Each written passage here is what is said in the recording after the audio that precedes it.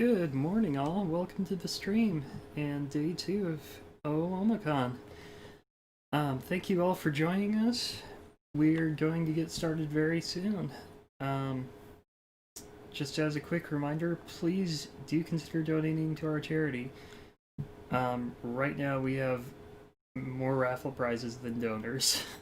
So, yeah, please do consider donating. You are very likely to get something really cool out of it. Thank you all so much for joining us. We will have the VR chat live later on today, and we'll let you know when that's up. For now, I think that's about it. Got you folks soon. Thank you all for attending. We will see you at 9 o'clock for the first panel, which is going to be Tempo and Slate. Tempo and Slate discussing artists and writers collaborating.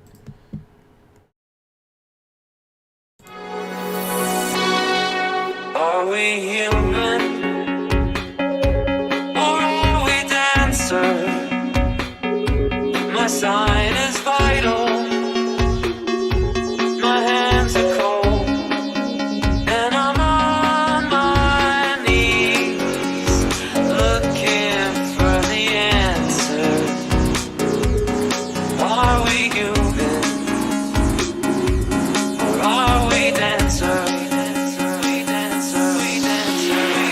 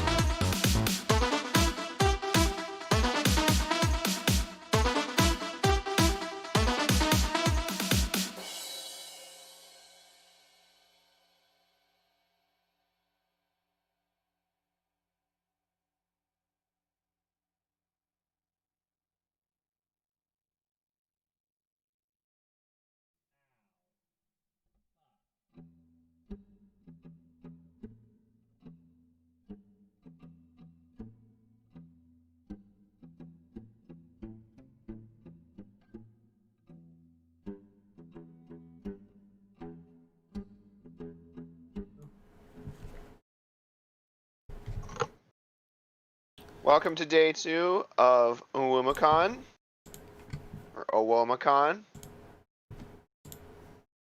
If we could get the official word on pronunciation. It's OWOmacon because we're in Owo. Omaha, so it's like, Right? yeah, there you go.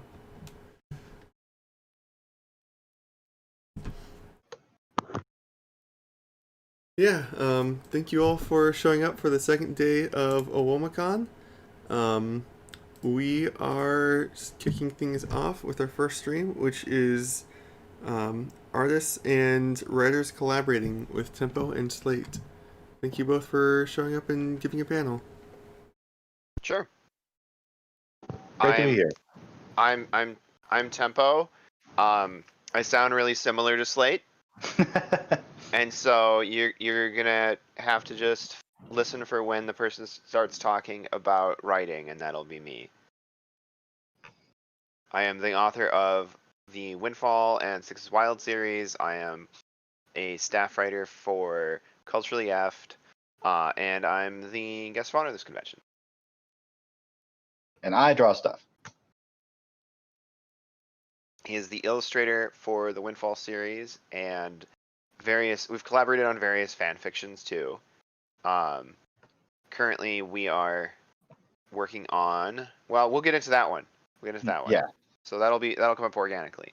But like, so the panel is artist author collaboration. A lot of writers, like from the writer perspective first, like a lot of writers I know tend to approach illustration as sort of an independent step after you're done with your story, when I find that it's beneficial to get the artist involved as soon as possible so that you can bounce ideas off of each other, you can get inspired by each other's like process, and you know that means that your final product on both sides of it will be better. Yeah, So, like it always works better as a collaboration because otherwise your illustrator might not know what he's talking about. It's like, think of all the sci-fi book covers you've seen from like the 80s, where whatever's on the cover is sometimes kind of more or less tangentially related to the actual content of the book. right, like it'll be a guy in a spacesuit on a planet, but it won't have anything to do with the specifics of how the story is describing it. And that's because what happens is, like, there's no collaboration. The artist is being approached by usually the publisher after the book is written and being given a synopsis because he can't actually read it, not only because it's not available, but because he doesn't have time. And so it's obviously harder to arrange, but it's so much easier to get the accurate, not only accurate details, but like the tone and the mood and some of the, like, God, you can even sneak some cool little details into the illustration that foreshadow elements of the book, but only if the artist knows what he's doing.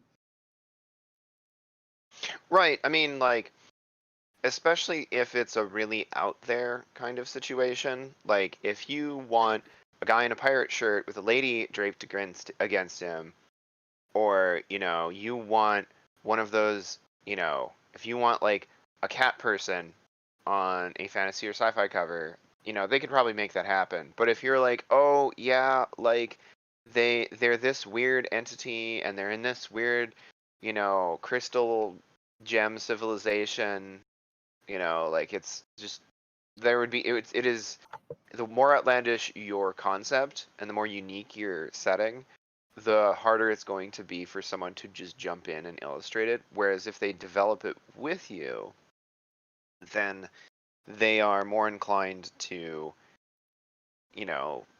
come in and say like, oh, okay, well, I like that idea, but it would make more sense visually if this happened, or it would be a lot more, consistent tone-wise if we could illustrate all the pictures like this, which means we want to have them all be more painterly or something, or we want to have them all be like sketches. and thus we need your details that you're going to depict in these to show up in that particular style. Right. Kind of a matter of,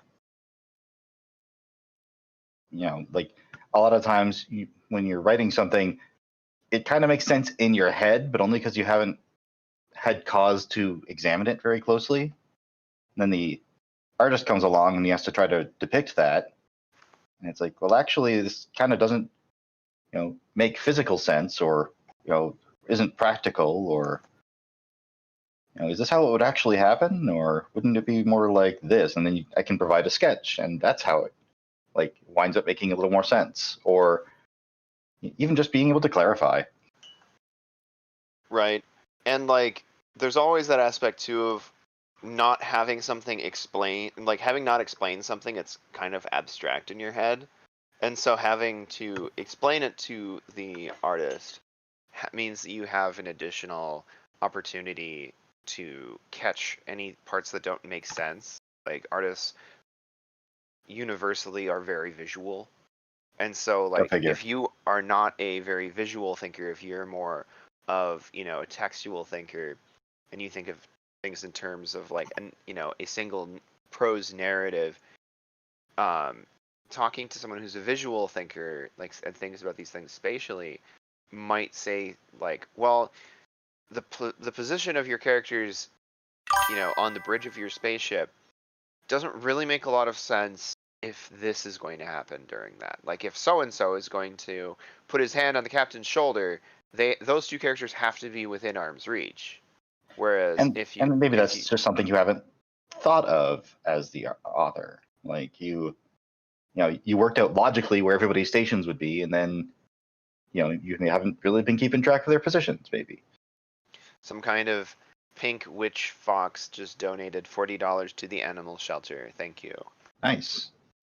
Yeah, and so that's definitely something that is a benefit of collaboration. It also means that the artist can head off cliches, visual cliches that you might be using as shorthand in your head, that you then translate into the story. Oh yeah, he's, this character is,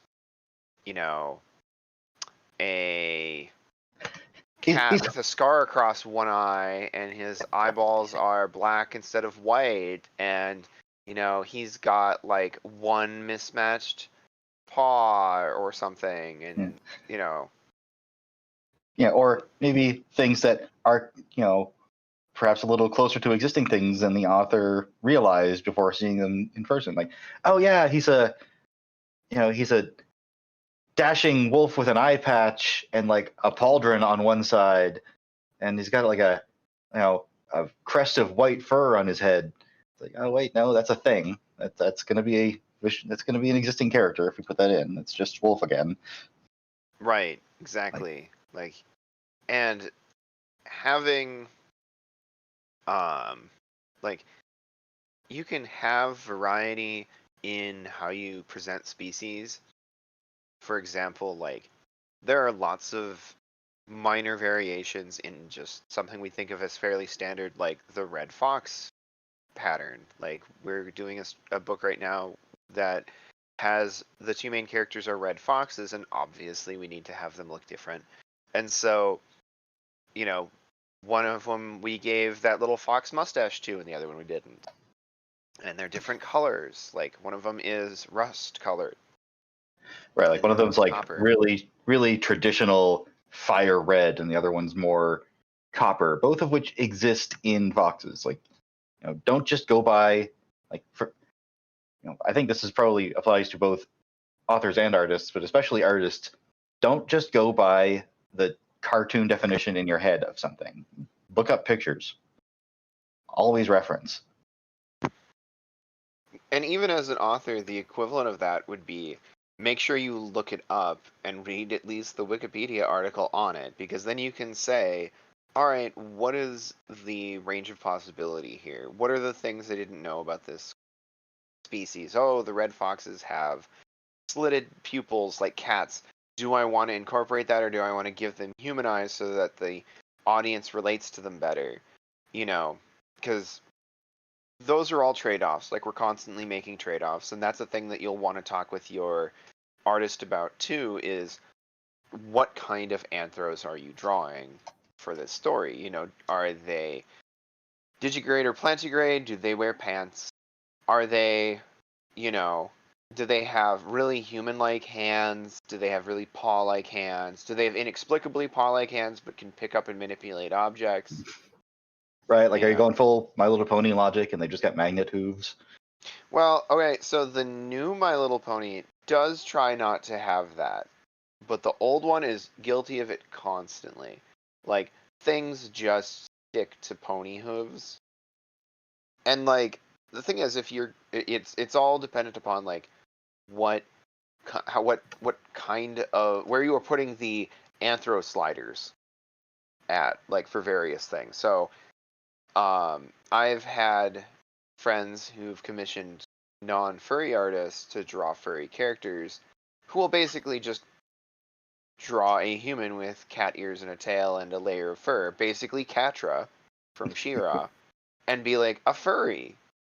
And the author had something way different in mind. And, you know, that's not to say that you can't have characters who look like Catra in a story and be authentically furry. You totally can.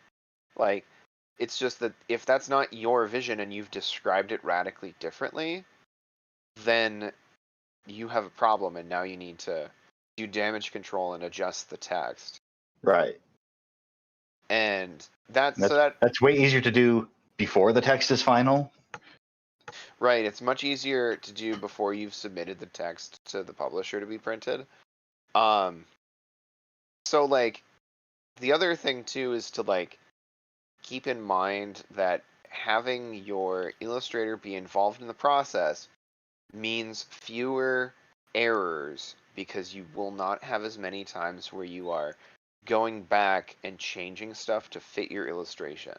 Because every time you go back into a scene you've already wrapped up to change it, you then have the risk of introducing new errors, continuity, grammar, whatever, that were not there before.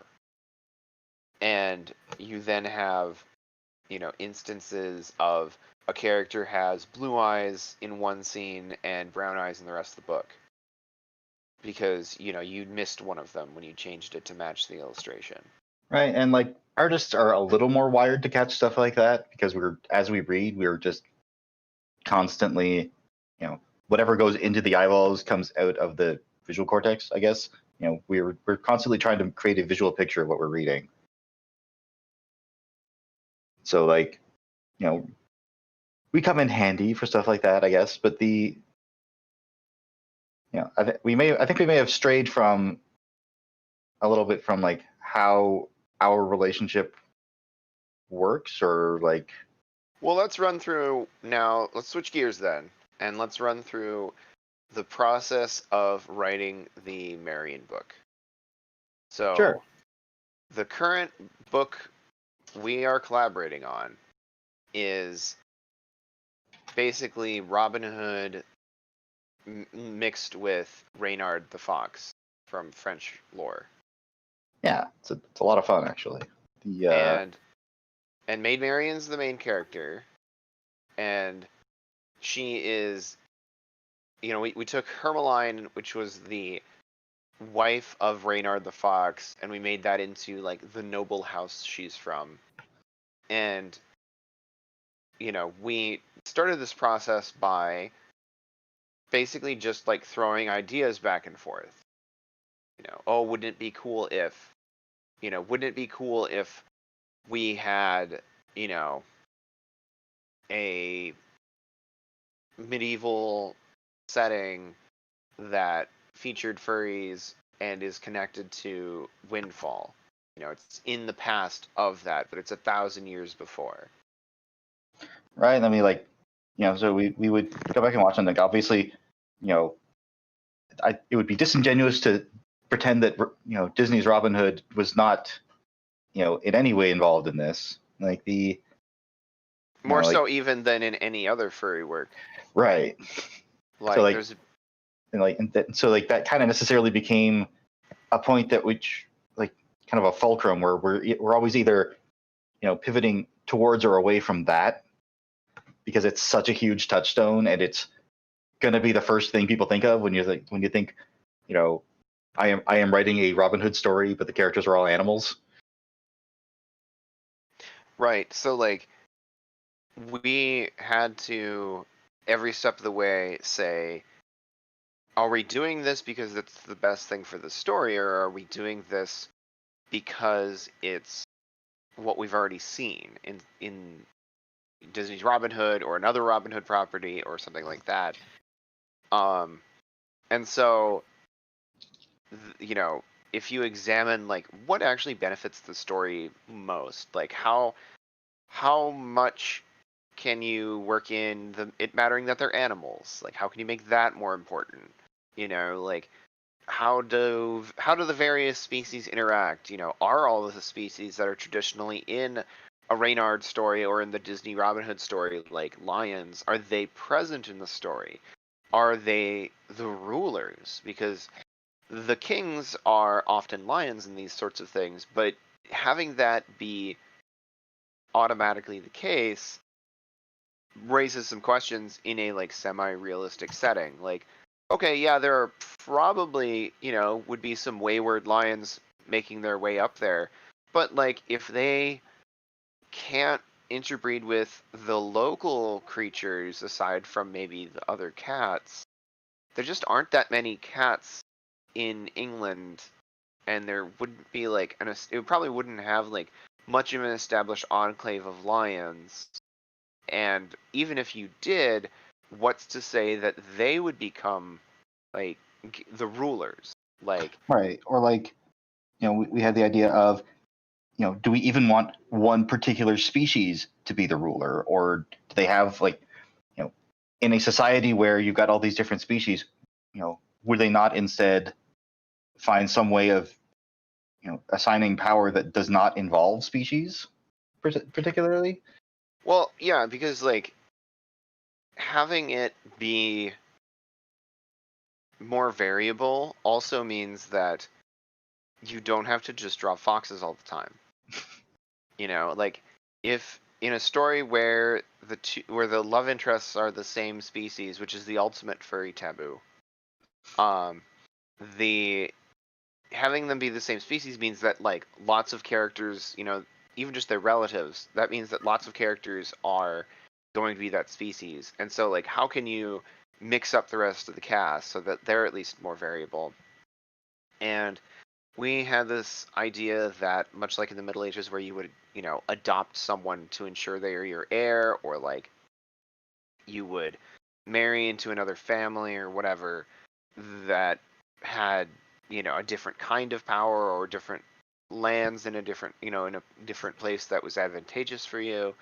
There might be a set of rules for how these things work, at least in the cases of nobility and royalty, where you would have people who are getting married and forming alliances and whatever in such a way that these different species have a way of interacting and nobody's like frozen out of power, because the like medieval society is was all about like we want to have everyone plugged into their place and they know what they're supposed to be doing so that they don't rebel. Like we want like the nobles know they are supposed to be in charge of this particular piece of land. They are uh they the knights know they are supposed to protect the specific noble, so on down the line. And having it be a more mixed setting is a lot more visually interesting than some of the pseudo medieval settings I have seen over the years in furry, where like, you have arrived in the wolf nation, everyone here is a wolf. Right.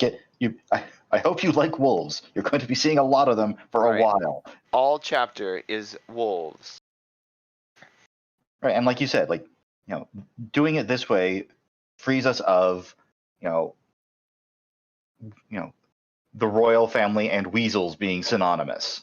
So now you can have weasels who are not part of the royal family because they're not, part of the particular alliance that is on the throne right now. Right. And so like you can then have characters who are of the same species at different levels of society, and it's not considered bizarre. Like if you saw a lion in Disney's Robin Hood, you would say quite reasonably, "Oh, that character is probably related somehow to the king." That character must be, like a distant relation or like a lost heir. No, this is just some other random lion. But for we're used economy to of that as storytelling, right. We're used to that as a shorthand in furry.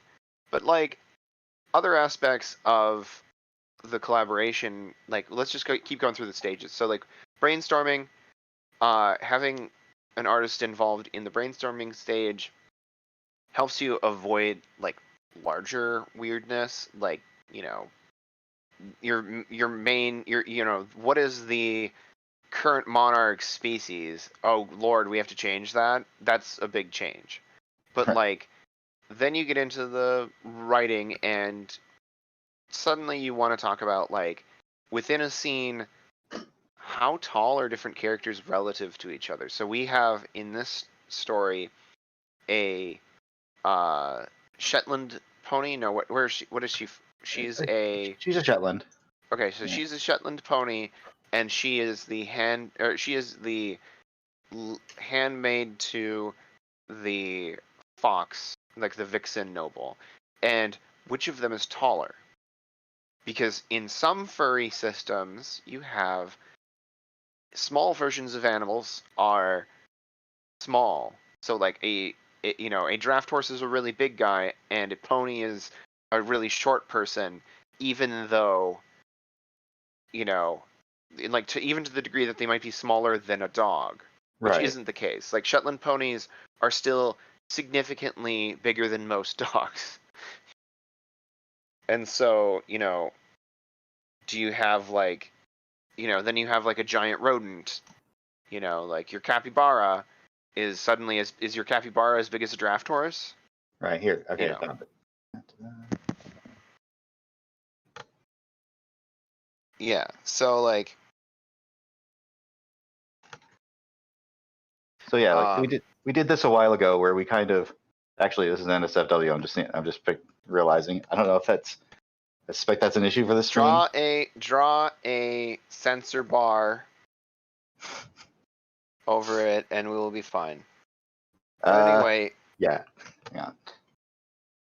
All right. So anyway, while you do that on another screen, but like basically, like the rationale we ran with was all the characters from various species are assigned a point on the normal distribution curve of height and build for humans. So like the tallest species are as tall as the tallest humans in our world. So like giraffes are as tall as NBA players, but they're not like 20 feet tall. Right, but that like yeah, exactly. So like the tallest human, short of like having some weird medical condition, was like 7'6" or something. And so we decided that was like our upper bound. Right, like that was average height for an elephant is the tallest possible human, basically. And then the reverse is true for like mice. Like the shortest you can be without having people be like having your doctor be really concerned is like 4 foot nothing. You're pretty short. And like, but if you come from like, a family where like everybody's short and like, you're just genetically predisposed to it, but it's not like you don't have any like, you're like proportionate and like, things are, you seem healthy otherwise. That usually the boundary for that often is about 4 foot. And like so we decided that, mice, that's about as short as mice can get. That's the average mouse height. And then everything else is assigned a point somewhere on that curve. And it does not assign strictly to where the actual animal falls in relationship between a field mouse and an elephant, because otherwise you'd wind up with almost everybody being really, really short, and then also there's elephants. Right, and like you don't want to get surprised like that by it. Like you don't like that was my thing is I don't want to have to figure out on the fly what height the elephants are when they show up. I want to know in advance so I can write the scene with everybody looking up to see the elephants, except for so and so who's almost the same height or something like that. How tall are these characters? What are their eye lines? Because otherwise everyone's just sort of floating in the room. Like the gravity has been switched off and everyone's just kind of hovering there because they don't know how tall they are relative to each other.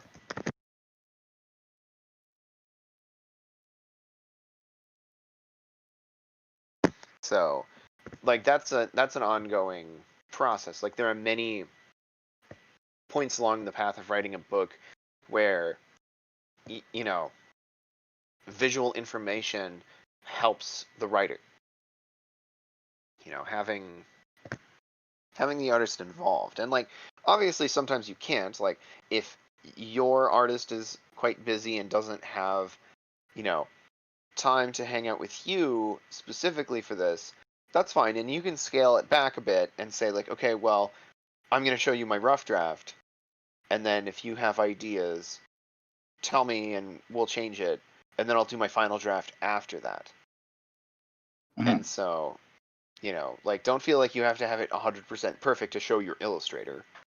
Right, and then the illustrator also needs it's also a collaboration on the illustrator's end. We're not just doing input where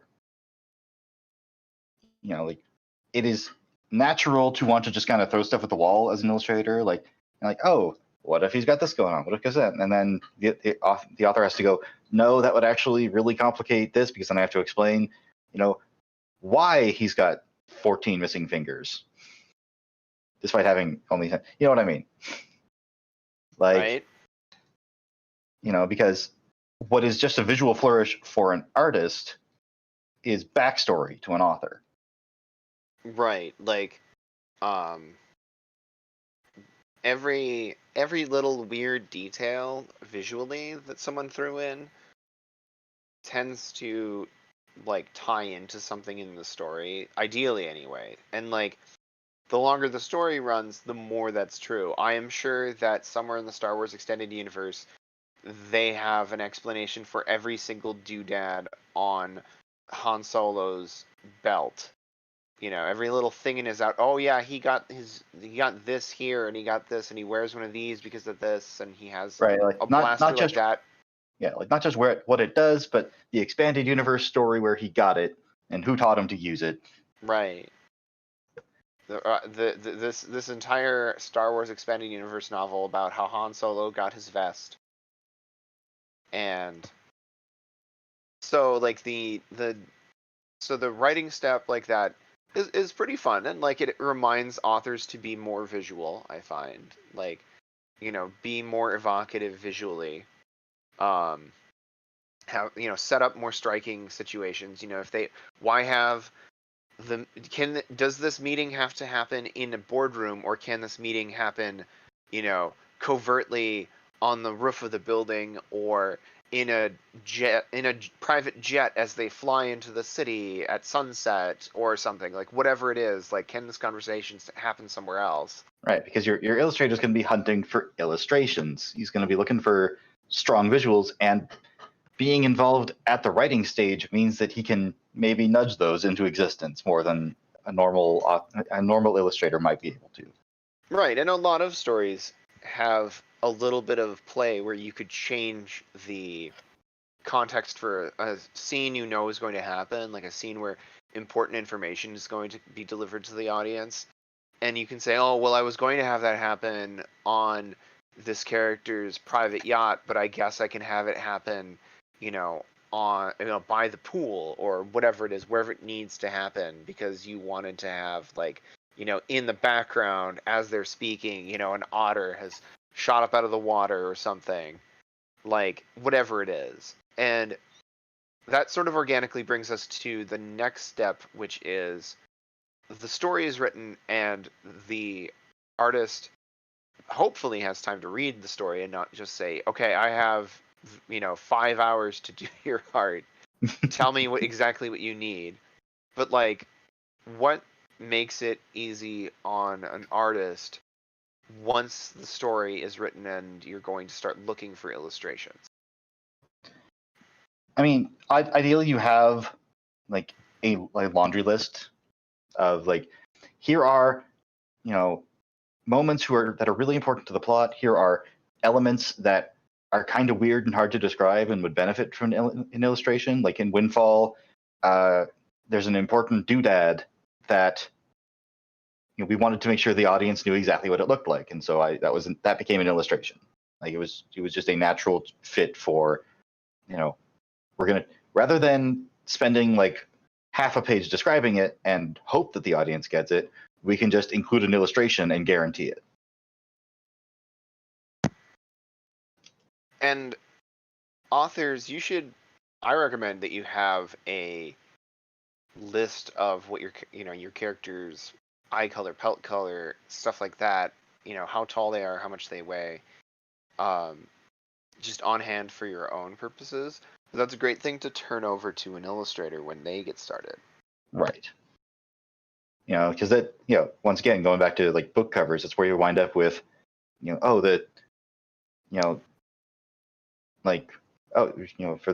an edition of Spice and Wolf, which, if you're not familiar, is a story about, late Renaissance or like early Renaissance trade economics, and there's a cover for it, which is a blonde lady who does not appear in who doesn't represent any of the characters posing in a sexy way, because I'm guessing the illustrator had either no time or no notes on what anything should look like. And right, or the preliminary cover didn't work out, or whatever. It's too similar to a previous cover and they needed to scrap it and start over. Right. Or whatever. Somebody the normal person couldn't do it, or who knows, production got delayed, they had to use an existing image. Like, if you can provide that basic information, even if it's not super extensive, like your notes don't have to be, like, some notes are better than no notes, and you don't need to give an elaborate 15-page backstory for each character to your artist, and I kind of recommend you don't, because like, physical is what you should really give priority, in your notes for your illustrator. Right. I would Particularly say, if, like, we're kind of taking it as granted as you will be able to collaborate with your artist every step of the way. That often does not happen. Like, we have, like, I'm not sure how common a relationship like ours is, in the fandom or beyond, but like, I think most of the time, as far as novels being illustrated goes, the illustration is happening after the fact. In which case, what the artist really needs in that scenario is, what does the character look like? What is their personality? What is happening to them in this scene? yeah, Like not just there was a monster and a dude. How is the dude reacting to the monster? Like, what is the monster trying to accomplish? And how is the dude reacting to it? right. What give us description, personality, motivation, and maybe like setting. Like, where is this? Right. Because like then you can play that would be a catch place up. to actually that would be a place to actually give part of the text, where it's just like, here is the description for this part of the book, like for the environment that you gave. Right. So the artist knows, like, okay, it's a cave. Is this like a seaside cave in Maine, or is those crazy limestone caves, or what? Like, is it those caves they hidden in Helm's Deep? It's all glittery. Right. And having having that information on hand for your illustrator will also make your illustrator's life easier because, saying to someone, oh, just do whatever, is kind of paralyzing sometimes. Whereas if you say, yeah, it's a crystal cave. Oh, okay. I can look up, crystal references and see what kind of weird shapes those could be and things like that. As opposed to, they go into a cave. Oh, okay. I mean, is it just kind of like a regular cave? Like what, give them things to latch on to. Right. Exactly. And then so let's do like a wish list of what we wish I'm going to say what I as a writer wish every artist would bring to the table when they, in a perfect world as an illustrator. I totally wish that they would always have time to read the whole story and understand or at least the section of the story they're going to be illustrating, like that scene, Mhm. because I find that otherwise you have a lot of back and forth questions that could have been answered by reading the section. But I Right. know that's not always possible. And so I wish that even if all you do is I'm a big believer in having your computer read text to you, which at first is really distracting and weird, but you do get used to it. And um if even if you just have the computer read the scene to you so you get the gist of it, that can help. You do it during illustration. I also wish that the artists I'm working with would ask me if they have questions. That being said, I wish that they would always be like, oh, I didn't know 100% on this, and so I kind of deliberated over it for an hour and wasn't sure what to do and got stressed out. I would much rather have someone just send me a question, especially if it's over Instant Messenger. I can answer right away. Boom. Okay, great. Those are things that are on my wish list. Look at the previous illustrations. I'll frequently try to send illustrations other people have done of these characters. Mm. If even if I don't have a ref sheet for the characters, if I have other art, I will try my best to send it so that they can do it. What are things that are the equivalent of that from the artist's point of view that you wish writers would always do? Well, ideally, the author has a solid understanding of what his characters look like, even if only in his head. This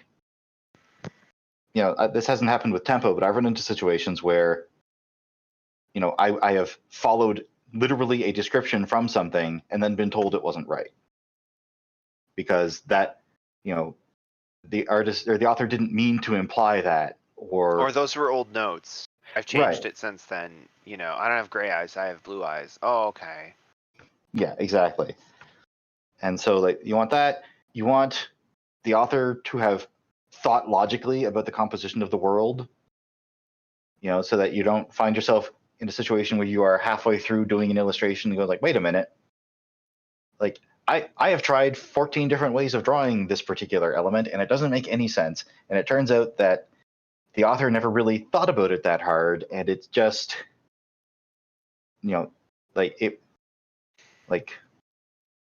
How does the Minotaur take that necklace off? yeah, exactly, right? But it's a plot point that it doesn't have a clasp. Right. How does he take that off? Because in one scene he's showing it to someone. Oh, well, I didn't really think that was a problem. Well, except that you say at one point he takes it off, and we were going to illustrate that moment because it's really important, but now I don't know mechanically how that works.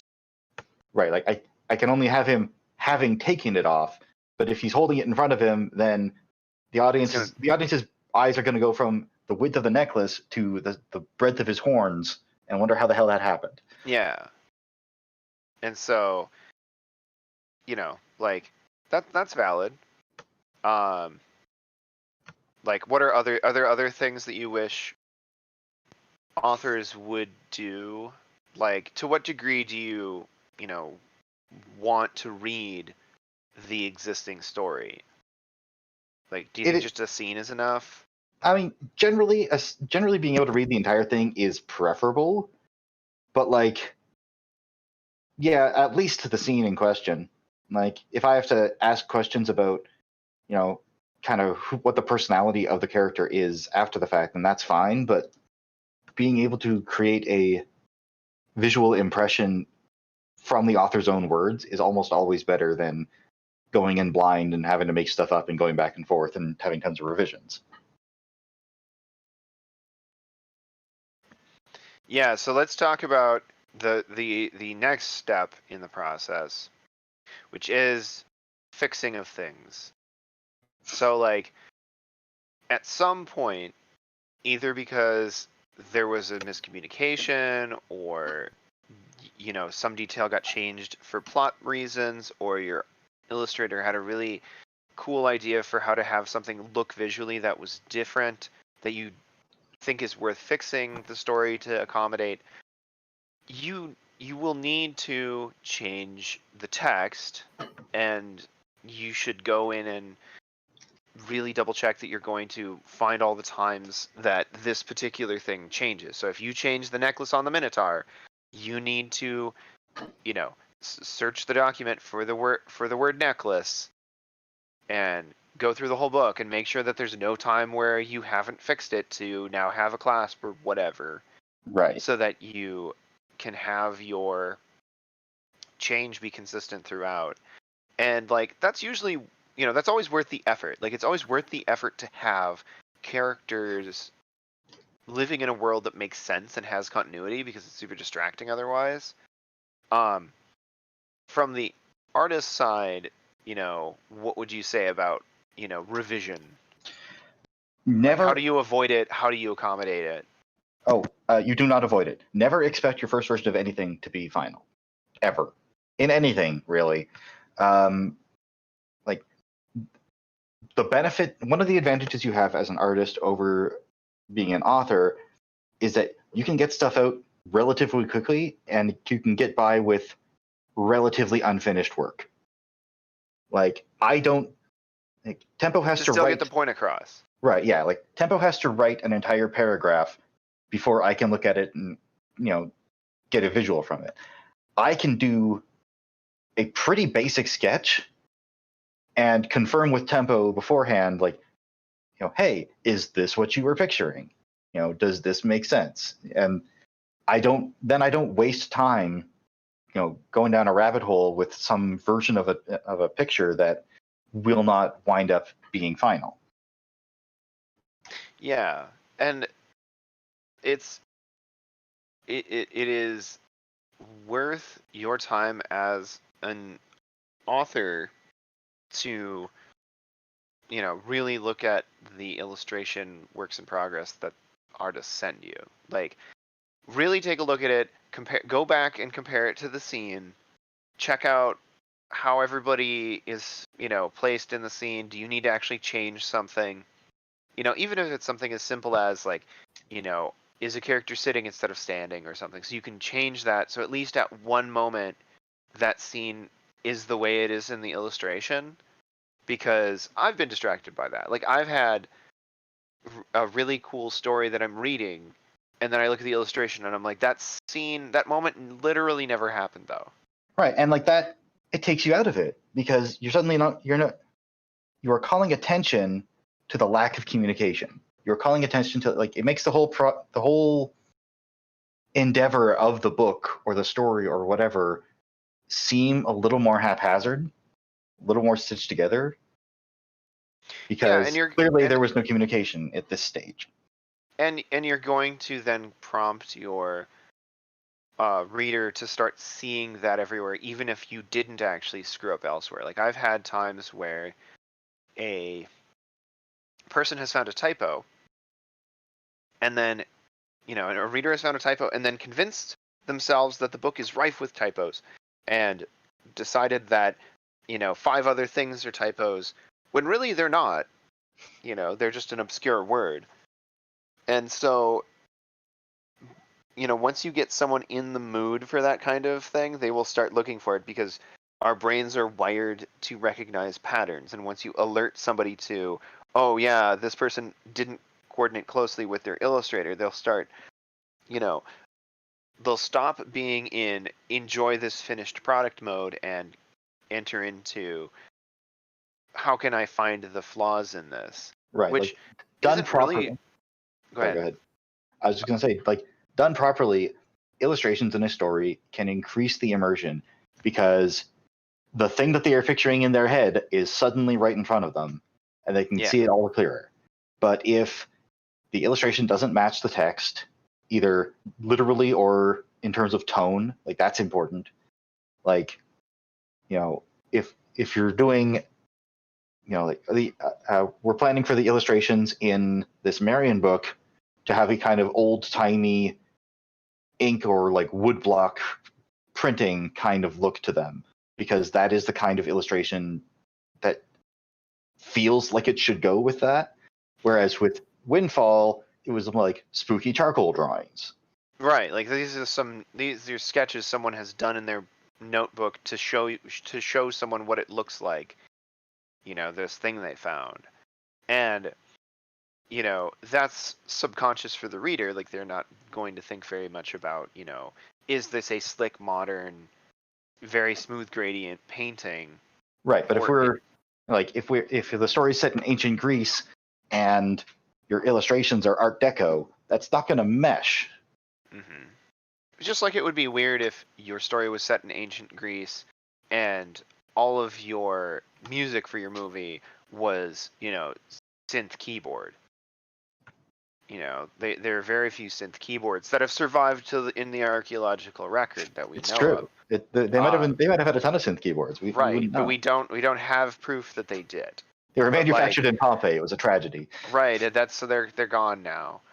And so the having that match means that your reader won't think about it. Having that mismatch means your reader will stop and analyze that when really they should be looking at what your story is rather than like the nuts and bolts of how it's put together. And people totally do this, like people totally get off track because of little things like that, like a mismatch in art and in writing and art, to their own detriment. Like think of all the times you've like played a video game or watched someone play a video game where they find an optimal way to do something that isn't any fun, but they do it that way because it's more efficient. Like people totally get pulled into that, and then the game stops being an immersive narrative because now you're jumping everywhere because it's like 1% faster than running. Right. And now suddenly it doesn't make any sense that you're this great hero trying to save the kingdom because you're hopping all the time. And yeah, like that sort of stuff, that sort of mismatch in like visuals impacts how you feel about the written stuff. Right, because the game tells you you're a mighty savior of mankind, but in reality you're running everywhere with like a piece of garbage in front of your face, because as long as the enemy cannot physically see the camera, then they can't see you and don't react to you, and you can just run past them. Right. And it doesn't matter how serious you make the rest of your story if the best way to do it is that because you had some sort of mismatch with the art department or the coding department in this, in the programmers in this case. Like it's going to drain all of the proper sentiment from your story. Communication. Mm-hmm. Now that being said, like, do not expect your illustrator, I would say, to read more than one version of a scene. Like, unless you have specifically changed part of it to accommodate something they drew and you're showing them that, don't expect them to look at it again, because that's not what you've contracted them to do. Like, you have other people, hopefully, who will edit for you. Like, you have other friends who can like read something and say, oh yeah, that seems pretty good, I like that that was fun, or oh, I found a typo or whatever.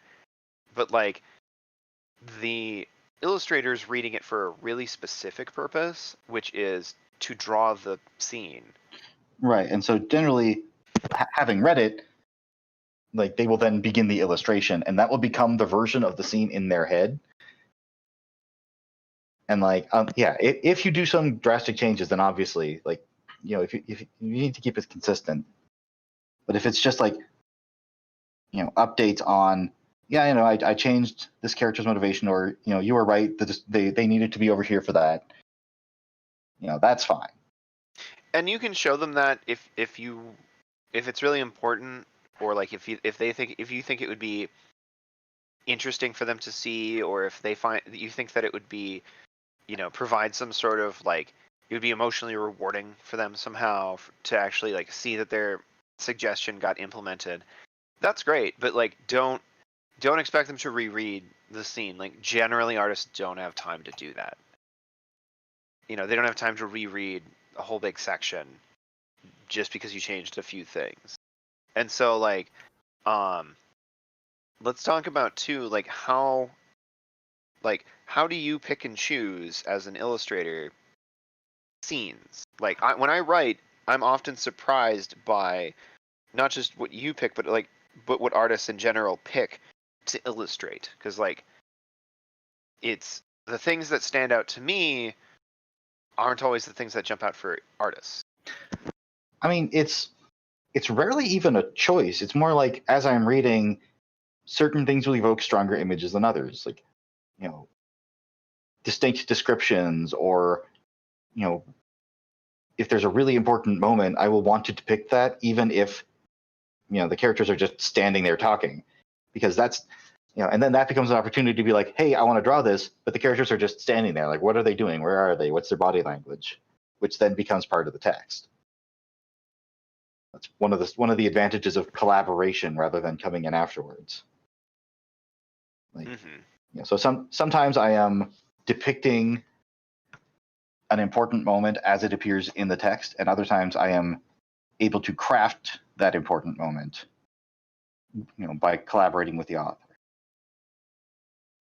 Yeah, and like you have worked with plenty of other, authors on projects, and like it's interesting to see what gets picked as the key moment, like visually, as a writer, because like there are totally times, and even with like I've worked with Shinigami Girl, and she's really really great, but some of the scenes she picked to illustrate, I totally was surprised by. Like, I was 100% like, some of them I was totally like, oh, okay, obviously, the scene with the bat, we need at least one upside down scene, illustrated with the bat. Sure, fine. But like, oh, I thought we were going to illustrate. I was convinced that we were going to illustrate the scene with, the chase, in the abandoned mine and whatever, because I thought I wrote it really like interesting visually, and she was like, well, yeah, you did, but I thought that wasn't as unique as this other thing I wanted to draw, because it seemed like it would be really striking, as opposed to that scene, which is already described clearly, and we can already kind of visualize it, and it's not as out there as this other thing I want to draw, Right. or it's not as emotionally resonant as this thing I want to draw. And oh, okay, so like then we're drawing this scene instead, and that I thought wasn't a very striking visual. Like I wasn't expecting her to draw like the emotional reunion with the parent. I thought that was just like, oh, that's touching, but she's not going to want to draw that because it's not complex, it's not super dynamic, Right, but and like, it was very emotional. Yeah, and once in a blue moon, you kind of accidentally find an illustration where, phrase this, like you will find, like, you will respond really strongly to what was kind of a throwaway line, and then by illustrating it and putting the emotion you felt into it, you will make it more important. Like, Right, it becomes the line of the book.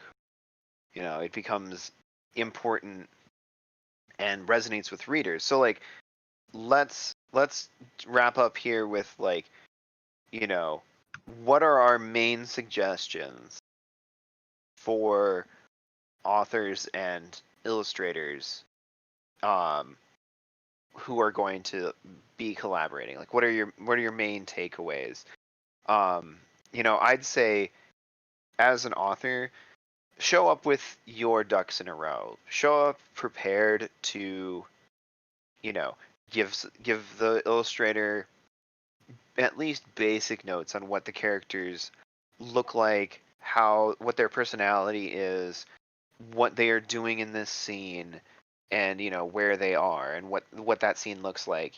So if you are writing about this, royal deer we are seeing on screen, okay, like that character is the bad guy. He is a usurper to the throne, and like in this setting, deer wear crowns that simulate, like evoke horns, like evoke antlers, so that they look more, deery. Basic information like that. In this scene, he is feeling smug because he, thinks he's achieved his goal and whatever else. And then, where are they? Stuff like that. And don't take it personally when, you leave room for interpretation and someone changes something or does something in an unexpected way. Like, they're giving you a gift. They are giving you another view of that you can then incorporate. Be willing to be flexible. Like, artists are not vending machines. On the flip side of that, artists, bear in mind whose space you are working in here. Like, particularly if you're doing working from the ground up as an illustrator and you're collaborating as the thing is being written, it is natural and probably inevitable to start to feel some sense of ownership over it. We have found that communication is key here. Like, don't just do stuff. Talk to your author. Don't just assume that things ought to be a certain way. Suggest, bring it up, talk it out. The author might have reasons that things are the way they are. It's not just an oversight. Right. Like the author probably has notes they haven't bothered to show you because they're sprawling and disorganized in a notebook somewhere. And, they know that so-and-so, always wears such and such pin because it, commemorates this person and it has to be this, and thus, like, you wouldn't change that. Whereas, this is, this pin on this character, I'm just going to omit it because it's screwing up it's distracting. I'm gonna remove it for this. Right. Like, okay, well, communicate. So, all right. Anything else before we skedaddle? No, nothing springs to mind. Are there any questions? Unfortunately, I think that we might need to start moving on to the next panel at this point. All right. Okay. Thank you for joining us, folks. Yeah, thanks for having me. This was great. Yeah, you can get Windfall, which is the series we collaborated on, from Fur Planet Press, and you can see my work on Fur Affinity at Tempo321, and his work at... You can find me at Slate on Fur Affinity, and you can get my work in one of the most recent Heat I'm in, and a couple of the Dragon Sword books. Cool. All right. We shall see you. I shall see some of you guys at the next panel, or the next panel I'm on. See you guys later. Thank you so much. Alright, our next panel is going to be world building with Tempo again, and also Browning and Alex the Avianine. We will get that set up right away and be back on in just a few seconds.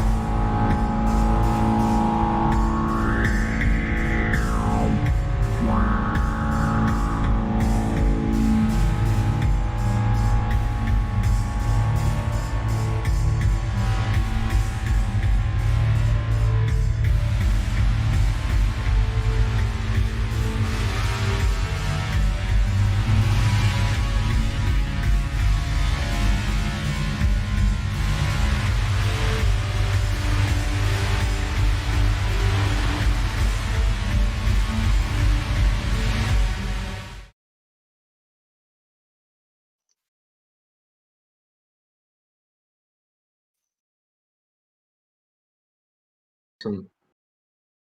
Well then, hi. In case you were tuning in last night, my name is Brownie.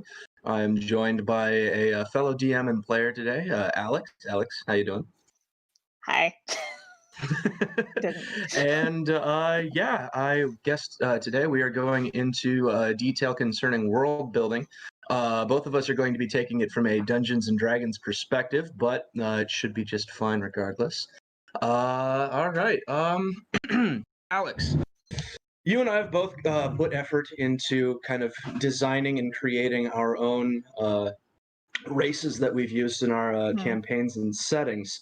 I guess one of the first things I'm going to ask you then is just what's some of the biggest inspirations for how you've set up these characters and how these races interact with one another? Well, I guess it varies just because of the fact that when I make a world, it kind of just stems from one core concept. Right. Like for the Avianine, it was just the fact that it was Burb Dog with a floof tail because I wanted it. And then the bat ears came in later. But sure. but inspirations, typically I don't really have particular inspirations just because I watch a lot of anime and it's hard to pinpoint which ones are which, but it's yeah. Yeah, Just kind that of makes sense. yeah. All right. Well, the angle that I was more shooting for and kind of hoping for was how from like a cultural angle. Like you've made last night. I think we got to see a couple of your different races, and the Avianines, Yes. and the demigods, and the Dracothrope played by Spectral. But as far as culturally speaking, where did you get the inspiration for how they behave and interact with one another? From like a cultural angle, yeah. So culturally, if one of the more easier ones I can explain is for the thropes that I made for those the Dracothrope, the Lycanthropes, the Vespertiliathropes, and the Multithropes, they all are derived from folklore in general. So like the Vespertiliathropes are like vampires, Dracothropes are dragons, and the Multithropes are like witches and stuff. So those are kind of For like sure. the typical interactions between those that are depicted in media, and then I just put like a spin on them. So like All right. so like the witches and the vampires and the werewolves, the lycanthropes and the vespertiliathropes, they clash a lot. But in this instance, it's more of territorial disputes because the lycanthropes are very territorial, while the other ones are more of we kind of take what we want. For sure. And it's kind of like I usually just go with like a clash of how I envision them to kind of be. And like with the Avianine, it's more or less just me trying to find all of the little bits and pieces inside of my own cultures, and putting them together to kind of like somehow Mod Podge them together to kind of make them look cohesive. Well, all right. No. That's cool. It's interesting getting to see the finished product as a player, and then being able to talk to the DM afterwards and figure out how everything went together. It's like being able to see the finished Lego set and then go back in and read the instructions. From there, if you don't mind me asking another question, I wanted to maybe go into how other people can maybe start designing their own races. That's something that I've noticed that the furry fandom does a very good job of, is kind of facilitating and helping other people to find and be creative through creating their own species, for lack of a better term. I know a couple of us have sort of taken two animals and pushed them together and said, "This is me. Accept it now." The the avian eye being one of them. Do you have any bits of information to talk to other maybe new furries or people who are looking like, hey, a green fox just isn't vibing with me anymore. I want to pick something new and special. And do you have any advice for people who might be making their own species? Well, making species, well,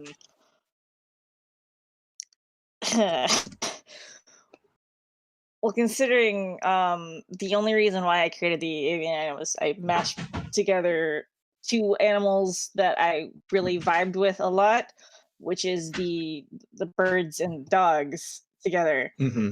Yeah. Really, it's so like say like if you were to do some kind of chimera thing, Mm-hmm. usually I would try and think of the most common aspects of each one of them and then like try and put them together in that kind of instance. So like if with the avian I literally just put on some wings and a bunch of feathers on the back of their on their backs to kind of like mesh them together, as well as like Mm-hmm. the feathers on the tail to kind of like continue that on, but then having the longer tail for that kind of thing. Mm-hmm. But in a D&D standpoint, usually considering I'm new to that, the homebrewing bit Doesn't of matter. It it, still counts. the homing brew of it, basically I tried to put as much as of the references and like bits and pieces that I thought were significant to the race, like the wings. In their culture, it's very significant to them for the reason that it's part of what makes them individuals.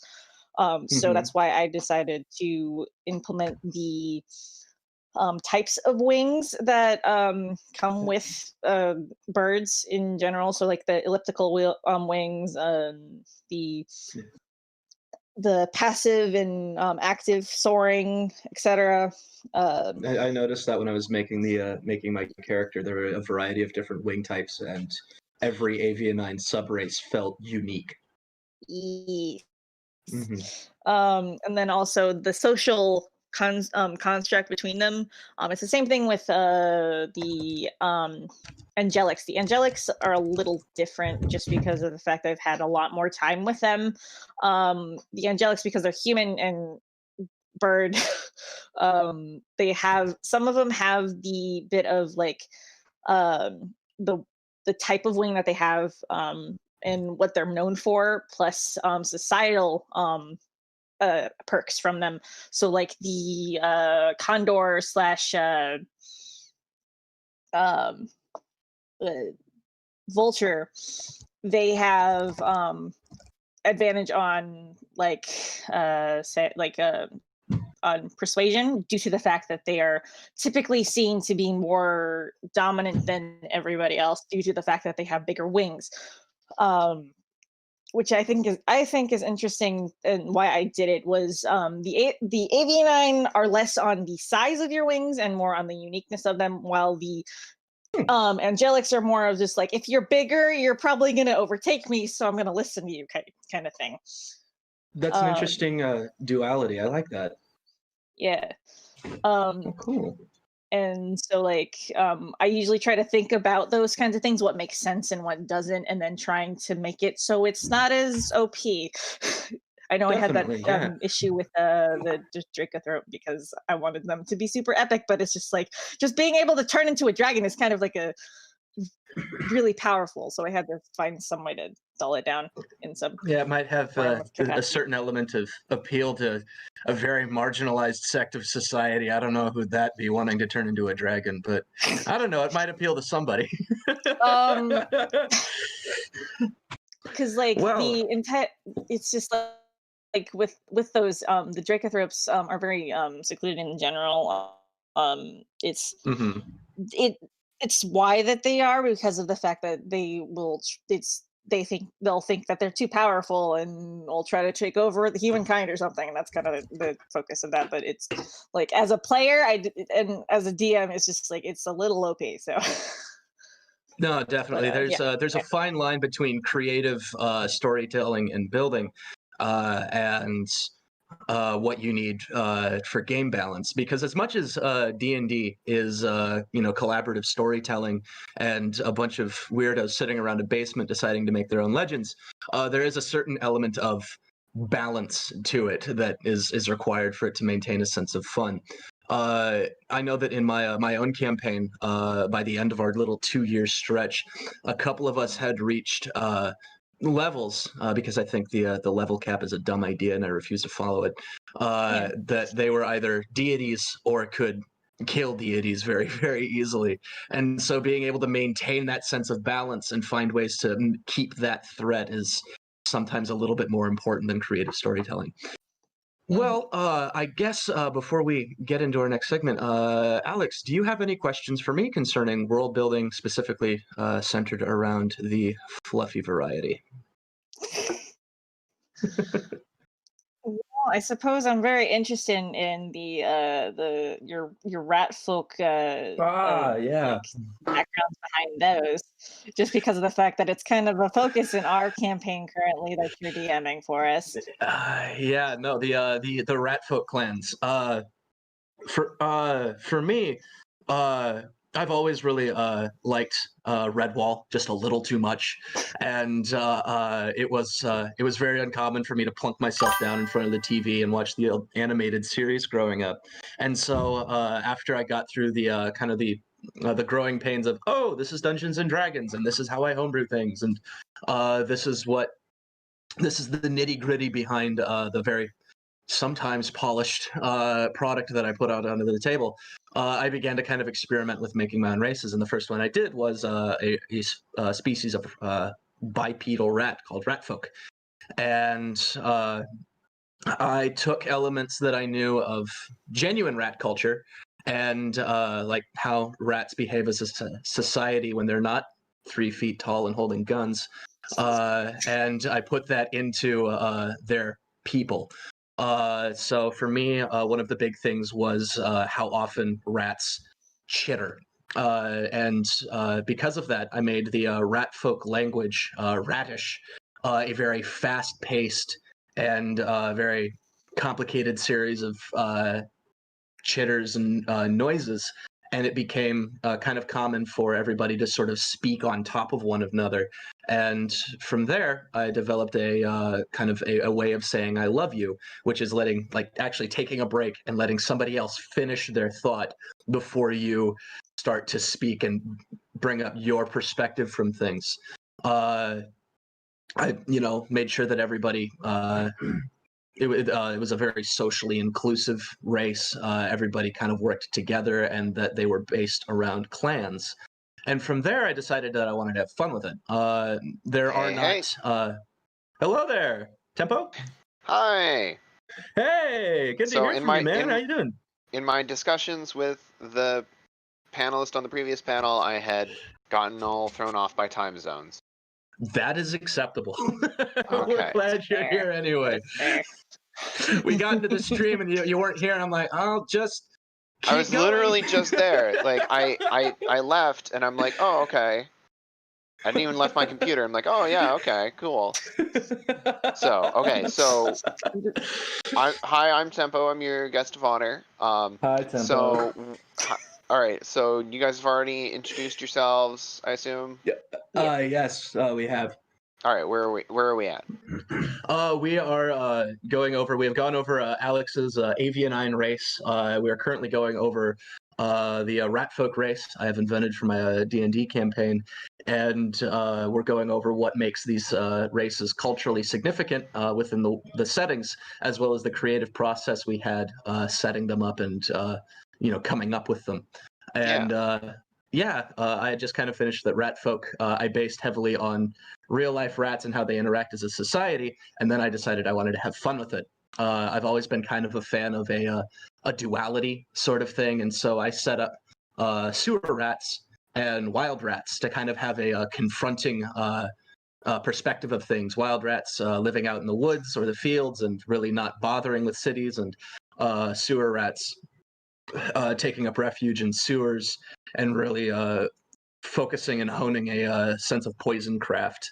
And from there, I kind of set up a bit of a conflict between the two sub races, where one doesn't think one is fit to live because look at how dirty they are and they give us a bad name, and the other thinks one isn't fit to live because they haven't had to struggle the way we have, and it's just devolved into something of a sub race civil war. Okay, cool. Mm-hmm. But yeah, that's for me, that's most of the process for creating rats. I just picked up things that I liked from popular media and then slapped them on top of a kind of an anthropomorphized version of what I've experienced raising rats on my own. So Yeah, like don't just go by like what cartoons show you rats are like. oh, exactly. No, that's Mhm. I currently have two rats. Thank you. Ed and Curie are just in the room And over. that. Oh, Ed is a little potato, and he's a complete moron. I love him. Curie is considerably skinnier and a lot smarter than I give her credit for, and she is just as wonderful. And being able to see how they interact between the two, between each other, has been really helpful in the creative process for making the actual race. Yeah. When I was starting out with my current book, Mhm. I knew that I wanted to have it's a Robin Hood book, and so I'm like I knew I wanted to have it focus on creatures that are native to the British Isles, and For so sure. yeah, I was like, okay, well, what's around? What could I do? And I was like, okay, otters. Like I've had otters in other stories, but what are otters like in medieval times Hmm.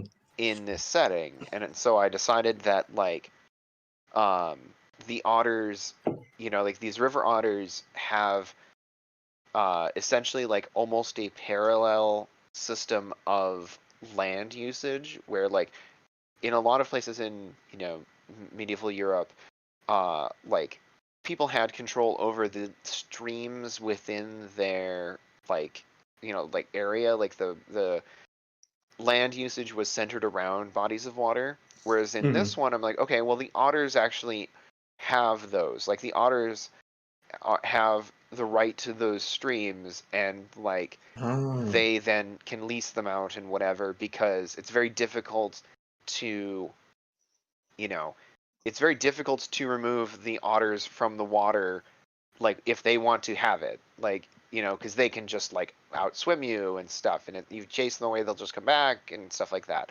And so like then, and if you try to build a mill on their river without their permission, they'll just burn it down or something, because like, and then they'll disappear Arsonist again. otters. I can get behind this. Right. And so Yes. so I was like, saboteurs, um, and Oh. I had this idea that the otters have an agreement where like they get a certain amount of the riverbank, but how do you determine that in a society that doesn't have tape measures? How Oh, do you that is say interesting. how much of this land on is the bank and how much of it is just a field near the bank? And Hmm. the solution I came up with was they own a stone's throw of land from the water, but you have to be standing in the water when you throw the stone, and you can't use anything special to throw the stone. Does the Because strongest member of the tribe count as something right, special? right, yeah, so you get a special shiny rock Hmm. that you then get to throw, and there's much debate about what's the best kind of shiny rock, and what's the best way to throw it. And these seem like very otter cultural attributes to have, like, oh no no no, that pebble's nothing, you should see this pebble. And we have a really good pebble. I found this pebble the other day.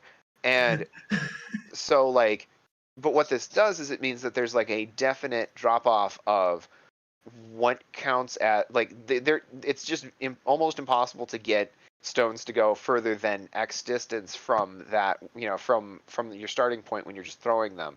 And so there is an easily repeatable way of measuring no matter where you Hmm. are. And so like Yeah.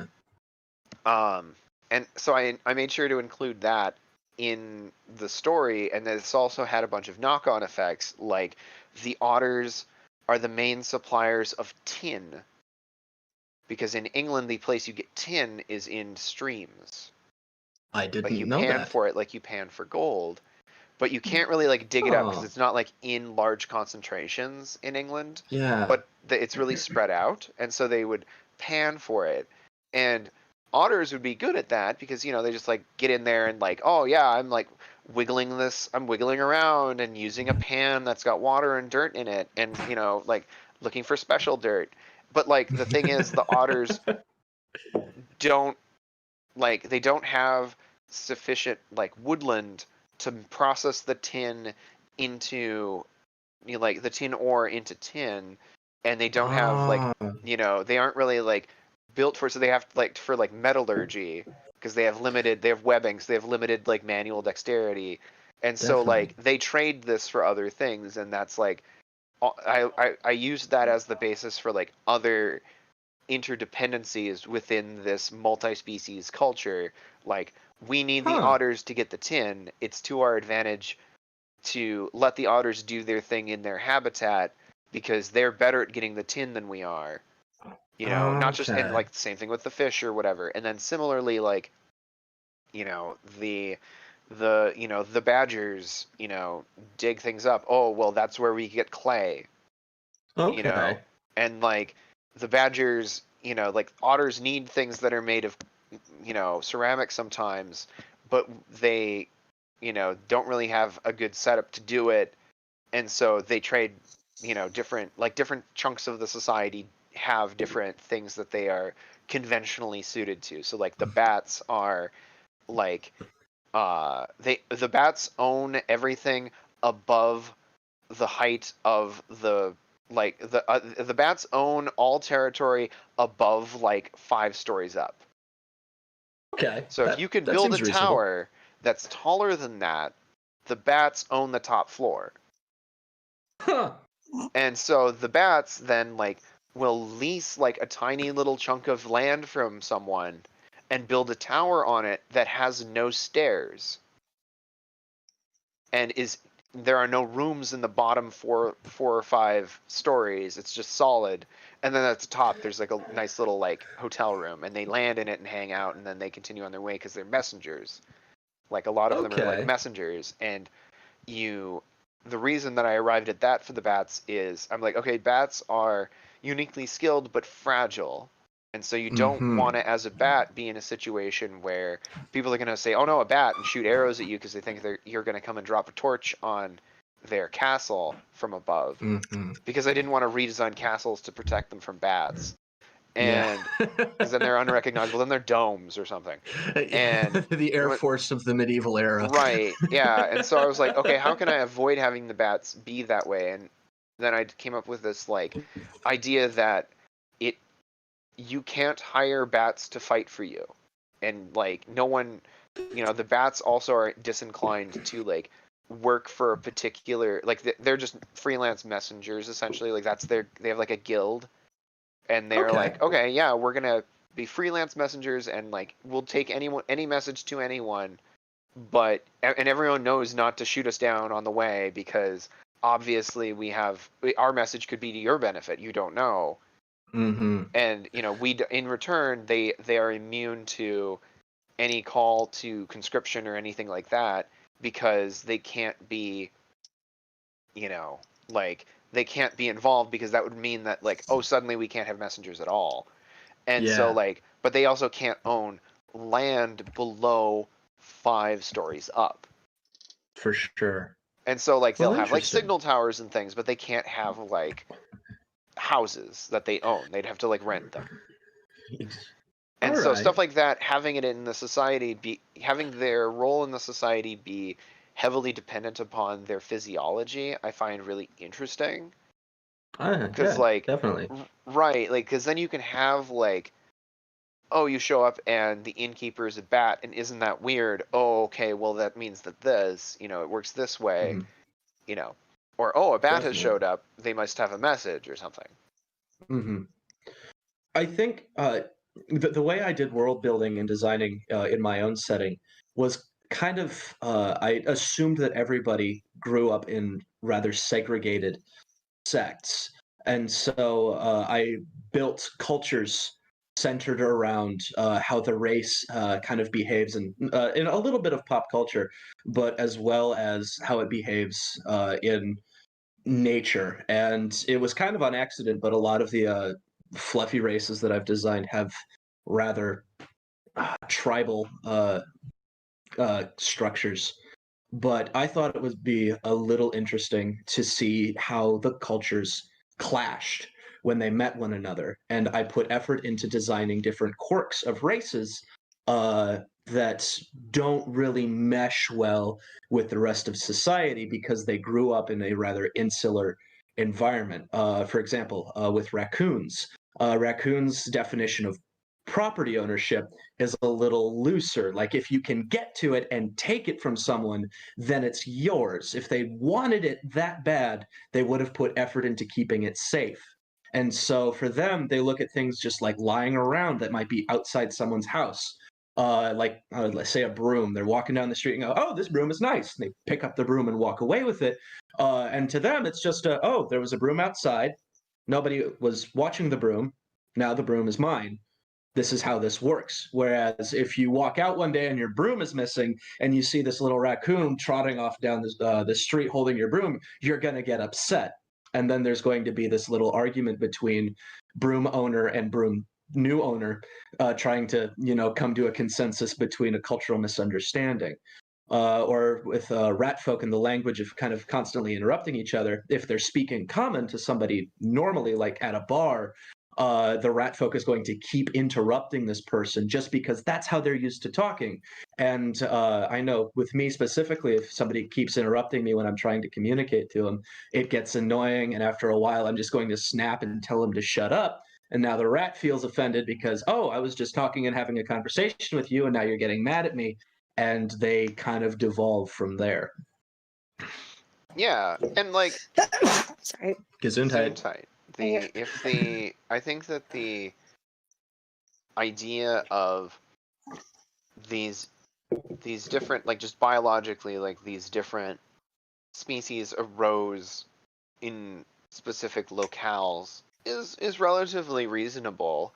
And then, like, over time they've linked up and more of them have interacted. I tend to, just for the sake of my own sanity, have a cats can breed with cats, rats can breed with rats policy about the species in the setting, just so that mathematicians don't complain about my books. Because if I say, okay, he's a wolf, but he's part coyote, but he's like 90% wolf, so therefore everyone treats him as a wolf, like that's really both like a biologist and a sociologist would just tell you, yeah, functionally, then yeah, you're just a wolf. Yeah, exactly. Because like really a lot of the like strict like are you a tiger, are you a whatever in my setting would be something more defined by like what do you look like, what do you act like, what do people treat you like, which is how ethnicity works and lots of aspects of identity work in our world. Like if you look like you're from a background and you act like you're from a background and people treat you that way, it's effectively true. Like that's as true as it is going to get. So perception is reality sort of thing. Well, right, especially when it comes to social constructs like that. Like, are you a member of the antelope tribe? Well, if you look like an antelope and you act like an antelope and everyone treats you like one, it doesn't matter if you're actually like, I don't know, part mule deer. You will, you are an antelope. And so like, one tool that I've found really useful is that site, World Anvil. Yeah, no, a couple of my Yes, friends use World Anvil. I Yeah. do. That's what I use my that's where I had my stat sheets for the monsters I used last night for. So for those of you who aren't in the know, in the audience, World Anvil is basically like I would probably describe it as like a private wiki. like you have your own personal wiki, and you can just add articles and information and pictures to it for Mm-hmm. whatever setting you want to make. And it asks you prompts like, what is this species, what are their priorities, what is their physiology, what's their history, stuff like that, what are Mm-hmm. common names. um For sure. and then they from there have, like, how do you guys use World Anvil? Like, what do you guys do with it? Oh, I usually. Alex, you go. Well, mostly right now I've got all of my stat blocks for different species and stuff like that, but it's mostly a place where I can keep all of my information and kind of pinpoint what I need to like know in order, especially for like a campaign.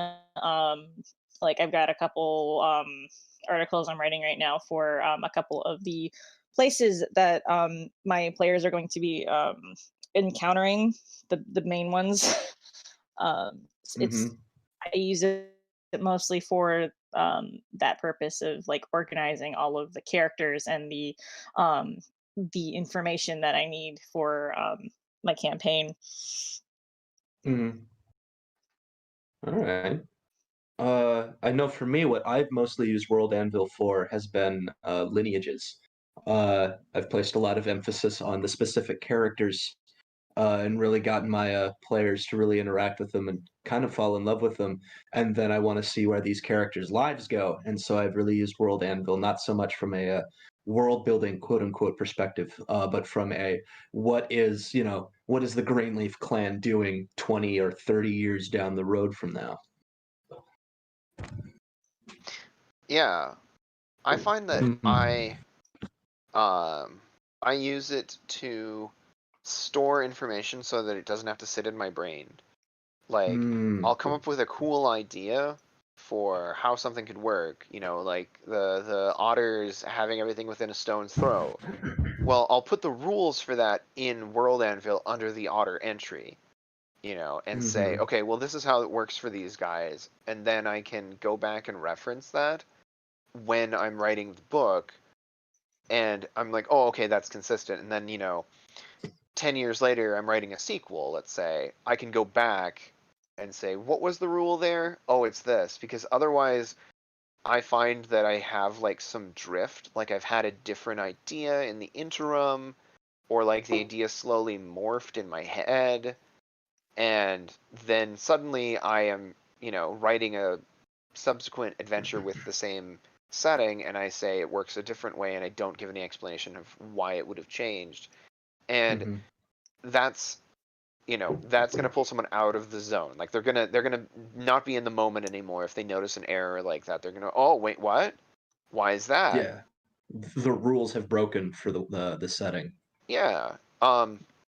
So like another thing that I really like to think about in furry world building is how societal structures are different and how physical structures are different. So like Mm. physical structures, it's relatively straightforward. You just have to like keep taking notes on weird little things that would be different. Like I had like I'm currently in medieval mode because I'm writing this Maid Marian book, but like the the the deer, when they make swords, the the the handguards of the swords are pointing forward like antlers, Oh, cool. because they're like, well, obviously I need to catch the other guy's, sword because it's Mhm. basically another antler, and I need to like stop it from hitting me, and then I need to knock it away. Well, For whereas sure. like, other characters would have a more conventional kind of, sword, like, um, and whereas like otters think swords are stupid. Otters think swords are ridiculous. Why would you ever have a sword? You should have a spear if spear floats. Mhm. Like, Yeah.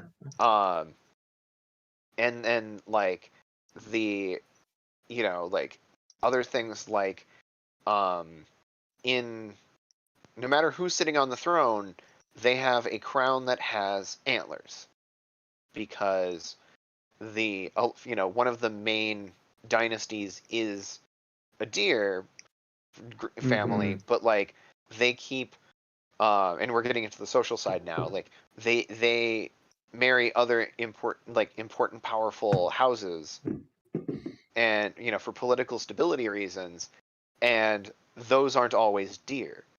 And so like currently, like the previous king and queen were a weasel and a deer, and Oh. we needed a way for them to have a succession. And so because otherwise it just the whole point of the monarchy is that it should always be really obvious who's going to be next in line, so that you don't need to have a war about it. And I don't know. Those sound like fun sometimes. right. And so I had this idea that the like both parties then have like an official on contract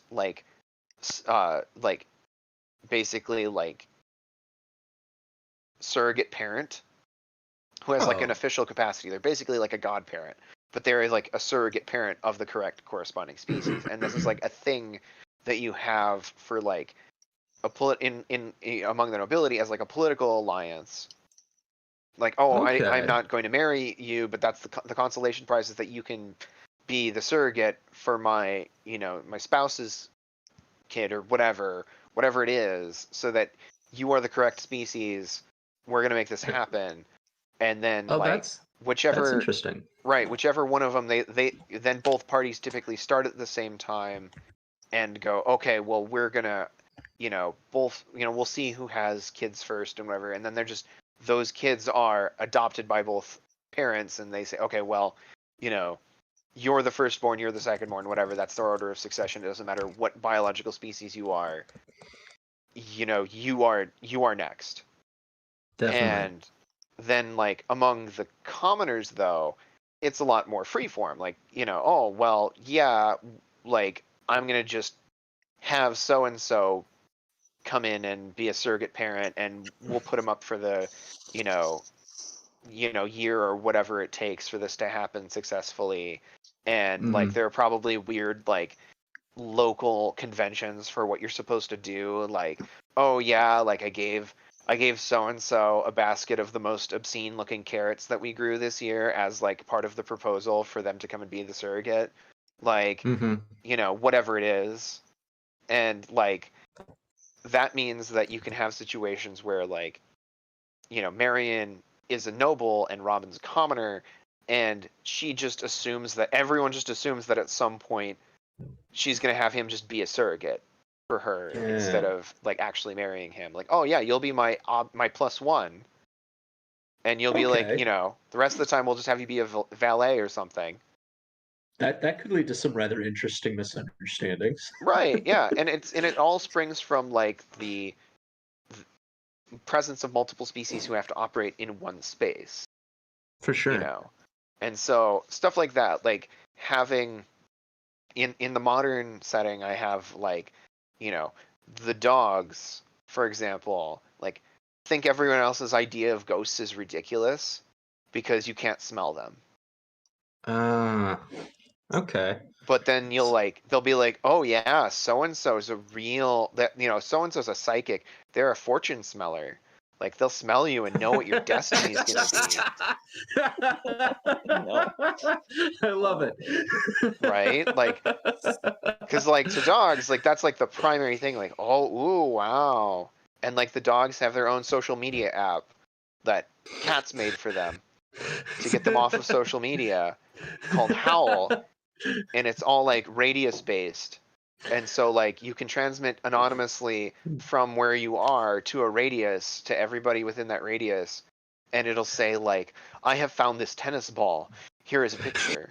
Oh dear. That is hilarious. I love it. Like obviously someone liked this tennis ball because it has been chewed on a lot, see? And like oh, someone should come here so that we can go, get the 2-for-1 pizza deal, because I can't eat 2 pizzas, but I could totally eat a pizza at half price. And That then is like, quitter 5 talk. other dogs show up. And that's like what that. they want out of social media, and so it's different from what everybody else wants, which is like more conventional. And so like yeah, a dog might have a social media account on the other services, but very few non-canines have accounts on this. Okay. Interesting. I like it. Dealing in a D&D setting, social media really hasn't come up. We've just gotten into how radio works, and it was basically hand waved away with "Don't worry about it."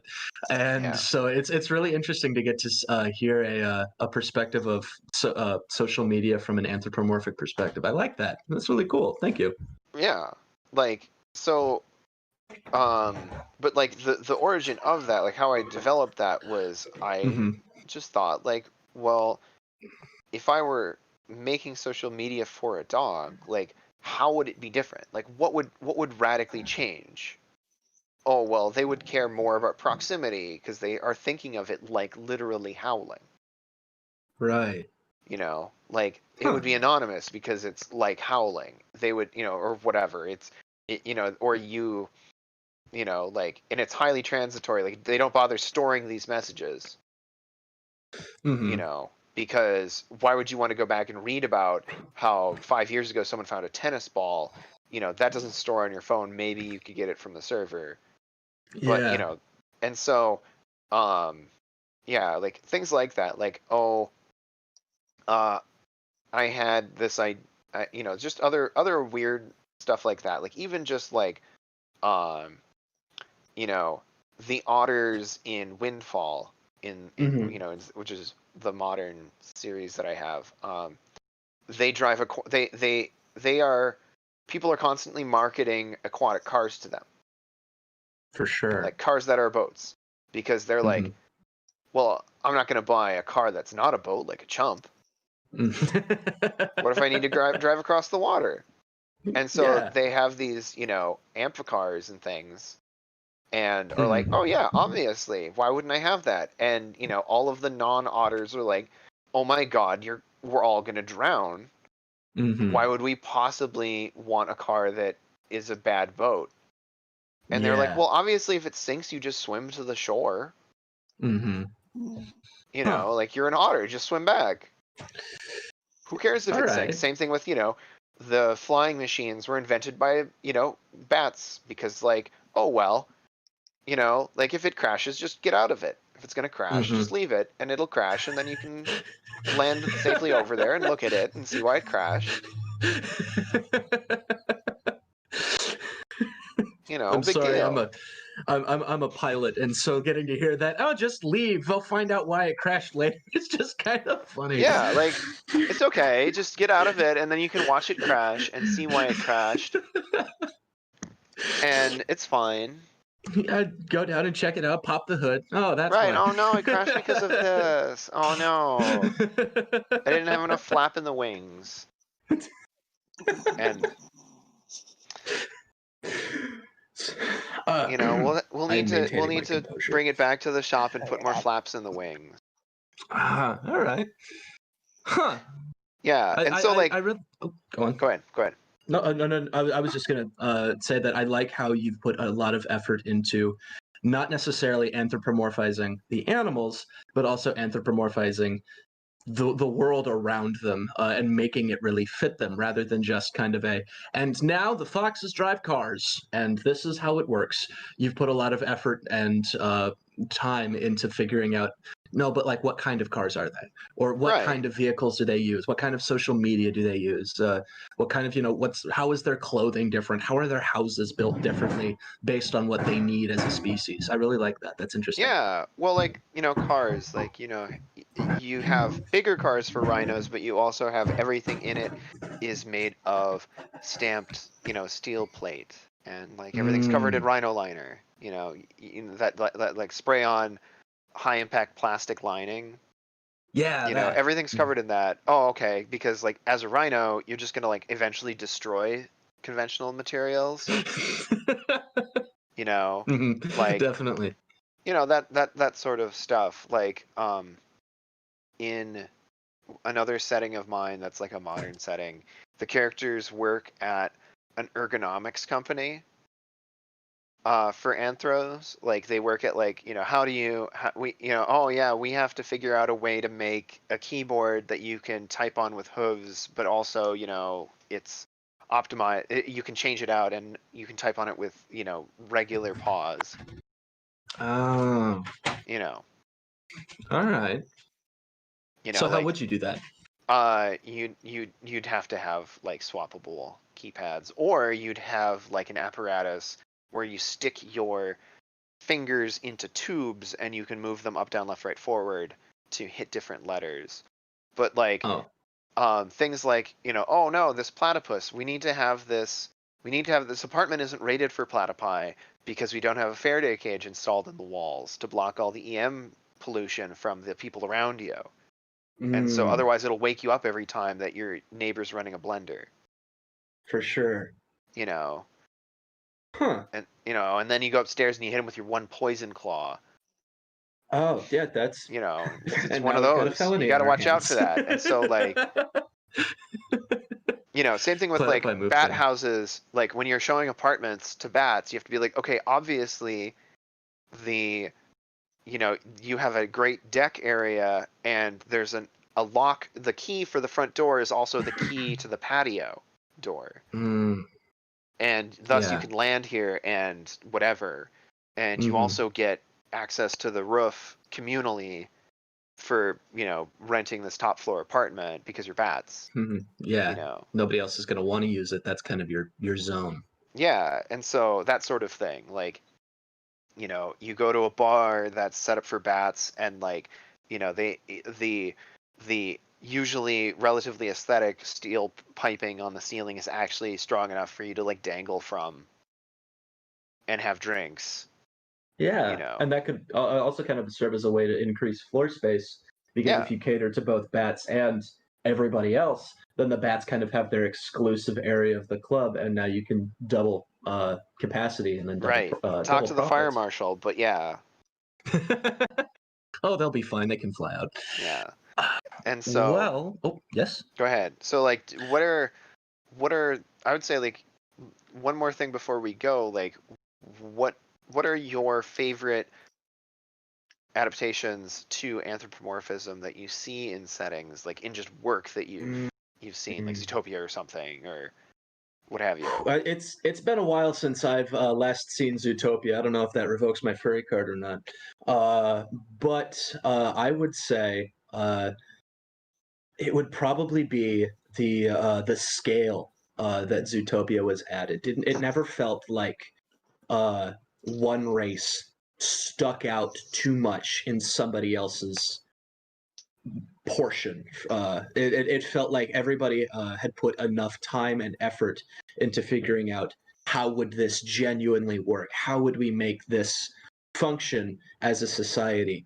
And so the fact that rodents kind of had a very small portion of the city that was fine for their scale, but everybody else was like a colossus in, and that the bigger animals had larger homes that were perfectly fine for them, but if you're a smaller race, like say a rabbit and a fox, I don't know where I pulled those from, you walk in and it's going to be a very large kind of cavernous living space that isn't going to be very comfortable at all. And so just that basic sense of size and everything being proportional based on who built it, I found to be very, very interesting. What about you, Alex? Like what's a cool accommodation for anthros you've seen in some book or movie or anime or whatever?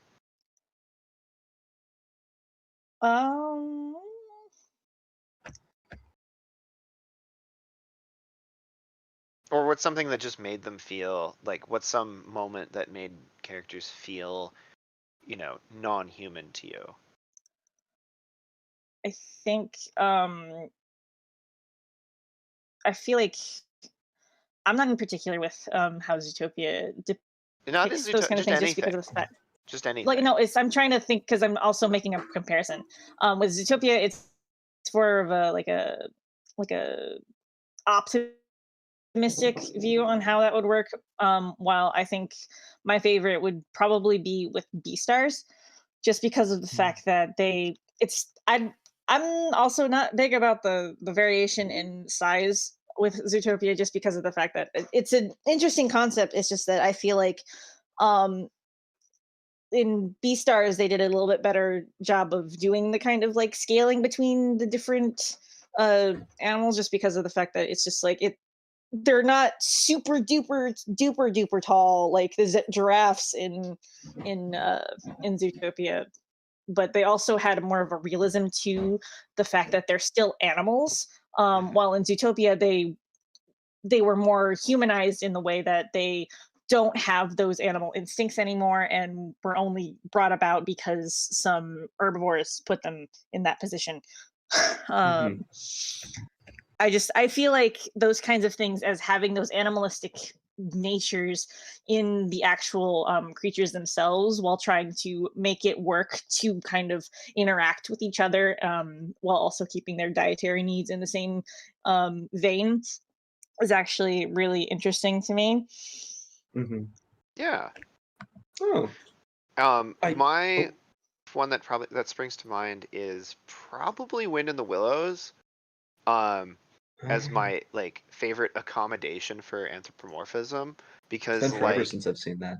yeah, like I've watched the stop motion TV series of that, which is actually super funny and has like the voice actor for Wallace from Wallace and Gromit in it, and like Oh, people like that in now I it. got Yeah, it's something to super go look fun. up. And but like in that one, like the moles live in hobbit holes. The Mm-hmm. the river rats live like in basically like house slash docks. You know, the badgers also live in hobbit holes, just bigger ones. But like Mm-hmm. Toad lives in a sprawling Edwardian manner, except that everything is toads. Like the suits of armor are made for toads, the portraits are all toads, the like anytime there would be like a a symbol of a handprint or something, it's a toad print. Mm-hmm. Like things like that. I'm super into it because like in the TV show they had to like it's stop motion, so they use a lot of like props from like dollhouses and things, but they can't Mm-hmm. reuse a lot of stuff and have to make it custom since they're all animals. For sure. And so they can, they had to like manually make all these little suits of armor that could fit over Toad to put around his house. They had to paint tiny paintings of a toad in like a ruffled collar to put up on his walls. And like to me, that's what makes it feel a lot more, uh, real, like a lot more anthro, even though the characters themselves in Wind in the Willows basically just act like humans. Like they don't, you know, really act that differently. Like Mole once in a while will like smell something no one else smells or something like that, or Rat will, Mm-hmm. swim better than other characters, but like most of the time, you guys have seen Wind in the Willows in some form, like they basically Mm-hmm. act like people. And so Definitely. having those characters have at least like their trappings, like their preferences for how they live, Mm-hmm. be heavily influenced by it, even though it's like within the range of humanoids. Like we don't question that. It's not insane to us that the hobbits would like to live in, a nice underground, heavily insulated, cozy space with their garden on top.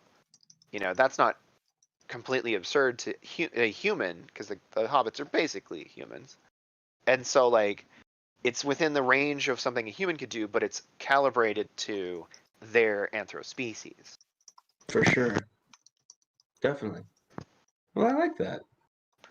So yeah, I totally recommend the stop motion Wind in the Willows. That one is surprisingly fun as an adult to watch. Definitely. I'll have to look into that later today. Yeah, Absolutely. Thank you for the recommendation. I appreciate that. sure.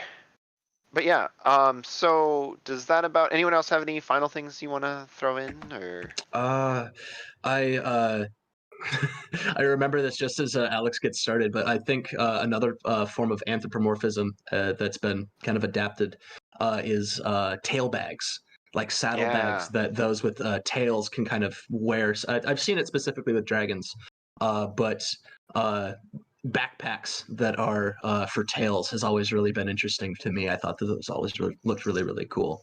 But other than that, no, I don't have anything else to contribute. I think we did a bang-up job of getting everything taken care of. I do have a couple Yeah. things because everybody's been talking a lot. But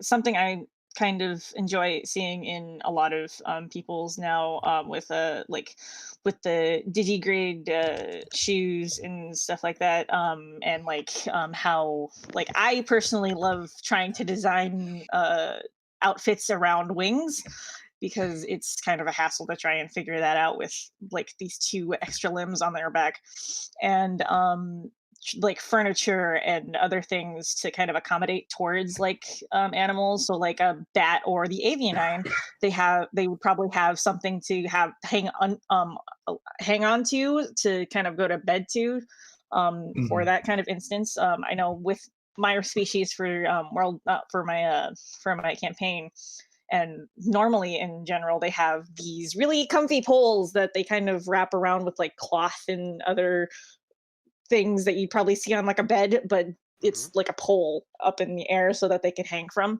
because they kind of have some behaviors of bats in them because of the bat ears. But yeah, I appreciate those kinds of things that happen in a lot of different uh, creations from the fandom in general, because you don't really think about that when you're doing that kind of thing, because of the fact that it's you don't really think about the technicalities of how that would work on like say a bird for clothes. For sure. So Definitely. yeah. Oh, cool. All right. I think I don't have anything else to mention. Alex, Tempo, anything else? I think we got it. Awesome. All righty then. In that case, I think we are good to wrap this little panel up. Thank you to everybody who listened in and listened to us ramble on about world building and making life easier for animals. And I think that'll just about do it. Everybody have a wonderful day and enjoy the con. Thank you so much, Tempo, Alex, and Browning. That was the world building panel. Up next, we have attending IRL conventions with Miran. We will begin that in just a few minutes.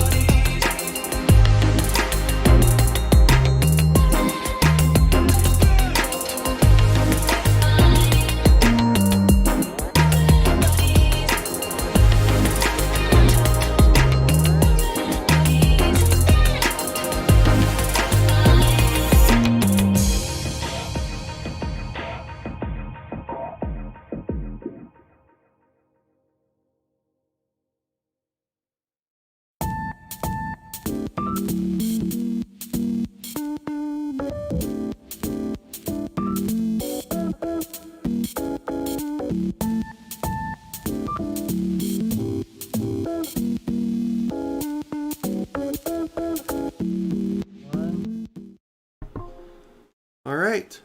Up next, we have IRL cons with Miran. Hey guys, I am Miran, and I'll be your host for this panel. this panel will be on what it's like to go to a FurCon and how to plan out and expect for it. All right, so let's get started. So I'm your host, Miran. I'm from the USA, and I joined the fandom in October 2013. I've been going to conventions since 2014, and right there you can see all the conventions I've attended in person, mostly in the East Coast United States, but just a couple in Japan. But feel free to add me on social media, and don't forget to donate to the Brown County Humane Society of Kansas. But most of the conventions I've attended were Anthrocon, and a lot of the coverage that I'll be talking about will be attending major conventions. Of course, there will be exceptions for smaller conventions, but I'll just add a little bit of a note verbally if some don't apply. Of course, not all conventions are the same. Some are different than others. Some will offer different features than others. But a huge misconception about furry conventions: you do not need to own a fursuit in order to go to a convention. By the International Anthropomorphic Research Project, only about 10 or 15% of furries actually own one, and really, it's something you'll find at a furry convention all the time. But really, you just don't need one at all to attend one. This survey is from 2018. Thank you, International Anthropomorphic Research Project, for posting these findings. But you can cosplay at a convention if you wish. Just be careful. Some replica weapons, such as swords and gun replicas, they're big no-nos for American conventions. Just be sure to check into the standard conduct for any convention you want to attend. And if you're still curious, just feel free to email the staff there, and maybe they'll give you an exception. With FurCons, there's a lot of new terms that newcomers may not have heard of before. We'll just go over each one that I've found very helpful. The dealer den, of course, it's a section of a convention where vendors can sell their merchandise and wares. It's very good to take business cards if you ever go to a convention, so you could contact them later or look at their website. Artist's Alley, they're like Dealer's Den, but with artists specifically. And some artist alleys may do auctions called the artist auctions. I forgot if there's another specific term for it. But room parties, they're discreet gatherings. People host them in their hotel rooms, and sometimes, I guess a lot of the time there's drinking involved. But room parties are pretty fun if you meet the requirements, or if you're that close to a group of friends. Dead Dog Dances, they're a rave or a dance that happens on the last night of a convention. Normally it's just in the wee hours of the night, maybe like 1, 2, 3 a.m. Whenever I was going to go to my first convention, I got confused on the difference between a convention badge and a fursona badge. With a convention badge, you need to wear a convention badge whenever you're given one.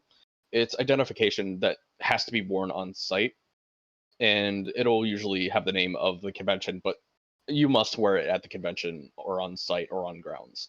Fursona badge, it's an optional badge that you can wear. It's just art of your fursona. Usually it's a bust or a headshot or a maybe half or full body badge, but you can wear those optionally, and sometimes they're even encouraged by a lot of members of the furry community. A panel, it's an event or it's a scheduled programming that discusses a topic such as a voice acting panel, or maybe a panel about in real life conventions. You're at a panel right now. Dorsai irregulars, now it depends on which convention you go to. I know they're more common in the United States, but convention security volunteers, they're usually available. They're all volunteers, but they're in red vests some of the time, but they normally help out with security. They're all military veterans, as far as I'm aware. I'll actually provide this link to the different. Hold on, I'll give this link to everybody else in.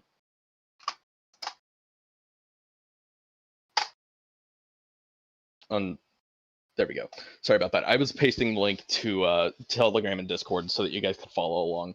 I forgot that you can actually click on these and it'll take you to a Wikifer page of each term that I was talking about. So anyways, moving on. My bad.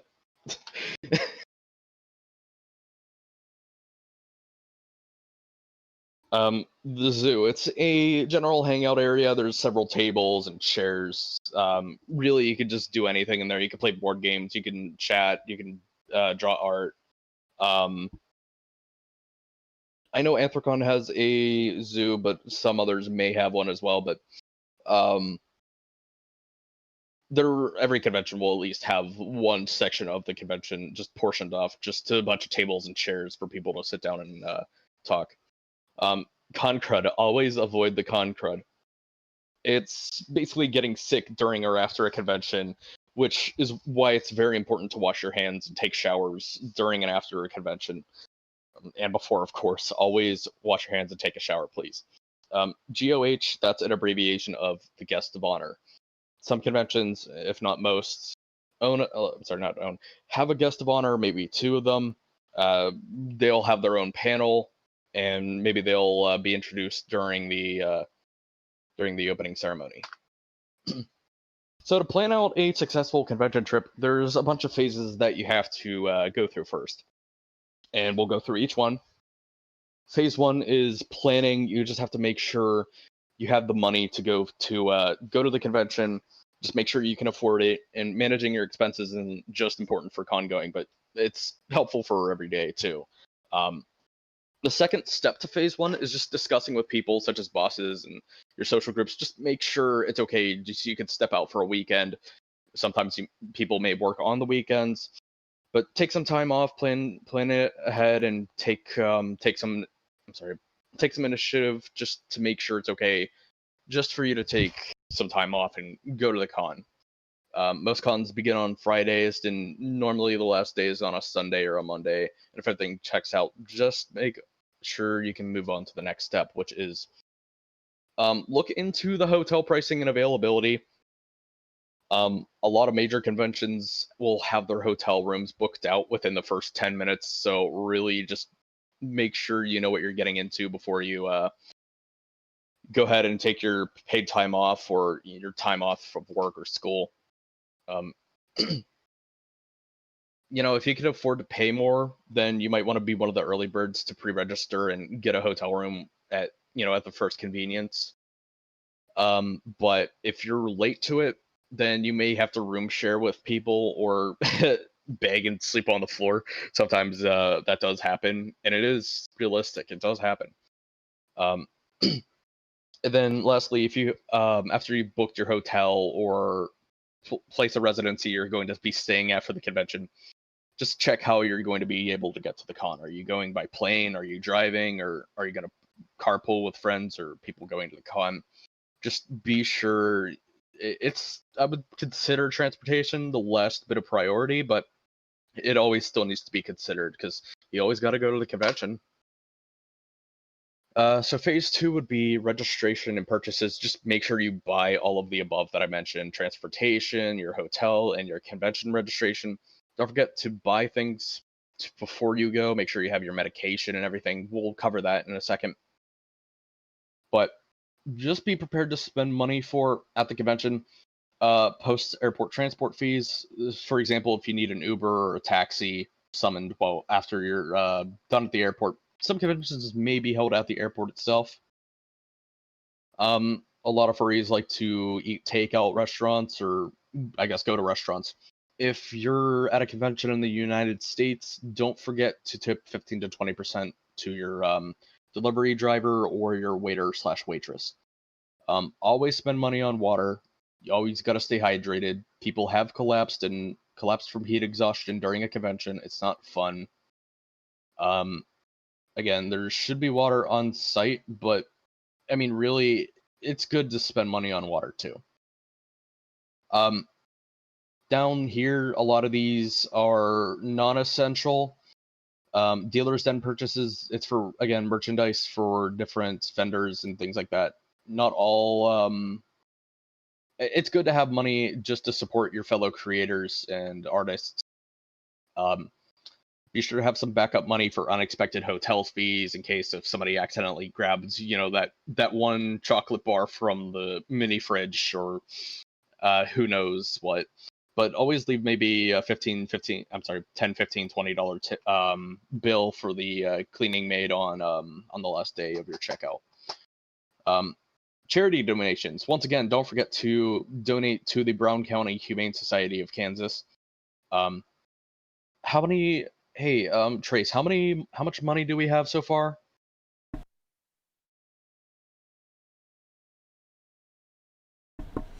Should be at the top. We have $540 at the moment. Okay, sorry, I can't see it from me streaming, but that's good to know. Let's try to meet our goal here. Again, don't forget to donate to the Brown County Humane Society of Kansas. Now, I know this may be hard for people to accept, but just be careful if you're an impulse spender, because if you're on a budget, it's very important that you're watching your cash flow, who you're giving your money to, and what you're spending your money on. And we'll talk about packing and what you buy at the convention, because really it's one of the phases that you really need to consider. If you don't have the luxury of packing much goods for a convention, just be conservative on what you're going to just need and want for a few days, because that's how long a convention normally lasts. It's about 2 or 3 or 4 days. Now, if you're flying, just be sure to keep your essentials in your carry-on, such as your medication and a few sets of clothing, because if something gets lost, or if a company, your airport company misplaces your luggage, just, make sure you have everything you need, such as printed copies and registrations and snacks and, again, clothes. Bring a jacket, consider a coat if it's a cold climate, and you might want to ask people who are local, what's the temperature normally like during the hours of the convention. Very important, try to get a padlock or two, just for your luggage, because it is realistic that theft can occur anywhere. But just be safe, get a padlock. It's totally worth it. Make sure it's TSA approved.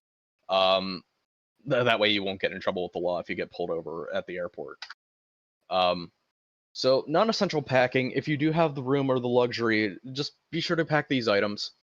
If you're a fursuit, of course you would want to bring that. And don't forget to bring box fans or coolers. That would be really important.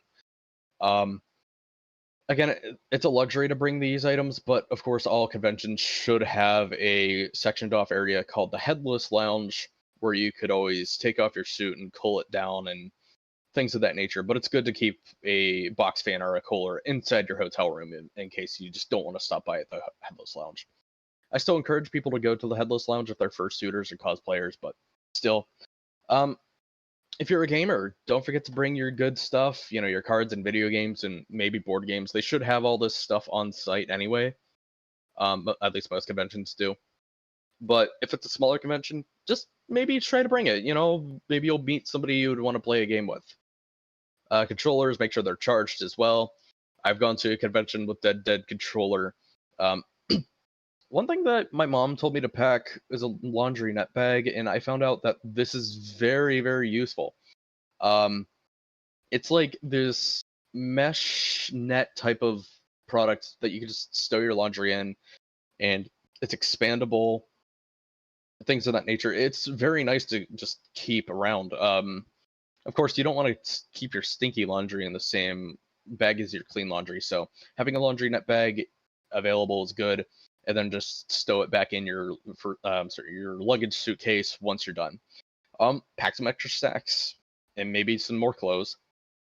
Whenever it comes to non-essential packing, if you're sleeping with other people, like if you're rooming with other people, maybe bring earplugs or a sleeping mask just in case. Especially if they party all night. Now, whenever it comes to dealers' dens and things, just don't forget, you may be coming home with more than what you brought. Maybe leave some extra room in your suitcase just for some merchandise, because one time, and this is a true story, I was coming home from Anthrocon 2017, and then I decided I want to go to a carnival that was in my hometown, before I left, and I was at the carnival. I bought a, I ended up winning like this gigantic Pikachu plush, and I realized, that's not even gonna fit on the plane or my suitcase, so I had to give it to a local friend. So just be sure not to bring something like buy something oversized and you can't bring on the plane or fit in your car. Again, just be careful. You may be coming home with more than what you brought. So phase 4, the traveling part. So before you leave home, just make sure your phone battery is charged as much as possible. Communication's key. Not just to keep in contact with your loved ones, but your roommates as well. Just make sure you tell your roommates whenever you're leaving or that you've arrived at the hotel, just so that they know when to get to the hotel or, where to meet you. Just make note of what time hotel check-in is. Now, always, if you're flying somewhere, arrive at the airport a couple hours early in case there's a delay or TSA stops you or whatever reason. It's always good to arrive a couple hours early. Now, this will give you ample time just to go through the airport security process and keep your eye on the time. And after you finish boarding your plane, you fly there. After leaving the airport, again, as I mentioned, how are you going to get to your destination? Again, some conventions may be at the airport itself, but for cases like Anthrocon or I don't know if Megaplex is like that, you may need to hire a taxi or take the local shuttle. Just explore some options and be aware of scammers because people will take your luggage, they will pack your bags and then drive away, leaving you in the dust. Now, if you're driving to the con, just again, make sure you at least have a license to drive. Make sure you're well rested and before getting behind the wheel. And if it applies, just make sure you have a trustworthy friend drive if you're tired. And some hotels may provide parking to guests, but be also prepared to spend money at a parking garage and walking to the hotel.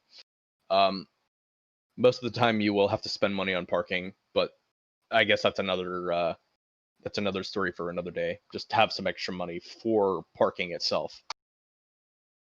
Now, it's almost time for the convention. You arrived at the hotel, and you finally met up with all your roommates. Make sure they got access to the room and they have a key card so that they could get in again. Now, if you're a room host, just go to the room, make sure and let the others know you arrived. Tell them the room number because I have arrived at the hotel and I've been waiting for hours and hours and hours for people to give me a room number so that I know where to go. I could be given a key card without a room number on it and then I just have nowhere to go. I'd be carrying my luggage around the convention space.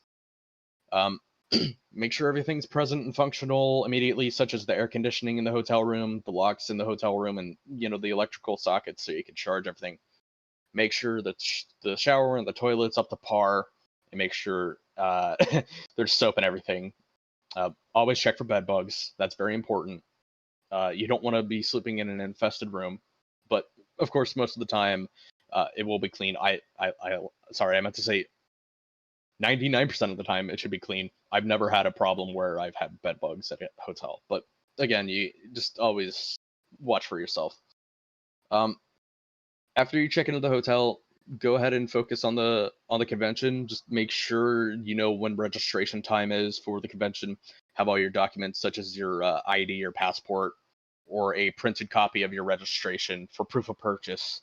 Now, if I personally don't have experience with being a dealer or a vendor, but check with the registration team if you could start up early, go ahead and set up your booth in the dealer den. But I think that's how it goes. But always, I'm sure that the hotel will give you. I'm sorry, not the hotel. I'm sure that the convention will give you a rundown on what to do. So the fun part, the experience. It's time for the convention. Before you get in the registration line, some conventions will offer a goodie bag, which could contain a convention booklet. If you're following along with me, you could click on convention booklet, and then a wiki for article will pop up. Again, some conventions may have these goodies, some may not, but it may contain a convention booklet, may contain a poster, an event schedule, and you can always check the event schedule online. Most conventions should have an online schedule anyway. And or a local area guide for restaurants and other shops and goodies and services like that. As I said, not all conventions have these. It's great reading material when you're in queue for registration. if you're at a major convention, be sure just like be prepared to wait in line for just like a few hours. Bathroom breaks are a must before you get in line. Some conventions may have it sorted differently. Just ask somebody at the front of the line, how is it sorted? It can be sorted by registration class, like pre-reg, sponsor, super sponsor, etc. And some are sorted by the last name. Just greet your fellow con goers, socialize, just say hi, and take some pictures of the convention so you can have some memories to look back on. You're on vacation, just relax a little bit, go shopping, eat at a restaurant, hang out with friends, and just take in all the panels and the city life and the culture. Just breathe. You're on vacation. Here's some highlighted activities at a lot of conventions. There's gaming rooms, there's charity events for of course, the selected charity. Once again, don't forget to donate to the Brown County Humane Society. There's nighttime raves most of the time, and sometimes a dead dog dance. Musical performances are available during daytime hours. Guest of honor panels, if available. Again, not all conventions have all of these panels, but they are pretty common. Fursuit parades and photos are available. Community submitted events and panels like this one will be available at conventions. But again, it's very important to keep up your hygiene at a convention. But the 621 rule for self-care is pretty good. Really just respect yourself and respect your fellow con goer. Just don't have any offensive odors, shower, wash hands, but get 1 shower a day, 2 meals a day, and 6 hours of sleep per night. And this is the minimum that you need to do. I recommend taking 2 showers a day, because even if I have taken 1 shower a day, I have gotten con crud, and enlarged lymph nodes are not very fun to have.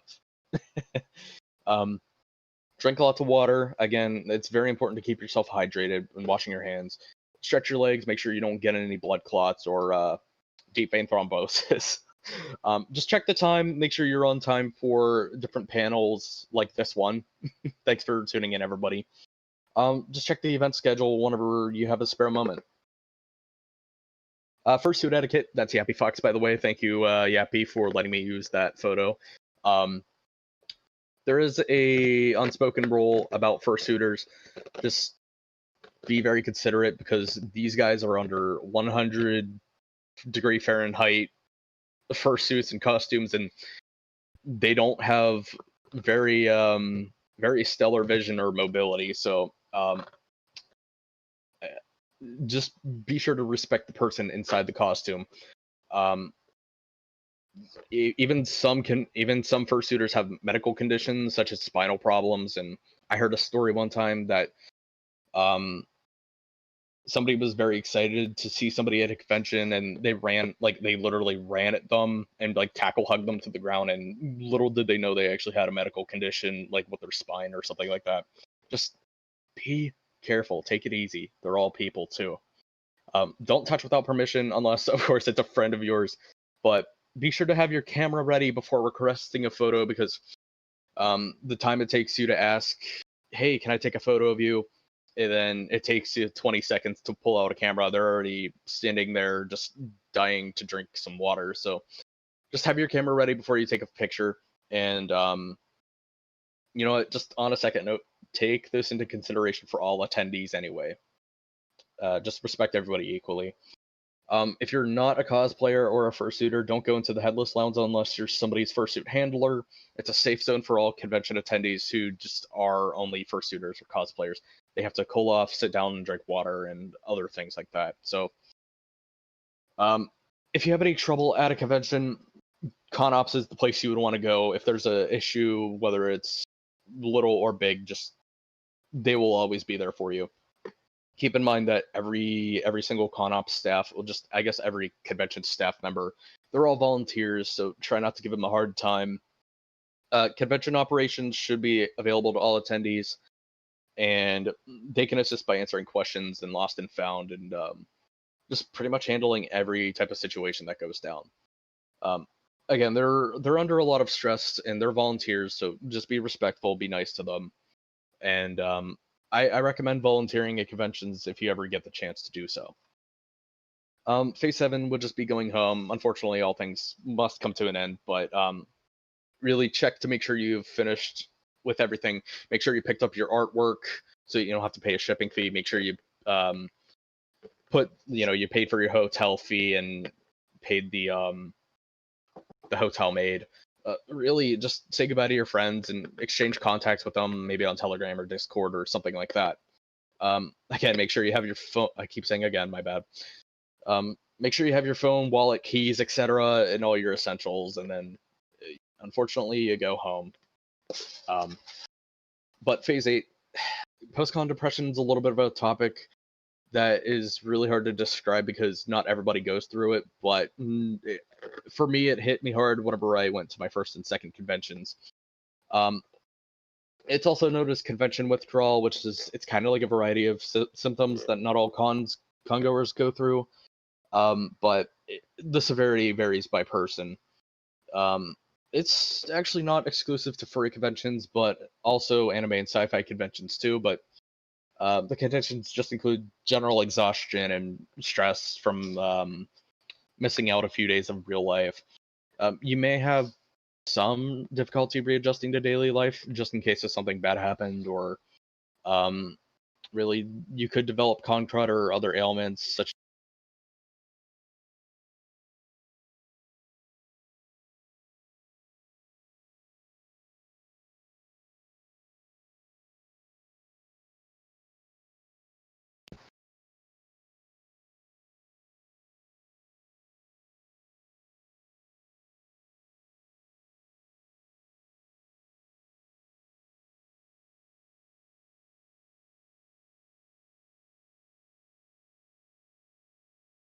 Sorry about that. My my headphones have an automatic shut off feature. If no sound goes through, that isn't me talking. Anyway, I know when my mic died. So anyway, I mean, you may have separation anxiety from convention friends or roommates, and maybe you realized you spent just a little bit too much on the convention, too much money. But again, it's good to stay keep up with your hygiene, because you might develop concrete or other ailments such as strep throat or enlarged lymph nodes. But there's ways to cope with post-con depression. Thanks, Jessica. I'll be taking questions just shortly. Feel free to DM me on Telegram or Discord. My name is Miran or Dagger, but there's ways to cope with post-con depression. You can always just exchange contacts with convention attendees that you met. Don't forget to look through your con pictures that you took and reminisce. Of course, you have all your merchandise and souvenirs that you bought at the dealer's den, or the goodie bags that you've got at the registration line. You can always plan for the next convention, and you can always just keep browsing furry content and attending local furry gatherings in your area. And if you don't have that luxury, you can always do so in VR. I recommend getting a VR headset because here's just a small plug. I have a real big hobby for virtual reality.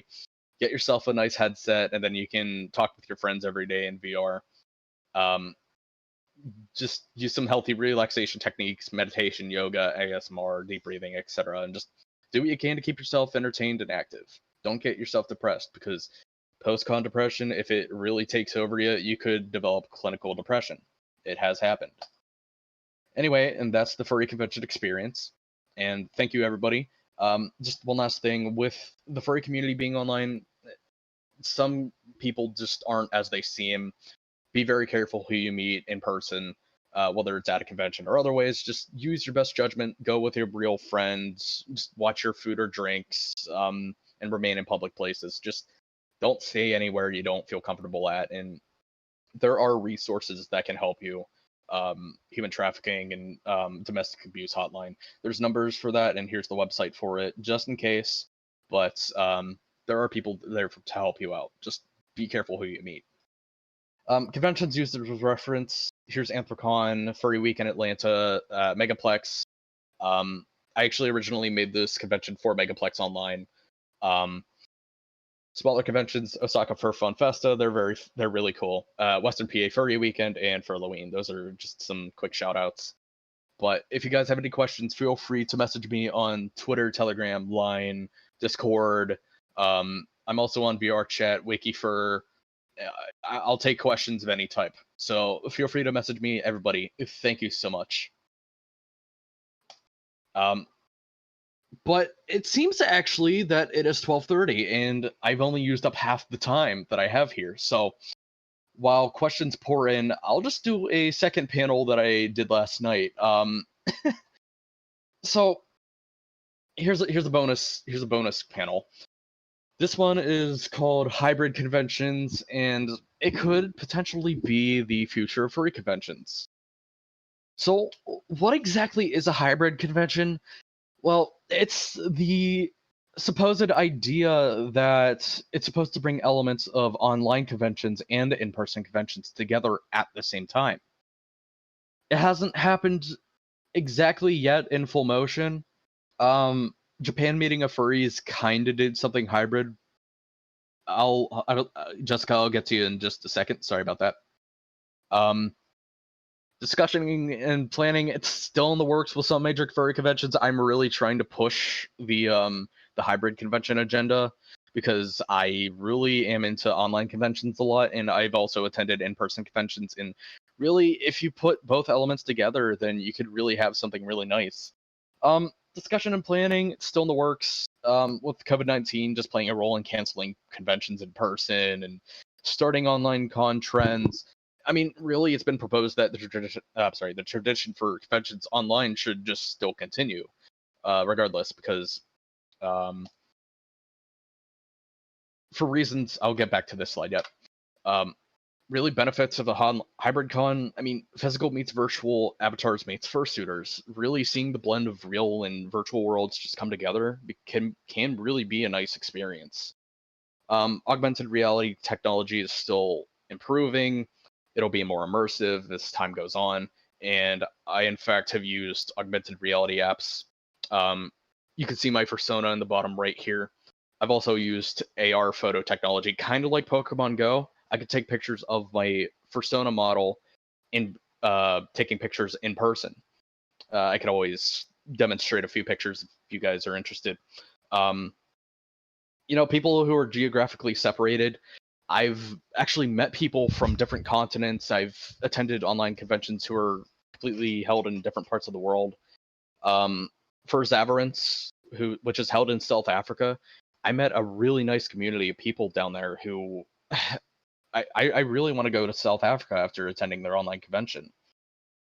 And I'll explain why, but really just online conventions, it gives the opportunity for more people around the world just to go to a single furry event, and people who don't have the ability or the resources to obtain passports or transportation or just have the financial expenses, they can always just stay home and join in on the fun. But really, another reason is if an in-person attendee gets sick, I mean, there's an option that an attendee could just participate in the online instance rather than going to the convention in person, risking others getting sick or just having their condition worsen. Really, I mean, online conventions, like offering a hybrid convention, can give a lot of opportunities. Now, young furries who might have strict parents and they won't let them go to a in-person convention. Online conventions can still give the opportunity for somebody in that situation to get the experience of a convention. They don't have to bother parents or relatives who might have a bad outlook on the fandom.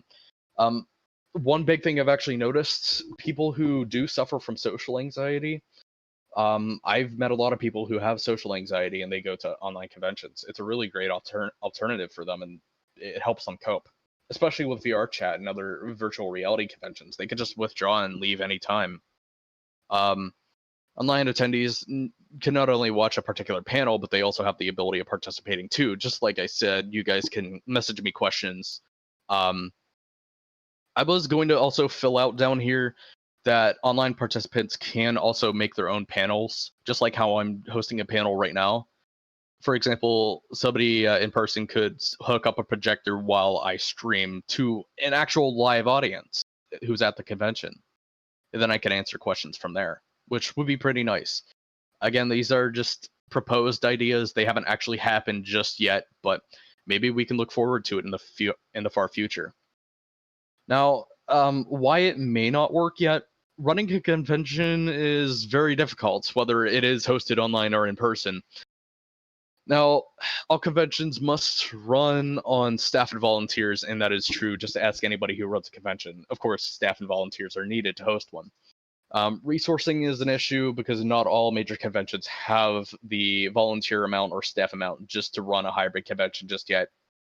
I have asked Uncle Kage himself for AnthroCon if they can do a hybrid convention. He said he may do it just as long as he has the staff he needs, otherwise no. And he predicts that he may need double of what his current staff is. So conventions are actually recruiting volunteers all the time. You just need to look in the right places. But if you ever want to, just take the time to fill out a convention volunteer form. If you ever want to see a hybrid con happen, just say you're interested in hosting an online con for your in real life convention. Really, that's all you got to do. Another issue, I've talked with Hino with Megaplex, and his main issue is the internet bandwidth at hotels and conventions. It is as slow as molasses. Upload and download speeds drop whenever you cram several thousand people into a hotel, and that is true. I was at a panel at Anthrocon last year, and there was a furry who attempted to demonstrate VR chat, and the download speeds just loading into a world and loading an avatar, it was absolutely unbearable. But luckily, with the advancement of technology, this problem could just be obsolete because of Wi-Fi 6 and Wi-Fi 6Es just being rolled out to consumers. And my last slide right now, benefits of hosting a hybrid convention from a CEO's perspective. Using your time with online conventions as a way to market your convention, just to advertise the host city like a traveling agency would, it could lure more people from around the world just to go to the convention in person. Because, for example, I attended FUR's Aberrance in South Africa, and that really makes me want to go to a event in South Africa. I've never been to South Africa. I've never considered going. But I met such a really nice community there that it makes me really want to go, because I wouldn't have known there was a community if they didn't host a online convention. Other places that I really wanted to go after attending their online convention was Memphis Fur Meet and for SonaCon. It makes me want to go to their convention in person. So really, online conventions and interaction does work. I mean, again, that's just one opinion from me, but really, it could happen. It could work. People will be interested if they're given the opportunity to participate. And wanting to go to in person, I mean, it just makes the experience a lot better. Now, with the fact that online conventions exist, that would mean reaching a larger audience. More members of the fandom will be able to recognize your brand. It's all about brand recognition. Now, furries will be able to discuss, of course, conventions through social media. So fandom and participation and involvement, it'll reach new heights. I mean, Furality Online Experience, for example, they became the 10th largest furry convention in the world just by hosting their first ever convention online and in VR. And in fact, this was in this last sentence right here. An online convention in 2020, they proceeded $8,646 to a charity alone in one weekend. And that became the largest convention in the world. I'm sorry, the 10th largest convention in the world during its first year of operation. I'm just saying, Furality Online Experience, congratulations on that. But that's just the potential of what an online convention can do.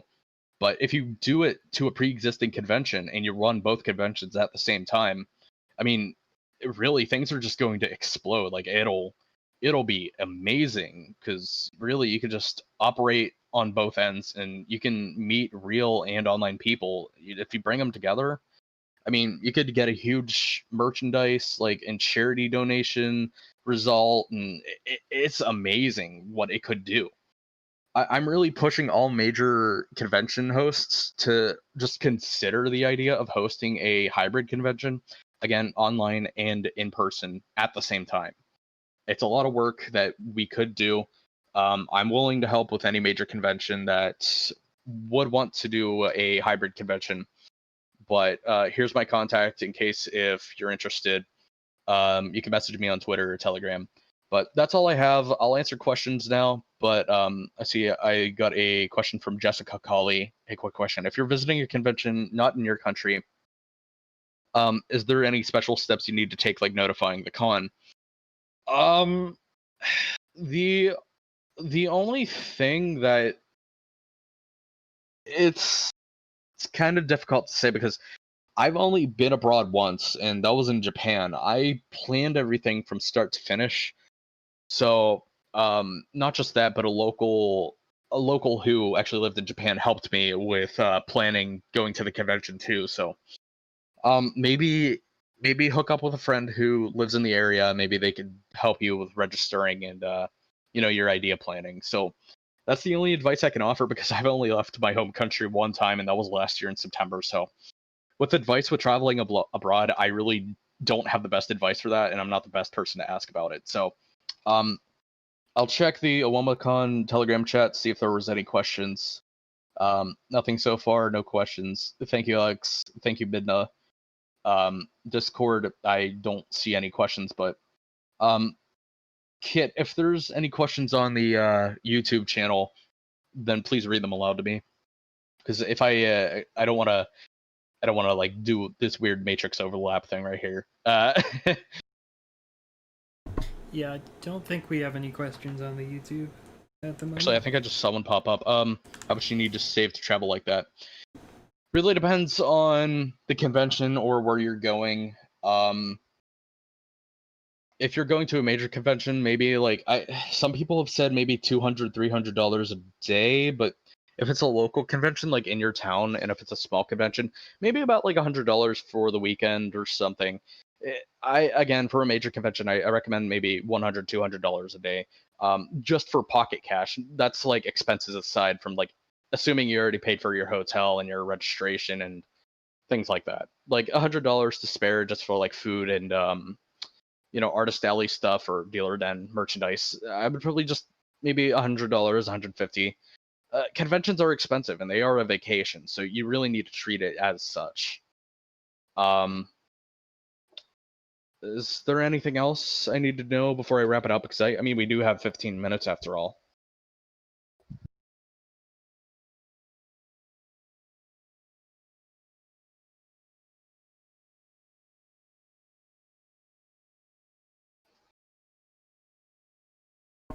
And another question from Akira. What did you Yeah. say for your trip? It depends on which trip because again, I went to I so think many they were conventions. asking about the trip to Japan. Oh, well, okay. My trip to Japan, that was about I paid about like 5,000, 6,000 US dollars total, but that was because I paid for my flight. I had to pay for hotels. I bought things from Japan that I exported back to America. There was a lot of new experiences that I really wanted to do in Japan, and I did it. So really, again, I'm not the best person to ask for traveling expenses, like traveling abroad, because I haven't done it once and I kind of winged it. I would recommend going to Japan though. It's a really beautiful country. I really want to go to Japan meeting a furries in person one day. In fact, they're having a virtual reality version in January. In case you guys have a VR headset or you want to play VR chat, they do have it available. I would ask a traveling agency or just somebody who's actually experienced with traveling abroad that question. But Japan, I paid about 5,000, 6,000 total for that for about 2 weeks. Don't forget to bring your ATM card because ATM cards are actually pretty compatible in Japan too. Oh yeah, I forgot to say. There is a article on furry conventions on WikiFur. And if you go to n.wikifur.com/wiki/furry_convention, you can read more about what a furry convention is like. And it basically goes over everything that I mentioned, and these are all the conventions that have happened over the years. But regarding online conventions, I'm just gonna brag right now. Me and another person made this article for online conventions too. Here's a WOMAcon, by the way. Congratulations, I put you guys on the list. I'm just stalling right now until my time is up. But there are resources you can look at. Really, for example, if I wanted to plan a trip to Anthrocon, I would look up Anthrocon on Google, go to their website, and meow. Yeah, I mean, there's just a bunch of other things that you can do, like register and look at the FAQ, and it's really cool. Like, the planning experience is pretty nice. I don't think I see any other questions, so I think I'll just wrap it up right now, and maybe you guys could put it on a like on a screensaver or something. Yeah, that's fine. We can call it here. Thank you so much, Mira. Thanks, everybody, and enjoy OWOMAcon. Enjoy the last day. Again, don't forget to donate to Brown County Humane Society of Kansas. Bye, everybody. Bye. We'll be back in just a few minutes. Well, about 15 minutes, we'll have our next panel, which is going to be Believable Anthros with Tempo and Foxbrush. We'll see Thank you.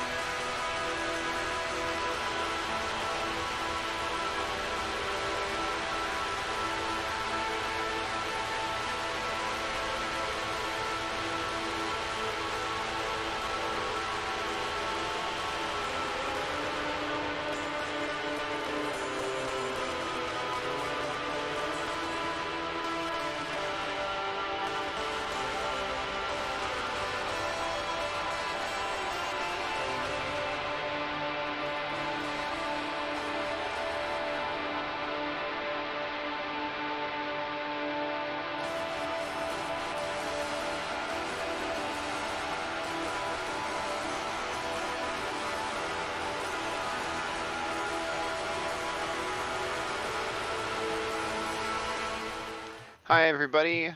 Welcome to Creating Believable Anthros as a panel. I am Tempo, your friendly guest of honor this convention. I am the writer of the Sixes Wild series and the Windfall series and the staff writer at Culturally Eft. And joining me, Hi guys, I'm Joey, also known as Foxbrush Creations, your artist for today and every day, this whole time. I've been here an artist for all weekend, seasons. every season. So, I was so just to get the ball rolling, like, what do you look for, like, visually as, like, believable details in furry art? Like, what are examples people would be aware of that you're like, oh, I really like that. That really makes sense. Well, it kind of, so there's like so many different weird ways you can go with it. Like, for example, Zootopia. They got the mice are small, like all the animals are their proper sizing, which I really thought was an interesting way to do it. And then you have like furry style where they're all just human sized. And then there's even worlds where like you have the anthro furries and then there's also normal animals too. So there's that, which is interesting, and how they play with that. Or there's weird stuff like BoJack Horseman. I don't know if y'all have seen that show or not. But like they have anthro animals in it and they have humans in it and they have no regular animals in it. And like there's stuff like birds they'll like fly into glass. And like when they have kids, if it's a human and an animal, it can either be a human or an animal, but it's never a combination of the two. And then there's worlds where two different things combine, like in D&D, like for example, if a human and a dragonborn got together, some people might say it's a dragonborn or a human, or some people will have it be a cross between them, and do like some sort of homebrew thing of like a half dragonborn and stuff like that. And it's all like very fun how it can be just so many different versions. But there are bad ones too. Like you can do it badly, or you can have mistakes or continuity things that just don't kind of work. Like one thing that particularly gets me, Beastars. I love Beastars, but like their world's a little weird. Mice are small.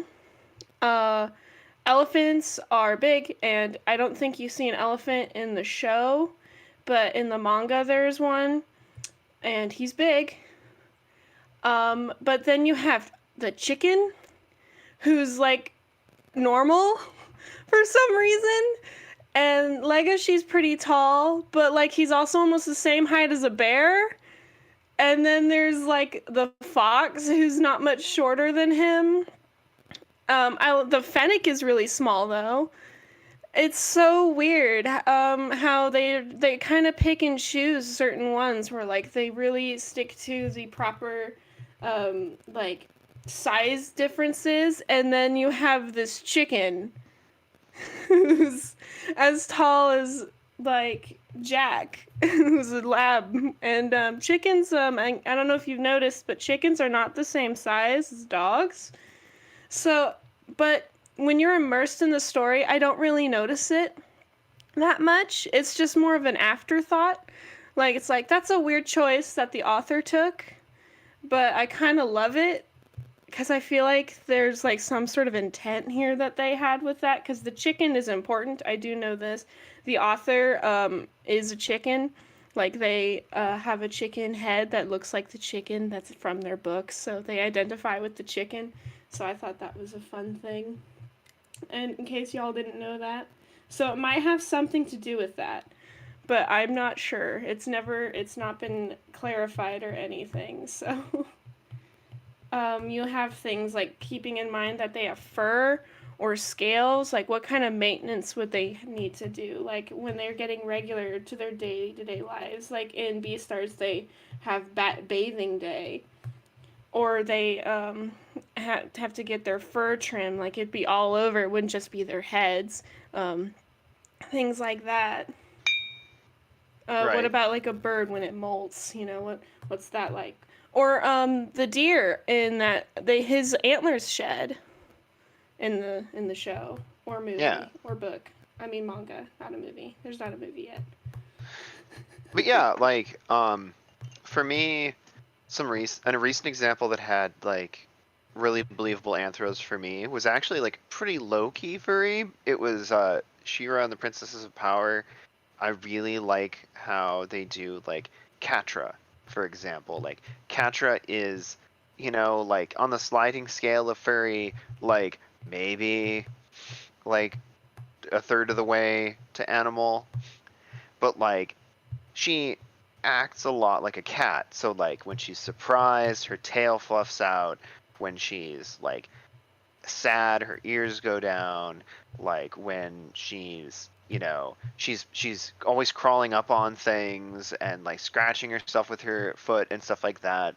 And that really sells the anthro nature of the character because she's doing things that normal humans don't do. And so similarly, Scorpia, like when she's surprised, will just sting people sometimes. Like she like has big pincers instead of hands, and so she has to like constantly be like trying to manipulate objects with these big dumb oven mitt like hands. And I find that really believable. I also really like the horse Swiftwind because I grew up on a horse ranch and Oh, that's he cool. not only moves like a horse a lot of the time and like they get like yeah, he's pretty toony, but like he does things like he says things that I could envision a horse saying, like, I am so great, let everyone look at me, we're just gonna go and do this, oh my god, what's happening, help, oh my gosh, get it away from me, I don't want anything to do with it, like and he envisions like all the humans as horses and things like that, like because horses are in particular I raised Arabian horses, so they were like hot-blooded, like very active horses, and so they were basically 800-pound house cats, and Right. so they like flip out about stuff and like are very like flighty, and they think they're hot stuff, as opposed to say like a draft horse, which is bred for like really even temperament, and they're just like a big friendly dog, like they just want to be your pal.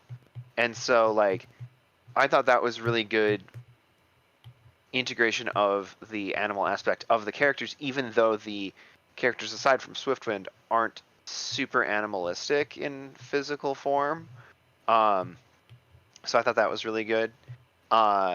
In my own work, I tend to, for the sake of believability, like look at how sensory inputs would be different for that species. So like, you know, dogs would totally be able to tell if much like humans would be able to tell right away, oh hey, he wore that same shirt yesterday, weird, he must not care about how he looks. Dogs would be like, oh, you wore that same cologne yesterday, You smell the same. you smelled the same, and like uh things like, for example, I wrote a scene where they go to a fruit bat opera, and like the bats in this setting are like, all bats can breed with bats, rats can breed with rats, etc. So like they go to a bat opera in the Western I wrote, and like the bunny who goes doesn't really understand what's supposed to be happening a lot of the time, because a lot of it's based on echolocation, like simulated echolocation props that the audience is like detecting, and oh yeah, there's a 3D object there that I can't see, but it's there because I can hear it. When really that's simulated by like tricks of how they set up the stage and like props that are backstage that they're echoing off of. And everybody's like, oh wow, there's a ghost, and they're reacting to it like it's there, like the whole audience is like gasps, like, oh wow, a ghost. And the bunny's just like, I don't get it, because the rabbit's, or like the rabbit's personality is set up in such a way, or the hare's personality is set up in such a way that she doesn't or her neurology set up so she can't process those auditory signals even though she can hear them into a 3D image. And so she's just like, I don't get it. There's just a bunch of squeaks. Why is that one dressed up like a chili pepper? You know, what's happening? And has completely lost the thread because it was written for bats and is heavily dependent upon you watching it with a bat sensory organ set and brain. And so like, you know, similarly, when I wrote like a modern story, there in Windfall, there are these otters who have like an old family house they inherit, and it's this big sprawling thing, and it has like meeting pools and like hangout pools and like casual pools and formal pools and like you know, oh yeah, the ballroom has, you know, like tin plating all the way around it like a meter high on the walls so you can flood it so that everybody can, you know, float around in this formal meeting space. You know, that's where we have our fancy dress parties. Like, oh, okay, everyone's See, in a little boat. I love that, like, those little technical things, that's what really puts it together. And I mean, like, you can have the look, and you can nail the look of an anthro character, no problem. But, like, when you add those, like, little things, okay, well, like, these animals are nocturnal, so they would probably have night jobs, Or work underground. Or work underground, yeah, like a mole. A mole would probably be like a miner or something, or maybe even like they work in the sewers if they live in a city and there's like no place to mine. Like, what would a mole do when it doesn't have work and they can't work in the daylight? They'd have to work in the dark. Right. Things like Yeah, that. and like this changes how like characters dress too. Like, you know, I write modern day otters as wearing a lot of fishing vests casually. Like, you know, they like having little weird pockets and things that they can keep little bits and bobs in. And meanwhile, like, bats can't wear belts and can't wear shirts. And so they wear like fancy vests that have lots of like decor on them, but don't have like a ton of pockets because they can't reach the upper pockets very easily. They have to use their feet. And so like, you know, things like that, like, you know, all of the buttons, all of their pockets on bat outfits have like snaps, so you can close them so stuff doesn't fall out depending on if you're upside down or right side up. You know, I love it. you know, bats, it would be absurd to a bat to wear clothes that would interfere with your ability to fly. So like, you know, they might wear like a peasant dress kind of thing, but they'd never wear like, you know, a huge elaborate dress, like ball gown dress, because it would get in the way of their wings, and they'd be like, well, I can't fly in that, that's absurd. And, you know, that would be to us like an outfit you can't walk in. You know, similarly, like, otter underpants are indistinguishable from swim trunks, like, you know, swimsuits of various descriptions. Like, they just don't see a distinction. Like, why would I wear underwear I can't swim in? What if I need to swim? You know, things like Right. that. And I'm gonna be in the water. What are you talking about? Right. And similarly, you know, you'd have things like, you know, I have a story that has like a horse construction worker as one of the characters, and he has like multiple different kinds of horseshoes that he wears depending upon the stage of construction that the building is at. So like early on, you know, he has like heavy duty protective high impact plastic or metal studded, you know, like horseshoes that snap onto his hooves. But then like later, you know, oh, well, we don't want to screw up the carpeting that we've installed while you're going in and finishing this other thing. So now you have to put on like silicone horseshoes that will allow you to have grip still, but they won't damage surfaces that you walk on. That's so weird.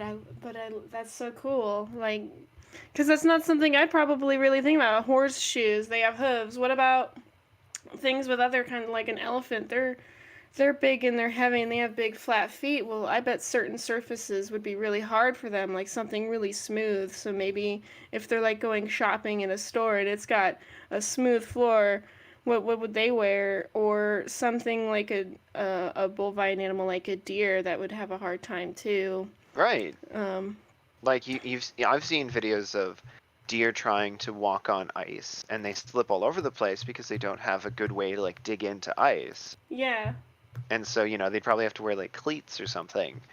And so if you want to have believable anthros, have your characters not just wear like human clothes that are the right shape for them, but also like what that are adapted to their particular physiology. So like if you're writing your Undertale fanfic and you want Toriel to have, you're like, Toriel's going to be outside in the winter.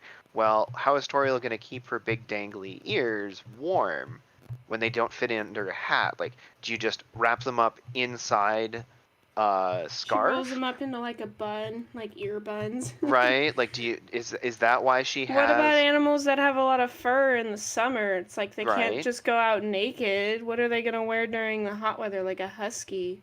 What would he wear in the summer?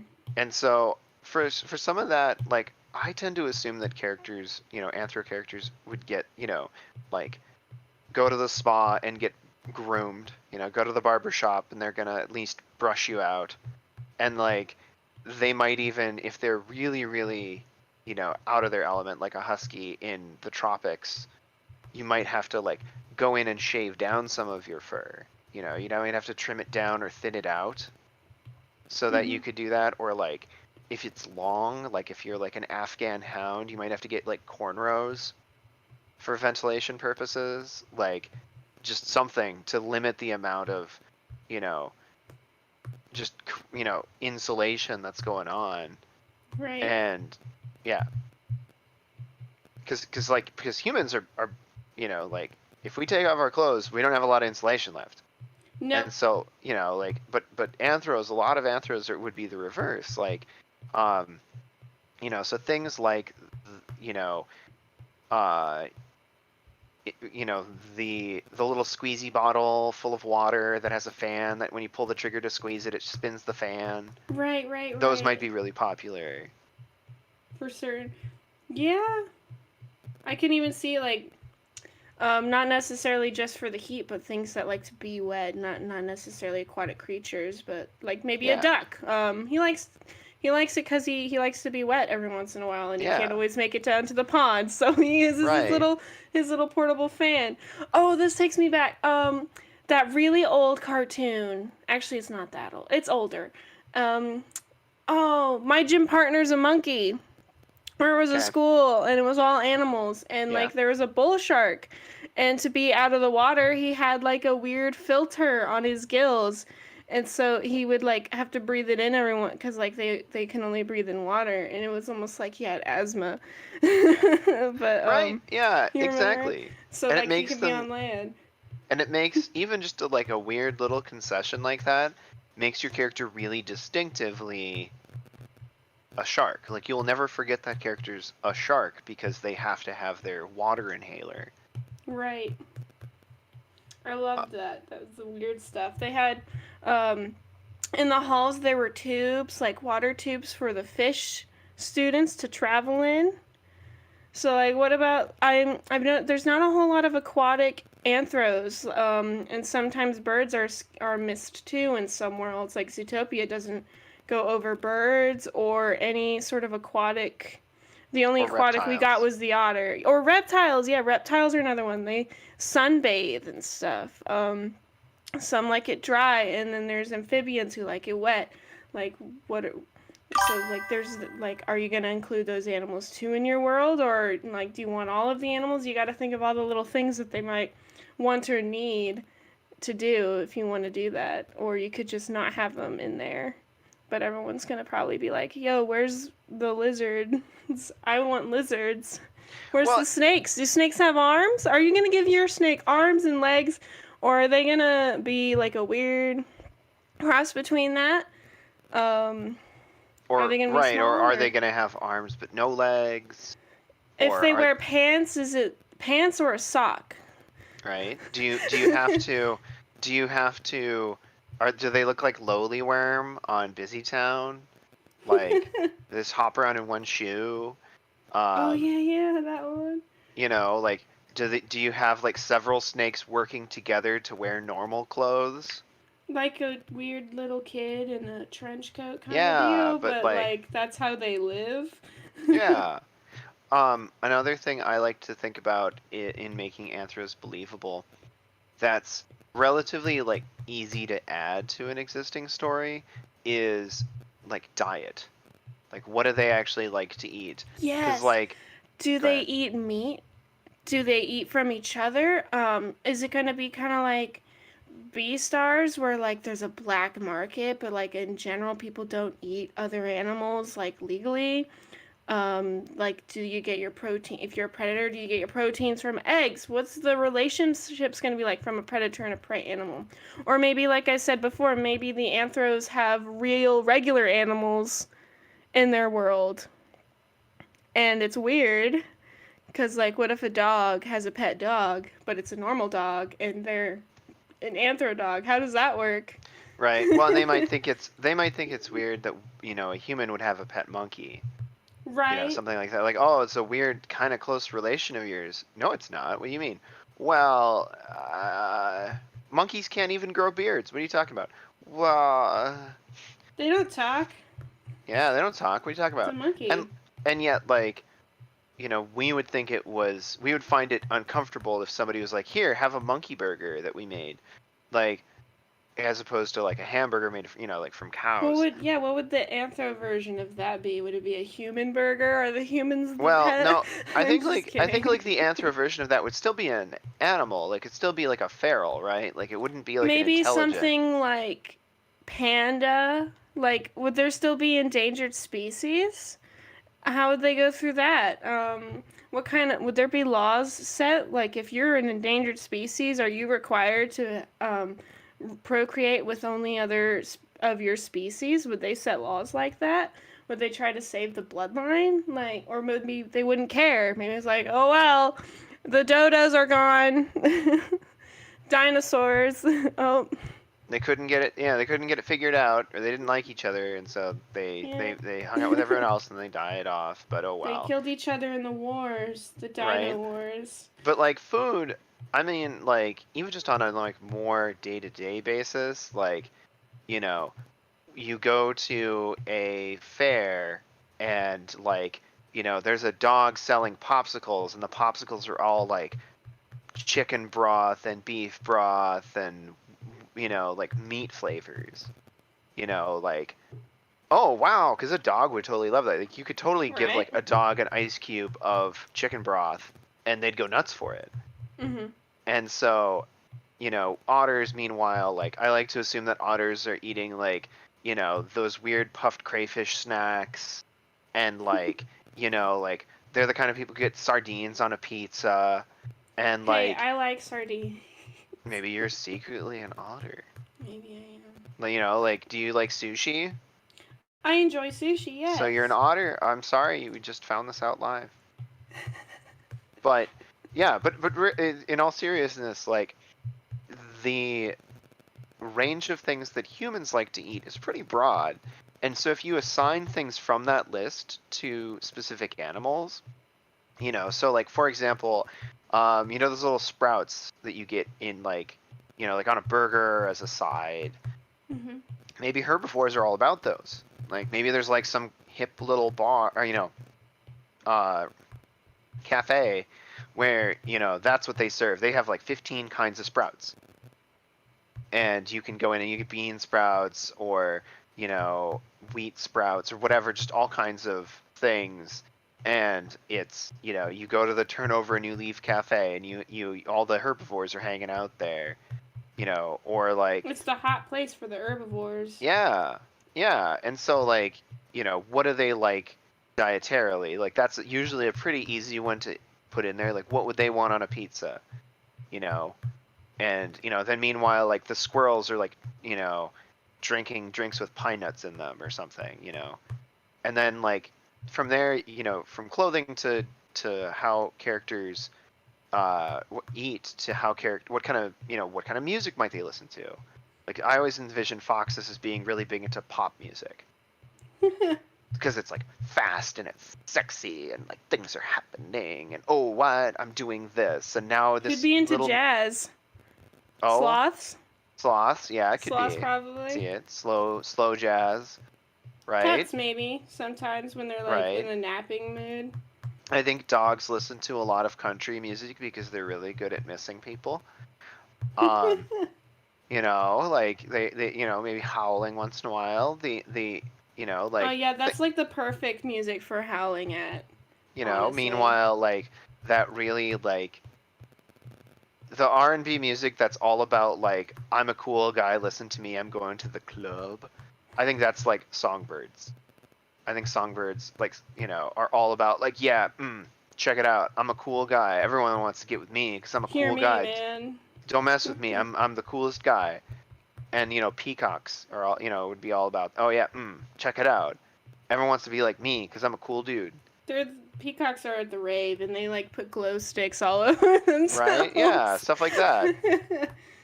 You know, I like to like think about too, not just that, but like the science of things. Like maybe they were regular animals and they adapted and what's the word? evolved to be. Evolved, yeah, evolution. What's the evolution like? Is it going to be different for certain animals? Like maybe predators evolved it into being plant eaters. Maybe that's how you want to do it. Right, like how in Kung Fu Panda no one eats meat. They just eat we don't dumplings. talk. Well, and they noodles. just eat food. They have eggs. I think I've seen eggs. Yeah, They that have could be. dumplings. Yeah, but they never eat like a steak. Like they never I've eat never like, seen a steak. No. you know, they never eat like meat. It's always like, Ramen. do you want like some ramen? Do you want like a steamed bun kind of thing? I kind of want a steamed bun. Right. Now. I could go for that. I'm hungry. Right, clearly, like your otter Sona needs to be holding a steamed bun with both little hands and just like floating along. Aw, I used to really like otters too. I still do. They're so cute.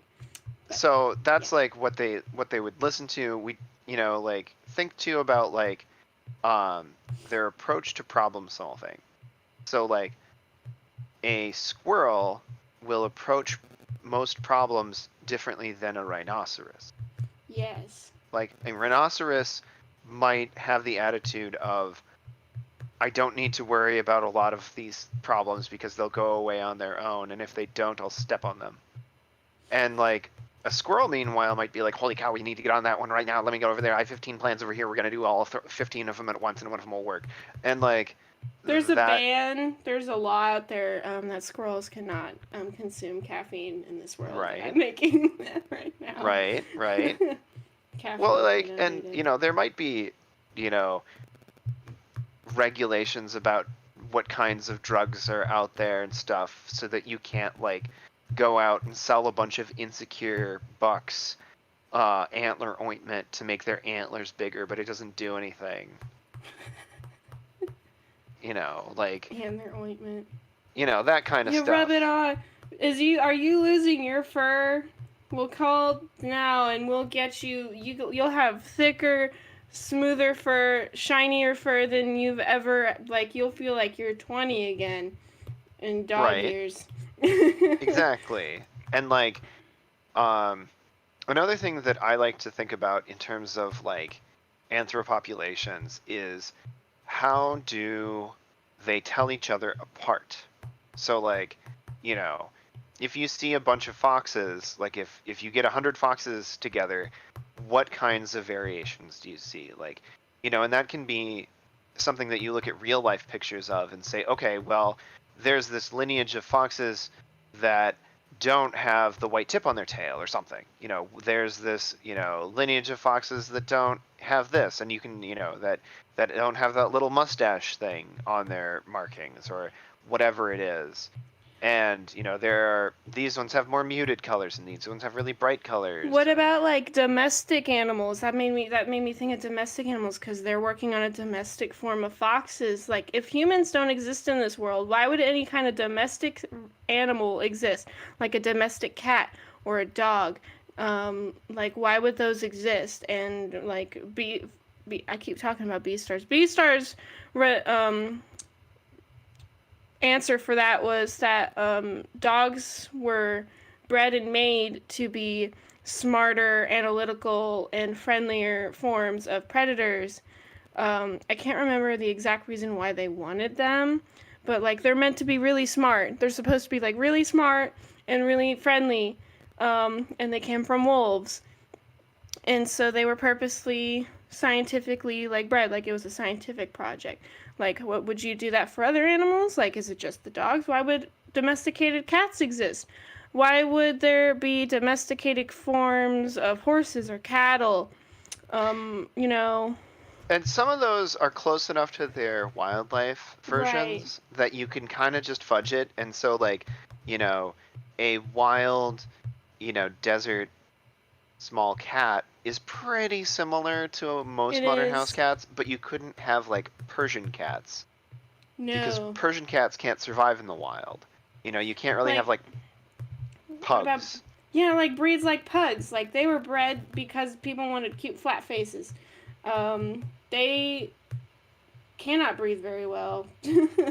Right. So, And so, right, so like things like that, like so you could totally like I have approached that differently in different settings. So like in my primary setting that has like Sixes Wild Windfall, things like that in it, the dogs are like basically like specific isolated pockets of wolf population or coyote population or whatever who basically diverged strongly in one direction or another, and they're genetically they're still Canis lupus, but like they look different enough that like they're distinct as an entity, and people expect different things of a golden retriever than a German Shepherd.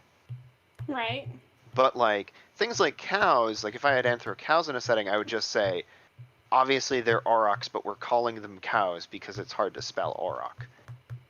And you know, but to in another setting I had, it was the only anthros in the setting were anthro canids, and humans and canines like co-evolved, and they selected over time more and more anthro traits in canines, and until they're basically humanoids.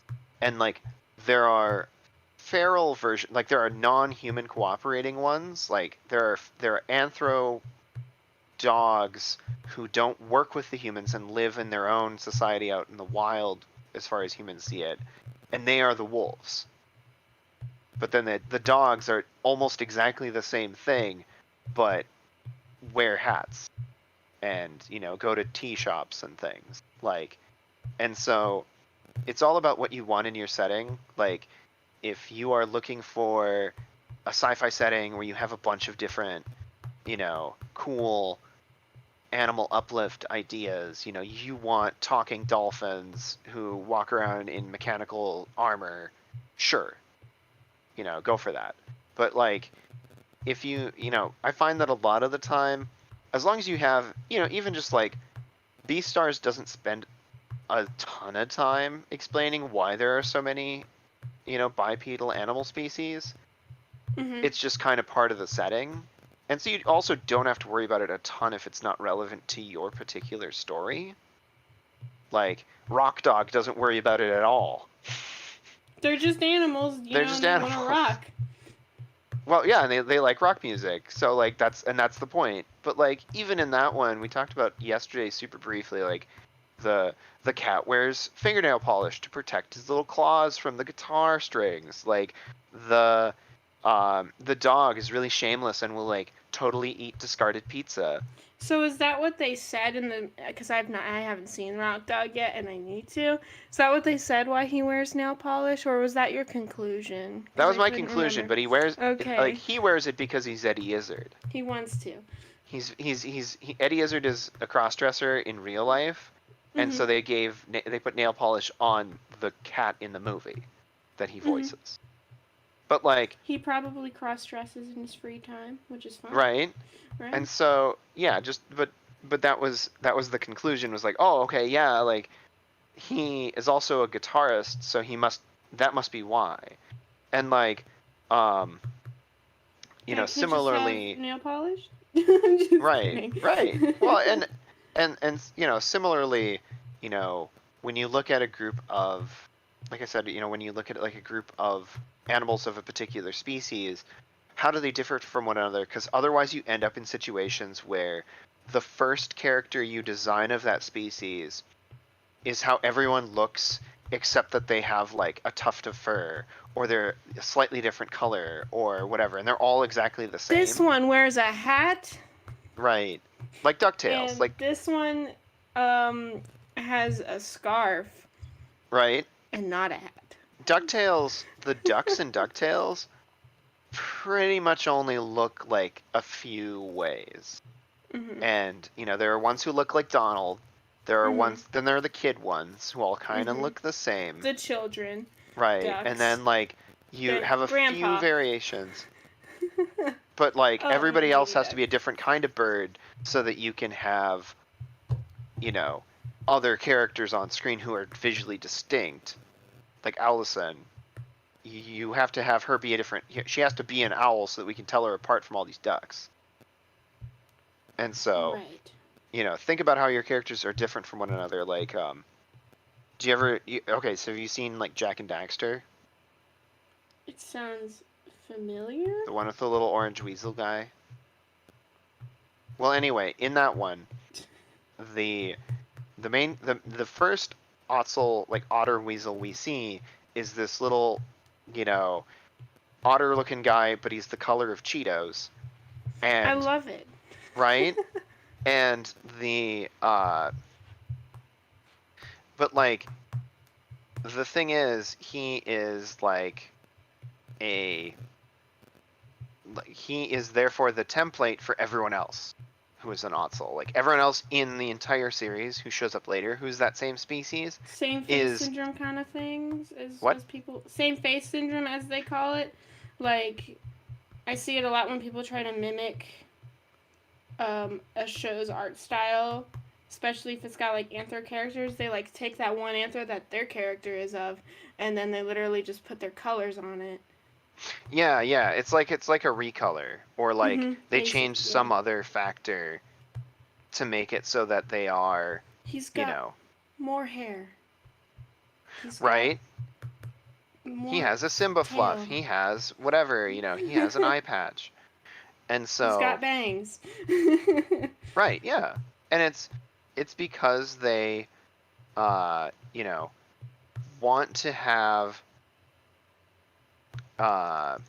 you know, they want to have like this character, you have it be obvious that this is the same species as this other character, but they you know, have like already set in stone that this is how characters look from this species, and then they're just like, oh yeah, we're done. That's all we're doing.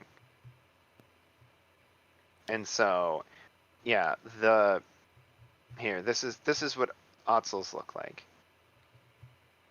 Where are you putting it? I'm putting it in your Discord.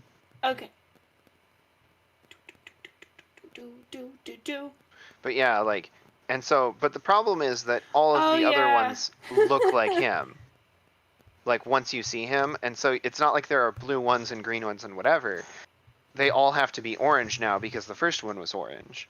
When really, like, if you'd planned a little better in advance, you could say like, you know, oh, like, some foxes are white, some foxes are gray, some foxes are red, some foxes are whatever. There are different kinds of foxes. Yeah. This one's a fennec fox. This Right? one's a bat-eared fox. And then This one's a gray fox. so like and so another thing that I like to think about is like what technology these species use.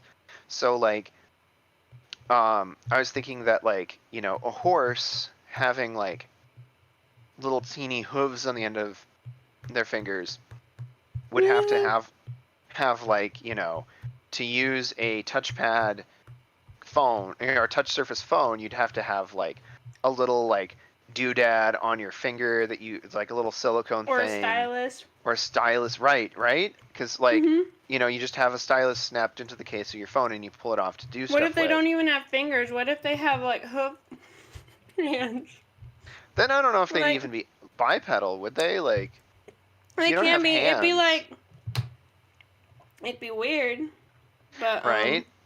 like kind of like how. How do they? It'd be odd because like when you look at paws, they're not too different from hands. They don't go too crazy with that when it comes to anthro characters. But like, you gotta really think about. Well, is this deer gonna have like person hands? How did he get person hands? Is this an evolution thing? Or is it gonna be like maybe his hooves are just more flexible and weird? Right. So like Or yeah, like maybe how they do wear you something. Maybe they wear robotic attachments and we're going like fancy steampunk future-y whatever. or is it like BoJack where you just give everyone human hands? Yeah, they're very human and like everything is human. It's like a human with an animal skin over them is what it makes me think. Yeah, like it's they don't basically even like have tails. right? Yeah, I personally I find it kind of annoying when like the extent of an anthro character is just something that you could drop, like you unlocked a new skin for your character in a video game and you have applied it, and it's exactly the same model as the human one, but now it has a horse head and it's a different color. And when you say horse head, I just think of those weird rubber masks. Well, You threw yeah, on a but rubber horse mask and there you go. You painted your yeah. right? And so what is it called? Zipperback. When you look like an anthro but you don't like change anything else. Like that, what's that movie? That rock, it's like based on, it's old. It kind of makes me almost think of like the Disney style when they like do Goofy and stuff, but like they're anthro animals, but they don't even really look like anthro animals. They're mostly mice. There's like it's like a band. There's this one girl who wants to get with the main guy, and he's just terrible the entire time. Are they and they're mice? I think they're supposed to be mice, but like the Oh, whole is extent. that Rock and what is it? Rock and Rule? something Rock and Rule maybe, yeah, something Yeah. like that. But like the extent of their anthroness is that they have what I call like the Whoville mouth from like Yeah. the they look from like Dr. Seuss. They look like Dr. Seuss characters. They don't really Yeah. look like animals. So that's like one. They like one it's like a notch person over. with it's a person with a Dr. Seuss mouth with ears and a tail, and that's like right. the extent. It's like of it. one step over, one notch like, over on the anthro scale, kind of like cat girls. Yeah, it's like, are Yeah. you sure that these are animals? They look like they're getting there, but not. They look like they were transforming, and they like kind of gave up during the first half. Right. And so like I tend to like think about, what kinds of technologies these characters would use. So like even just stuff like chairs, like a chair a chair in a horse's house would be radically different than a chair in an otter's house. Because right. a horsetail, you can kind of sit on it. It doesn't really matter. You could have a normal couch, but like an It's like otter hair. couch. Right, like an otter couch would either not have a back at all and you just lay on it, you just sprawl on it, or has a big track that your tails can all fit in, or things like that. Something so that even more awkward, like a Komodo dragon or something with like those big, thick, scaly tails. You don't bend those. They can like sway, but they don't like really curve very hard. And like, how would you get in your chair when it's that long? Like, they probably have to like get like pretty far in front of it and like back up into it a little bit to get into their chair. If it or has it like a snaps hole. together around their tail. Yeah, so they can have a back. Right. Like all the accommodations that would be required for like a place, like even like a restaurant, like if you open a restaurant that's like, oh, all species are welcome, it's like you're gonna have so many things for so many different animals, and like maybe you could focus on, okay, well maybe this area is known to have like these kinds of animals, so maybe their focus will be on those instead Right. of like trying to accommodate for every single animal out there. Well, we'll just 3D print you a chair when you come in. Yeah, there you go. You have Like, to bring your own chair. And like the more sci-fi the setting gets, the wilder your solutions can be. BROC. Like, right? Like the in there's a sci-fi setting I'm working on that has like anthrophenix, and the Fennec planet is a desert, and so they're like everything that they make is like based around like glass, because you made a lot of glass out of sand, or like compressed sand concrete blocks. You know, that's what their civilization is made out of. And like, you know, the Fennec are all about like they have really fast ships that can pick up signals from really far away, because that's really important as a Fennec. But like, you know, they aren't, you know, they're kind of small. You know, like they don't want to have big dumb ships. They think that's clumsy and inefficient. Mm-hmm. And like, you know, they're really good at like manipulating light, because light is and like, so they've really advanced like solar power and whatever on their world, and like they have really good laser beams because they're really good at manipulating light. And so things like that, what kinds of technologies would a species use? And that's radically different from, say, like space dolphins, who would like have ships filled with water and like tubes to travel around into different parts of it and things like that. Like a flying fishbowl in space. Right? Well, or even stuff like, how would anthro-birds have their spaceships? Would it, like, okay, so Star Fox. Mm-hmm. In Star Fox, everybody sits in a normal cockpit, but like maybe foxes sit in cockpits like that, and birds are used to laying down so that their wings are stretched out into the wings of the spacecraft. Oh, yeah, because it's like, I bet that'd be really weird sitting up for a bird when you're flying. Right? They'd be like, that's bizarre. I can't even look down properly. You know, stuff like that. Like, make it. Maybe their cockpit would be like, the window wouldn't just be the front, but it would be like front and curve like underneath of them too, so they can see underneath of them, because that's where they like to look. Yeah. That's where they like to see things. They like to fly higher than everybody else. But it'd be weird in space, because it's space. Right. Space And so, like, is maybe already different. maybe like, you know, if Fox McCloud were flying a ship made for Falco, he'd have to lay down like that, and it would be really uncomfortable and weird. I love that, like, if they crash land somewhere and his ship's the only ship that's working, and like Falco broke his arm, so he can't fly. So you have to fly my ship, Fox. Right? I really don't want to, Falco. Right. I don't know how he talks. And so you know, or even stuff like when I was running a tabletop RPG where everyone was a werewolf.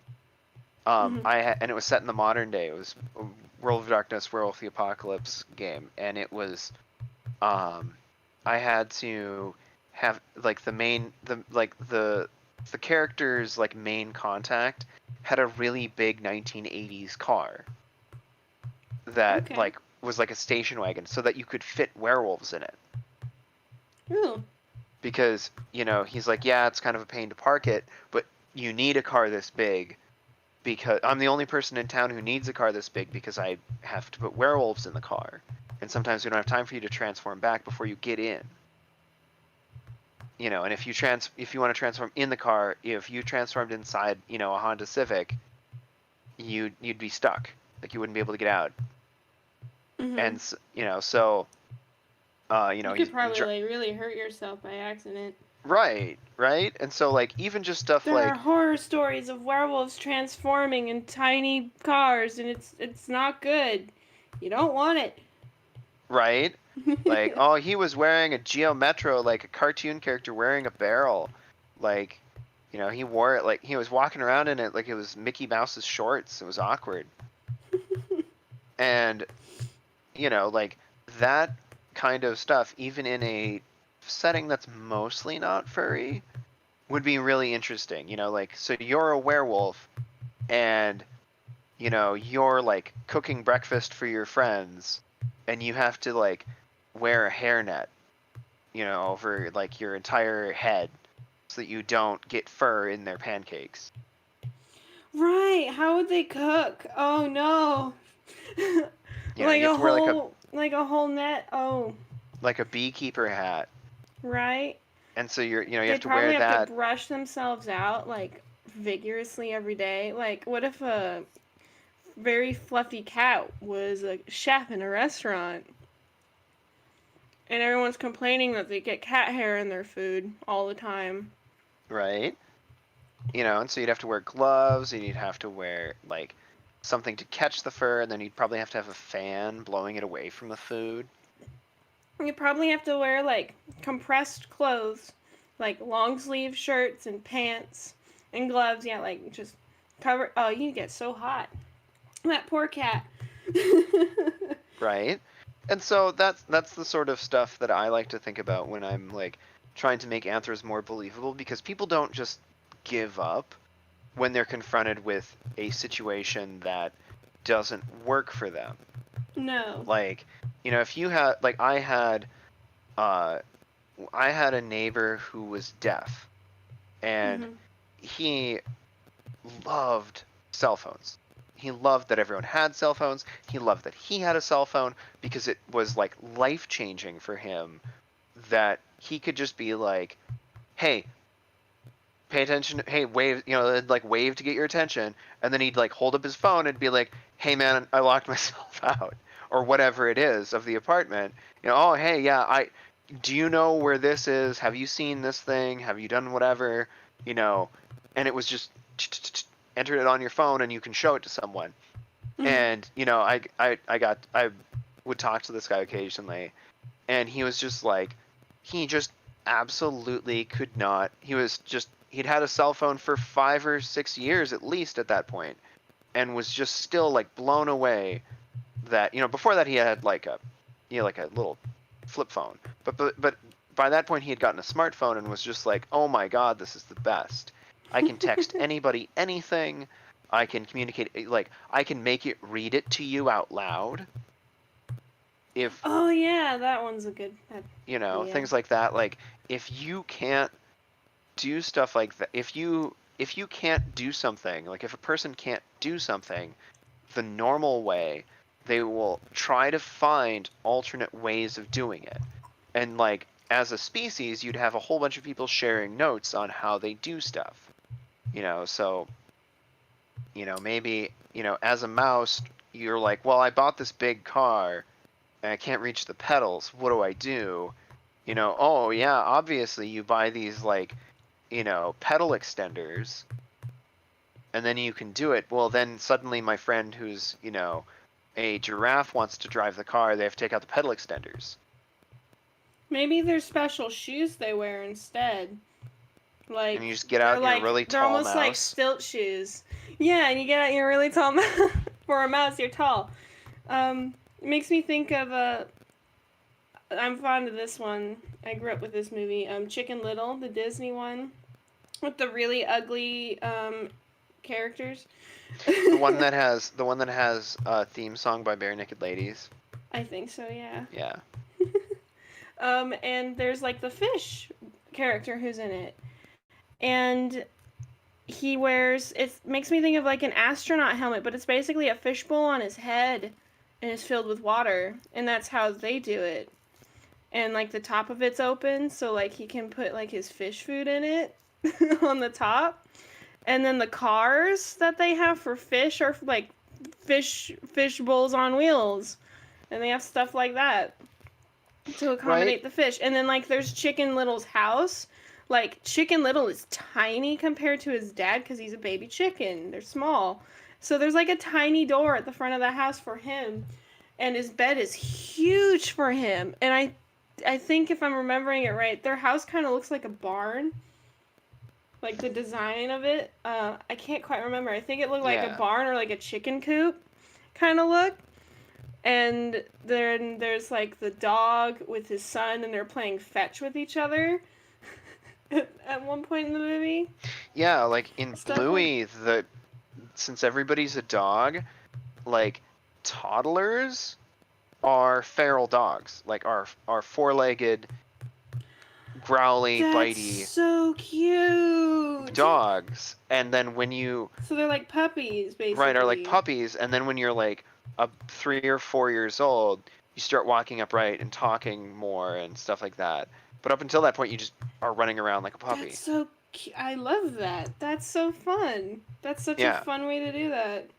That makes And then, sense. like, And then there are ways, like, let's close this off with, like, the oddball stuff. So, like, if your characters aren't even animals, but they look like animals, you can get away with even wilder stuff, like in Winnie the Pooh. So, like, in Winnie the Pooh, they look like animals, but they're actually just stuffed animals. Like, I they're think just plush rabbit's animals. a real animal and owl's a real animal. Right, but other Pooh than that, and Eeyore and they are not like they are not. Even Piglet doesn't weigh as much as he should. Like Piglet's always getting like, oh no, he's accidentally attached to a balloon and he's floating away. Like, and Pooh, like his stuffing always flies out and stuff, and like Eeyore bother. clearly has no bones. Yes. He's Like just Eeyore is soft. constantly being Eeyore's like my squished favorite. by things. Yeah, Poor and like Eeyore. why not, and why not just roll with that? Because what that says to the viewer, or at least to me anyway, when I watch like Winnie the Pooh, is like these characters are talking stuffed animals. Don't worry about how they evolved. This isn't that kind of setting. Don't worry about how they came to be. Don't worry about whatever, like what they eat. They eat honey, obviously. He eats, rabbit likes carrots. Right? That's like all I know. Right? They eat carrots and vegetables of various sorts, but like it's because it's a kid's game. And in a kid's game, you don't have a ton of backstory. Mm-hmm. And so like if your characters are spirits or childhood Yeah, like all imaginings, the theories around Winnie the Pooh. Maybe they're actually like forest spirits or the souls of gone children taking over stuffed animals, or they're all a dream, or they're his imaginary friends. Of course, the new live-action movie took it differently, which was interesting. If you haven't seen it. I think the one where they're the souls of dead children. I think you're thinking of Five Nights at Freddy's, which is slightly different. But I see how you got them confused. Oh, there's so many weird ones. That's not. But the yeah, only one. like that's probably one. I guarantee you, that's somewhere. right, or like Um, even just because compare that to like Wallace and Gromit. Have you seen that? I have seen the movie, and I've watched some of the clips. And by movie, I mean the Curse of the Were-Rabbit, which is one of my favorite to watch Halloween movies. If you haven't Right. seen it, it is a fun watch. Go watch it. It's claymation. It's well done. Do it. And in that one, they don't explain a ton about how dogs work in the society. Right. It kind of reminds me of Family Guy. Here's this dog. He can talk. He talks and stuff, and he interacts with humans and has relationships with humans, but he's also a dog. Right. And everyone knows he's a dog, and we're just accepting that he's a Right. And so in Wallace and Gromit has the additional burden of Gromit can't talk. Right. And so like Gromit, has to convey everything through facial expression, but is much smarter than Wallace. Has there ever been another dog in that show? Yeah. Or movie? Yeah. He has a love interest dog who's a poodle. I remember her. And Oh, then yeah. he has like an enemy dog. Isn't she like him? Yeah. Like she walks and stuff, and she Yeah. can't talk, but okay. Yeah, they all the dogs in this setting are bipedal and intelligent. And all the rabbits kinda penguins are, too. all They're the not penguins are bipedal. bipedal and malevolent. Right. Hi, folks. Hey. We're probably going to have to call this here because we need to get to the next panel. Thank you so All much. right, thanks for joining us. Also, I This- love the picture that you did for Let this, me zoom Joey. out and show it. Yeah, I know. It looks amazing. I'm probably So going to finish classy. this later. Please Yes. do. I would like to see the results of this. Yes. Okay, we'll Do you catch like you all it, in just a Tempo? minute. We'll be switching to a talk with Ivik and Scratch and Perseverance. Continuing our theme of an extra special helping of South African furries in our Yes. Nebraska convention. Yep. For sure. All right. All right, we'll be back in just a sec.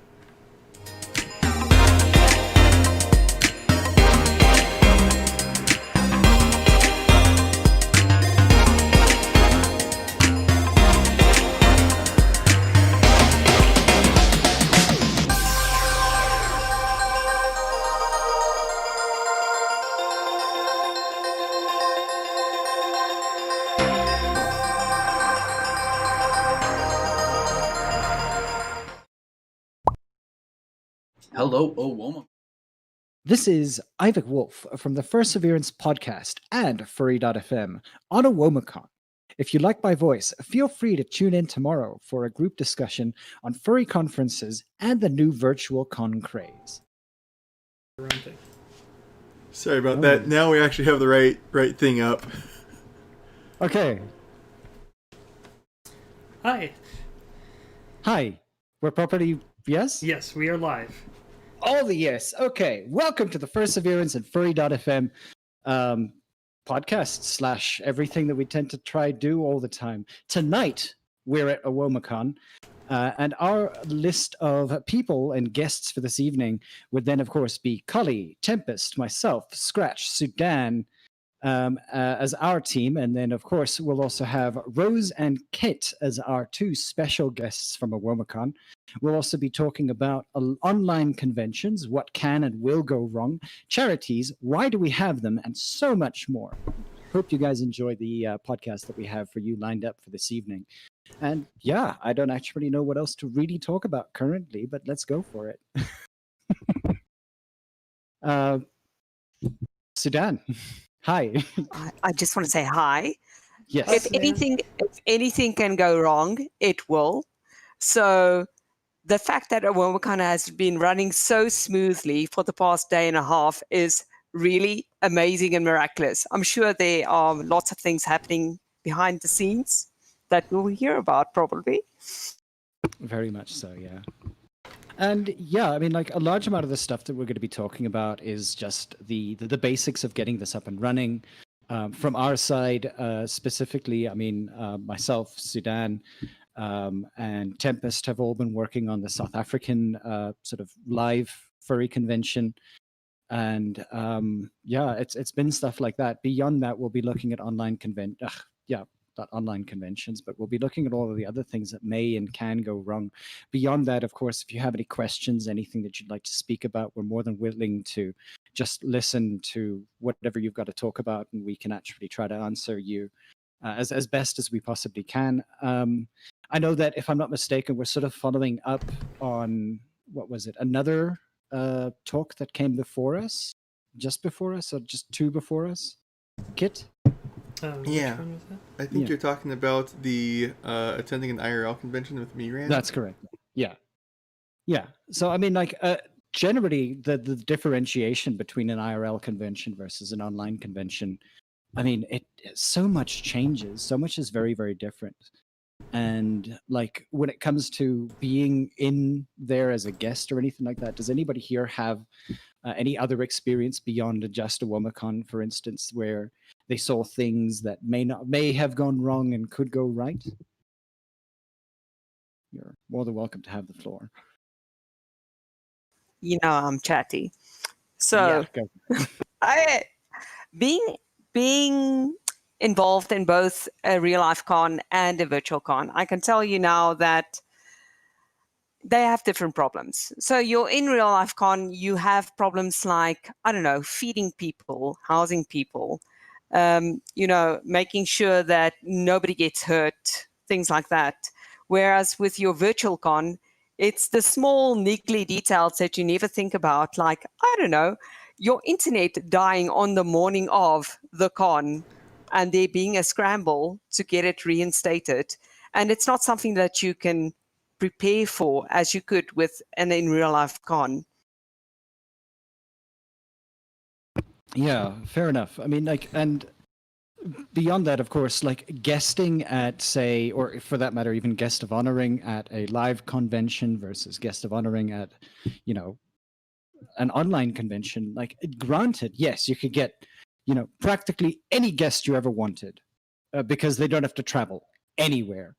But the thing is that it's generally about trying to meet people as much as you possibly can, being there, being present. And I know that what's it like the if I'm not mistaken, like other live conventions, for instance, have like a specific guest dinner. So people who are, you know, top tier donators and whatnot tend to go to these little special areas where you have breakfast with the guests of honor and whatnot. Those are the kinds of things that you get perk wise. So it's very difficult to then match that particular perk with a perk in an online convention. Like what is the perk for being on an online convention? Yeah, we actually did have an option like that Tempo had actually suggested to us, and no one took us up on it, but the option was there, and that was to have a virtual pizza party with the guest of honor. I love that idea. I thought it would actually be a completely feasible idea, given, especially now with everything going on, online delivery has really sharpened up. So you could have a pizza party in your living room with the guest of honor and all the other sponsors. So that was actually such a good idea. And I was so jealous that we didn't think about it as well. Yeah, no, it would have been fun to see someone take advantage of that. Sure. But I'm not too disappointed, I suppose, in that we would have also then had to figure out the logistics, of course. If there's anything, if there's anything Ivor can tell you, it is to aim high and worry about logistics afterwards. Oh, absolutely. For sure. So one thing that kind of sticks out to me, and I say this with only the experience of having been behind in the sausage making of this virtual con, but it seems to me that one difference between a virtual con and a real con is that in a real con, if something goes wrong during a panel, that's fine. You know, we've all been, well, those of us who've been to really large conventions like Anthrocon or Midwest Fur Fest, there's just panels that you go to that are just low energy and people aren't super prepared and people show up late and leave early, and it's all whatever. It doesn't take away from the con experience at all that not every single panel knocks out of the ballpark. But at least when I have caused a couple technical hiccups during OWOmacon, there's no other panel to go to, and it feels a little bit more exposed, and there's more pressure to get it fixed right away. But on the other hand, that's the worst I have to deal with. I don't have to worry about something like someone needing to run something with the ambulance or needing to get the police involved in something if something goes really wrong. Yeah. I mean, like, that's technically some of the things that have gone wrong at our live convention as well. And that's the weird thing for me is that you have to differentiate now between a live convention and an online convention. And it's just so different, the way that you sort of handle things. Like it's like I still feel the exact same amount of anxiety in an online convention as I would at a I'm there live convention. But if I'm there live in a live convention, I can still run away. You know, I have the option. You're not supposed to say that, Ivor. That's supposed to be the secret. You know the inside talk, backroom talk. But that's what we're trying to do here. We're talking about backroom talk. The thing is that at a live convention, I can run away. Like, oh goodness, there is a gap. I'm going to the lunch hall to throw up. Oh dear. I've never done that. Hey? Have you done that? Never. Oh, But are you you handle sure? it so proficiently, to be honest. Like, even with last year's con, you still nailed it, Yeah, for regardless. sure. Even still now, you do. Oh, absolutely. Yeah, so the effort It's- for last year was outstanding. I would love to have you all back. We But- We wanna would come love to be back. We plan to come back Glad for that. as soon But as feasible. I think again, maybe the advantage that I currently have is the fact that now, for instance, with the way that things are going, I've done probably around about at least a good 45 to 60 hours of nothing but like online classes, like an hour each all the time, talking about whatever the hell it is that we're doing. 300, like say about, I've got about 6 different classes that I've got to teach in a week, either running between 2 to 3 hours, dependent on the students that are coming in. So I think that definitely comes in as an advantage, because there's a particular voice that you use doing a particular thing. And like a large amount of the time, especially now with doing the podcast as well. Like there's a very particular voice that I use and a very particular way to handle things, and it doesn't matter how scared I am honestly, like, I'm looking at my hand right now and it is shaking. You have no idea. Oh But my gosh. I wouldn't have guessed. You sound great. He's very good at hiding pain. And And maybe I that think is that's something. Yeah, go. Yeah, that's definitely something that it's a very big positive in terms of doing online cons and that sort of thing. And I've also noticed in terms of panelists, there's a lot more people that wants to do a panel on an online con versus wanting to do one in the IRL sort of panels. Because on online one, you can sort of mask all of those insecurities quite a bit more. And if you're scared of talking to people in public and that sort of thing, you're not as scared doing it in front of a webcam or doing it streaming or something like that. And you're very you putting have it. a level of prep, right? That's Yeah. true. You can be in complete control of the environment, and you can even rehearse in the environments you will be presenting from. And also you can do a complete pre-recorded session. So you can edit it until it's perfect to your taste and then present it. So it's like very well, if you're an anxious person, you can work on it little by little and in the end have a very good product. Yeah. That's a good point. And yeah, we have had people submit a couple of pre-recorded panels, and they're really well edited, like you said. So there is that option to prepare completely for an online con.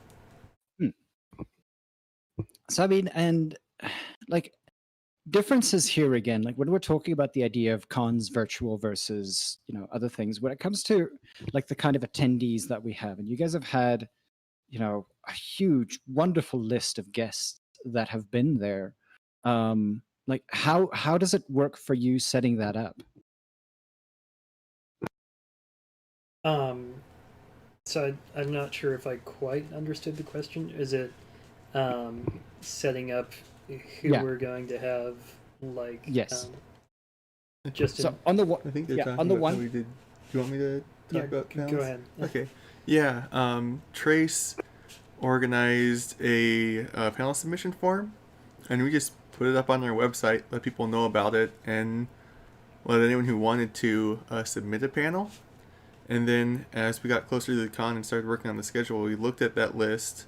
We considered which panels would be both feasible and enjoyable for an online con. Picked those ones out, and by the time we had picked them out, we already had enough content to fill up the entire con. There were a handful of panels that we would have enjoyed being able to do, but either required too much prep or just wouldn't have been good for an online format. So unfortunately, we had to let those ones go. But yeah, several people submitted some really cool ideas, and we were fortunate enough to be able to pick and choose from the people who volunteered. So, in respect to the ones that you had to let go, what exactly doesn't necessarily work on an online convention then? Well, one of the panels that would have been really cool to do, but just would have been very difficult to set up was the suggestion was doing essentially like a fursuit dance competition.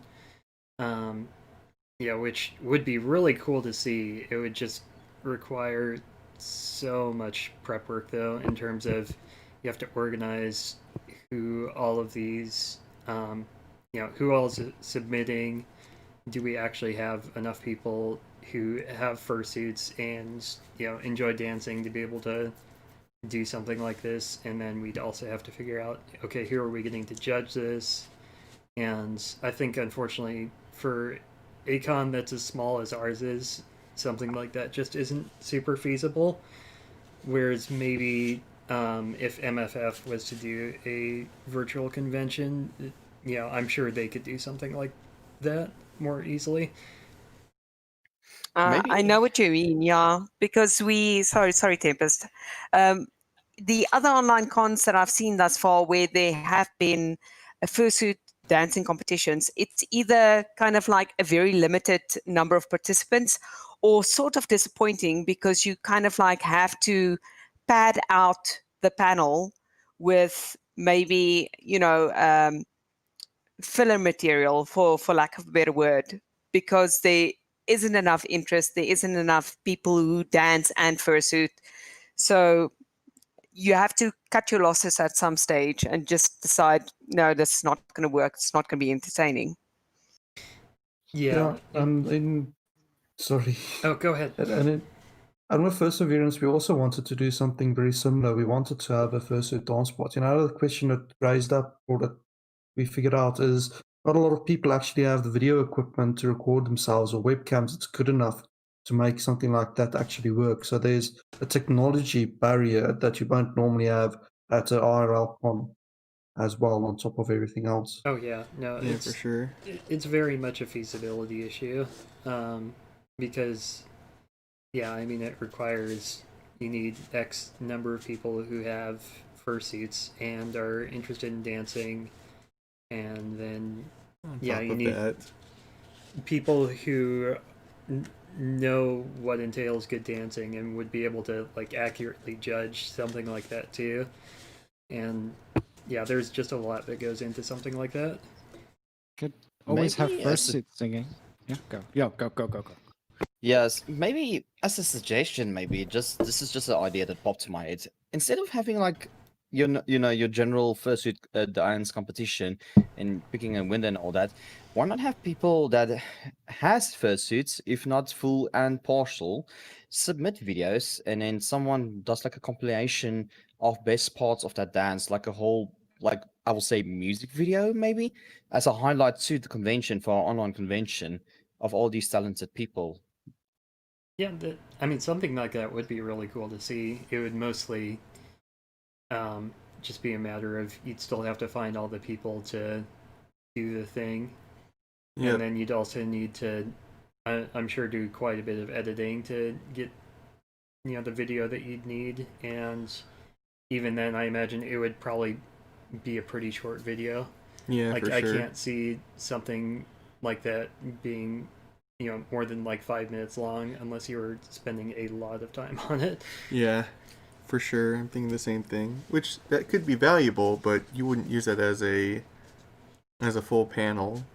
You'd maybe use it as like something you submit to social media to advertise the con, or something between panels, or part of a panel or something. Yeah.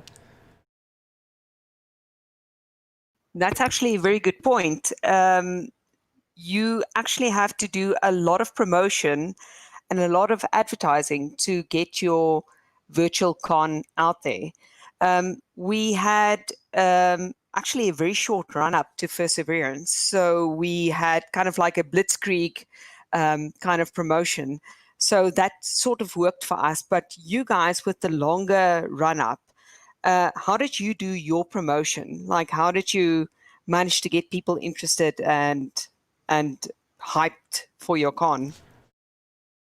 I guess a part of it was just advertising within the groups that we had established here, and then also some of we did some advertising within your group. We kind of piggybacked off of that a bit, and then also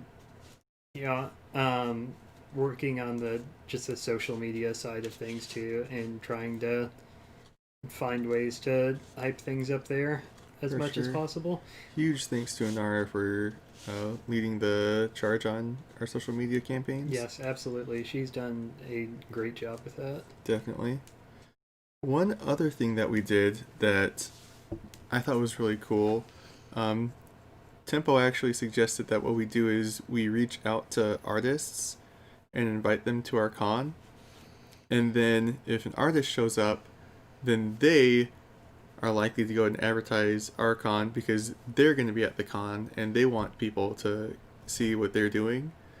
And we tried cold emailing a couple of artists, didn't get much traction there, but when we put up the Dealer's Den and started advertising the Dealer's Den, it was really cool. I noticed that there were some people who joined the Dealer's Den, were happy with the experience of being added, then told their friends about the Dealer's Den, and then those artists also joined the Dealer's Den. And so I suspect that I don't really have any numbers or analytics to prove it, but I suspect that quite a few of our attendees who are here because they know and enjoy some of the artists who joined the vendors. And when we started gaining traction with more and more vendors showing up to the convention, they brought some of their audience with them. Nice. Guilty as charged. I definitely started promoting you guys once you put your vendors list up. I was like, guys, you need to get in on this. There's going to be like an audience for your stuff. Continue. Yeah, Thank you so by the way, much. thank you so much, because I did notice No that. problem. I mean, you've been pushing for our convention really hard. I this want whole you to time. succeed. Yeah, thank We you so much, appreciate Sudan. it. We really do. We also appreciate all the work that you put into the art for us. Yes. You've done you've given us a ton of amazing support, and we really want to thank you for that. Absolutely. You guys are awesome, and I want only the best for you. Yes, thank you. We really appreciate that. We really do. And I definitely think that there's a lot of space left over in the VCon space. The more VCons we can actually have, the better it is for the furries. So For sure. all of us should help each other and should make it so that we can actually succeed. Now, build little micro networks and support each other, through the process. Because the more of us actually work on the VCons, the better it becomes for everyone. That is one thing I've really noticed about the furry fandom, especially with our convention being on the receiving end of this.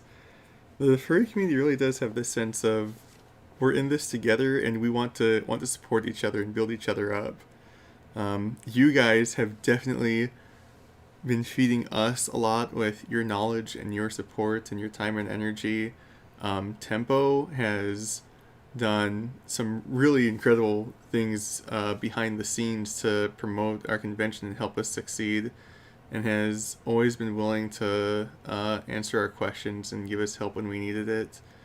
And listening to the way Tempo has talked about other experiences he's had at other cons, I really get the impression from him that he's not just doing that with us, he does that for every furry community and every furry event that he goes to.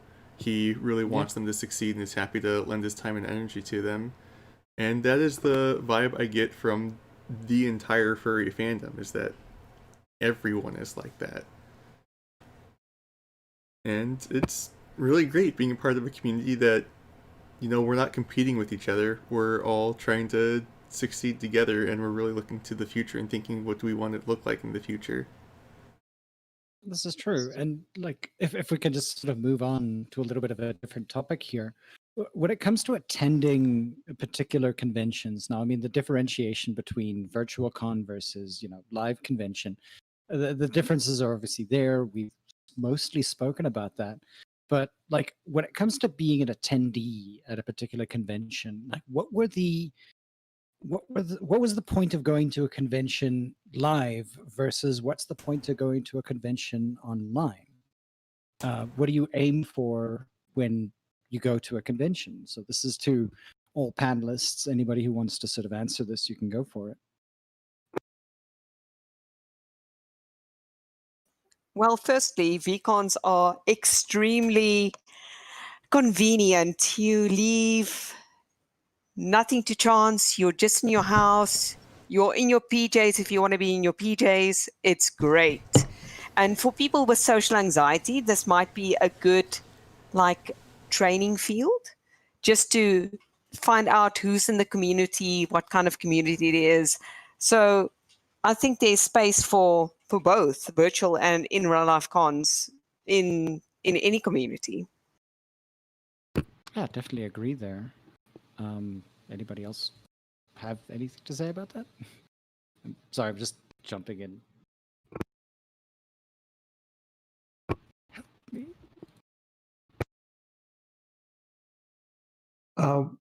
We do actually have an audience question as well. So as soon as you're Sweet, done with yes. this one, we can quickly fire that one off. Well, I So mean, it's a two-part. yeah, Yeah. yeah, go. Okay. It's a two-part question. It's from Yakumilan. He asks, do you guys think there's a market for a dedicated online convention tool/app? What do you guys find missing in YouTube Discord setup? I can sort of answer this one from the perseverance side of things. And the reason why we don't go and develop like a specific app to do VCons and that sort of thing is suddenly everyone has to sort of jump through hoops to gain access to it. So everyone that wants to attend your convention now first has to download a new app, then install it. Then the question becomes, do you do it for Android? Do you do it for iOS? How do you get it in the App Store? That sort of thing. So you make it a lot more difficult on yourselves. But let's say 2 years from now, and let's say we sort of started doing VCons, it's like 20 or 30,000 people attending. That might be a different story. Then it might be worthwhile doing something like that. I don't know if that's an incredibly OWOmacon good can jump in point. on that. Oh, yeah. Yeah, I do think that there's definitely something to be said there with using existing platforms like YouTube, like we're doing. It's very easily accessible. All you have to do is go, hey, we're doing a convention right now. Here's the YouTube link. Just click on this and your browser will take you there. And so yeah, I think that is something that defines virtual conventions from real conventions too, is that they're very low stakes. You can jump into the stream for 5 minutes, and if you really don't like what's going on, you can leave. Yeah. Which sucks don't do that, for organizers, but Well, it's a give and take though, because as a OWOmacon, we're just starting out. We're such a small group. We really had no established reputation, and yet here we are, and we've had roughly 20 to 30 attendees for almost the entire day yesterday, and going strong day 2. If we were something where people had to commit and pay money to attend and then physically be here, and they couldn't leave easily when they wanted to, it'd be a lot harder for us to get started. And so those low stakes mean that, yeah, we don't necessarily get to hold all of our attendees as long as maybe we'd want to, but it also means that we get to have lots of attendees who show up because it's something worth checking out at least. So regarding that, I have a very, very interesting question. Because, what's it? South Africa, when it started, we had, what was it, 27 was the initial number. And then 28. Yeah, 20, 27, and yeah. So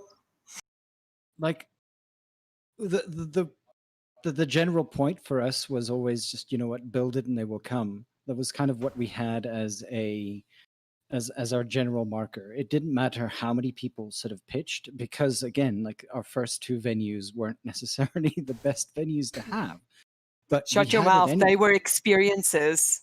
Oh yeah, there's nothing better than a cold shower and then not showering for the rest of the weekend. That's Just okay. saying. everybody can be a musky husky for a short while. Especially if everybody is a musky husky. It sounds like Yes, we then came to South Africa at a good time. Yeah, you did, actually. Yes, It was a you very did. good convention. Those goddamn railroad beds. Oh. Oh. What? You Yes, missed we out. slept in Even trains. I have That heard the was horror so stories cool. of those beds. From what I understand, And then the like fact that that didn't seal at all, so it wasn't a small bed. Like this cold air from all sides got into the little cots, but it was amazing. Yeah. Oh, And God. beyond that, Like of course, that rock one, like, yeah? yeah, Sorry? go ahead. No, like the one shower, for instance, one of the main showers decided to just give up at some point. The day that I wanted to get into it, I was like, oh, well, it's cold. I'm leaving. It was winter. There's no other reason. Well, at But least you also didn't have like a Oh. pipe burst in your cart. Lol. And everybody on that day went what is it?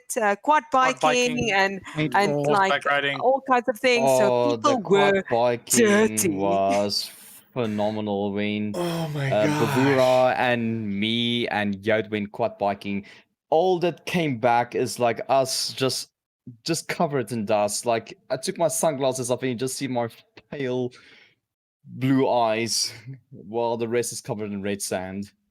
It was amazing. I Wow. would definitely do that again. It was so fun. But then again, like when it comes to the personal experience, if those are the things that you walk away with, irrespective of things like, shower issues and, the bed that you were sleeping in was an absolute piece of rock, any of those, if all of those things are the ones that you're willing to sort of let go of because the experience was there, then I think that that's a good convention. It's almost kind of the same thing as having a non-convention where you walk away and go, you know what, there was this one panel that I listened to that was great, that absolutely made the rest of my convention. And I think those are the kinds of things that we look for in conventions to begin with. It's the fact that, whatever the experience is, if there is an experience that's positive, that's the kind of experience you should be aiming for.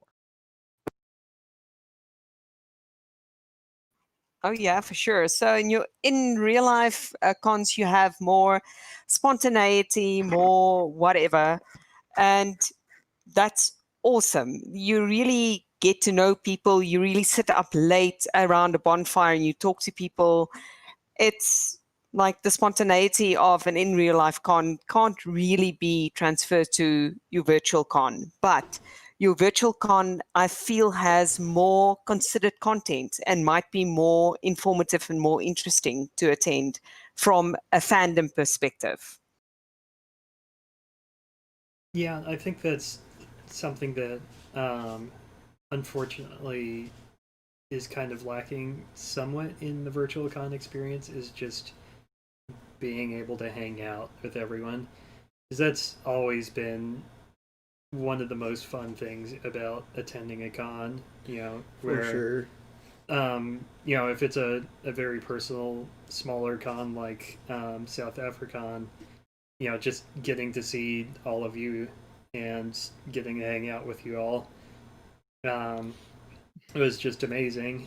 But then we miss you. Come back. We miss Yes. you too.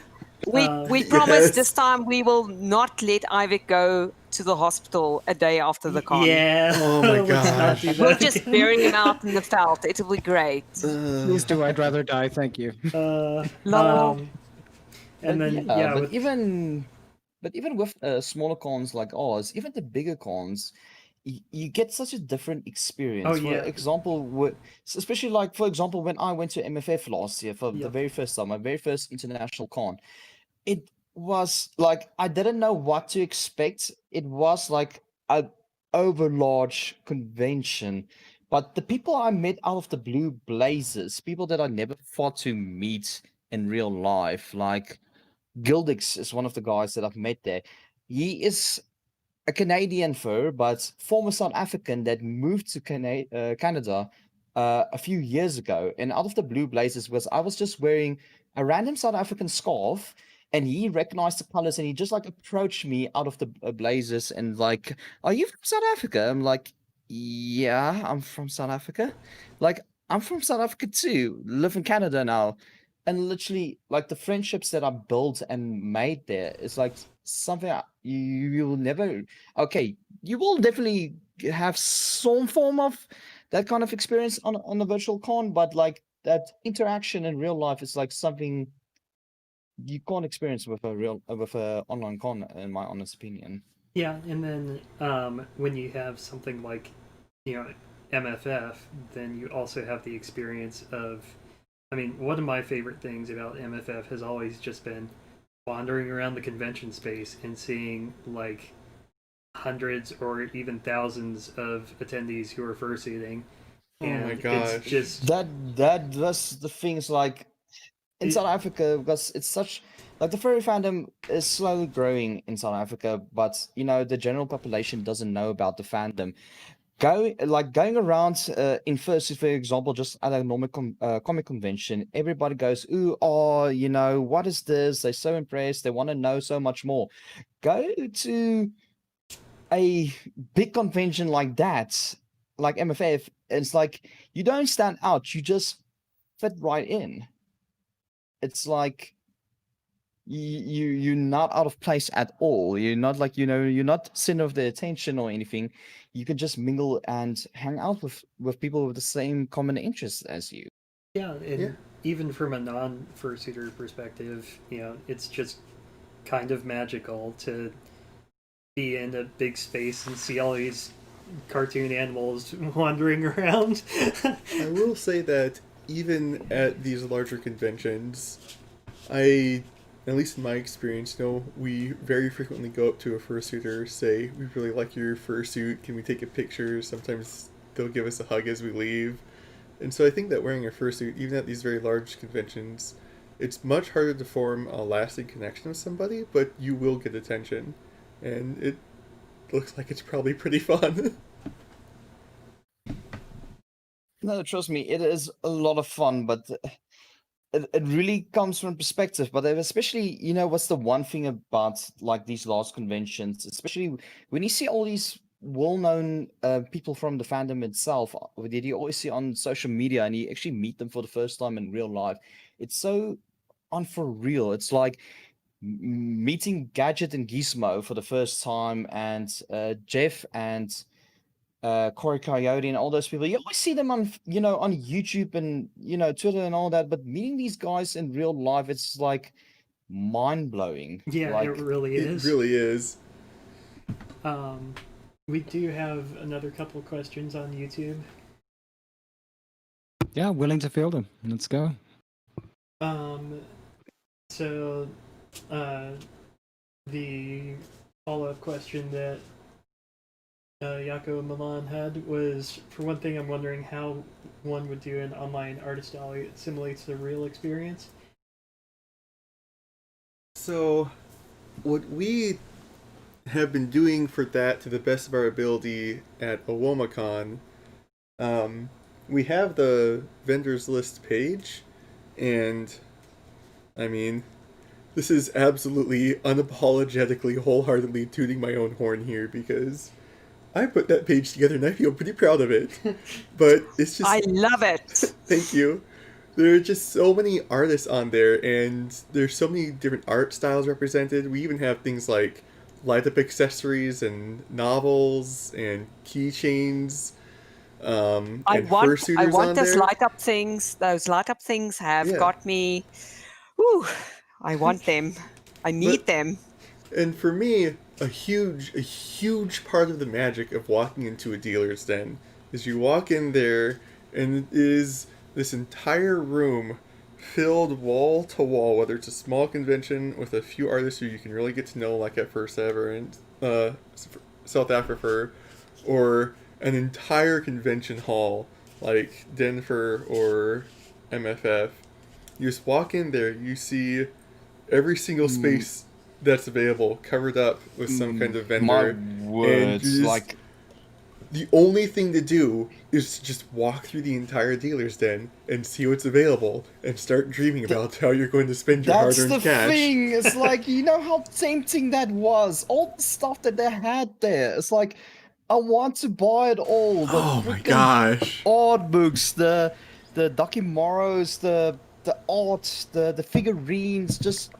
I just wish I had more cash with me. It's like exactly like, right. I want it all. Just why can't I just be rich and just buy cool stuff? Like why? But the other cool thing about a dealer's den, an in-person dealer's den, is that once you decide what you want, you can then walk up to the dealers and talk with them, and they're really excited about their art. They're always really approachable. You can ask them questions. Sometimes you can start having a fun little chat with them. That's the thing. It's like besides going just for, the awesome marketing and things they're promoting, just getting to know the people behind those things. How can I put it, like how they got the inspiration to start this kind of things. It's like a whole different story that you learn about behind all the things they make. It's like how did Definitely. it start? Why? It's like so cool. A thing that I also started doing actually, and I started actually doing it last year at the MFF when I saw Alder Wolf, aka Bioguards. What he loves to do, if he doesn't necessarily buy stuff from a dealer's den or the artist gallery, he loves to collect the artists and the dealers' business cards for future commissions and stuff. So he has literally like a whole card deck with all these amazing artists and dealers with their business cards that he collects and follow on social media for, to see what all kinds of things they can promote in the future. Yeah. And so to try and replicate that side of the experience at OWOmacon, we put together a Dealer's Den channel on our Discord, and so we have, I noticed that, like, Edgar Kingmaker in particular has been hosting a lot of art streams throughout the con and inviting con goers to attend those, and so there is this opportunity then for the vendors to interact with the attendees in this virtual space as well. I am, and I haven't really. It's hard to tell because I think a lot of the interactions that are happening with vendors and congoers are likely happening through private messages. I'm on the fence about how successful we've been at replicating that side of the con experience, the chance to really interact with the vendors. The Dealer's Den has been getting attention, but I was hoping it'd get more attention than it has, to be honest. So I'm not sure how to fully capture that magic of being able to interact with vendors in a virtual space like this. Good time to plug. Please check out our Dealer's Den. We have some awesome folks in there. Like, it's been really overwhelming. We have 19 separate vendors. Definitely. And all of them are really high quality. Yes. You should totally check them out, please. There are some really, really cool artists, and there aren't any mediocre artists. Yeah, and vendors as well. It's not all just art either. Yeah. There's some really cool stuff. If you have money to spend and you want furry paraphernalia, this is your chance. Blow all the money we would have spent on physical cons this year. And what we wanted to do with Perseverance, we also faced the exact same problem. And what we found is there's not enough moderators to, cope with that sort of problem. But what we're probably going to try to do with the second VCon we're going to try is to have on Discord 1 or 2 channels just open permanently, where it's like artist free for all. So any artist can just go into that sort of channel and do a live stream of them doing commissions and just like improv, and anyone can come past, look at what they're doing, ask questions in the chat, that sort of thing. So it sort of gives you the sort of Dealer's Den experience that's separate from the main con, where everyone can interact and you can see what's going on, but it's a bit more virtual, it's a bit more open. That makes We'll sense. see how that works out for the second one. We'll make it work. That sounds like a threat because it is. We really don't utilize Discord for all of its capabilities, and I think for the next one that's going to be quite a big focus, and having those sort of rooms where it's just everyone can come in and collaborate and get the little sort of Dealer's Den experience in one of the channels where 3 or 4 people are streaming art at the same time, that would be amazing. Definitely. Yeah. So, go ahead. Yeah, go. No, I no, was no. just Go going to straight say for that it. is something I've noticed during this con is that yeah, Discord has been a really useful tool just in terms of coordinating everything and yeah, just having like separate spaces for different things to happen, but then also everything is contained in the one group. Yeah, fair enough. So I do want to change tack here for, I guess, for now. But yeah, so one of the things that I think often comes up in respect to a large amount of the questions is honestly around the idea of a charity. And I know that with live conventions, having a charity kind of sounds like something that we're going to do anyway. Now that we're online, it seems like having a charity almost seems to take precedent over pretty much anything else. We're having a convention online. A large amount of the reason as to why people join us online is technically because of the charities that we're supporting. And so it, as sort of this question kind of mentions here, is that it's pretty much universally a norm that all conventions have a charity that we're going to be paying for. And I think that as we also mentioned, it's this idea of a feel good factor that attendees who may be anxious about just frivolously spending on things, now we have a reason to spend money and not to mention the idea that, like, if you look at South Africa, if you look at all of the conventions out there, there's something that we can buy for a raffle or this or that or the other thing. And again, it's that entire idea of not frivolously spending money and throwing it out there and going like, aha, I got all this stuff, yes. But there's something that you're getting back for that, like a feel good factor. So, I mean, if we could talk about how or why we have charities in the first place. The really idealistic answer, and one that I think is a very, very, very large part of the reason why this is so common in the furry community is, like I was saying earlier, I think the furry community just has this really strong sense of paying it forward. And it's become a norm because, when the furry fandom was establishing itself, there was this really strong ethos of being kind to each other and accepting each other and helping out where we can. And that's just become very firmly rooted as part of the furry fandom now. And so it just feels very natural to want to give back when you're running this kind of event. And who doesn't want doggos to be happy? Yes. Yes. And kitties. And kitties and all the things, all the living creatures. Yeah, no, definitely. I feel that, like, being generous and being charitable, or caring at least, is a very furry fandom kind of orientated thing. And I love it. I really love it. Definitely. I'm gonna go ahead and say this. It's a little bit of a hot take. Trace and I have attended a local anime convention for years, and it's a pretty good experience. But they don't have a charity, and they're still a very successful convention, even though they don't run a charity with it. So I think this thing that is just taken for granted in the furry community is not something that's part of all fandoms. So we really do have something special with the way we treat charities. Thieving weebs. It's not like that. I mean, you're not obligated to run a charity, but I do think we can feel good about ourselves. Yeah, no, definitely. But yeah, it's so common. Like you say, we don't even consider having an event without having a charity that we could possibly collect some donation for. So, wow, go us. Yes.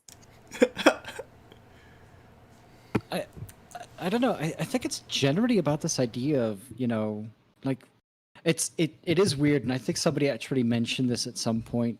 Like, the reason why we have conventions and have a charity with that is so that we can feel less guilty about going to a convention in the first place. Like, why am I even here? Is pretty much half of the question that you're asking. And then you kind of sit there going like, I feel better because I've actually used this amount of money to help those puppies. Yay! I do remember hearing one story from a furry I forget who it was, but some older furry was talking about his experiences at a panel I attended in the past, and he said how he worked in this really, really conservative state with some really, really conservative coworkers, and they just didn't need to know he was a furry. It was fine. But then somehow word of him dressing up in a fursuit and helping out with one of these conventions came out, and when one of his coworkers came up, the coworker said, "Hey, I heard that you were helping with this charity event. I don't really understand what you were doing, but I think it's really cool that you're trying to help out." And so I think that, one thing that we do get out of running charities, to be honest, is that, we get a better reputation out of it. Considering our reputation at the moment, like we need all the good press we can get. But don't you also feel like, especially the first sitting aspect of it, it makes it more, I don't know, acceptable for people or approachable for the general public to find out about furries, and then find out, well, we're just people having a hobby and enjoying helping others. I'm gonna have another really hot take about this. Are these really Oh hot no! This is a really hot take. Hashtag hot take. Like I've been saying, I really think that a big part of the furry fandom is that we really value being kind and we really value being accepting. And I think that in the current cultural climate, there are a lot of people who strongly value conformity and this really traditional idea of what morality looks like, well above being accepting and kind-hearted. And when furries were first starting to be recognized in this cultural environment, we valued kindness and acceptance, which not everyone else really cared about, but we were real different. And we weren't playing by those rules of conforming or by being moral in this really traditional, kind of Victorian sense. And so, of course, we got looked down on. And I think it's just... The hot take is that the furry fandom has a better moral compass than a lot of the rest of the world. Sorry, I still fail to see where your hot take is. I agree with that sentiment totally. Hashtag popular opinion.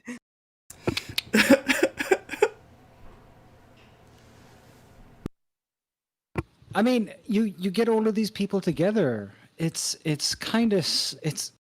actually insane if you actually have to think about it. You just got a whole bunch of people from America, from Australia, from Brazil, from anywhere to just randomly talk to one another, be in one particular place.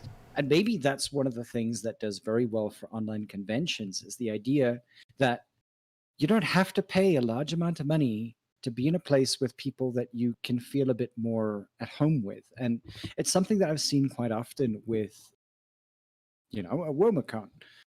It's that entire idea that, we're a group of, South Africans, Americans, Canadians, goodness knows. We all sort of just got together randomly into one particular area and went, okay, what are we doing? Same thing happened with First Taverns. You guys accomplished the same thing. Yeah, go. Yeah, and speaking of, we've actually got a question, something on those lines. So Jakob Milan asks, OWOmacon did registrations, Perseverance did not.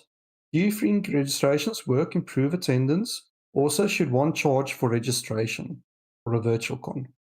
I just want to say really fast, thank you so much for these really excellent questions, Yoko Milan. We really appreciate them. He's really good at questions. Yes. Clearly. He's a deep thinker. He is an author, so... That'll do it. But yeah, go. Go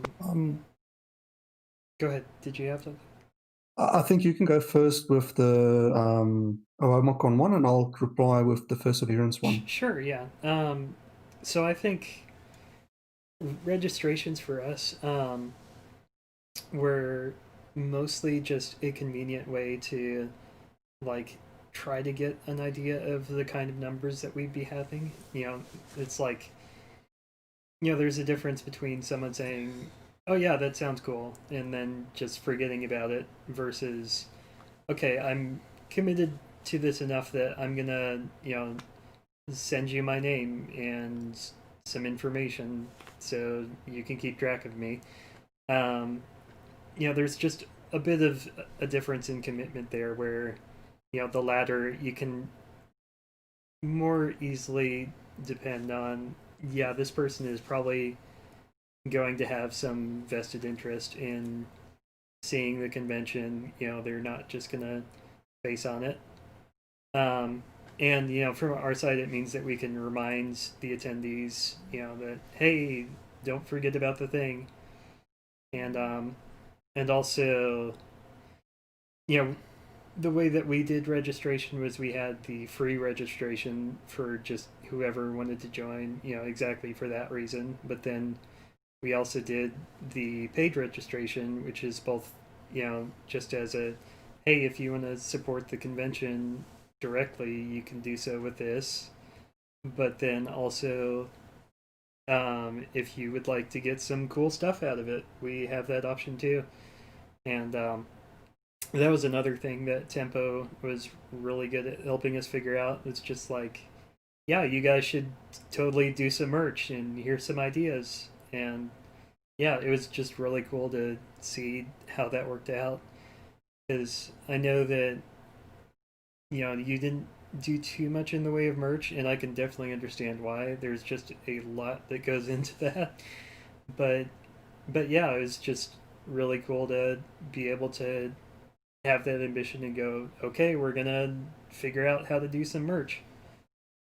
Speaking of, our merch is still available. Yep. We haven't been advertising it as hard, but if you go to our website, we do have a merchandise page, and we have face masks, posters, badges, and stickers for sale. Yeah. Oh my god, those face masks are so freaking adorable. They are. So adorable. Did a great job on them. And you did, correct me if I'm wrong, you did the convention badges and some of the stickers, right, Sudan? I think I did the convention badge, Yes, okay. front and back. Badge. Yep. Yep. Those badges look nice. They really do. Yes. High five.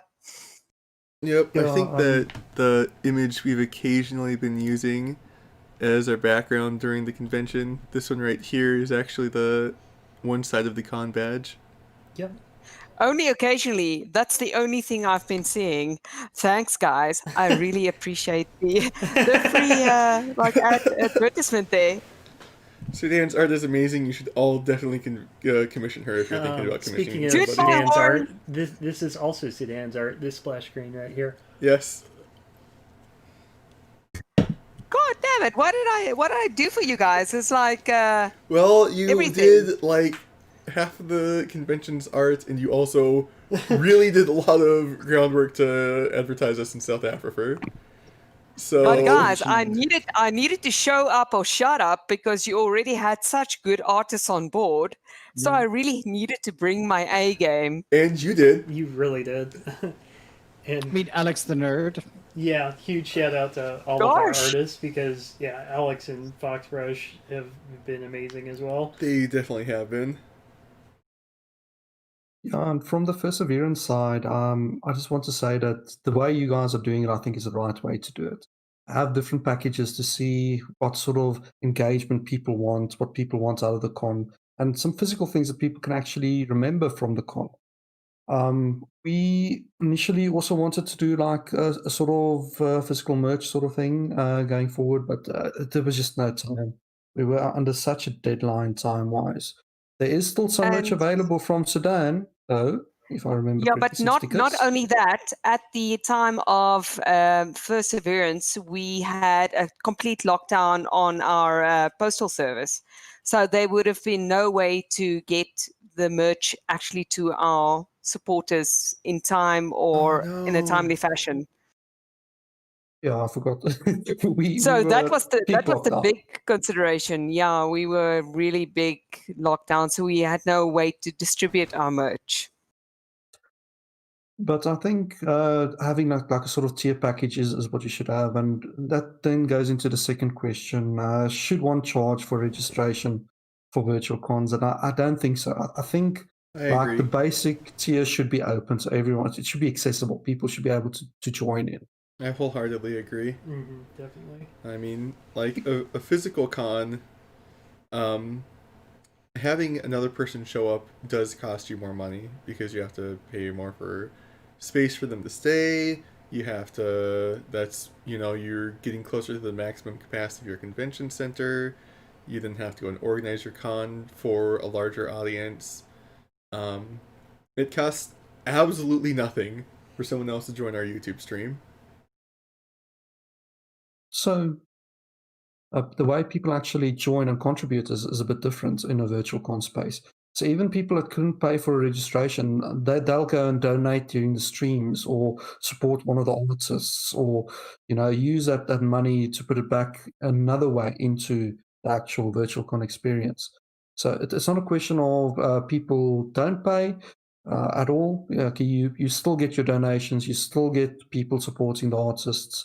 So it's a win-win situation if you have a free tier.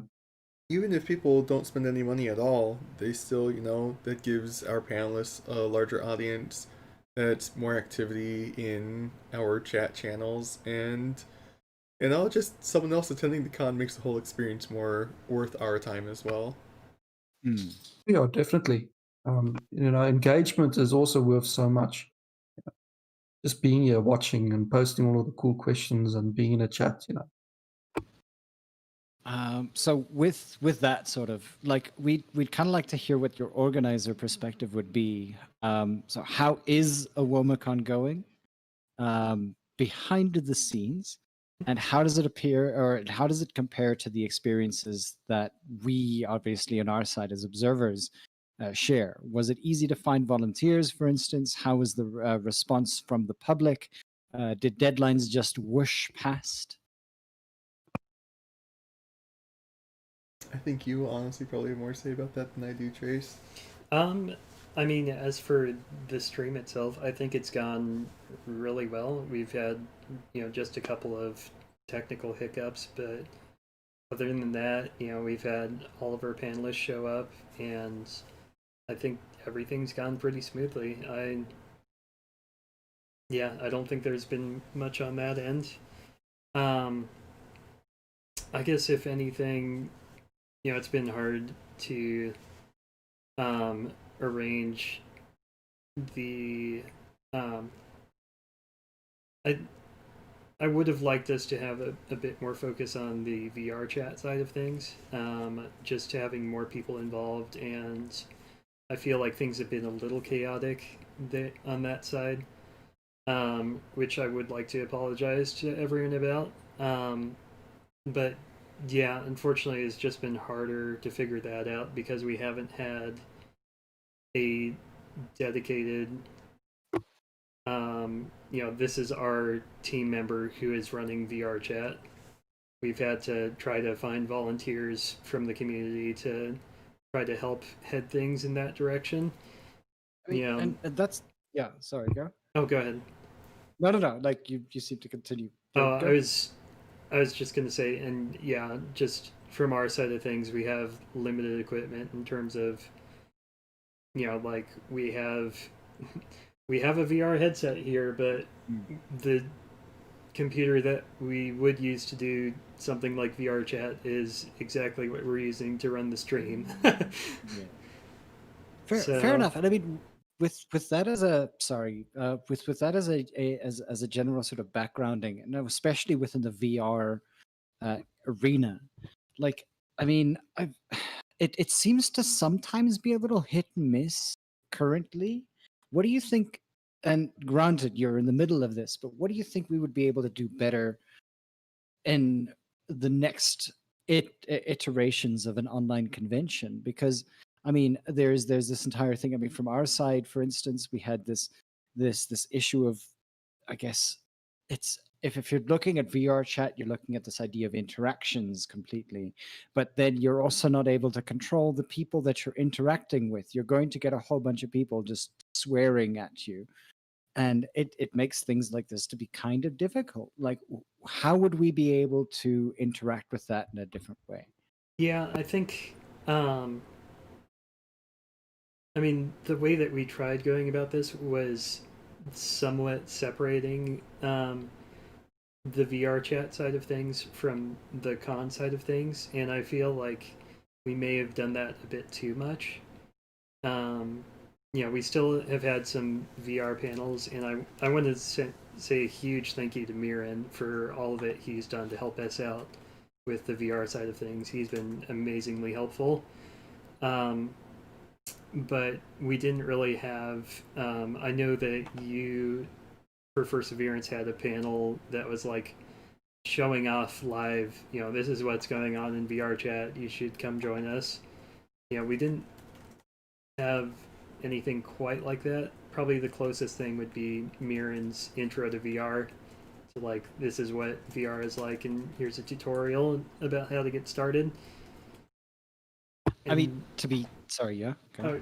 I think again, it just comes down to we didn't quite have the manpower that we needed to be able to go. This is our official. These are official VR chat runners, and here's everything going on in that side of things. Been a little more chaotic, and yeah, again, huge thank you to Miran, because things would be even more so if not for all of his efforts. So, I mean, we're definitely going to, for everybody who's going to be doing any VCons from here on out, you're going to need a moderator to be able to work through this kind of stuff. And I mean, not just one moderator, but like several.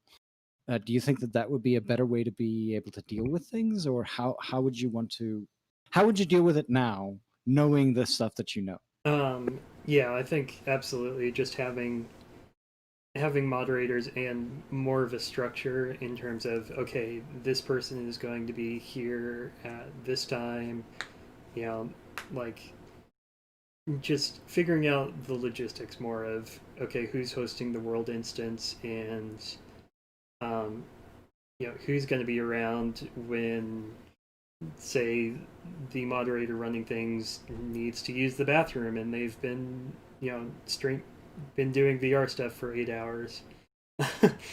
And just, yeah, I think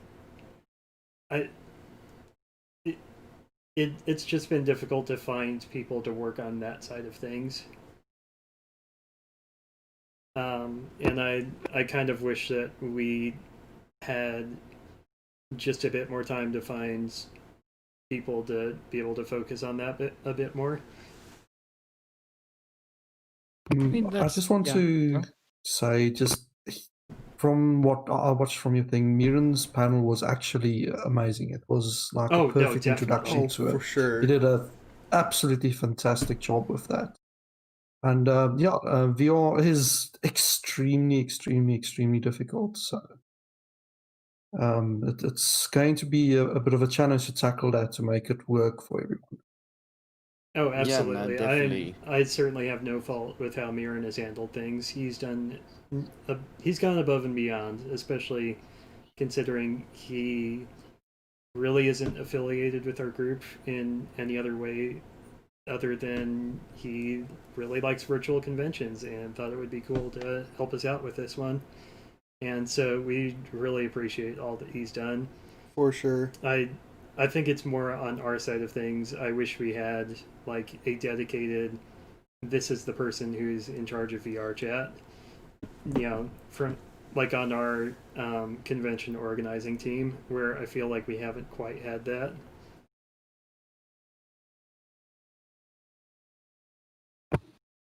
That's pretty fair. So, like, I know that we kind of already slightly touched on this beforehand, but at least IRL versus virtual cons. But I mean, given your experience both nationally as well as internationally, what sets conventions apart from one another? What makes a convention make you want to come back?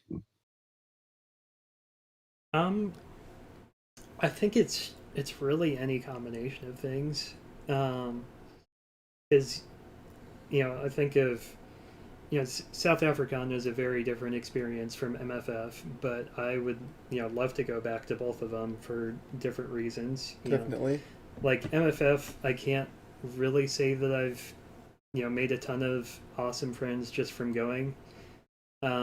Just because it's so huge and overwhelming, and there's so many people. It's hard to, for me at least, it's been hard to meet new people and really see make new friends that way. But at the same time, because it's so large and there's so much influence, you get to do really cool things like meet creators that you've respected for years, and like you really enjoy their art and their content and things like that, and you get to meet them in person and just get to talk with them and interact with them, and things like that are really cool. And then again, Yeah, definitely. just being in convention spaces with thousands of fursuits and like things like that are just really amazing. So I think there really is just different things to different conventions. Yeah. I will say we managed to steal one of the things that I've really enjoyed about MFF in the past for OWOmacon, and that is tempo.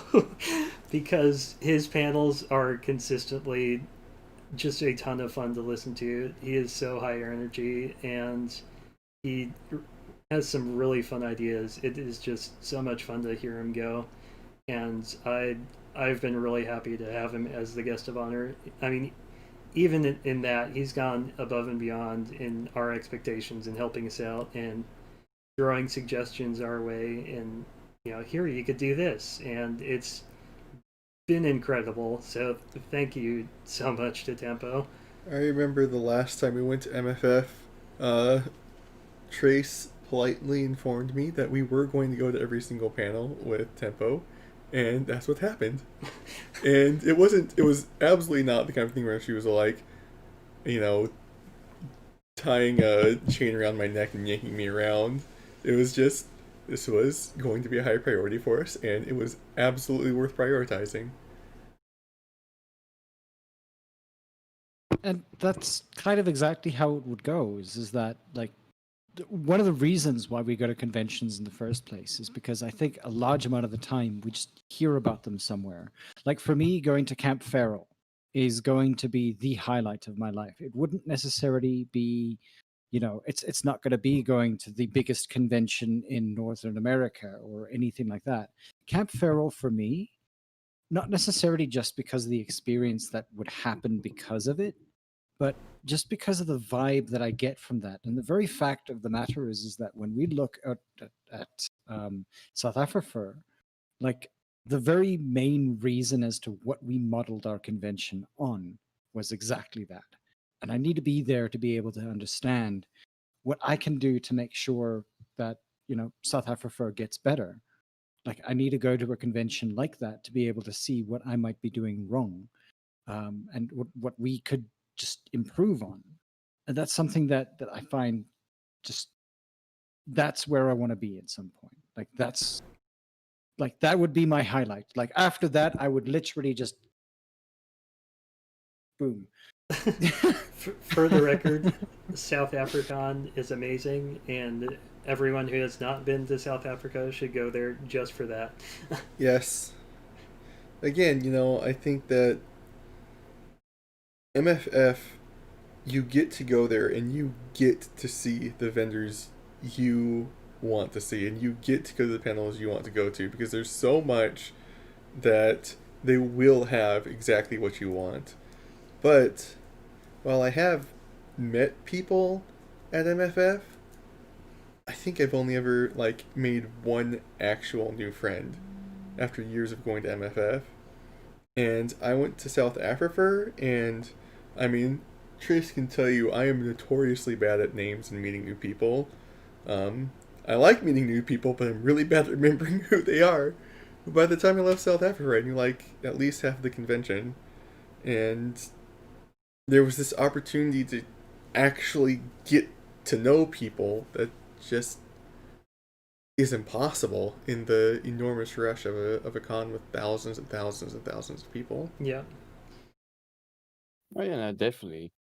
But you do come across those people from time to time. Even during my time at the MFF, I came across multiple of the people that I've encountered on the first day throughout the con by just sheer luck, I would say. Because, like you say, it was what over the 11,000 attendees last year? It's something absurd Yeah, like that might have been. Yeah, something in that line. Yeah. And you barely get time to actually mingle with all those people. But then it's again with all the panels they had. Like the one that I actually really enjoyed going to was the what was it called? Like the speed chat thing where you had like just a few minutes to chat into, get to know people out of all the blue lasers. It was actually quite a different experience and fun.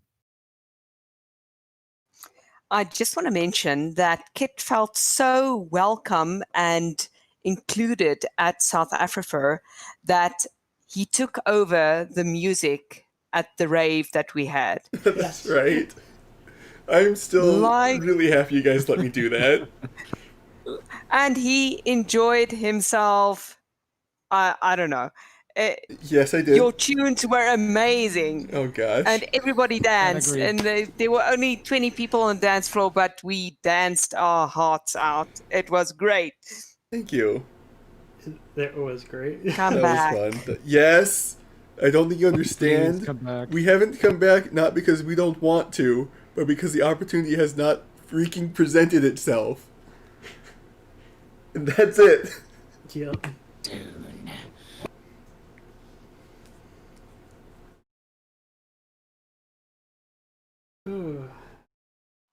Oof. Like, and you know what? Just the kind of energy that this kind of info or like these kinds of little sharing points sort of brings forward. The kind of, that you hear a person is going like, I'm gushing at this point. That's exactly the kind of response that anybody who's running a con, doesn't matter if it's online or if it's live, that kind of, I was here. Did you see this? Did you see that? Did you do these particular things? That kind of response, that kind of energy that comes from that is like, for me, like I die because it exists. Like it's the best kind of adrenaline rush that I've ever had, ever. Yes. Yes. Yep. Best. Because let's face it, you are putting in all this effort, all this time, all this worry for people to come and enjoy themselves. And when people actually tell you, and it's a small thing, like, I had such a good time, it's all worth it. Every single sleepless night, every single worry is all worth it if somebody enjoyed what you put together. Yeah, definitely. Oh, absolutely.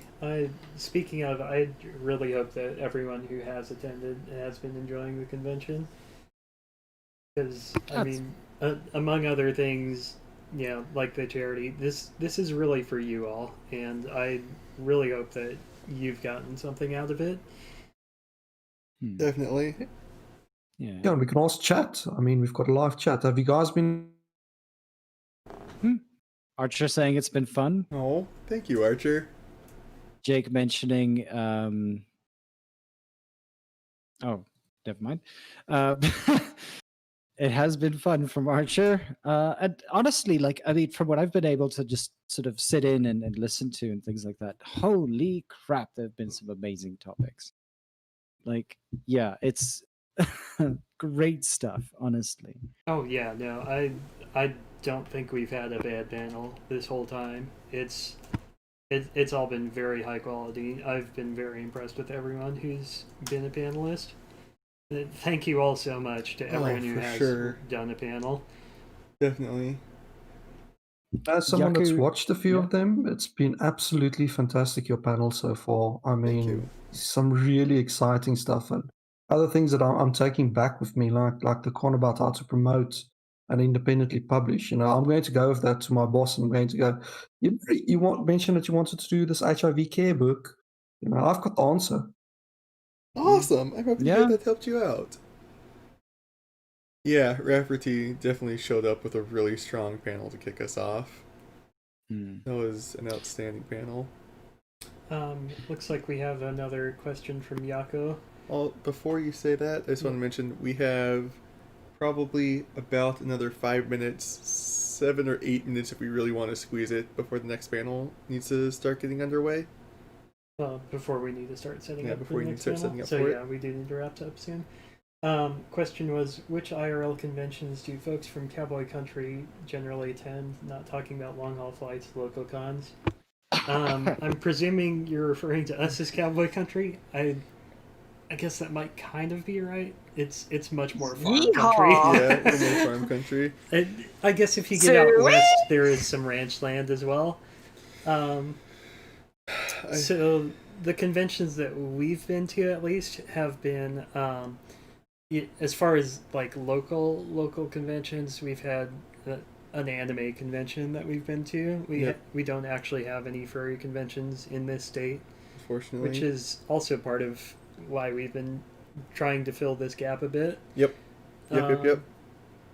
But then outside of the state, on either side of Nebraska, we've gone to Denver in Colorado, and then we've also gone to MFF in the Chicago area, and both of those are about an 8-9 hour drive, depending. So, I mean, still a ways away, but still very doable. Definitely. And they're worth it. Oh yeah, they've both been very worth it. Would recommend both of those conventions. I think one thing that Jacko's question didn't capture explicitly, but that is part of our experience here in Nebraska, is there is, we haven't had any furry conventions, but there are a few different active furry groups. And before quarantine locked everything down, we were getting together for house parties or events with our local group about once every month or so. And I mean that was just the ones that we personally were attending to. There was a lot more meets going on than just that. Yep. So there was, those weren't conventions by any means. There weren't panels. There wasn't an agenda. There wasn't really any structure. But it was, 20, 30 people getting together in one place, having a good time, eating food. We have video games and board games set up, standing around chatting. Just really, really nice and, really wholesome parties. Nobody getting wasted or doing anything stupid, but everyone having a lot of fun. As a point, like the thing is that your general get-togethers are bigger than our first convention practically. So there's nothing stopping you from getting to where you need to be. Well, currently there is a certain something getting in the way. Yeah, unfortunately. I mean, aside from COVID, like seriously. Yeah. But yeah, I mean, in the future, it would be really awesome to see this turn into, maybe something in person. Definitely. But yeah, I mean, that really just will depend on how things go, I suppose. Just whether the interest is there and everything else. I mean, it has been a lot of work just putting together this convention and an online or an IRL convention. There's exponentially more things to think about. So yeah, make it happen. Make it happen. Exactly that. Like our it's been our what's the word? Our motto from the very beginning when South Africa first started was build it and they will come. Mm-hmm. You've built it, now make them come. Thank you for that advice. But first recover, because you're going to be like a bit PTSD after this. Like, trust me on this. Only slightly dead. Yeah. I think Trace might be more dead than I will be. I chickened out and went to bed a little early last night.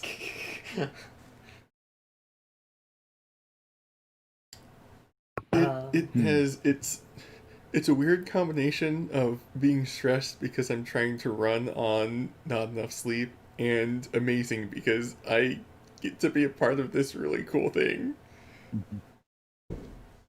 I know your feeling. It's horrifyingly scary sometimes, and it does. The amount of it's the tears will come. Don't worry. It's this wonderful cocktail of both cortisol and dopamine running through my body. Oh gosh, thank you, Jessica. Yeah, thank you, Jessica. No, thank you guys for hosting an amazing VCon. Honestly, I've had a ton of fun watching.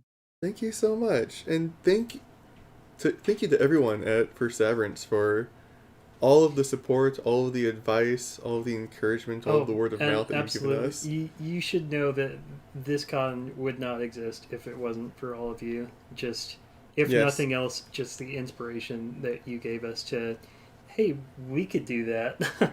I mean, I don't think we would have even thought that something like this was feasible, or even that we would have thought of it at all if it wasn't for having your model to go off of. And so thank you all so much for that. Definitely.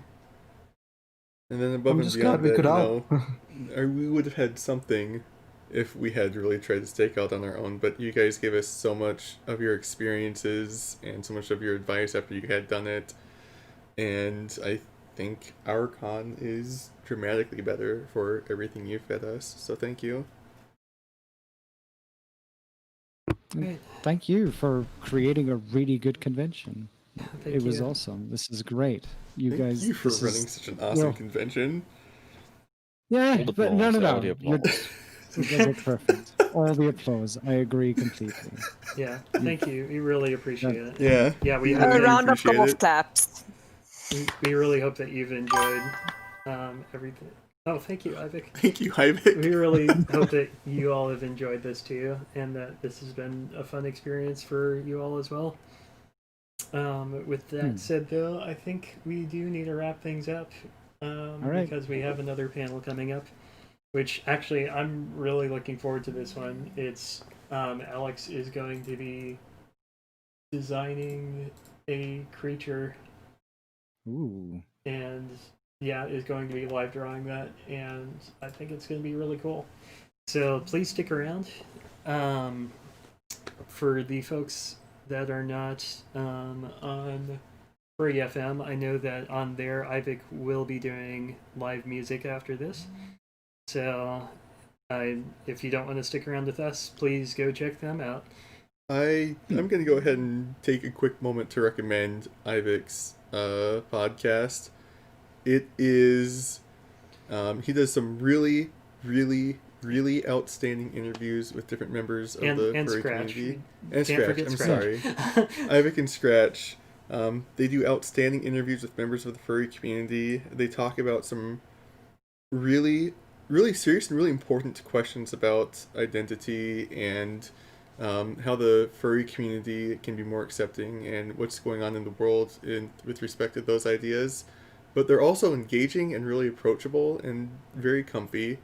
And then afterwards, Ivik just has a really good radio show. The man has outstanding taste in music. Hey, if the music wasn't there, right?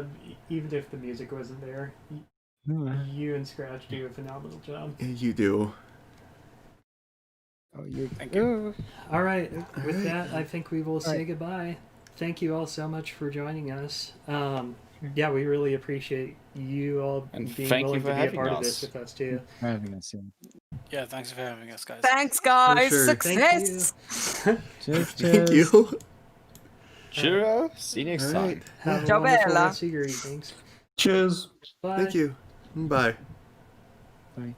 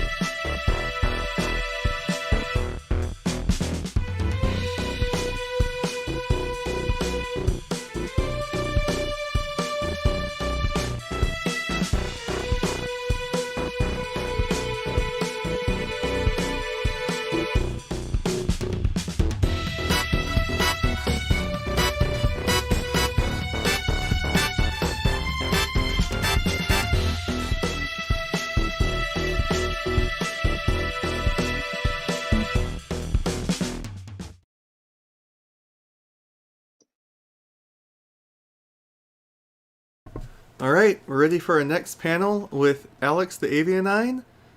They will be designing a creature for us. Yeah. So basically, what I'm going to be doing is I'm going to be asking you guys in the audience to vote on certain aspects of it, and we're gonna put it all together, and it's gonna make some random looking or creepy creature.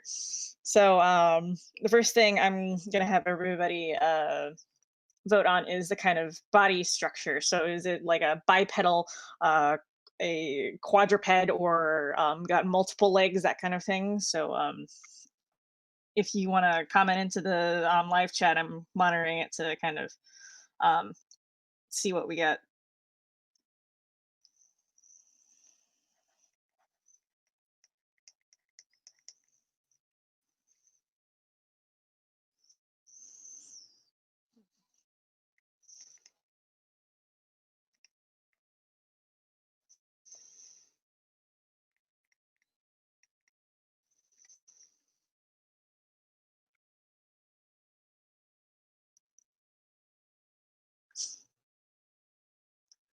Got one for the quadruped. Squeezy is also quadruped.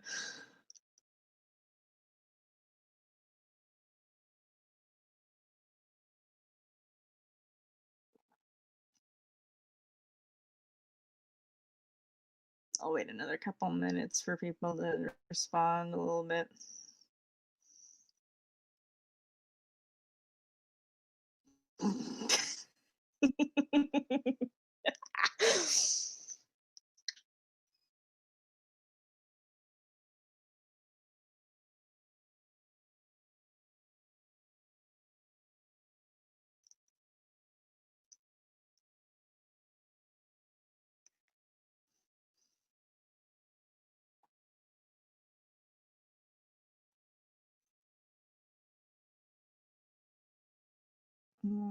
Looks like the current consensus, despite the fact there's only two people saying it, is quadruped. So that's what we're gonna do then. So I will, yep, do a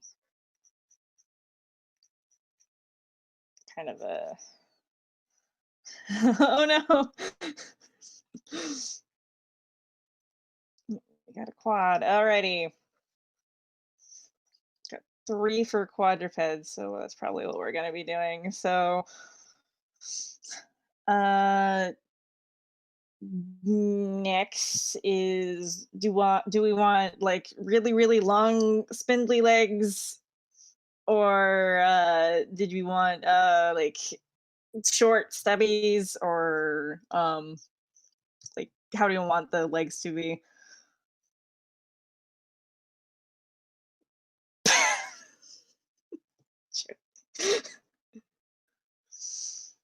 Make a sloped back flipper.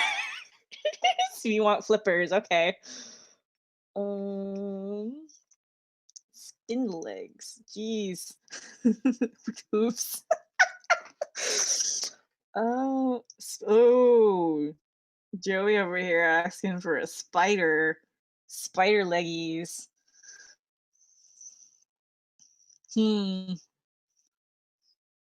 Wow, we are like super split on what we want.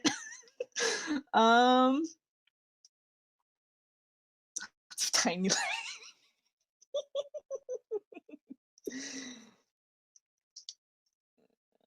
no legs. Flipper spider legs.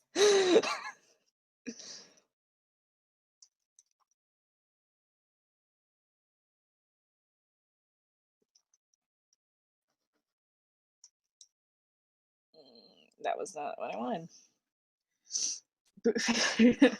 Interact with people.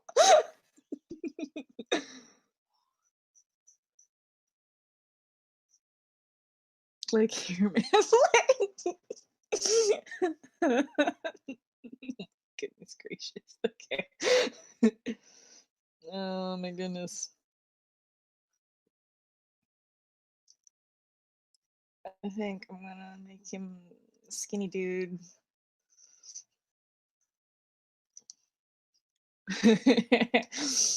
Um, let's do.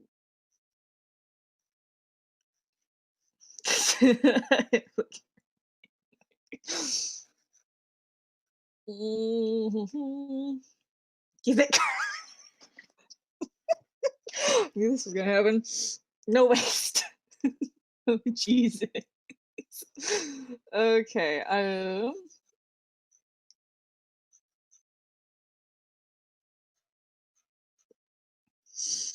Who needs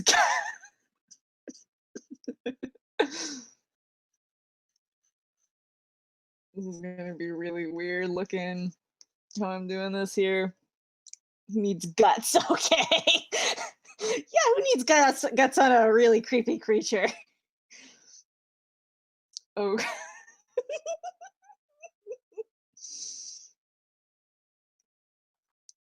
I might do kind of like a weird looking. I don't even know, man. This is not going to be very anatomically correct. It's fine. It's a creepy creature. It's already awful. Oh my goodness gracious. Okay.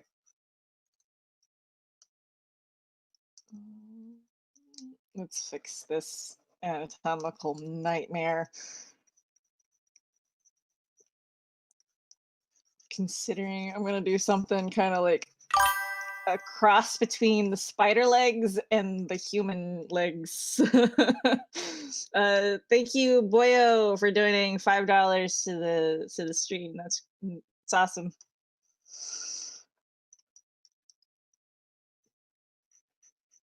It's going to look kind of weird looking. Let's do like the little whatever they're called in the spider's legs, but then do this is so bad. Oh my god.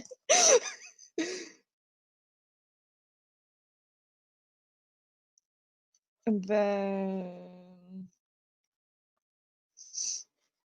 do some this stuff here. So how do we want the face? Do we want it like like some wolf creature, some humanoid thing, or like some deer mangle thing or something?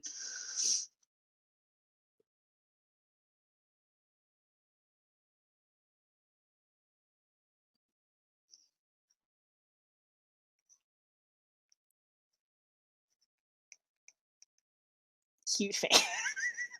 A cute face. With huge puppy.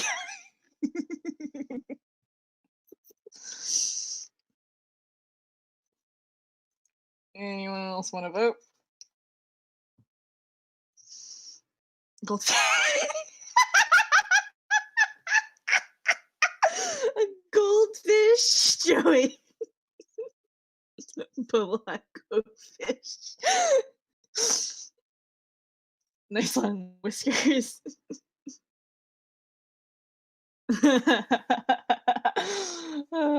Okay, let's do a fish then. Okay, if I can remember how a fish looks. Well, kind of looks more like a frog, but it's okay. Tentacle tongue. You know what? Just because I like that idea, let's do it.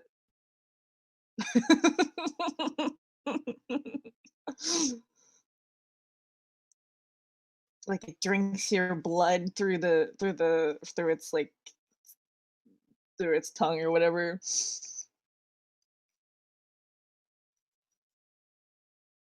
Oh my god. Do you want to give it a tail?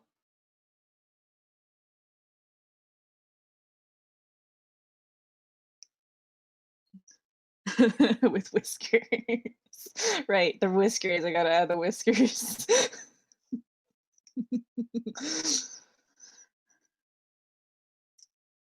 Do you want a bunny tail? Or like poofy bunny tail?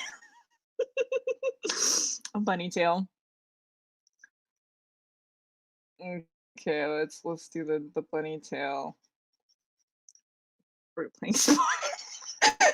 I guess it's kind of like what we're trying to do here. I was the aim, the concept is technically speaking to create a creepy creature like you would find in like a creepy pasta or something. But I basically made it open. Wait, no, mushroom. Okay, which one? Do we want the bunny tail or the mushroom tail? What are we doing? I don't know. What are we doing?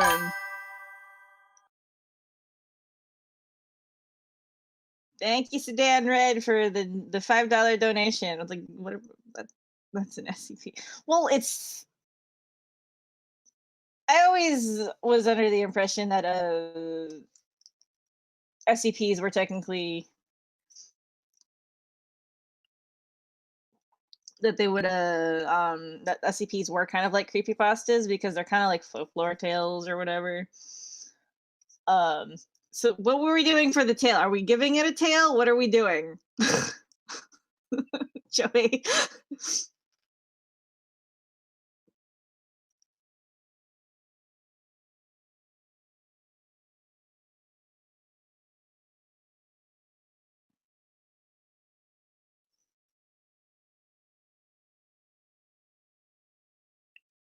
Do we want the bunny tail? Okay, I'm gonna try and make it more floofier for you guys. Hold on.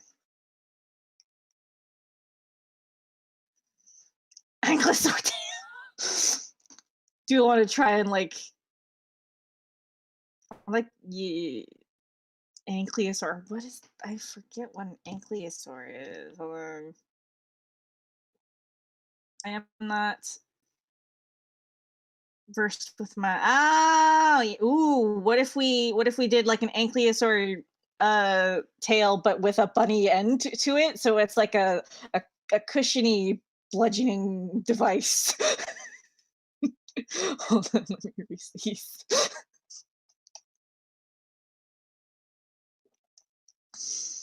Yeah. I looked it up. I think it'd be interesting. Hold on, and that's too small. No.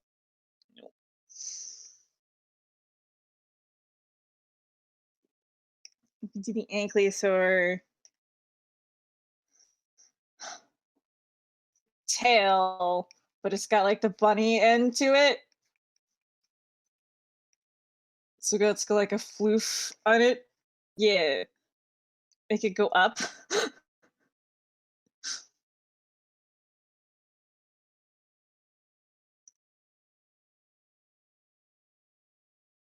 Make it go up when they're running.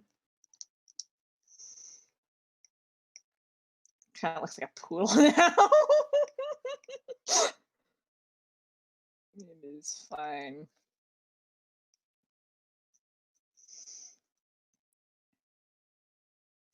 Okay. Do we want to add? So, did we want to do the mushroom thing on the back? The mushrooms on the back or whatever. I'm gonna do like a weird shape. Hold on. And then I'm gonna try and do this really quickly.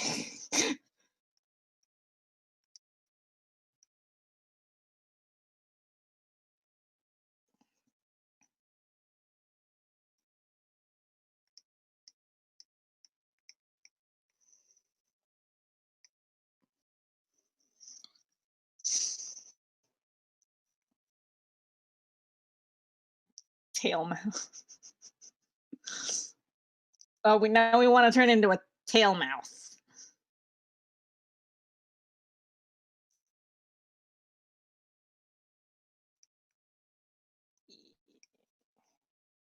Shelf mushroom.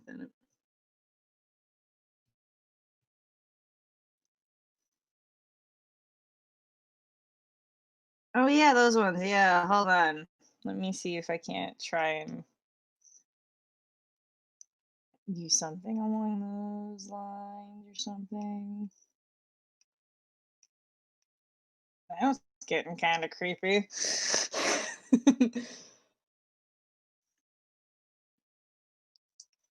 I'm just gonna, yeah, let's do the tail mouth thing because I think that'd be interesting.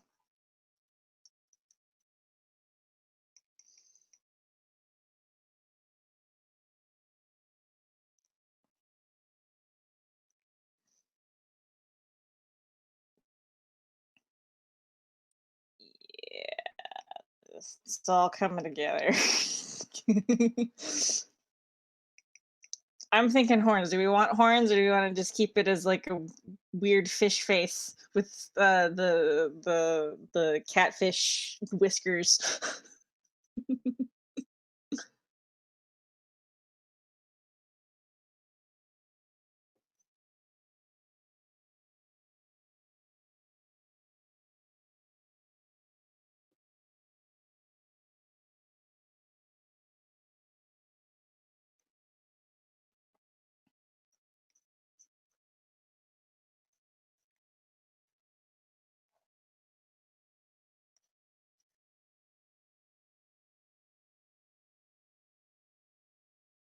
Do you want to add horns? Is that something you want to do, or udders?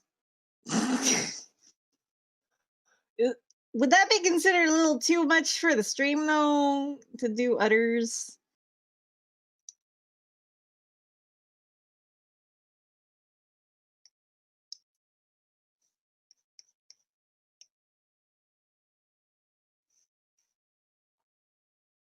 Yeah, I didn't think so either. And let's refrain from doing the got one person with horns, antennas.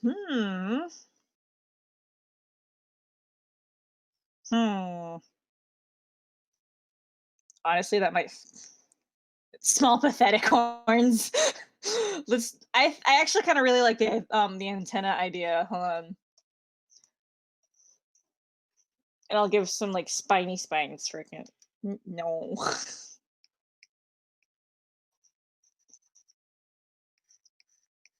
Kind of like this kind of thing.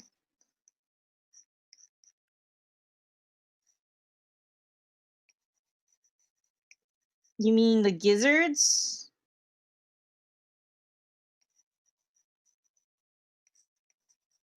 You mean gizzards? Or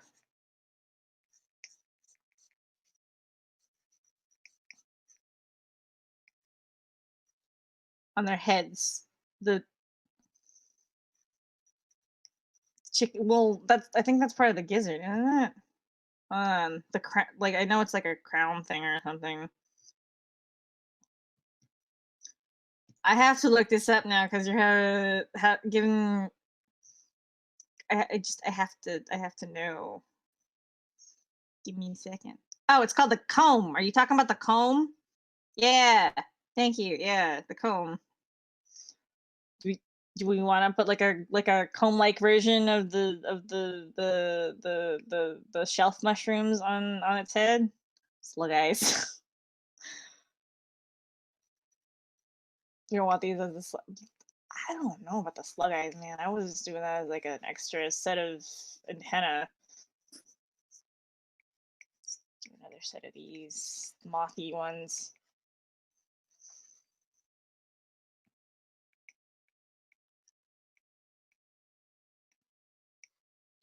Shelf mushroom ones again. Chickens. Yes, chicken spectral. Like we're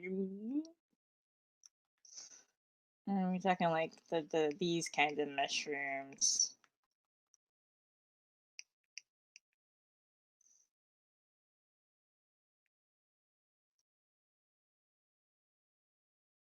Thinking those shelf mushrooms on there.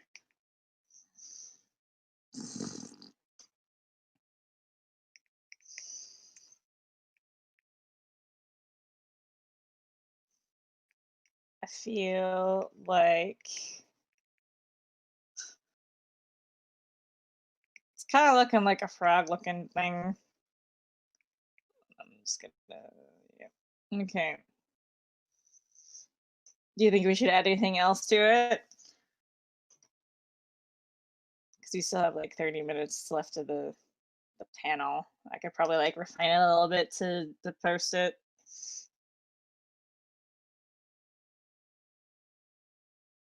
Useless little grotesque looking wings to put on his back. Honestly, that sounds like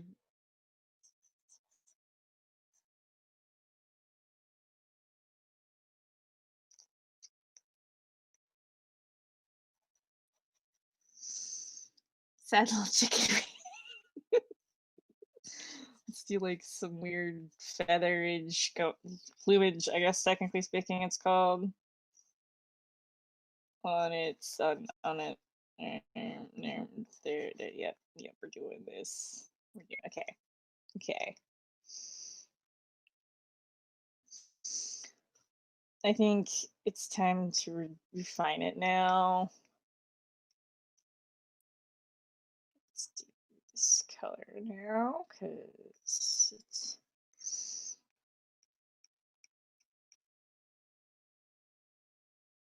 something most people don't really. I think I'm probably one of the only ones that really try to do this, but it's just like I try to refine the sketch more when I'm onto a different layer. Just because of the fact that it's just like it's easier for me to like make the changes while I'm looking at it and not have to erase a bunch of stuff.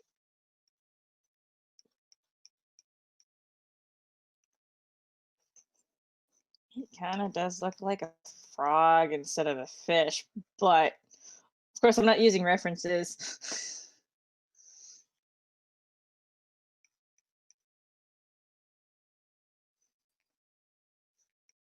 So like, why does it keep doing that? I don't understand.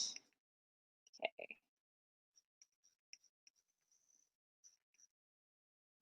Do some like drool saliva coming from the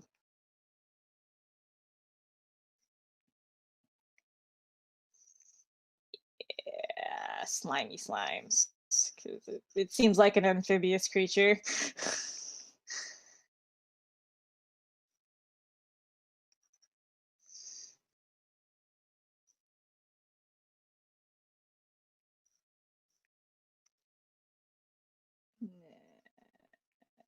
Considering it's got a fish head.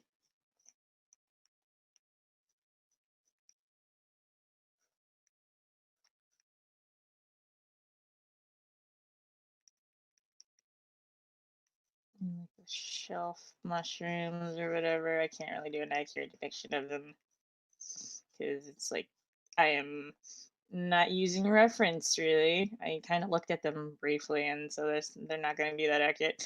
But you know what? It's gonna happen. This is gonna happen here. Trying my best.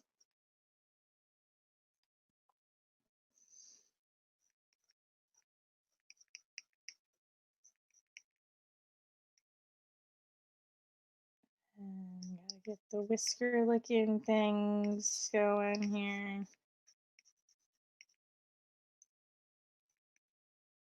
And I guess we're doing the weird eyeball thing.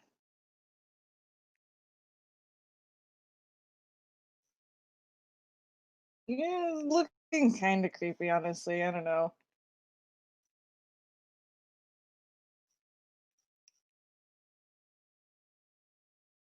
Just do like blacked out eyeballs. Just like some shine in there.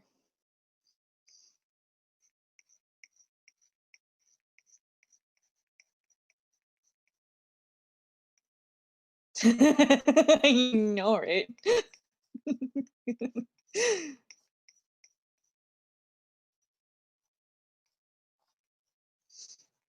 If we have time doing you D&D monster, yo, give me an idea, why don't you? Man, we want to color it. I might color it if we have enough time.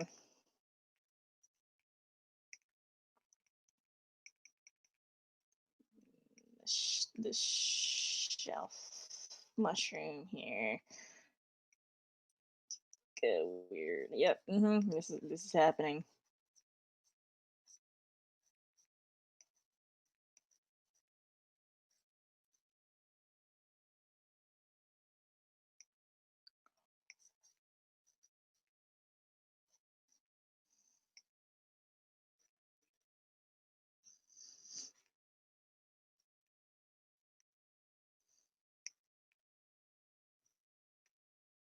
it's just kind of nope. This is the weirdest thing I've ever freaking seen. Oh my goodness. I'm so glad I did this panel. Oh man. It's insane what can happen with a collaborative bit of collaboration kind of stuff and things. The fuzzies on the end.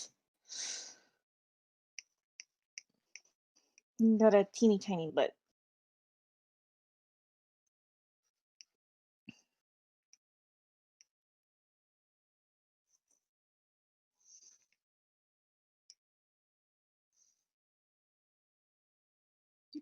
The shelf mushroom looking things. Yep.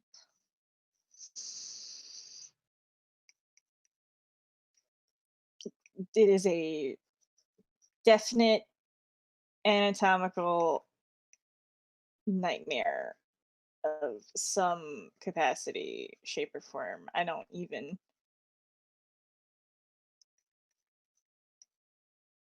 Holy crud nuggets. I don't know why, but I always default to like this weird claw looking hand on creatures like this for some reason.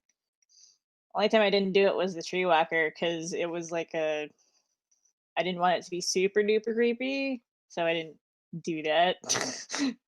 But this is definitely an interesting creature that I've made here.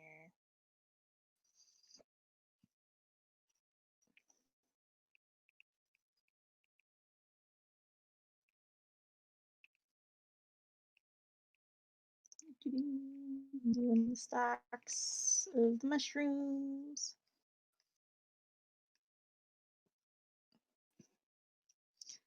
Doing like some contrast in the mushrooms and the wings, just because of the fact that it's kind of hard to differentiate the mushroom from the gangly bits of the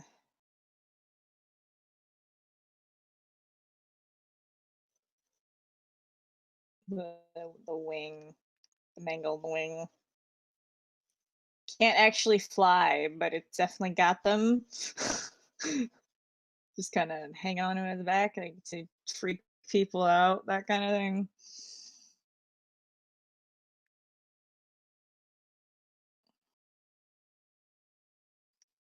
This is one crazy creature. Just gonna do this so it's not in the way of everything else. And then the ankylosaur tail mouth monster looking bunny tail thing.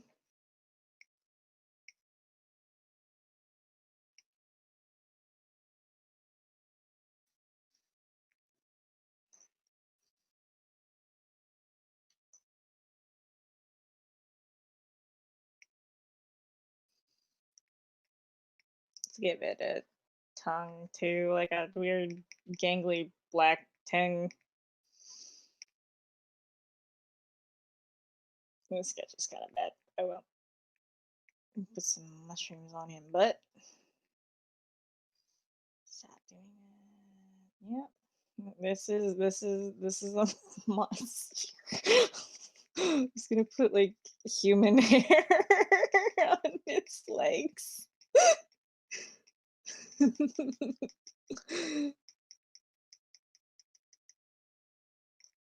Dang. Like put like some brand. I don't even know what this even would do for it. It's just there.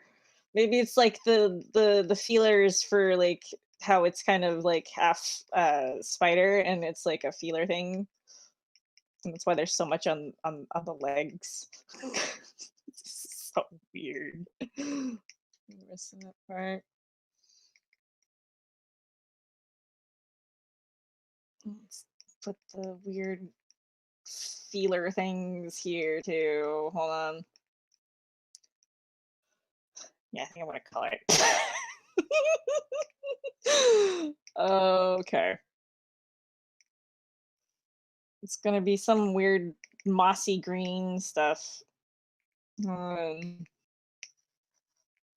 that's gross color. Maybe like that color. Yeah, something like that for a base.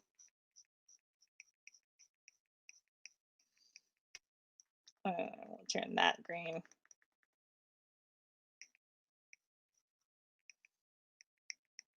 And I'll do those like a greeny tan or something. I don't know.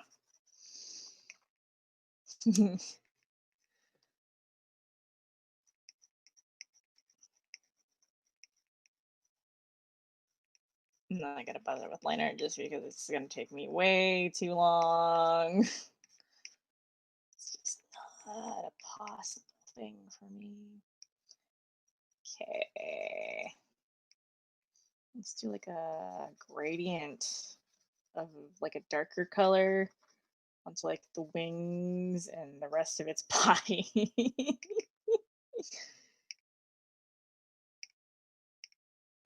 Like that, yeah.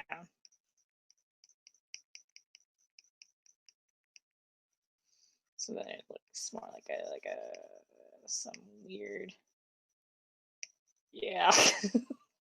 Jeez. Oh man. This is so messy and I don't know, man.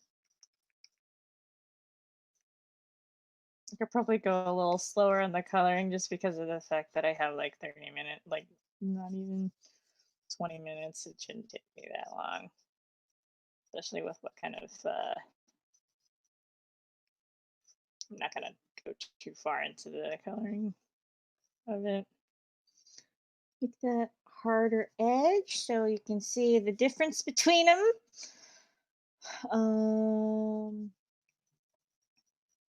That's just gonna have to stay the way it is. I might change the line art to be more of a darker color. Just, well, not even line art. It's more of a. Let's do this. Hold on. Gonna do that real quick, so then I can do this. More gradients.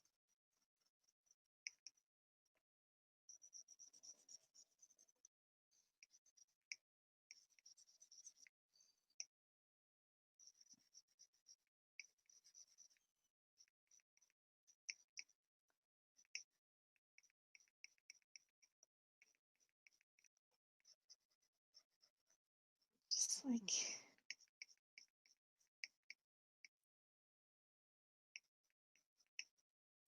I don't know why it would be darker down this way, but I think I just like how it looks. Let's do like a strip of green on top where the hair is, so that I can do kind of like a weird gradient on that too. I don't know why I want to, but it's happening.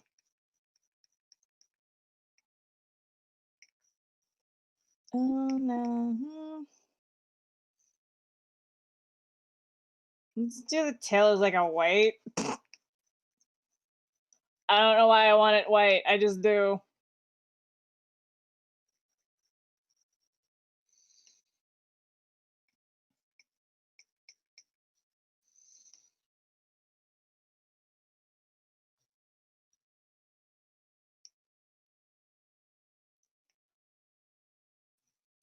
Maybe we do like a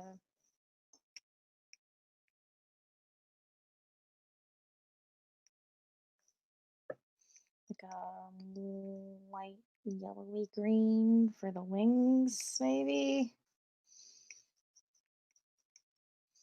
Yeah.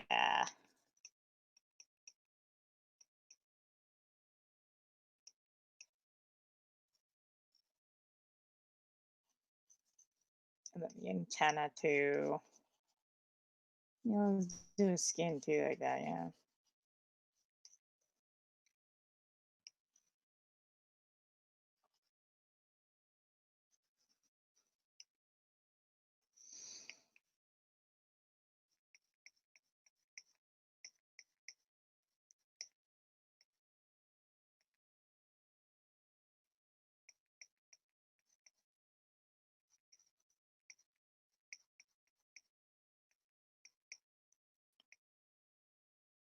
Let's do the weird green slimy tongue. I'll put some like white over top of the slime though, just because it'll make it look more like slime and less like part of it's the tongue or whatever.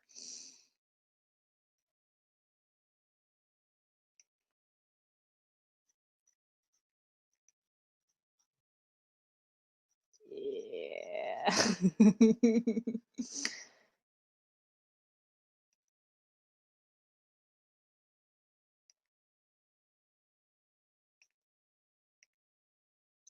Let's like erase in the middle of these so it's a little more of a, yep, that's what's happening. Forgot to put it there too. And then let's do like a little bit of this over this way.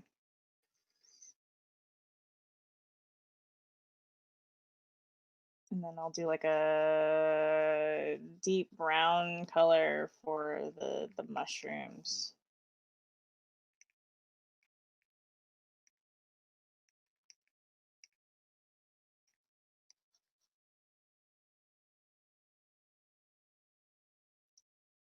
It's kind of muddy, but that's okay. It lives in the mud. That's what we're gonna go for. Yep.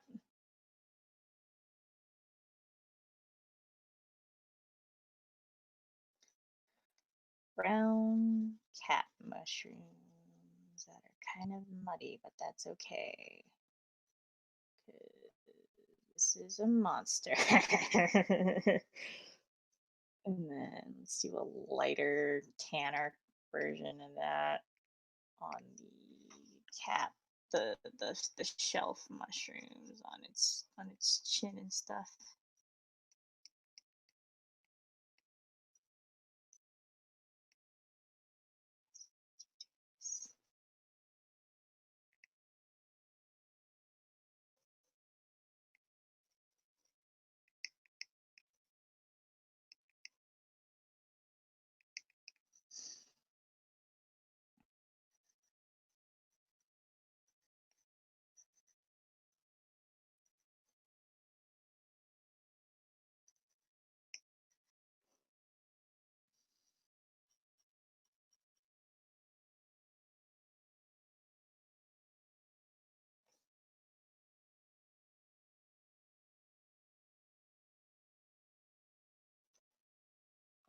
Let's do like a gradient on the actual like shelf mushrooms to give it like depth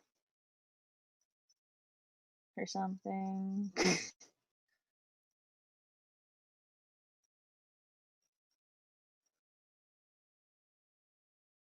All right, because of the eyeballs. Yep, that's happening. I'm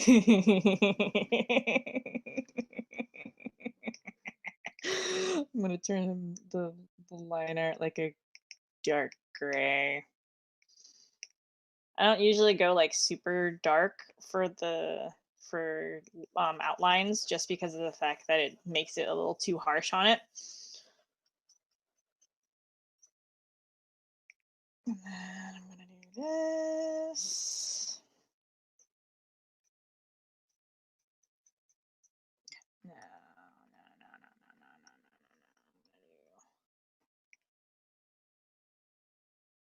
This behind it.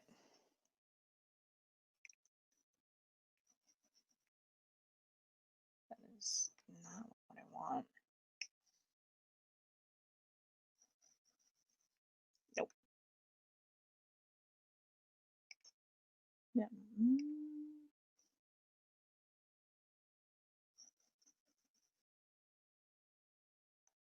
No. That's the one I want. Rough wash.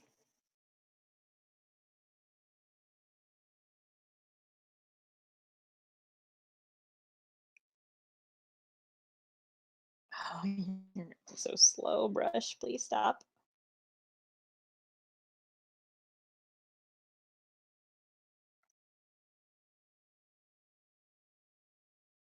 Come on, come on.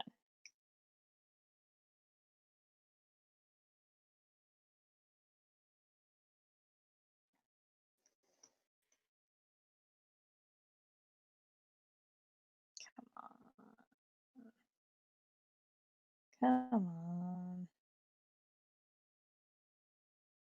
My program is being kind of picky about how it wants to do this. Come on.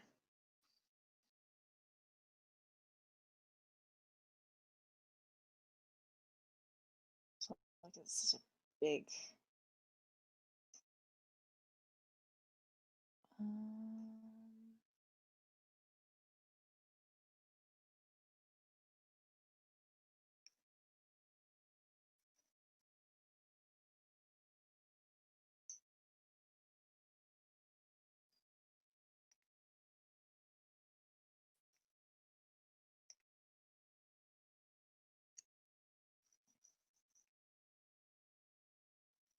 No, that's not what I want.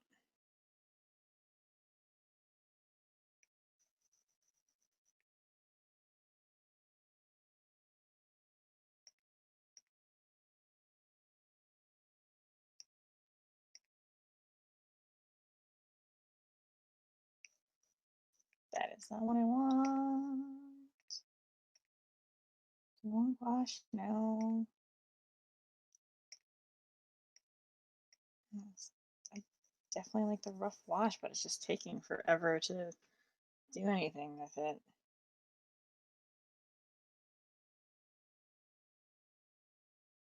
Come on. You can do it.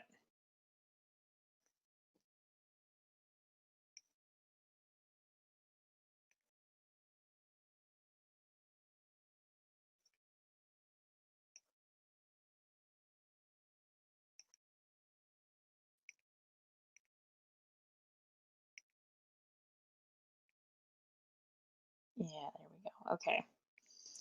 Let's do something like this, where I just kind of use the mechanical run. Use my typical thing here, multiply, and let's just give it some dimensions so it's not like super flat or something.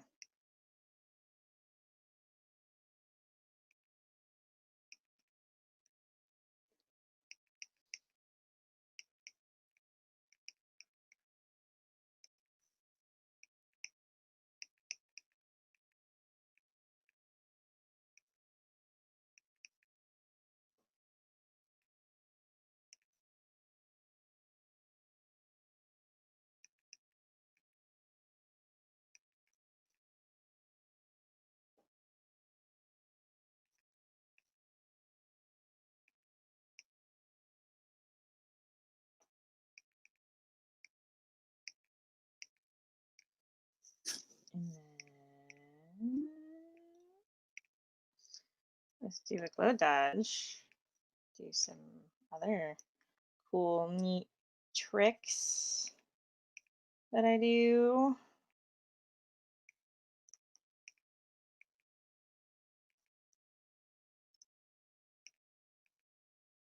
Especially on this, so it's kind of looks radioactive. Yeah, okay. All right.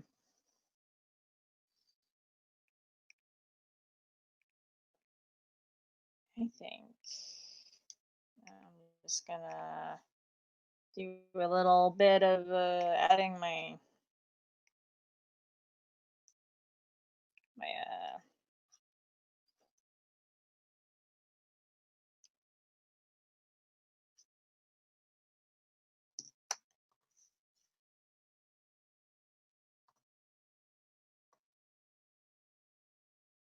my logo real quick up in the corner up here. Maybe I should put it like over. Yeah. Yes, I want to transform. I gotta do it. Overlay. Yeah, let's do that and do like 50. Yeah, 50. All right, I think that concludes the creature creation panel, I think. I personally believe this is a very good creature dude. Let's move him a little bit over like that so it's more centered. But yeah, there's the thing. Do you think we should call it something specific? It's very weird. Its leg doesn't seem to be anywhere over here.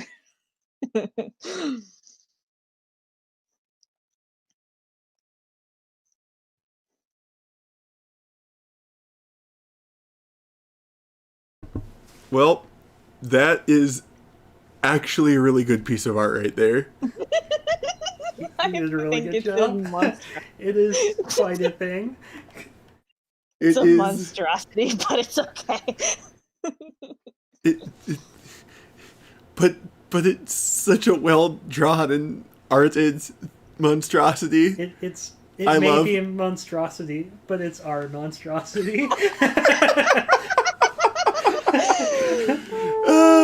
Thank you for letting me do the panel. It was really fun, like I thought it was. Yeah, thank you Aw. so much for doing this panel. I was really looking forward to it. It was a good worried, time. Yeah, I was worried nobody was gonna say anything about it, but yeah, we can name it Kyle. Okay, the specific one is gonna be named Kyle, but the species I meant the same of the thing, but Squeezy. Nice. I pledge to love and protect Kyle. Let me confirm that his name is going to be Kyle here real quick.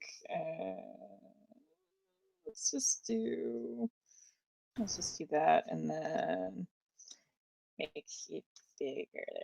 There we go. There we go. He's got a name now. Thank you. Oh. Yes. This is Kyle.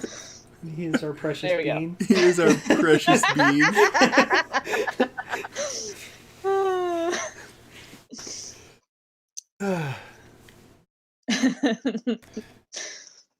Well, we've got Yeah, a little over 10 minutes till the next panel, so we can sit here and chat about Kyle and his life, hopes, and dreams for a while, or we can take a break as we get ready for the next panel, whichever you prefer. Honestly, it's up to you. I'm fine with either. I did what the panel achieved, so Yeah, Yes. you did a really good job. yeah. You really did. Thank you so much. Mhm.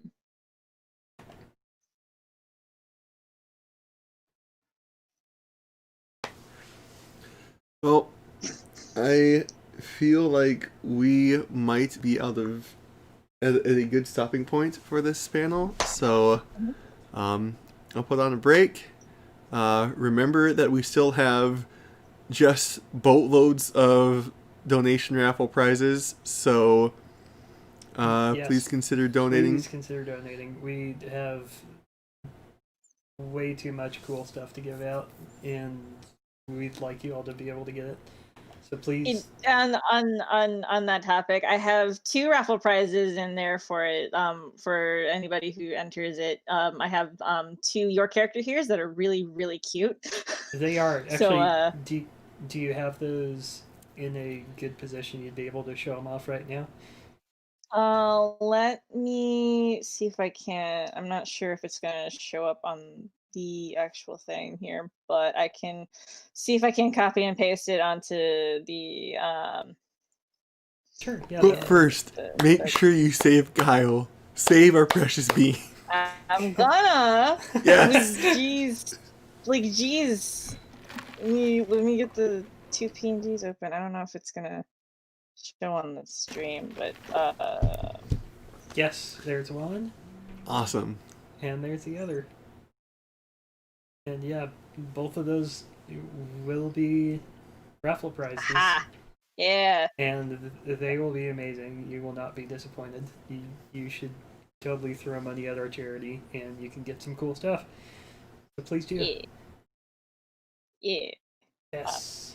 And then I'm also going to plug our vendors. We have literally 19 vendors, just tons of different artists, all of whom are excellent with unique art styles. And then we have We have a furry book publisher. There's a company selling plushies, literally hundreds of plushies, I think, in their store. We have someone selling light up accessories. It's a really cool dealer's den. You should all check it out. Yes, also Alex is in there too. And Yes. as you have seen, their artwork is phenomenal. You can either donate money and potentially get your character here, or you can literally just commission them. Or you should actually do both. Do all the things. Because I'm doing a special deal for the con right now for you get two PFPs, one for $20 and the second one for $10, and either one of those can be a badge style if you so desire. You just got to ask for it. So they do include shading. So yes. All right, thank you so much, Alex. All right, everyone. We will be back in a little less than 10 minutes with the first science presentation and Q&A. And we will see more of Alex at 5 o'clock. They're going to be in more the art and chill panel. Yeah. Thank you all. See you all soon.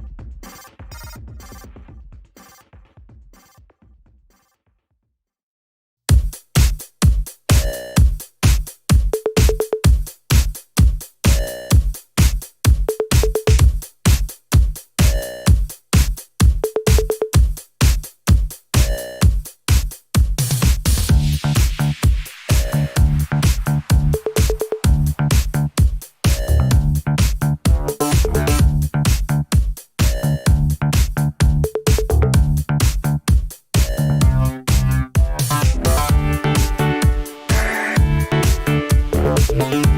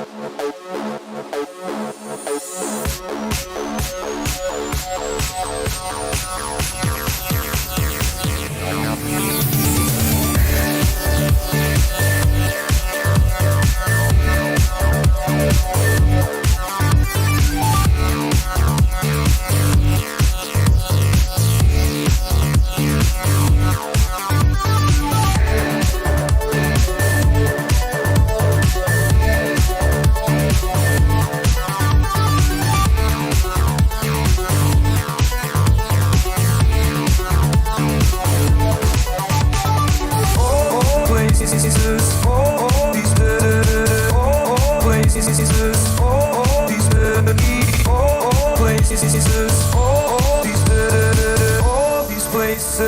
feel like home.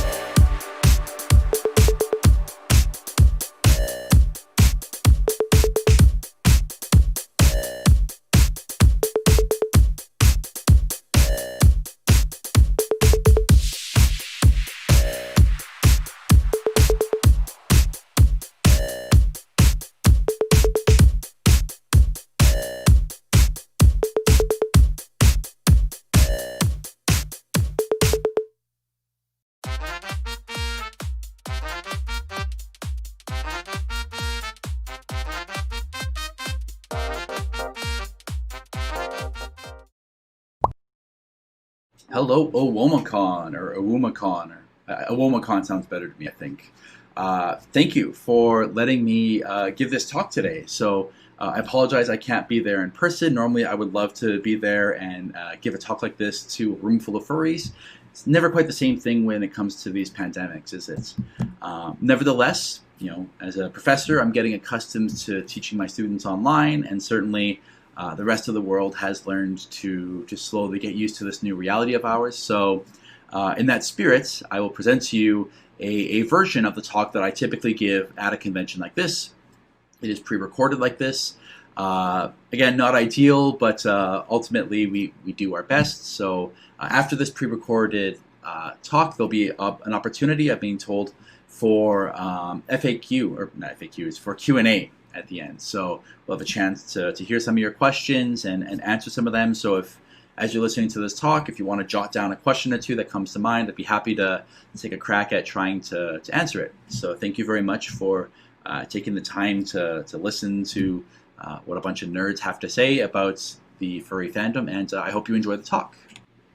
Okay, so let's jump into the talk. 50 Crazy Facts About Furries. Number 28 will totally blow your mind, and this is definitely not clickbait, and it's definitely funded by the Canadian government, specifically the Social Sciences and Humanities Research Council of Canada. So thank you very much for that.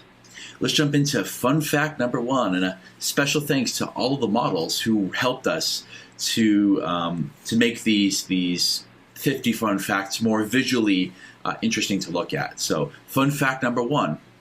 We are real scientists who study furries. So the fine folks at First Science, myself and all of my collaborators here, Dr. Elizabeth Fine, Dr. Kathleen Gerbasi, Dr. Stephen Rayson, Dr. Sharon Roberts, and myself, Dr. Courtney Nuka-Plante, we are all scientists who study furries. We are social scientists who, for the last 10 years, have looked at more than, at this point, 30,000 furries worldwide. And we publish this stuff in scientific journals. We make it all available on our website. And we've even published a book, which sort of takes all of this data and puts it all in one place.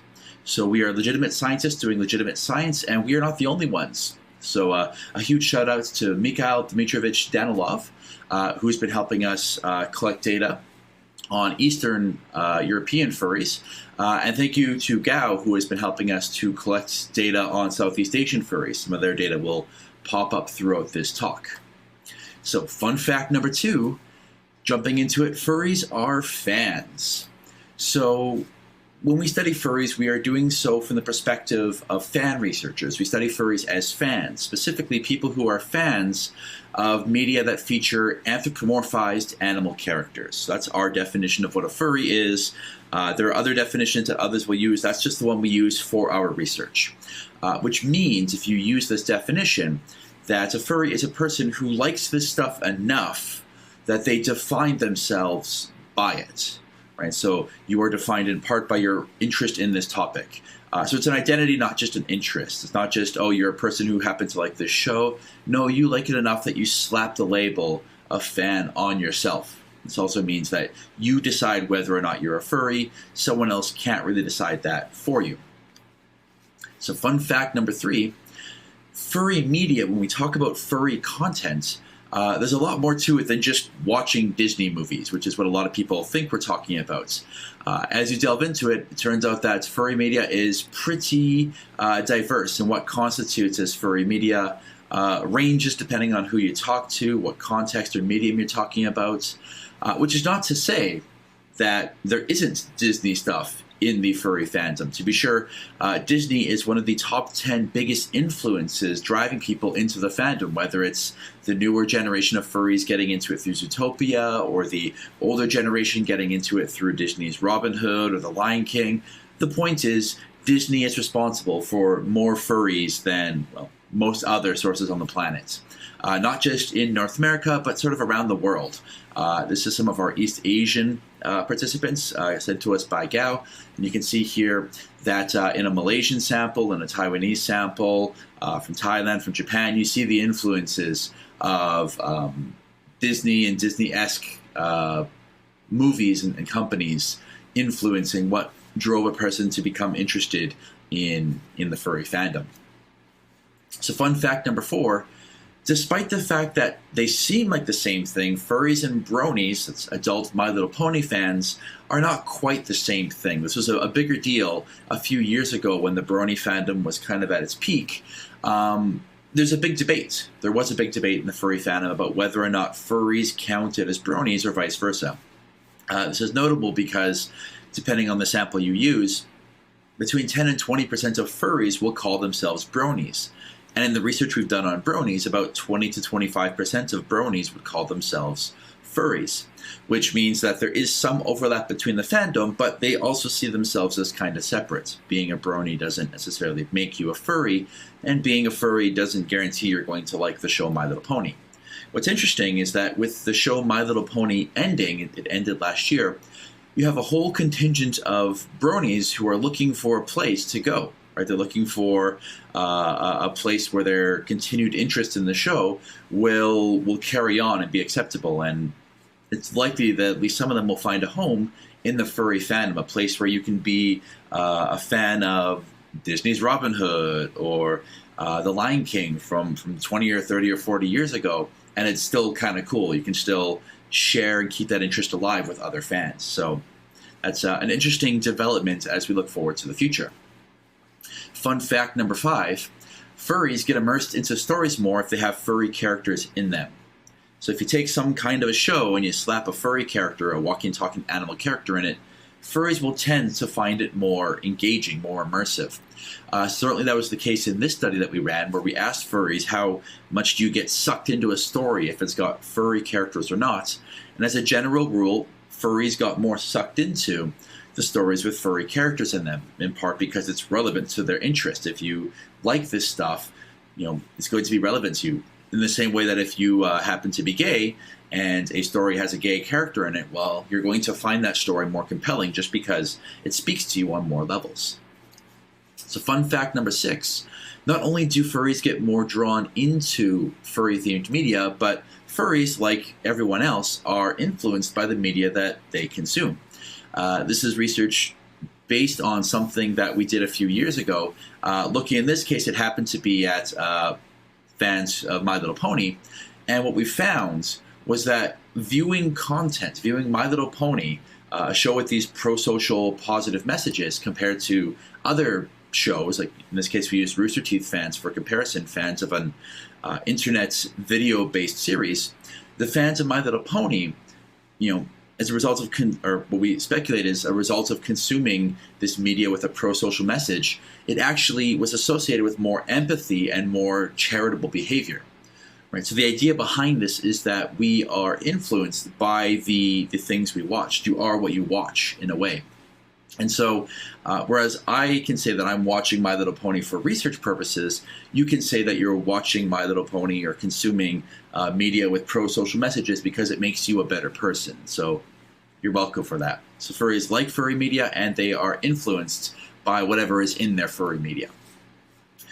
So fun fact number 7, furries have an active imagination, a healthy sense of fantasy. This is a paper that I published several years ago in the journal Basic and Applied Social Psychology, and we basically made a distinction between what we call positive fantasy and negative fantasy. Positive fantasy is fantasy that's associated with good things, right? It's a muse, it's self-expression. Negative fantasy being excessive fantasy or blurring the lines between fantasy and reality. And what we find is that furries have more of this healthy fantasy than non-furries do, but they don't score significantly higher in this more negative, pathological kind of fantasy. So furries definitely have more active fantasy lives. They have very vibrant and vivid imaginations, but it's not causing them to lose touch with reality. So fun fact number 8, most furries have a fursona. So a fursona is this walking, talking, animal representation of yourself, this anthropomorphized animal character that furries use to represent themselves, sometimes, as you see here, to horrifying effects. We find that most furries have a fursona. For the most part, 95% or more of furries have had at least one fursona in their life. Most of the time it's one. In cases where furries have had more than one, it's more often than not the case that it's one after another in sort of a serial fashion. It's unusual but not unheard of. About 20% of furries will say that they have had more than one fursona at a time, where they sort of switch between fursonas day to day. But for the most part, if you have had more than one, it tends to be in this slow serial fashion.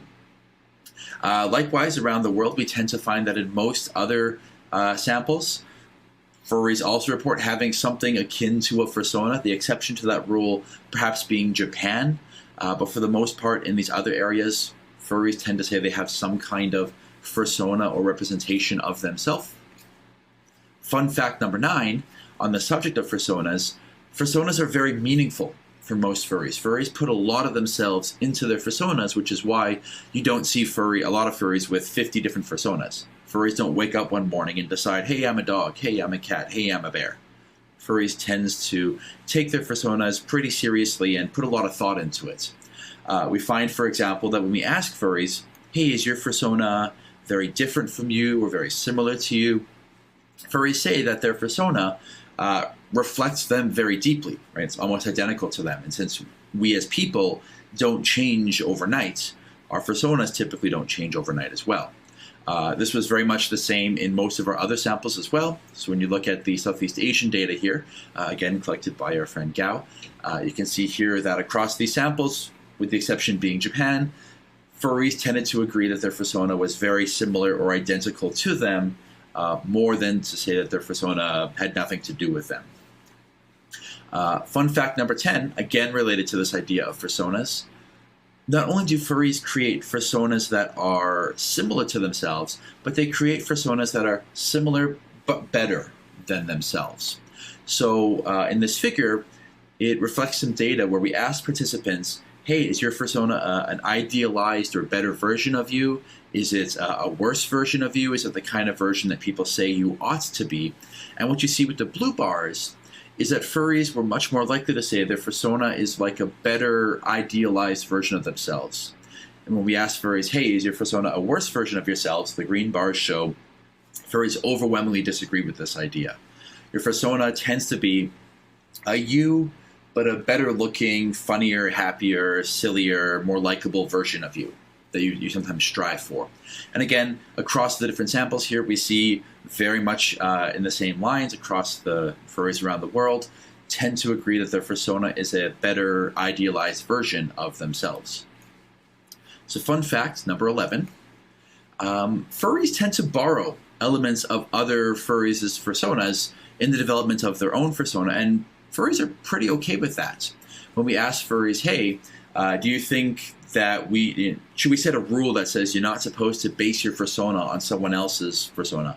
Furries overwhelmingly disagreed with that. They said, no, there's nothing wrong with basing parts of your persona on someone else's persona if you think it's cool or interesting to look at. Likewise, when we ask straight up, hey, is it okay to take elements of other people's personas and integrate them into your own? Furries overwhelmingly said, yeah, go for it. When asked if they personally had done that, most furries said no.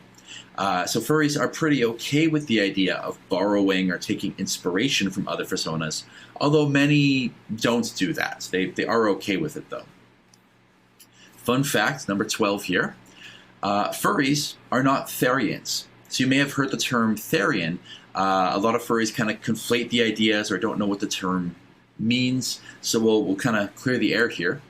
A furry, as we're defining it here, is a fan. It's a person who has an interest in media that features anthropomorphized animals. So what's a Therian? Well, a Therian isn't a fan. They're a person who self-identifies as a non-human animal.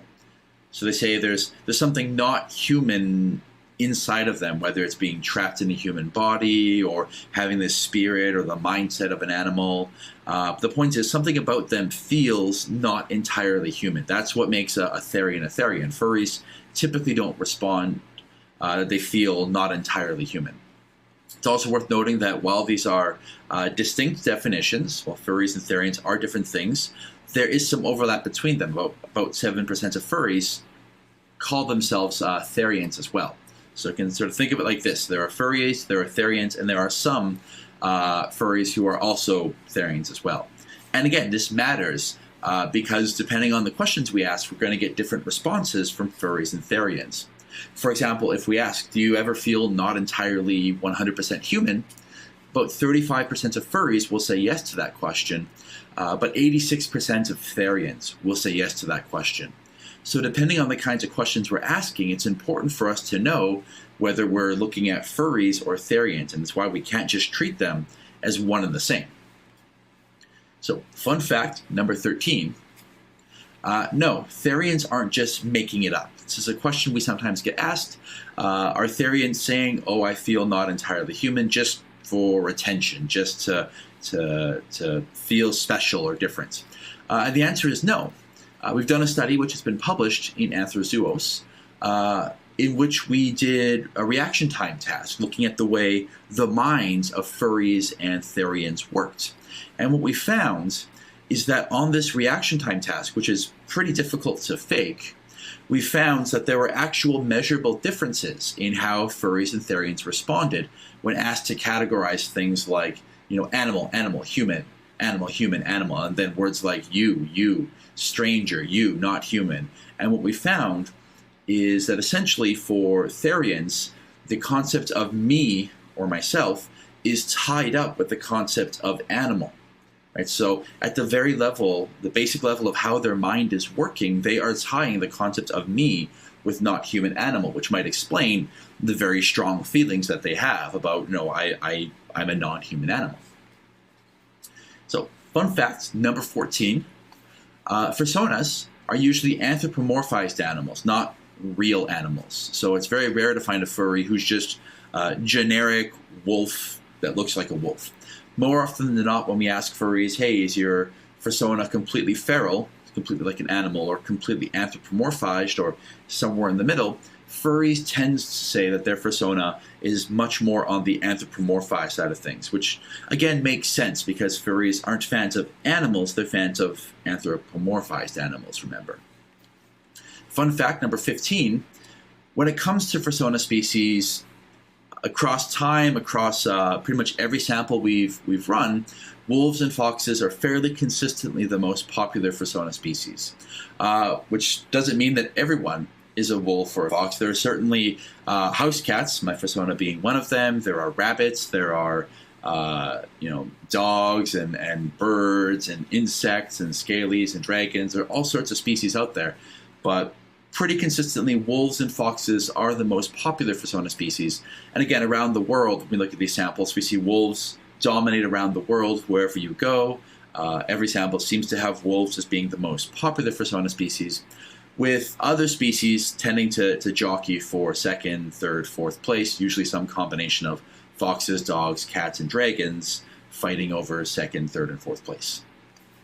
Fun fact number 16, there are stereotypes that exist about different fursona species. Some of you may have heard some stereotypes about foxes as a species.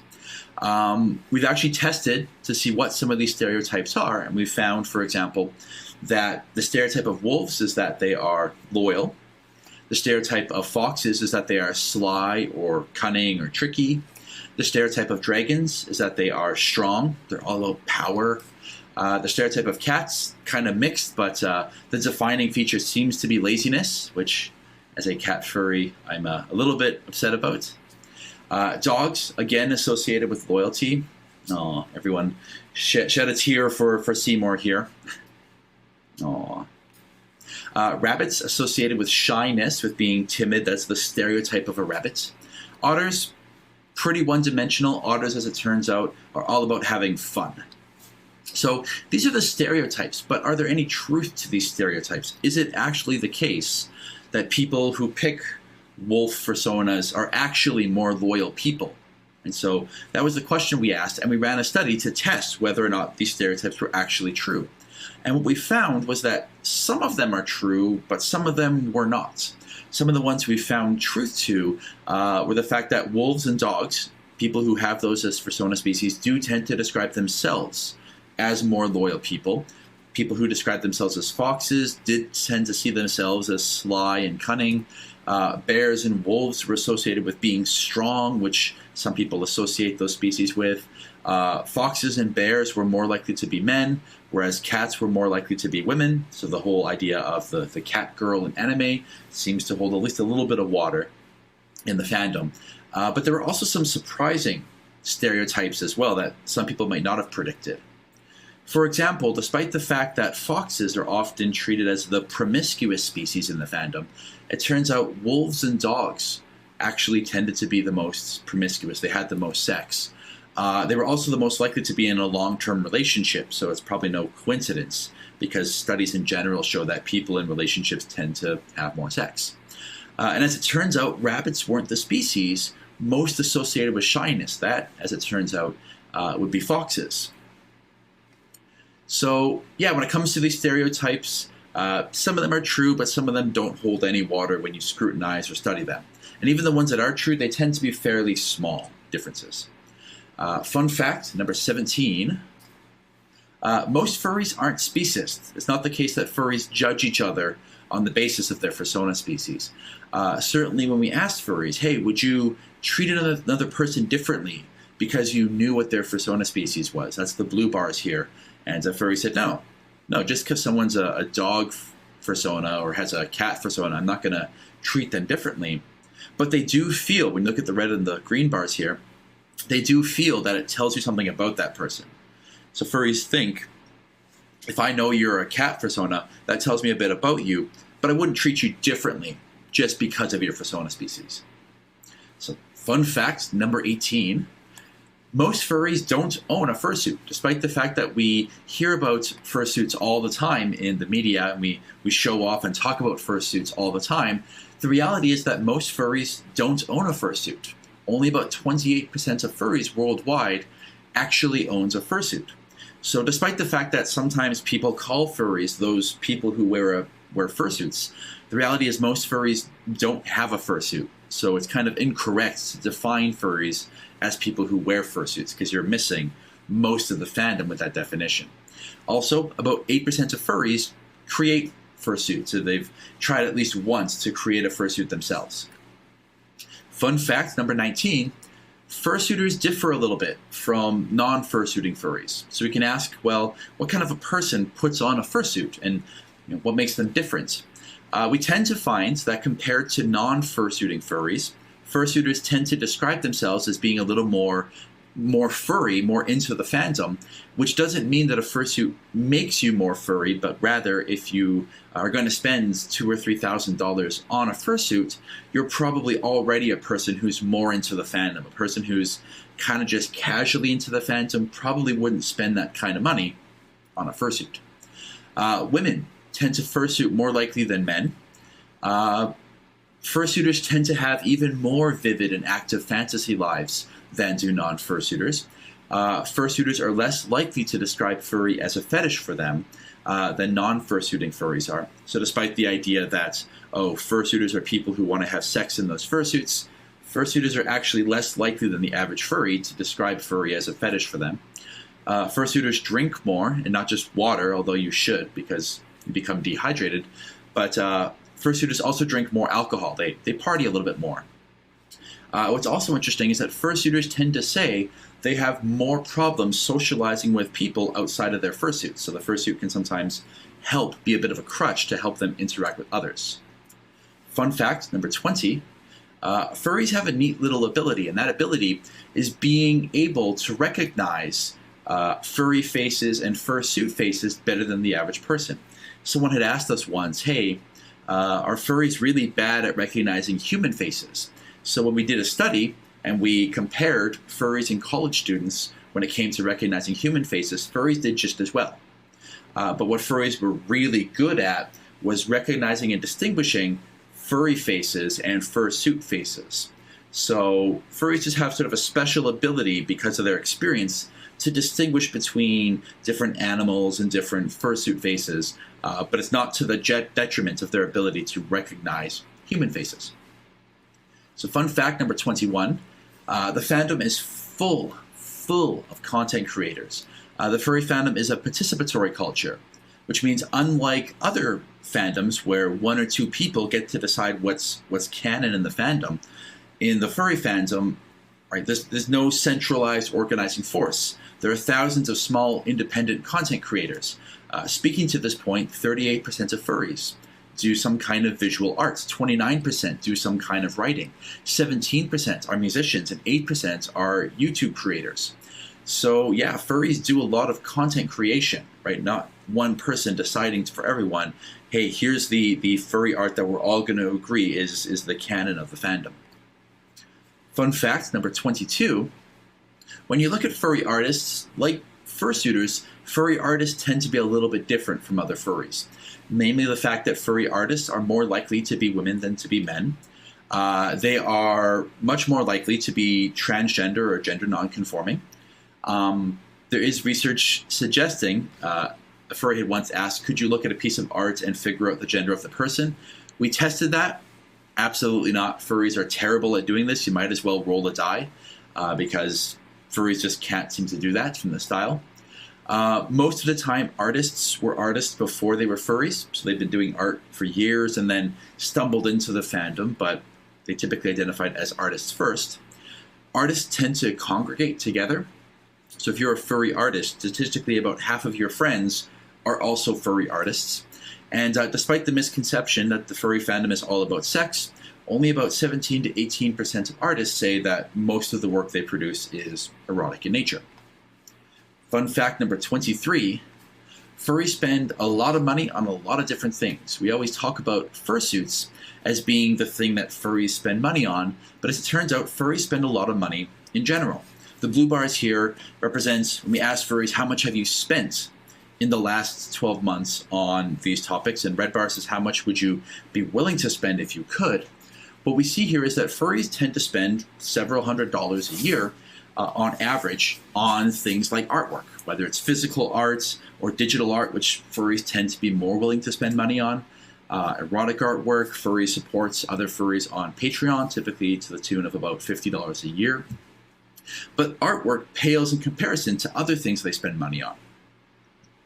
Arguably the biggest of which is furry conventions. So furries spend a lot of money going to conventions. Paraphernalia can be things like fursuits and other things like that. Furries spend a lot of money on their hobby, right? But convention seems to be the biggest expense. Fun fact, number 24, furries do things besides just being furry. It's easy to look at a bunch of furries and say, well, okay, furry is the defining feature of their life. But as it turns out, furries belong to all kinds of other groups as well.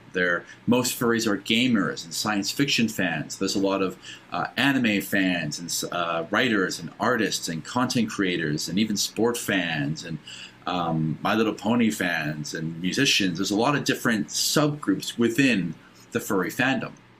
And indeed, in our Southeast Asian, the Southeast Asian sample that Gao collected for us, when they asked furries, hey, what are your hobbies? You can see that gaming seems to be popular around the world, followed by things like manga, sketching, food. Food is apparently quite popular. Furries need to eat, and in some places, food is tied in much more closely to furry interactions and what furries do. Fun fact number 25, furries interact with each other predominantly online. So furries spend a lot of time as an online culture, with about 80% of furries saying they make it out to some kind of forum or furry website. And 80% of furries say they use instant messaging programs like Telegram, Discord. That number is probably higher nowadays. This was asked back a few years ago. Nowadays, as Telegram has grown as a program, more and more furries are using it. Hi, everybody. Hi, Furry Fandom. Dr. Roberts here. I am sorry that I have interrupted Dr. Nuka's fabulous presentation. I'm sure you're enjoying it, as am I, but I thought we could just take a second to have a little chat. A lot of people ask us, how do we support Fur Science? Well, I mean, the obvious thing is participate in our research, and we really thank you and appreciate that every time people do it. Thank you, thank you, thank you. But the other way that people can really support Fur Science is by engaging in our social media. And by that I mean Twitter, Facebook, Instagram, and of course YouTube, by liking, sharing, and subscribing. Why? Why would that matter, you might ask? Well, our funders care about how we are disseminating information, and the more reach that we have through social media, the better we're doing our jobs. So please go to our social media. I'll wait right now. You go right ahead. Just go on YouTube. One eternity later. Excellent. Thank you so much. And now we go back to Dr. Plant. So furries interact predominantly online. That's sort of the first main way that they interact, because sometimes you may not realize where a nearby furry is. Sometimes you may be the only furry in your little town. So furries often rely on the internet to meet and find one another. Fun fact number 26, furries spend a lot of time online, but they also meet up at furry conventions all over the world. This is a furry convention, for example, in Brazil. At these furry conventions, about 1 in 3 furries say that they make it out to some kind of local meetup, so for restaurant meets or just house parties kind of thing. About half of furries say that they make it out to at least one convention per year, because again, look around the world, there's arguably a furry convention within driving or maybe a short plane ride away from you. And to this end, we find that about 95% of furries say they've made it out to at least one furry convention over the course of their life. So about half of furries make it out to one convention or more per year, and 95% of furries have been to a convention at least once. Fun fact number 27, furries act differently at these conventions than they do in their real lives. Right? So when you want to ask what goes on at a convention that makes it so different from the real world, from how you act around your friends or your family or your colleagues, well, at furry conventions, furries say they're more likely to hug and cuddle and be physically affectionate. They're more likely to show off their furry merchandise, to share furry jokes and memes, to sometimes let loose and act like an animal, to growl or roar or be silly animals. But in general, we tend to find that furries say they're more outgoing at conventions. It's where they open up and become more social than perhaps they are in their day-to-day life. So, fun fact number 28. You may have heard of the term post-con depression, a depression that you get after going to a convention. If you've never been to a convention, or if you're at one of your first conventions soon, post-con depression is totally a thing. We studied it at Anthrocon a few years ago, where we studied furries at Anthrocon and then followed up with them a few days later after they went home. And sure enough, we found that in going back home, furries tend to feel less happy and everything feels like more of an effort to them. They feel unmotivated and depressed and bummed out. So you do tend to see this kind of crash in your mood after attending a convention, which is one of the reasons why we say, hey, get in touch with people, get contact information, and stay in touch after the convention to help combat this. Fun fact number 29, most furries are not straight. As it turns out, when you ask furries about their sexual orientation, only about 20% of furries identify as straight, with about half of furries identifying as gay, lesbian, or bisexual, between 8 and 10% of furries identifying as asexual, and another 15% identifying as pansexual. So furries kind of run the gamut, the entire spectrum of sexual orientation. Fun fact number 30, furries are in relationships, whether they're straight, gay, or, whatever you're into. Furries tends to find themselves in relationships, many of them at least. We tend to find here that across our samples, about anywhere from half to 2/3 of furries say they are currently single, with about 1/3 or so saying that they're in relationships. This often depends on the sex of the participant. We find, for example, that male furries are much more likely to be single than are female furries, who are much more likely to be in a relationship already. But it also depends on whether you split it up by being straight or being gay. We find, for example, that among gay furries in particular, they tend to find their partner through the furry fandom. So if you're a gay male furry in a fandom that's predominantly male and has a number of gay or bisexual people in it, it's kind of a target-rich environment for you. There's a lot of potential partners there for you, in a way that may not be the case if you are a straight male furry looking for a partner. You may be better off looking to another fandom to maybe find a potential partner and then get them interested in furries. Fun fact number 31, there's also a lot of trans furries in the furry fandom. Now, when we ask these questions about sex and gender, you have to ask them in nuanced ways. We're guilty early on, and when we first started doing research, we're guilty of doing what a lot of social scientists do, which is check the box. Are you male or female? We don't do that anymore. We've taken a lot of feedback and a lot of input from LGBTQ groups, and now we ask in many different ways. We ask people, hey, here's a bunch of different boxes. Check off any of the ones that apply to you. We have many, many more options. We also give people a chance to write in their own options. And what we tend to find is these numbers tend to show that about 73.4% of furries identify as cis males, about 12.6% identify as cis female, and about 13.1% identify as trans, which is remarkable when you consider that in the general population that number is about 0.6%. So in the furry fandom, we see numbers more than 20 times what you find in the general population of trans people. So it is a fairly significant part of the furry fandom. So fun fact number 32 on this subject, LGBTQ furries often get a lot more out of the fandom than just entertainment. There's a lot more to it for them. Among lesbian, gay, bisexual, and asexual furries, they tend to report using the furry fandom as a means of escapism, right, to escape some of the bigotry or stigma they experience in their day-to-day life. They identify much more strongly with their persona than straight furries do on average. They tend to seek help and to give help in the furry fandom more often, and they tend to experience more anxiety in their day-to-day lives.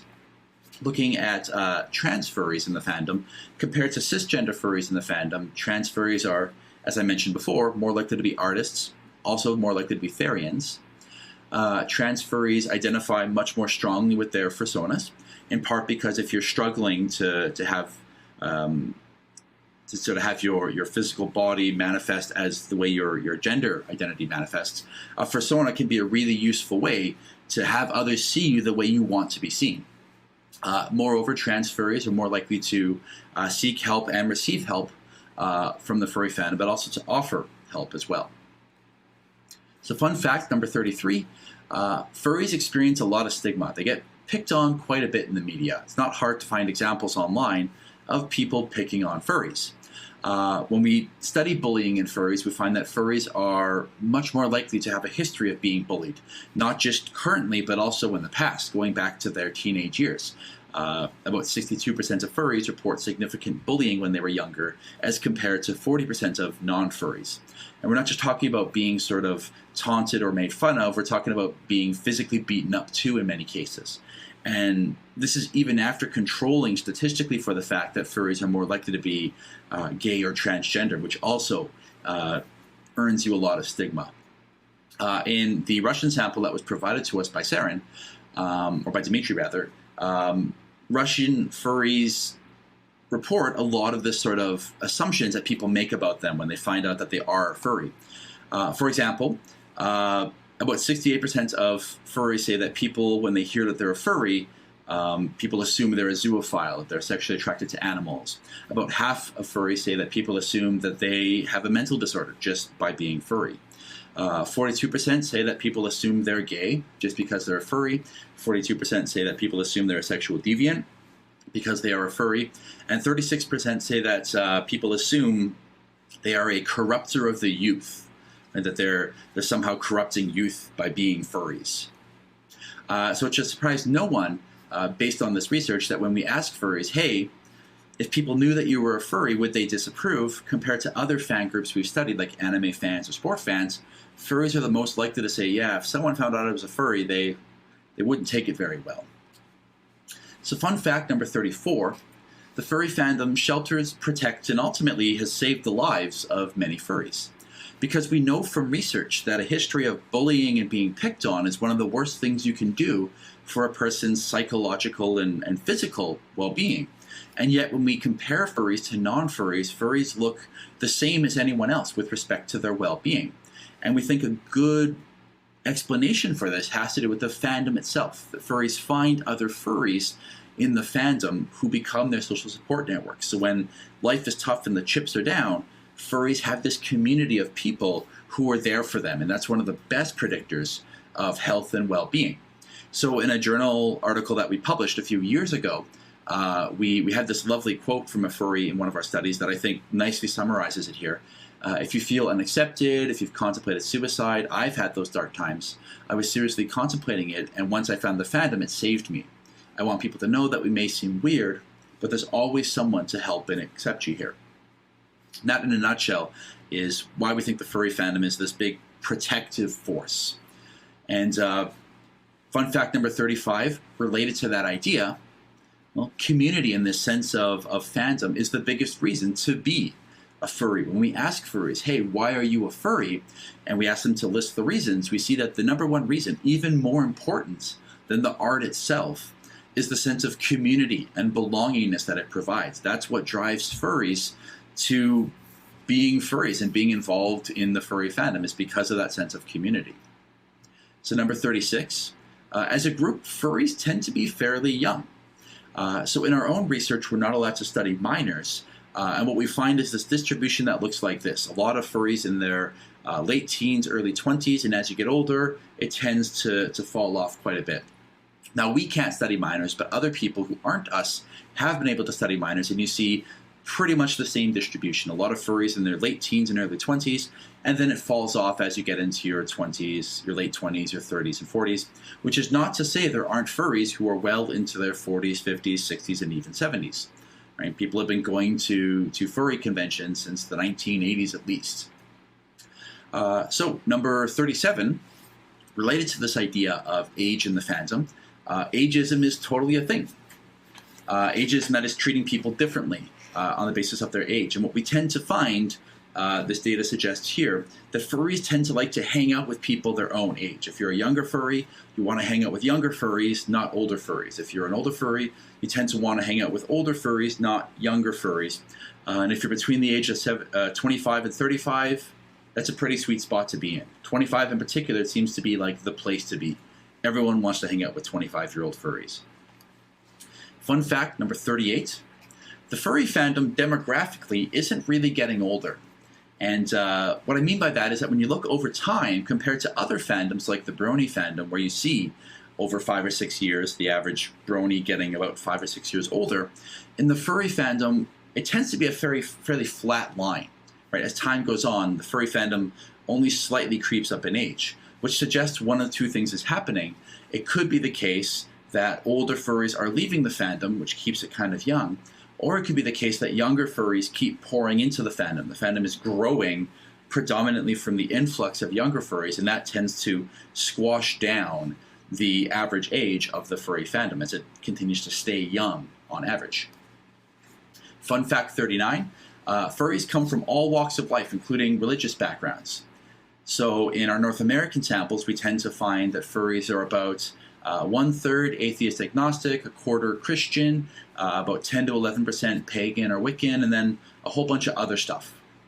And what we find is that the religious composition of the fandom largely depends on the culture that you're a part of, right? So furries in Taiwan will have a very different religious makeup than furries from Thailand or Japan or Malaysia, reflecting the dominant religious beliefs of people that age in those countries. So furry isn't really tied to any one religion or lack thereof.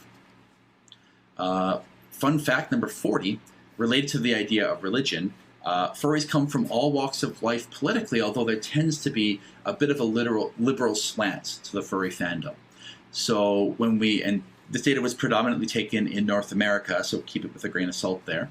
But we tend to find that furries tend to identify, they're more likely to identify as liberal as opposed to conservative. When we talk about liberalism, we're talking specifically about social liberalism. So furries tend to lead more to the liberal side when it comes to things like trans rights and gay rights, in no small part because furries are, mostly non-straight. So furries tend to be fairly progressive on social issues like that. When it comes to economic issues, furries are fairly divided. They tend to be fairly down the middle, debating about things like whether or not healthcare should be privatized, debating on things like welfare programs. But at least on social issues, furries tend to be fairly liberal. Fun fact number 41, furry drama is totally a thing. And if you ask, well, how do you study furry drama? We've actually asked hundreds of furries to give their definition of drama, and we've extracted some common things. Drama tends to have 3 things. It tends to involve conflict between 2 or more people.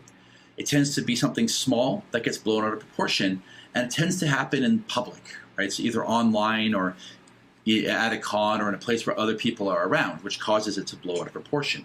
So these are kind of the ingredients, the catalysts for drama happening in the fandom. And it's easy to trivialize drama. It's easy to laugh about drama and say, oh, lol, drama, that's just a furry thing. But the reality is that drama is the second biggest cause of furries leaving the fandom. Right? So if we want the fandom to stay big and to stay vibrant and inclusive of a lot of people, we ought to be taking drama a little bit more seriously and maybe work towards reducing drama in the fandom. Fun fact number 42, with respect to things like drama, furries tend to assume that problem behavior or negative behavior is more common than it actually is. This is a phenomenon known as pluralistic ignorance. When we ask furries, how much do you engage in these different activities, and then how much do you think the average furry engages in these activities, we tend to find overwhelmingly that furries assume that other furries drink and smoke and party and use drugs and engage in more risky sex than they do. Right? So furries assume other furries are misbehaving a lot more than furries actually are when you survey them. So it suggests that a few vibrant cases or a few notable cases seems to cause people to overestimate how prominent these things are. You hear one story about a furry who gets really drunk and makes an ass of themselves at a convention, and you assume that's much more common than it actually is in the fandom. Fact number 43, furries are not deviants per se. When I say that, I mean that statistically furries are deviants. Statistically, furries are unusual. Right? Furries are fairly rare in the general population, so they are statistical deviants. But with respect to things like, are they more violent? Are they maladjusted? Do they have mental illness? We don't seem to find any evidence for this. In many respects, furries are actually better adjusted than a typical person. One thing we have noticed in our research is that furries are much more likely to be on the autism spectrum than the general population. Although we don't think that's unique to furries, when we study fan groups in general, we tend to find higher rates of people on the spectrum there. And we think that part of the reason is because one of the defining features of being on the spectrum is a strong or a tendency to become interested in a very specific or narrow area. And what is a fan if not a person who has a very strong, focused interest in something specific? Fun fact number 44, furries as a group are nerds. We are geek culture. We are nerd culture. We spend a lot of time online. We have nerd interests. We see this reflected not just in our interests, but in our school performance. A lot of furries go to college or university. Most furries, in fact, are either currently in university or have gone to university already. And when you look at the school performance, furries tend to report grades in the high B's, low A's on average. So furries tend to be kind of nerdy. All right, this is the part of the lecture where I say the last few slides are going to be talking about sexuality and pornography. So if that sort of thing bothers you, might be the part where you want to tune out and leave. We're going to be respectful about it and we're going to be mature about it, but I did want to sort of give this caveat in case you're squicked out by that sort of thing. So, fun fact number 45, furry is a fandom for most furries, but a fetish for some furries. So when we ask furries, to what extent is furry a fetish for you, and then to what extent do you think the average furry considers it a fetish, we get some more of that pluralistic ignorance. The blue bars is your estimate, and we see that furries estimate that the average furry considers it to be a fetish a lot more than furries themselves actually consider it to be. But you do see a mixed bag, right? So about a quarter of furries say absolutely not a fetish. You probably get about another third of furries who say maybe a little bit of a fetish, and then probably another third of furries that say, no, it's pretty strongly a fetish for me. So furries are kind of a mixed mind when it comes to this, but certainly it's not the case that furry is a fetish for all furries. And again, I want to make clear right now, by the way, that saying it's a fetish or it's not a fetish is not in any way trying to be negative about fetishes, right? We take a sex-positive approach. There's nothing wrong with furry being a fetish for people. It's just not the case that furry is a fetish for everyone. Fun fact number 46, furries look at porn. Not a big surprise, hopefully, to anyone there. Pornography exists in the furry fandom. 96% of men in the furry fandom look at furry porn. 17% say the only porn they look at is furry. 78% of women in the fandom look at porn, and about 2.2% say the only porn they look at is furry. In general, we tend to find that men in the fandom have a more positive attitude towards porn. Women in the fandom tend to be a little bit more ambivalent. They have some mixed attitudes towards porn. When it comes to furry porn, it can be described as attraction to anthropomorphized animals. So on a 1 to 10 scale, when we ask furries, are you sexually attracted to anthropomorphized animal characters, you see a pretty definitive response here. Furries overwhelmingly say, yeah, that's what I'm into. This is important to note because some people will say, well, furries are zoophiles. Furries are people who are sexually attracted to animals. And yet when you run that data and ask, are you sexually attracted to real animals, it's an entirely different story. The two bars are completely the opposite. And the vast majority of furries say, no, I am not sexually attracted to real animals.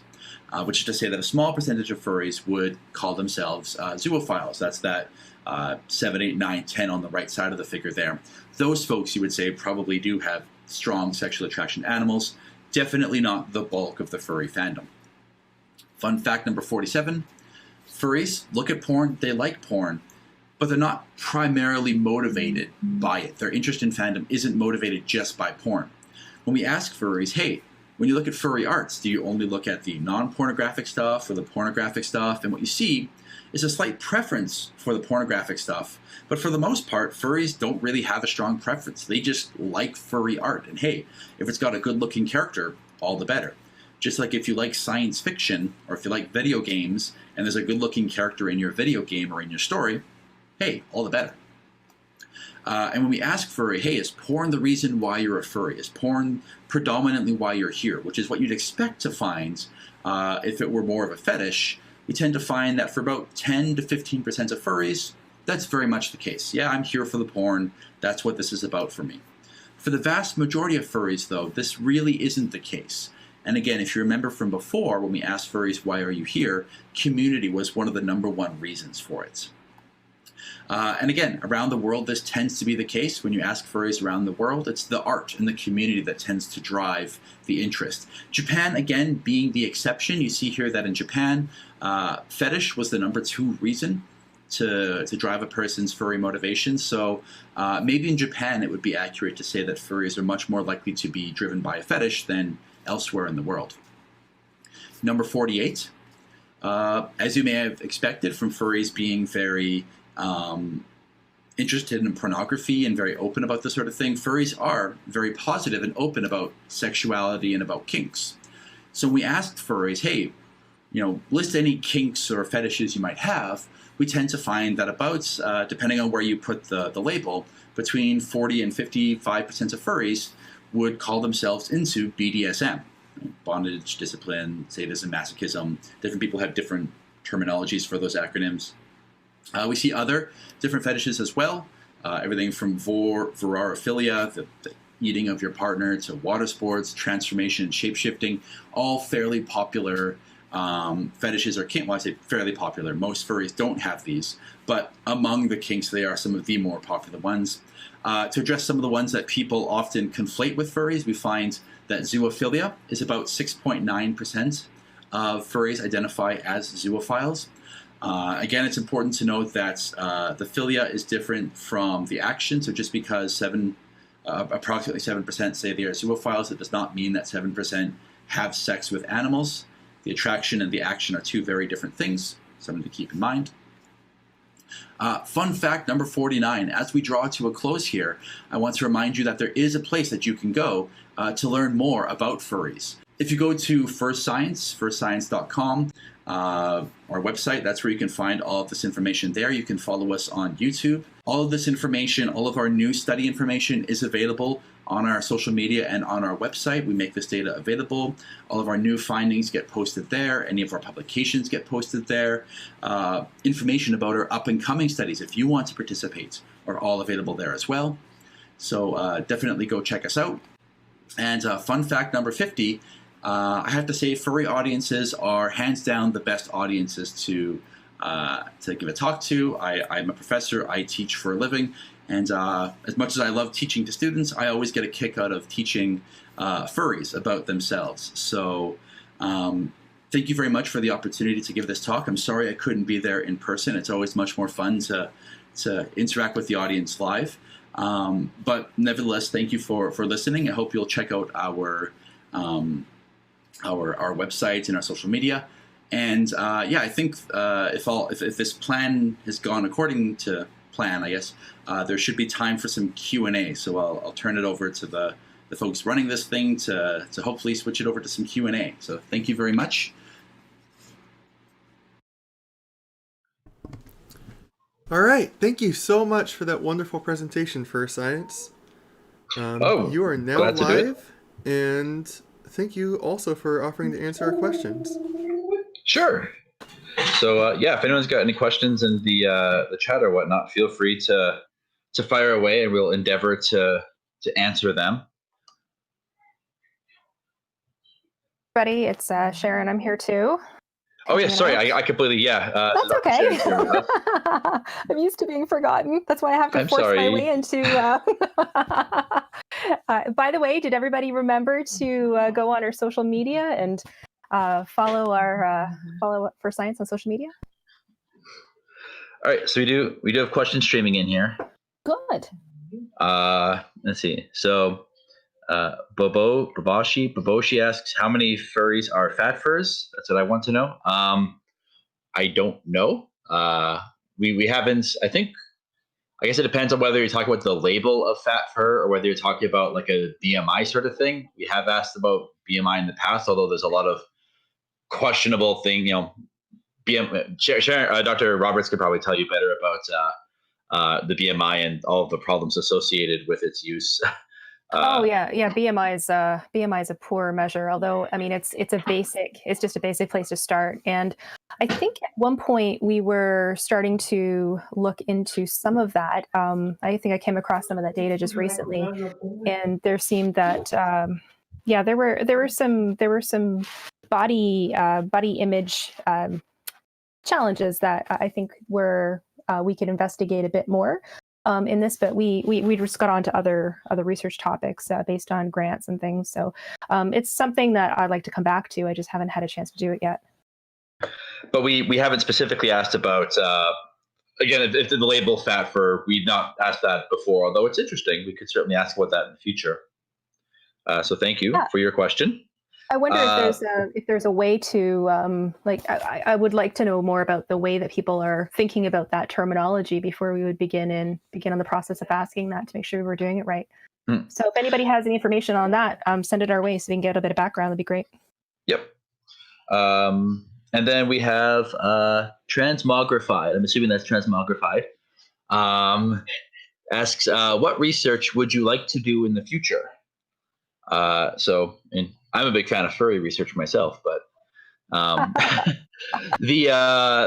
if you're talking about sort of specific topics, we actually, believe it or not, we're always planning kind of 6 months to a year ahead. So we've already got sort of research topics in mind for the March or April surveys that we're going to be asking about. And I can't speak for Sharon, but there's a bunch of things that I'm kind of interested in going forward, including we're hoping to put together something looking at racial minorities in the furry fandom. So we've got I got a colleague of mine in particular who is a sociology graduate student who studies race issues, and she'd like to sort of help us work together to try to get a better look at some of the experiences of racial minorities in the fandom. I'm particularly interested in looking more into things like spending habits, regretful spending in the fandom, and predictors of that sort of thing, as well as perhaps diving a little bit more into diving back more into the species stuff. I always say that I'm done with the species stuff, and then more stuff seems to pull me back into it. So I'm particularly interested in things like what, once more diving into the fray of, are there things that predict certain kinds of persona species? I'd like to get a bit more as well into the nuances of why you chose the species that you did. We've looked at it before in the past, but I think there's more to be tapped there if we can find the right way to ask about it. So I've got a million questions. Every time we answer one question, we have 3 new questions. So I've got those are kind of the areas that interest me most. I don't know about you, Dr. Shazzy. Well, I'm interested in all those things that you said. I'm interested in hearing about your grad student that you've got working on the sociological aspects of racialization. I'm very interested in figuring out a bit more of that part of the fandom as well.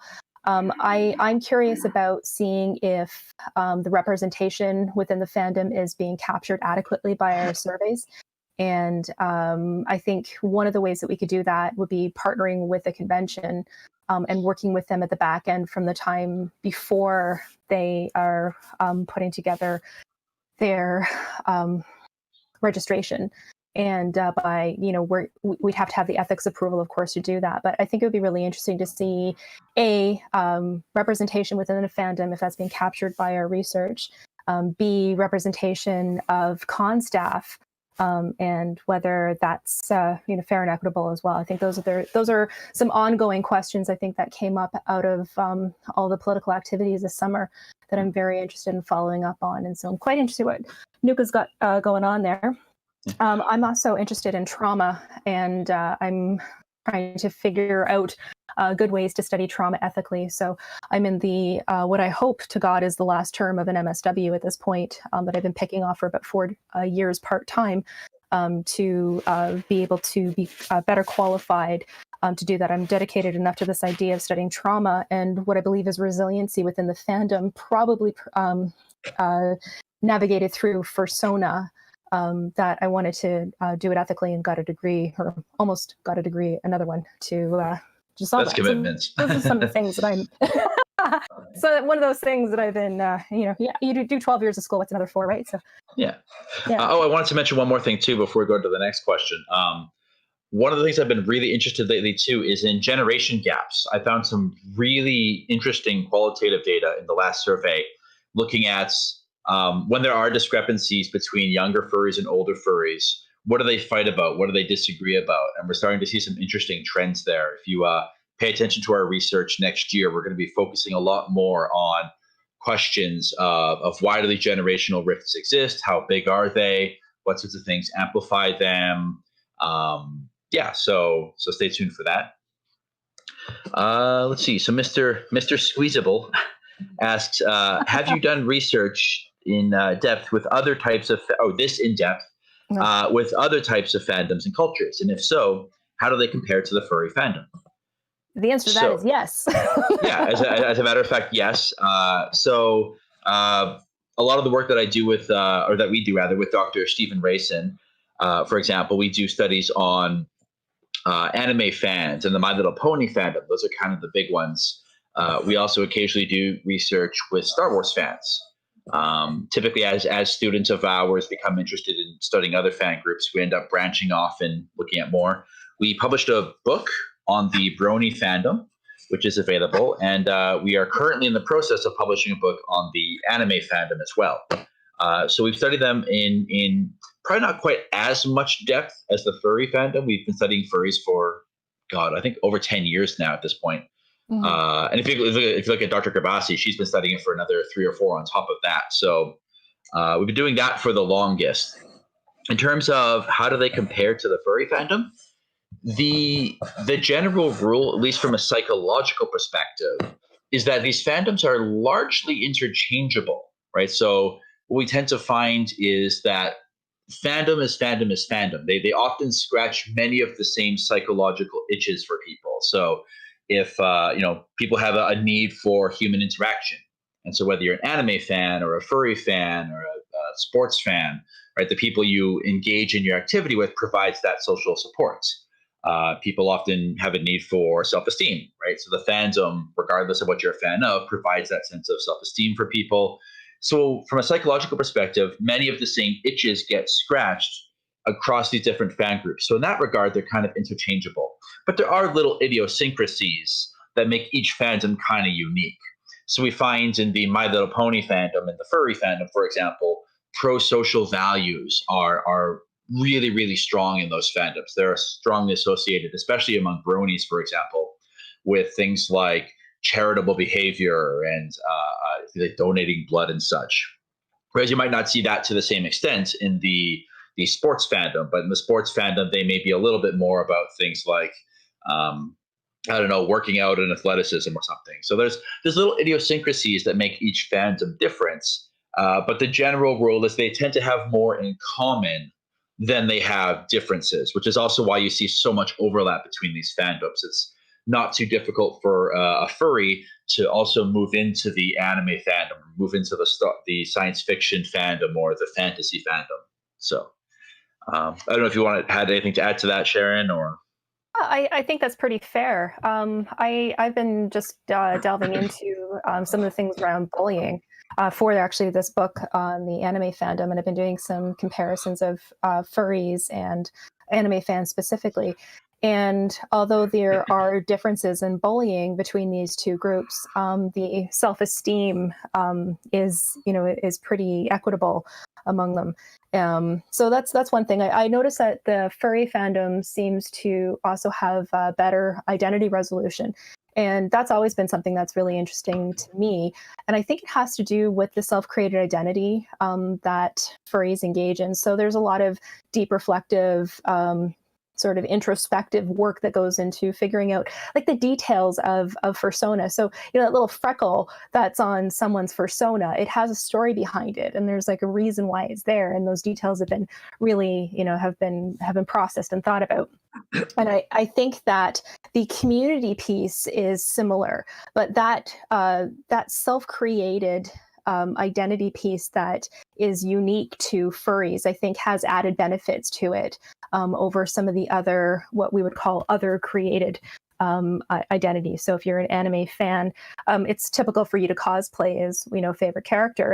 And that's, it's a creative exercise. It has benefits to it. But the uniqueness of the fursona development and the identity elements to it are pretty magnificent, in my opinion. Mm-hmm. Yeah, and a caveat to all of this is we're always talking about sort of average tendencies. So obviously in the anime fandom, even though there's a lot of cosplaying, people do also create their own characters. In the My Little Pony fandom, a lot of people create their own OCs. So it's not the case that these are completely unique to the furry fandom, just you see a lot more of it in the furry fandom than in these other fandoms. Yeah, I appreciate you saying that. Speaking in averages, depending on your standard deviations, of course, is going to give you a lot of variability. But yes, yeah, I agree. Thanks for saying that. Yep. Let's see. Transmogrified says, question from Kit. You said that furries have positive imagination lives. How do you define and measure positive fantasy versus pathologic fantasy? I'm glad you asked. I created the scale and published a paper on that a few years ago. He has an entire dissertation on this. yeah. I spent many years working on this. So the gist of it is, there's no one perfect way to measure something as abstract as fantasies. What we've done is instead look sort of at the consequences of it. What I wanted to do was develop a scale that said, because too often people get caught up in what are you fantasizing about? Or people will often say, well, it's a bad fantasy if it involves, killing, that's a bad fantasy. But if it involves, petting a cat, that's a good fantasy. But if it's, people make distinctions based on the content. Oh, you like a show about fuzzy cartoon horses, but you're an adult, that makes it a bad fantasy. And the argument we've always said is that it matters less what you're fantasizing about and more why you're engaging in it. What function is it serving for you? And so when we talk about positive and pathological fantasy, our definition of positive fantasy is it having positive effects for you? So some of the questions ask about, is it you use fantasy for self-expression? Is it a muse for you? Do you engage in it with other people? Is it for fun? Is it for entertainment? Does it help you relax? Those sorts of things. Whereas pathological fantasy is more characterized by this solely by escapism, right? So when we think about pathological fantasy, I always picture the World of Warcraft fan who can't make rent this month, and so they're putting on World of Warcraft just so they don't have to think about it, right? We tend to find that with pathological fantasy, it's less about being immersed in an engaging and exciting world, and more about like a coping mechanism. Like, this is the thing that gets me through the day. It also tends to have a more addictive quality to it. This idea of it's a compulsion, it's a thing I do, and I can't really stop, versus something that's more entertaining to you. So our questions tend to tap in those different elements. Can you stop if you wanted to? Is it causing problems with your day-to-day functioning? Do your friends and family have concerns about how much you're doing it? That tends to be the sorts of things that characterize the more pathological form of the fantasy engagement. Whereas the more positive form, you tend to see benefits from it. So that's sort of the simple way that we went and tried to measure it. It is by far not the only way, nor will I claim that it is the right or proper way to do it. Rather, it's just for our purposes in trying to distinguish healthy fantasy from less healthy fantasy in a way that doesn't just look at the content. That was sort of the easiest way we could think of to do it. And again, there's a whole, if you go to the First Science website and look at our publications, there's an entire published study with 4 or 5 validation studies built into it, getting at this scale that I built to try to tap into the differences between these different kinds of fantasies. So the nerd in me, the science nerd, thanks you for taking such a keen interest in the psychometric properties of these scales. Okay, so Blue Nadir asks, I'm a bit late to the party due to time zone differences, so this may have been covered. But have you delved into the social acceptance of the furry fandom in different countries? They are from South Africa. So good question. Much of our data tends to be centered in more Western countries. So all of the researchers here are from Canada or the United States, and much of our data collection comes from cons at United States or Canada. Although recently we've been able to make it to Euroference, and we were supposed to go to Confuzzled this year, but alas, there's this pandemic you may have heard of going on. We have also been doing international online studies, though. So in our most recent online study, for example, I think 15 or 20% of our sample came from Southeast Asia and Eastern Europe and such. So we're slowly starting to get more and more data from other regions of the world. What I can say, by supplementing our data with data, for example, from Russia or from Eastern Europe, data that was collected by someone who wasn't us, but who's been working with us, they found that bullying and bullying and stigma tends to be just as common there, from what we can tell, as you find elsewhere. So at least comparing sort of an Eastern European sample to a North American sample, you tend to get that. Anecdotally speaking, we can say that in places like Japan, we've had furries from Japan talk to us about the idea that you don't so much see as like furry conventions.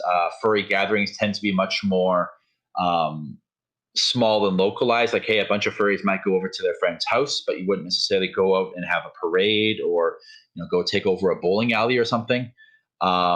It's a topic we'd really like to be able to have the data to study, and so I think going forward, we've talked before about wanting to go to Japan and do a study in Japan. We've talked about trying to nail down more thorough or larger rather samples of people from other parts of the world. Part of that is also limited by the fact that we only speak English in our current group. So one of the best ways, if we want to get data in other languages and from other countries, is to find translators and furries who are willing to help us localize our study into other countries. I know when we went to Eurofurence, a number of very kind German furries were happy to help us translate our questions into German. And we had our very first German survey, which allowed us to collect a bunch of data from furries that might otherwise have been overlooked simply because of the language barrier. So if there are any Japanese speaking furries out there who are looking for some extra volunteer hours, you let us know. So but to get back to your question, as far as we can tell, the stigma, we tend to find stigma in the fandom regardless of where you go.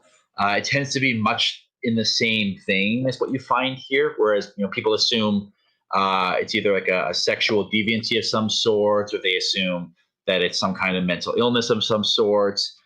Again, from the Eastern European sample, a lot of the assumptions were that you're a corrupter of the youth, or that you're a zoophile, or that you're something damaged or wrong with you in the head. So yeah, from what we can tell, at least anecdotally speaking, and from the small amount of data we have, that tends to be true in other places.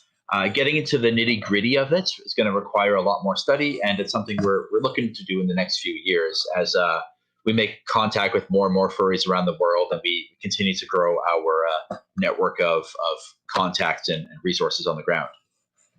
I don't know if Dr. Shazzy wants to add to that, or. I just want to do a shout out to Blue Nadir for being from South Africa. That is where I was born, and so I'm just feeling really connected over the internet right now.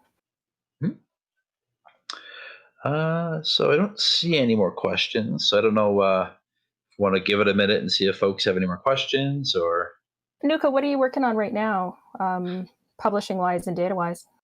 So publishing wise, I'm primarily working on editing the anime book, but we just finished the data data collection and analysis from the survey. If you follow us on First Science, you'll notice that we on our Twitter page or on our Facebook page, we put out a call in September. We put out a call in September for participants in a large scale summer study. We've collected all of that data over the summer, and I did sort of a preliminary analysis. So I've been looking at that data, trying to make sense of it, interpret it. So that's things like reading through hundreds of responses to this generation gap question, looking at furry spending habits. So I'm looking to try to consolidate all of that data into something manageable, because right now there's tens of thousands of individual pieces of data there. So we have to sort of condense it into something that's not just a big pile of numbers. Data on COVID. So a big part of the impetus for that study was the current COVID pandemic. Social scientists are nothing if not opportunistic. We never miss a chance to do a good study. And so we're studying COVID in the fandom. And I guess if you want sort of a sneak peek for what's coming next year, we do have some data suggesting, for example, that furries will turn to other furries for social support, but they'll turn to their families for social support, which is maybe it's just me. I think that's quite surprising.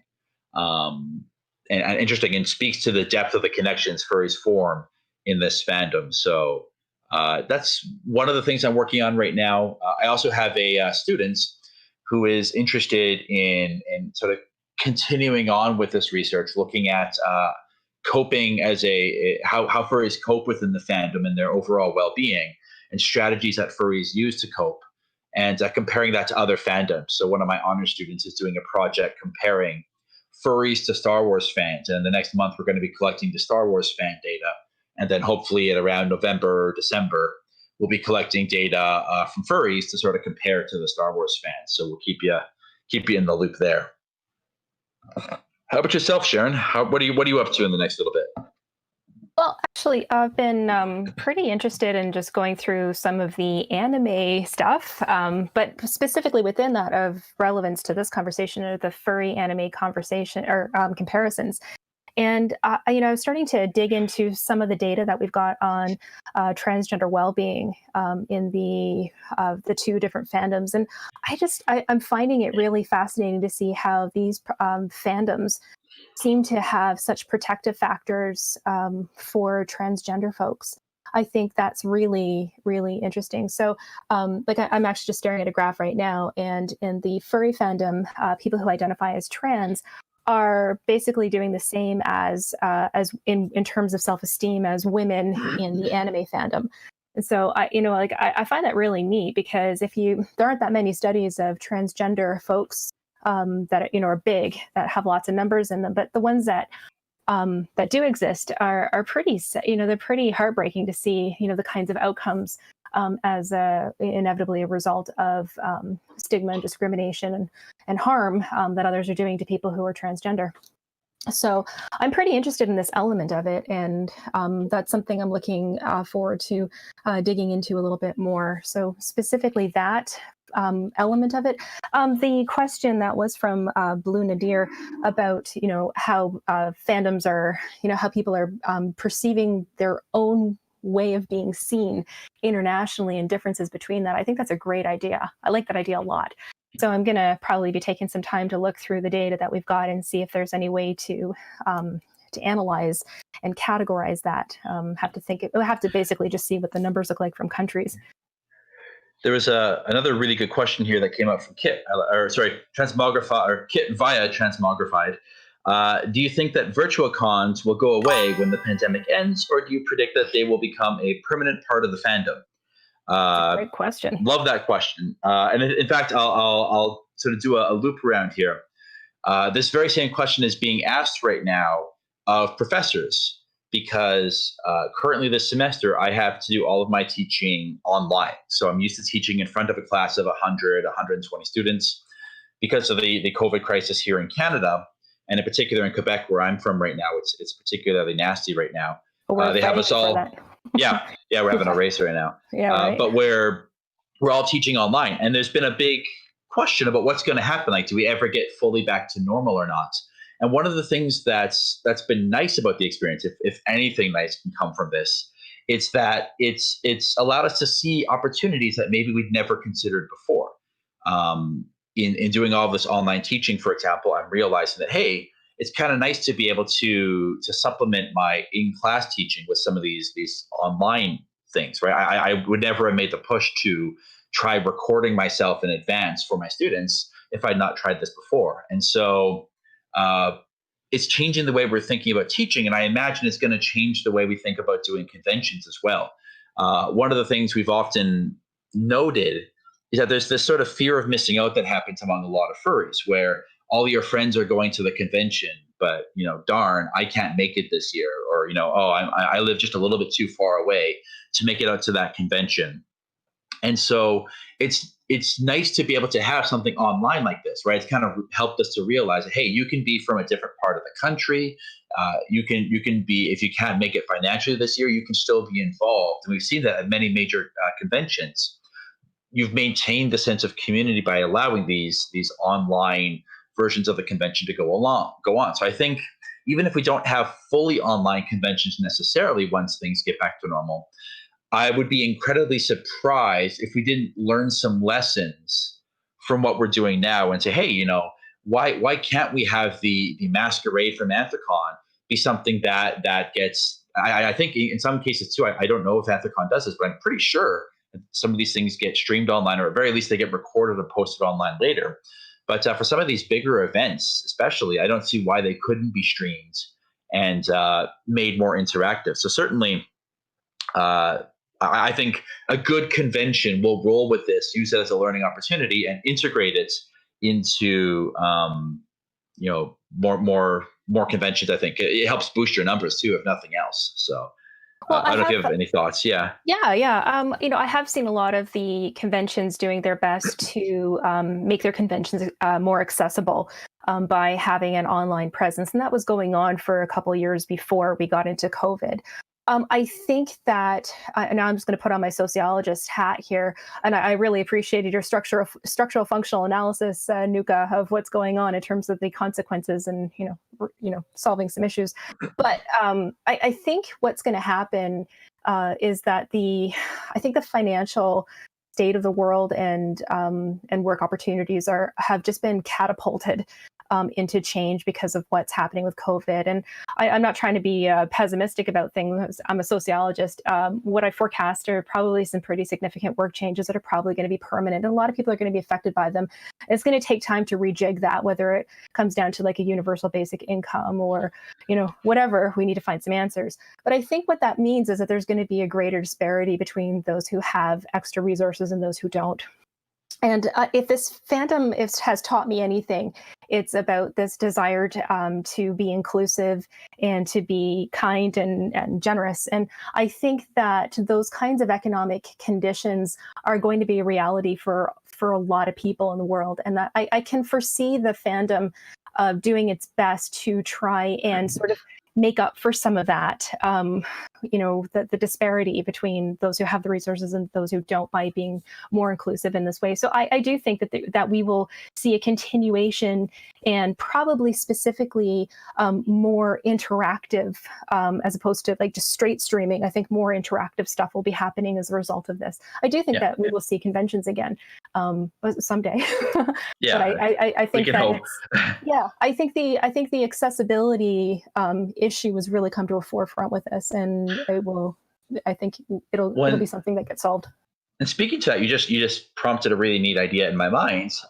One of the things that I've been noticing as I go through the data is with each generation of younger furries, there's changes in the media that are the most sort of popular to them. I definitely felt this generation. So we're going into the generation gap stuff here. I definitely felt this generation gap where furries 10 years younger than myself say that the primary way they engage with the fandom is through YouTube, is through Twitch streams, which 10 years ago was kind of unheard of. It's like, what do you mean you have a favorite furry YouTuber? There are no furry YouTubers, and nowadays it's definitely a thing. So I think as younger furries tend to be, their involvement with the fandom is more and more online. You're going to see it being, I think it'll cater to that. Cons will want to cater more to that.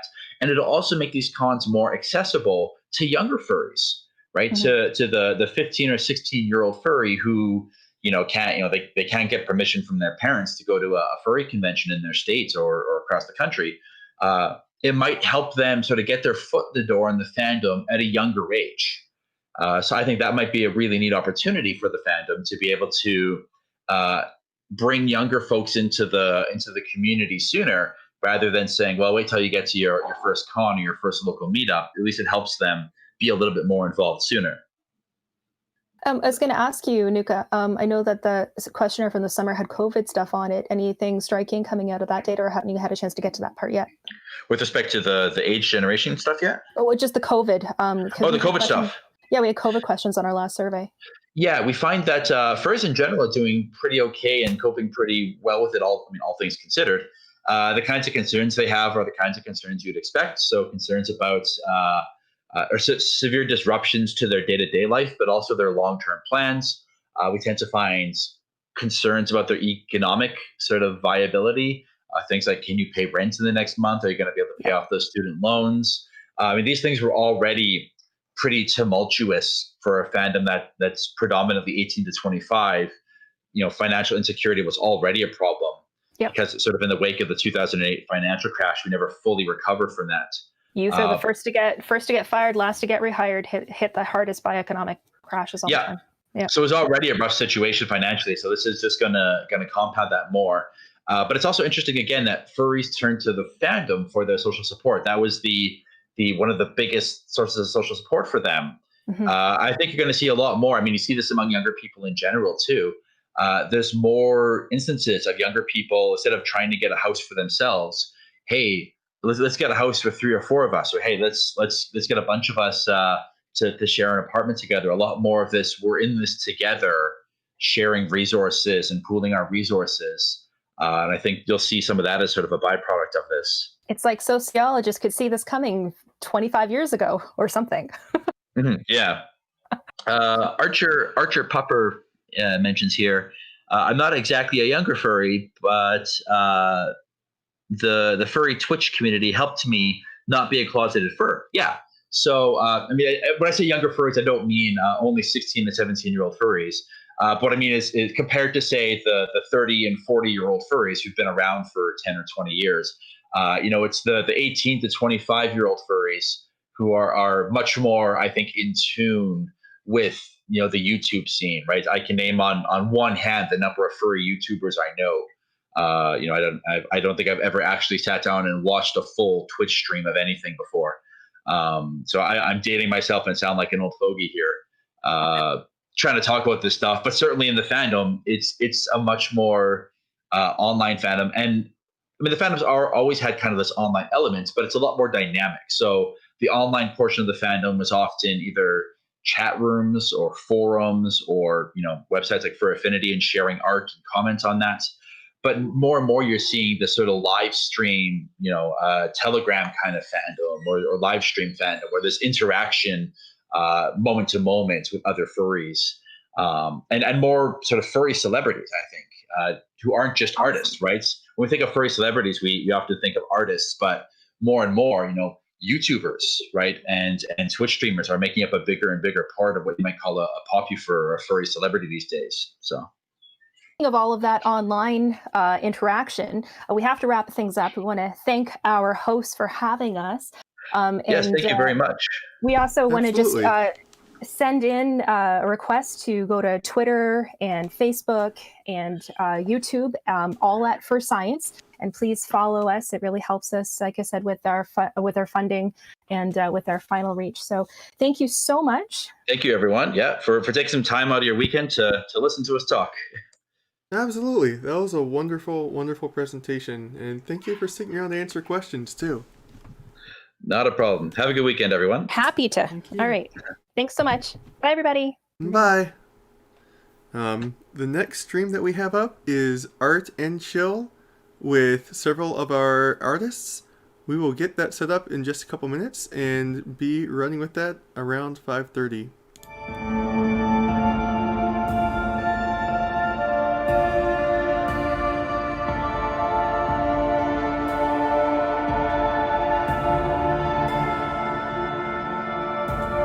My apologies, I said 5:30, we're going to start around 5, so just a couple minutes from now. Sorry about that.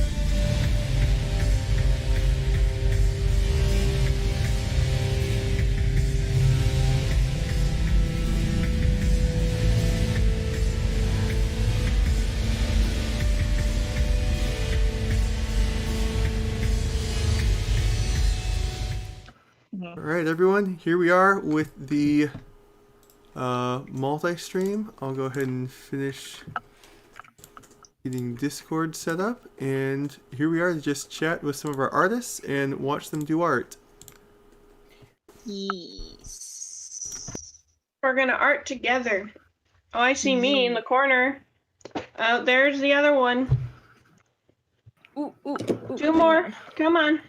There we go. One more. Ah ha ha. There, Bo. Beautiful. Is a big beautifulness. Can I have a link to the stream? Just literally look up OWOmacon on YouTube and you'll find it. Okay. It'll be like the first thing, I swear. While we're here letting the audience know, I am paying attention to the chat, so if anyone has any questions, I will be reading them. And you can specify who specifically you want to answer the question. I will be helpful in this way. Yes. Ouch. Yes.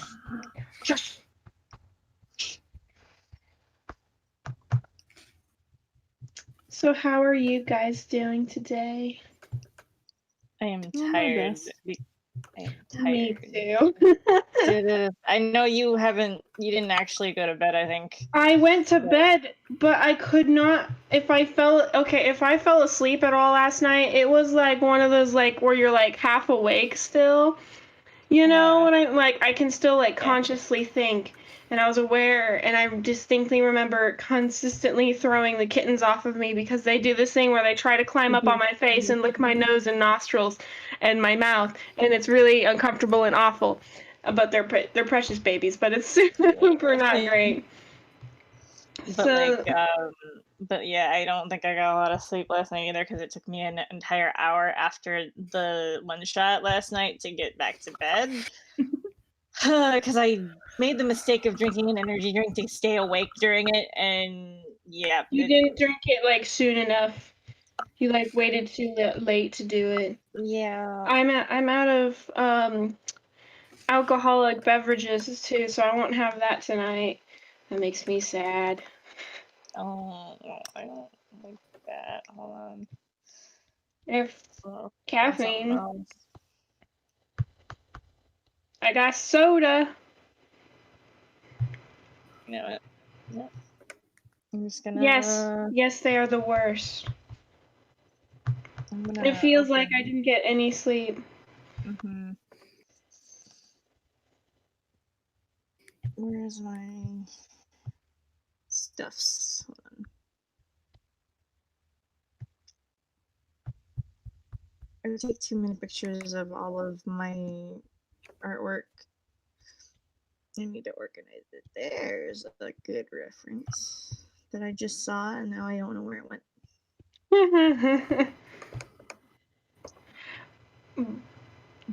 Baboshi, we're all in the art, the dealer's den, the online dealer's den. If you go to the OWOmacon website, you'll find the lists of artists that have put their information up for commissions, including like contact info for Telegram. I know I put my Twitter and stuff on there too, but personally for me, Telegram is the best way to get to me. Because that's what I'm on the most. I will look at Discord too, though. Oh, good. They posted the link. No, I don't want to do that anymore either. Oh my goodness. Why can't I make up my mind on what to draw? Jeez. Could work on commission. That's what I'm doing. It's also for the con, so it doubles. Fair. This is actually for the next panel. I was hoping maybe I can get the line art done. And then during the panel that it's for, it'll be coloring and shading and all that fun stuff. You know what? Let's draw him. I probably could be working on commissions, but I don't want to right now because the big one that I should be working on is not suitable for the stream. The big one. Okay. Excuse me. You could. Oh, you could work on your character here. I still need to get that line art from you so I can color it, and then we can be like, take it, you heathens. I'm sorry. It's just I've been meaning to work on it. And then I forgot, Trapper got one too. But his character, he doesn't really have a ref sheet, but it's just like a solid black wolf with green eyes. Or was it blue eyes? It's either green or blue. You gotta look at his profile picture. I'll double check. But yeah, we need to get on that. I know. People paid for that. Oh jeez. I know. And I want to get it before November. Okay. November. I'll get that stuff done before November, hopefully. Maybe. My brain is scattered in every direction.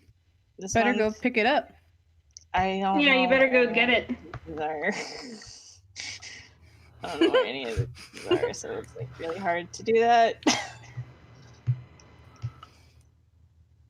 I'm hungry. I want to order food. I got snacks. I got cheesy puff corn things, like the Cheetos. I have some Little Debbie Rolo chocolate thingies because my gas station didn't have the strawberry shortcake. And I ate it already, but I also had like one of those long Rice Krispies. And I bought pistachios. I love pistachios, okay? They're like my favorite thing. I am not a spicy food eating person. I accidentally bought sweet chili pistachios.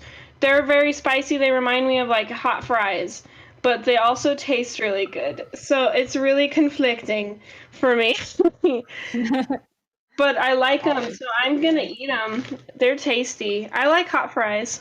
Just make sure you mute your mic. Just what? Oh, I'm not gonna eat it right now. I'm not eating it right now. And if so like my mic is an actual microphone. I'm not wearing a headset, so like when I eat out, I just move away from my microphone. Okay, because like before this. I could hear you eat.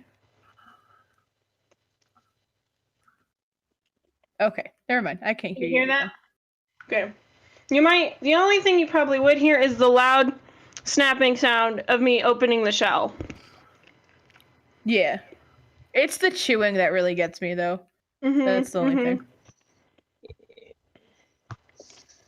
No, I'm gonna just. I have to wait. Have this. Oh, it's spicy. I make hamburger helper. I I don't know which one she's doing, but I have to wait, so. Hot. But I'm hungry. I want fazoli's. You want what? Fazoli's. So, like, does it bother you when you eat?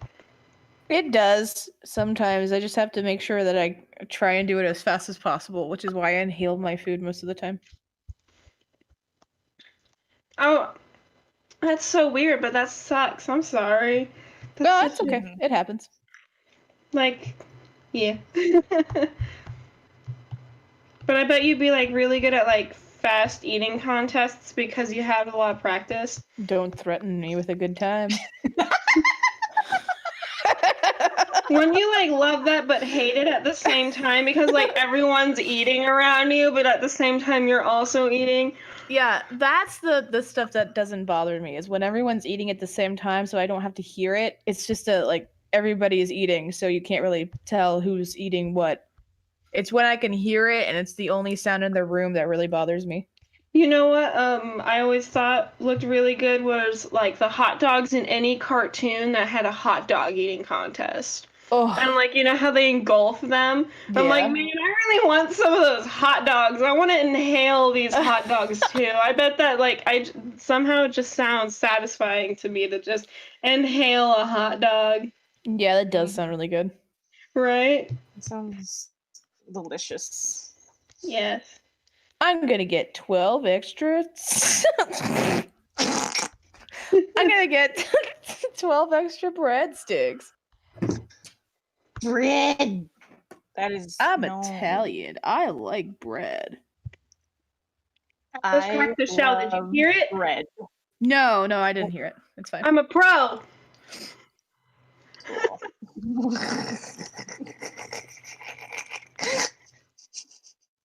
You're a pro at eating quietly. That should It be a seems- competition. It seems Competition in who can eat the quietest. Blue Nadir, Nadir. I'm assuming it's Nadir. Has the same thing you do and does not. Yes, like... misophonia. It's a sensory condition. That's what they said. Misophonia. Misophonia. Misophonia. Chewing and sniffing. Oh god, yeah. Miss Fernanda. What if it's a puppy sniffing? Then it's cute. It's when it's like really like. Oh, like snotty and gross. It's like, yeah. I'm sorry. I don't just like did that in either. like. Here, let me just have an example of what you actually hate. I'm just gonna fill this whole thing black. Oh no! Oof. Let's try that Get again. wet. That's better. I do that a lot because I'm not very clean with my line art, but that's just how I am. That's fair. If you don't like it, get out. Just sketches, because I feel like it. I'm done with you. Draw me. I'm kidding. Yeah, draw me. Draw me, please. Draw my dead grandma. It's her Draw me birthday. for closure. Draw the grandma from Coco, as in Coco. Draw Coco. As in Coco. her name is Coco. Draw the grandma from Coco. Oh wait, that's her name. Draw Coco. It's a good movie. Okay. Yeah. I forgot he has hair, like up here. So we're gonna just pop that in here. Under his hat. All cute like and smooshed. Kevin with a mustache, yes. Kevin with a B? Where's the B? Hi, my name is Michael with a B, and I've always been afraid of it. Wait, what? What? Where's the B? There's a B! What are you working on? Junk rat. I like him. Rat he should junk. have a boyfriend, and he should be an opossum. Oh no, he has a boyfriend, alright, but he's a big old fat hog. Roadhog! Sorry, Have you ever drawn? I don't think I've ever seen you do an opossum. I feel like that would be something you would do all the time. I have not ever drawn a possum before, I don't think. We'll have to, like, fix that. Force me. Yeah, right now. Nothing My hand else. starts shaking. I'm like being Do it! I'm like holding you at bread point because with a baguette, and I'm a baguette. to hit you with a baguette. I like how you said baguette. Baguette. That's not how you say baguette either. I don't even remember what or croissant. We say these things wrong. Croissant. It's like croissant or something like that. I don't even know. I don't speak French. Don't ask me. Ask someone who's French. But we say it wrong, and it's funny. I saw someone go on a whole tangent about how Americans say croissant wrong. Are you going to finish that? Yeah, I think that's it. I think it's croissant. It's croissant. Because Jimmy Neutron always gets it right. Not Jimmy, but Carl Carl Weezer knows how to say it right. He says croissant, which I love. I love that he says it right. Croissant. Jimmy's mom. Jimmy Coon. No. Can it be that you were thirsting after my croissant? Croissant. They can see me do my dance. I like the Carl Weezer version of that. Carl Weezer did a lot of covers. Carl Weezer is the best. Oh yeah.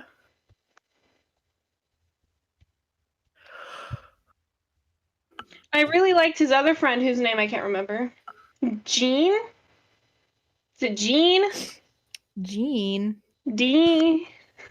The other one? Sheen! Oh, Sheen. Sheen! Sheen's Planet. That was a dumb show. Yeah, Someone it kind told of me. ruined Sheen for me. I had no idea. But I guess the movie came before the show. Yeah. I saw the show before I saw the movie, so I thought it was a movie for the show. I had no idea it was the other way around, you know, like Barnyard. And I was like, oh, does that mean the show's actually way worse than I thought it was? Because, you know, the Barnyard show is pretty bad, in my opinion. The Barnyard show is a piece of art. All the male cows have udders. You sound like the guy from that one YouTube Oh my channel. god. Number 15. All the cows in all the cows in backyard. You never would all expect the cows it. have all the male cows have udders. his official YouTube channel is Chills, but he also has the top 15s or whatever. Yeah. Both of them, he does the top. He does scary like whatever. stories or whatever too sometimes. Like, yeah, this creepy thing to ever happen to this person. If you're ever walking alone in the dark, make sure you bring someone with you, because it's and that's how he talks to all of them. And it's like, did he do this intentionally at first, or like did someone call him out and he's like, you know what, no, I'm doing this like forever now? Or No, what? he apparently has he's something wrong with his throat that actively makes him talk like that. Oh, really? Well, now I feel bad. It's okay, everyone thought it was fake. I love it though.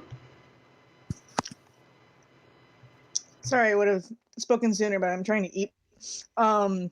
So he's still getting those comments on his YouTube channel, and it's kind of annoying to see it because just like we've done this already.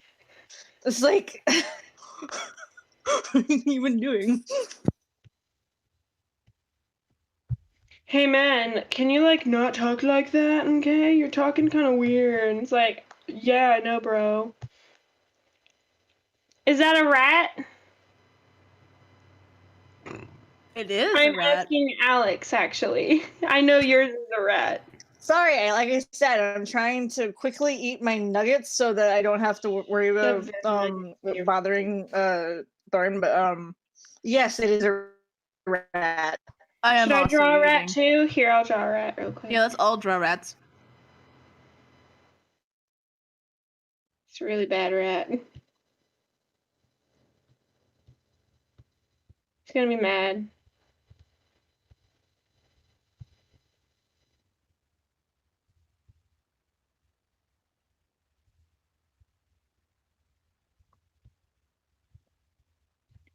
New Year character here. If your persona is a rat, I will color this rat in for $500 for you. This beautiful rat can be yours today with your persona color. It's for just the low price of $500. Auto bid is $1,000. So if anyone wants this rat, here you go. I'll put down a bid on that rat. That's one rat, man. That's a good rat. You see my rat? That's one thick rat. I like It's that a rat. big rat. I'm gonna do you even better. Hang on, he's not done. He's gonna get a booty. How am I gonna do this? Here, I'll do this. I know what to do. Okay, we're updating the your character here. Make him clap. Really rat. No. No. Booty. That's a booty. There's his tail. X. I just... The bid has... Someone auto-bidded it, and he's gone now forever. Back to the thing I was doing. It got really quiet, and I was worried I got, like, disconnected from the Discord or something. But no, you guys are just not talking. That's what's happening. Sorry, I'm eating, but also that rat was thick. I like that rat. Hand me over that rat. Are you drawing the big pig now? I am. Exciting. 500 daughters. I don't want your daughters, Vega. Gosh darn it, Vega, why? Get that out of here. Oh, God. I'm so sorry. I don't know what that was. A cough sneeze? A knees? A sneed? A knee? A sneed is all you need. No, people need. Oh, God. Everyone needs a sneed. I don't know the words to this song. That's probably good due to copyright strikes. Now I'm just improvising. Very good. I know. 10 out of 10 performance. Mm-hmm. Rolled a nat 20 for that performance check. Usually you gotta pay. You gotta pay for something like that. Y'all got lucky.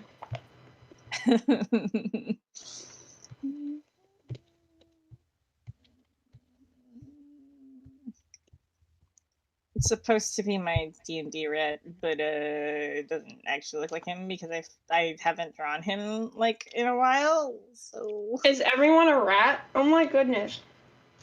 Wait, what do you mean? This is my rat folk that I made because I decided I wanted a rat folk, and it's for if Alexandria dies.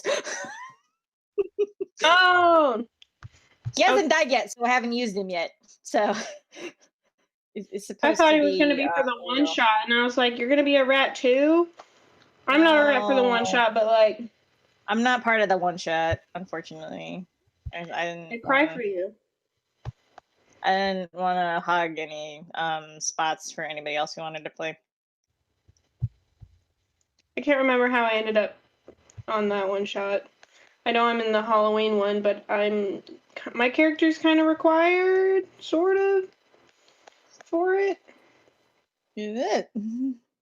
Calamari is, yeah.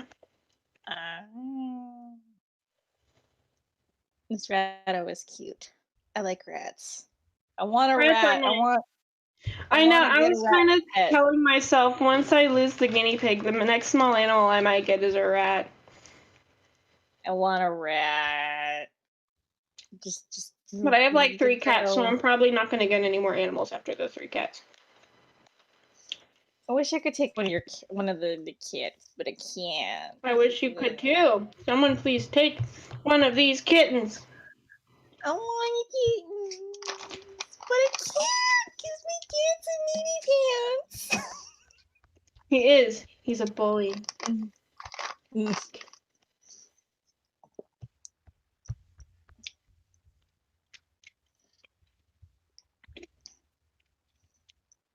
Tips for people who want to start commissions.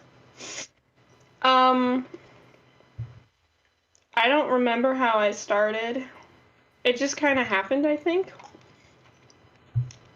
Forgetting adoptables and your character here's are a good way to start if you're not sure what to do. The biggest thing is getting your name out there, and my name isn't even out there, so I did. Just keep drawing and posting your stuffs on the interwebs, and you'll be fine. Advertise that you're doing commissions. You can be specific, like headshots for 25 with full shading and I'm doing half bodies for 10% off. Come here and get your half bodies.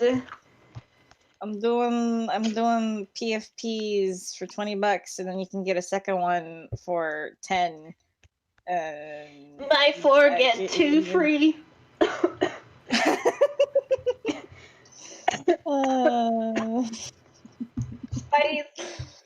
And you can even have it as like a badge if you want. I know I'm not really doing furry stuff right now because I just don't. I want to draw humans for like a while. It's been a long Not time allowed. since I've done.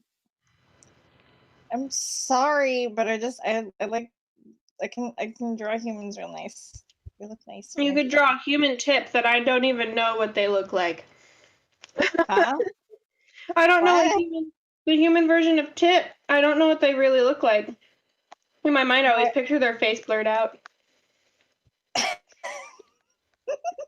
Intentional. Is that why you punched the mirror?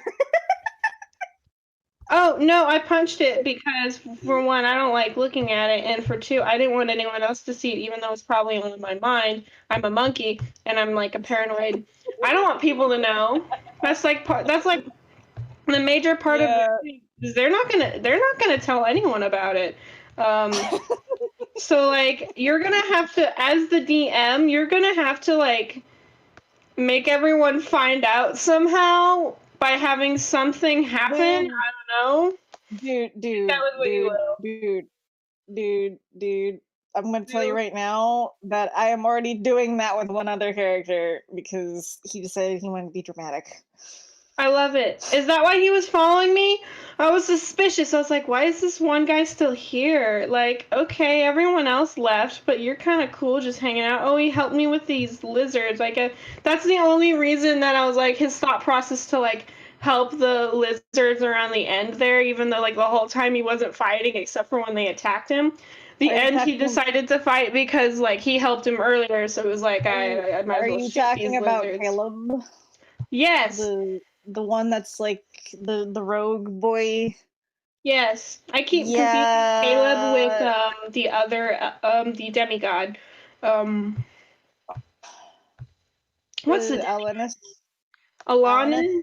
Elenus? Alanus Nikos. I'll just call him Nico. Nikos. Nico. Like Midna Nikos. It's Nikos. Oh yeah, I forgot that.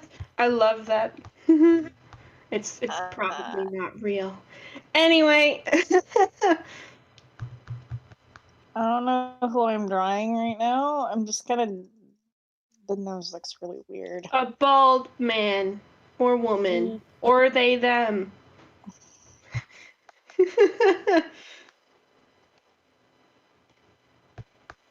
Wings. I love them, and I also hate them so very much.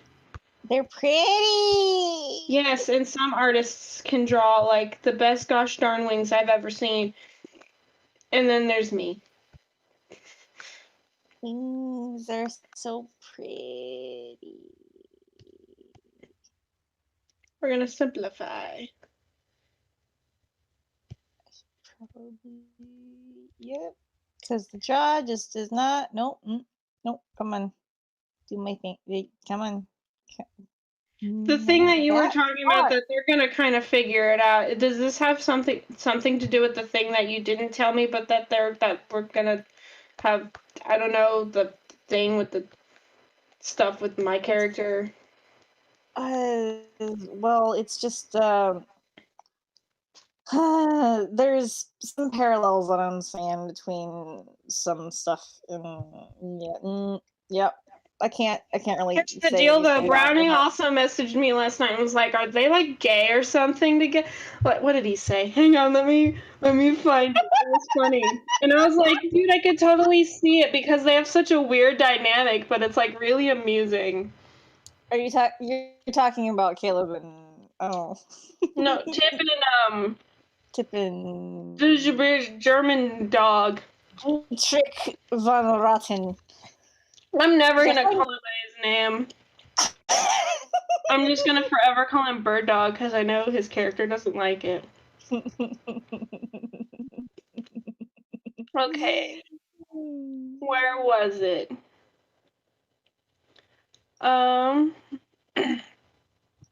Gay lover vibes off of our characters. That's what he said. Am I the only one getting gay lover vibes off of our characters? Like, yeah, like a weird old married couple who's just like, you're a bird dog and you're a monkey. We're both idiots. Like, you talk too much, and I'm like, are you what? You're the one who talks too much. No, no, yeah, you do. I go small.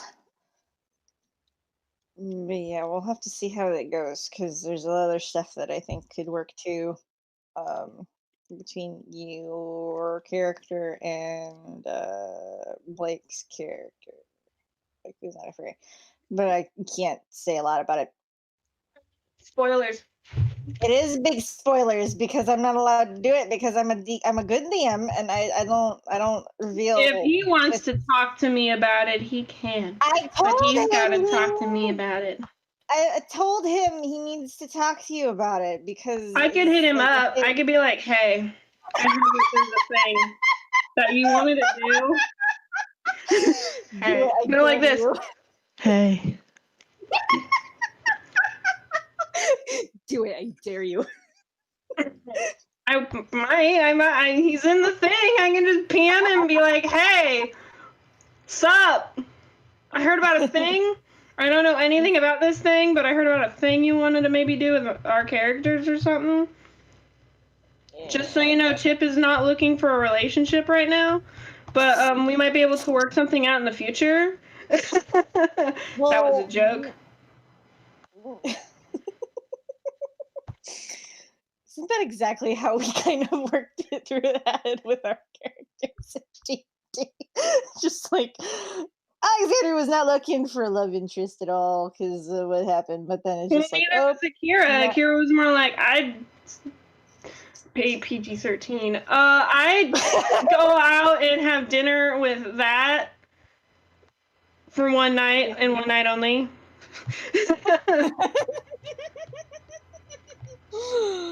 Oh, this is such a good Rado. I'm sorry. This pig looks like he's gonna eat him. He's just like leaning over. What's he doing? I want to boop his belly. He might just eat somebody. I don't know who he might eat, but he might just. That is horrible. That's horrible hair. Horrible, horrible, horrible. I can't. Nope. He's gonna bore. No, I'm just kidding. Oh, let me get. I won't finish the sentence. But you all know who I was. You especially, Alex, would know exactly who I was gonna say. Yep. I left like a monkey. That's okay.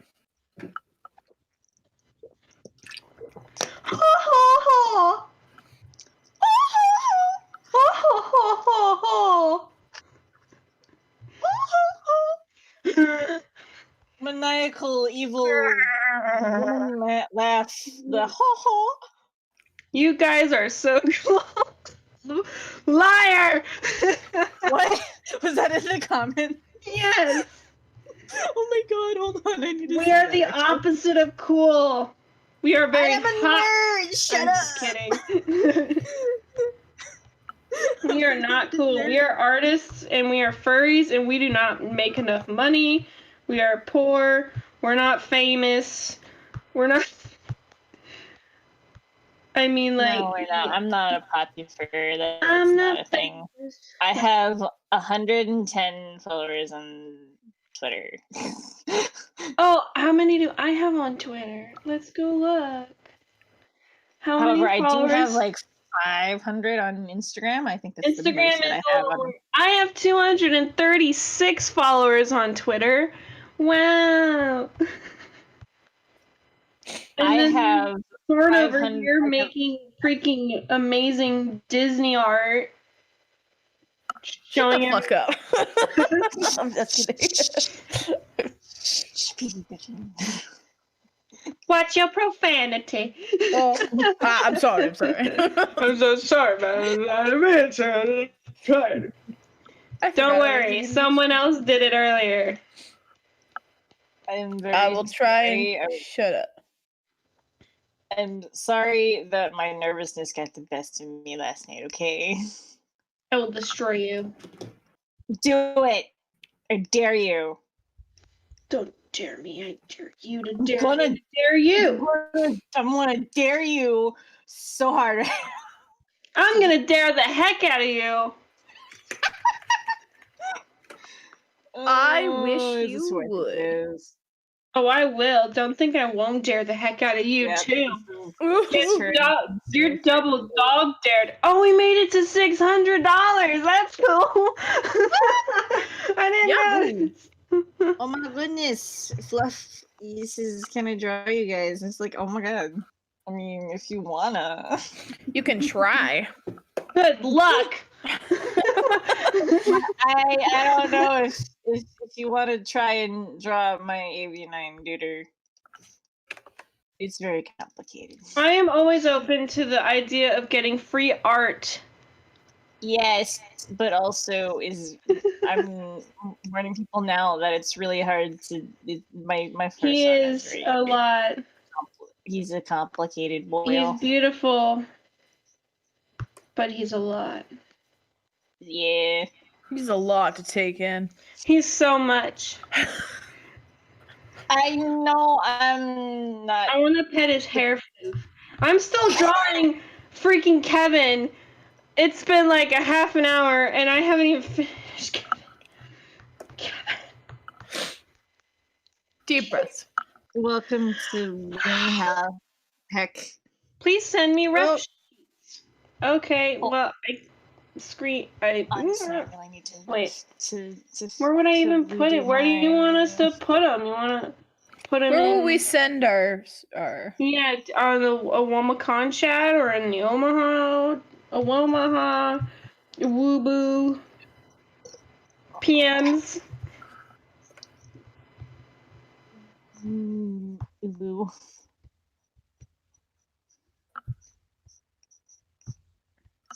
Can't remember where this is from, but I for some reason remembered this random line from a movie or show or something, where they said, "You sounded like you found out you got a prize, but then realized that that prize was a can of soup." Soup. Soup. I'm at soup. I'm at soup. What do you mean you're at soup? I'm at soup. Stop yelling at What me. store are you in? The soup store. Why are you buying clothes at the soup store? You cut out perfectly so that we didn't hear what you said. He said, I said, "Screw I just you." said F you. I said F you. Yeah, Heck he didn't say you, the F man. word. Cuss you! The cuss you Curse are. you. Curse you. The cuss you, you cussing cuss. Are you cussing at me? I swear Yes, to I'm God, cussing you. don't you cuss at me. I'm gonna cuss at you. I'll cuss. I'm cussing at you. at you. I'm cussing at you right now, man. I'll cuss you out. Get the cuss out of here. Get the cuss out of here, man. Get freaking cussing. Get your cuss face out of here, you mother cusser. Cussing cuss cuss. Cuss cuss cuss. Cuss.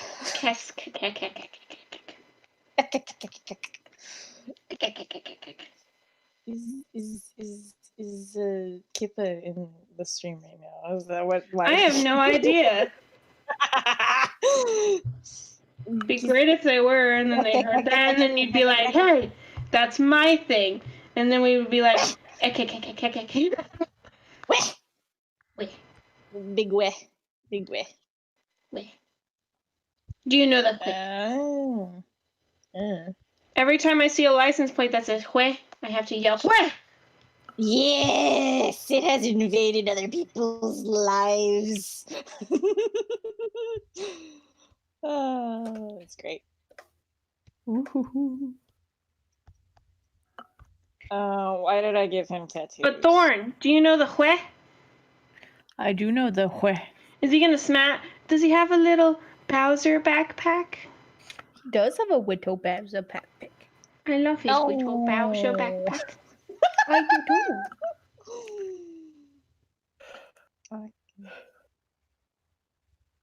I'm like listening. I don't know what website you're talking about. Do you mean like building a website for commissions? Is that what you mean? Period question mark? Are you talking about like YouTube or? Yeah, like. Are you talking DeviantArt? DeviantArt.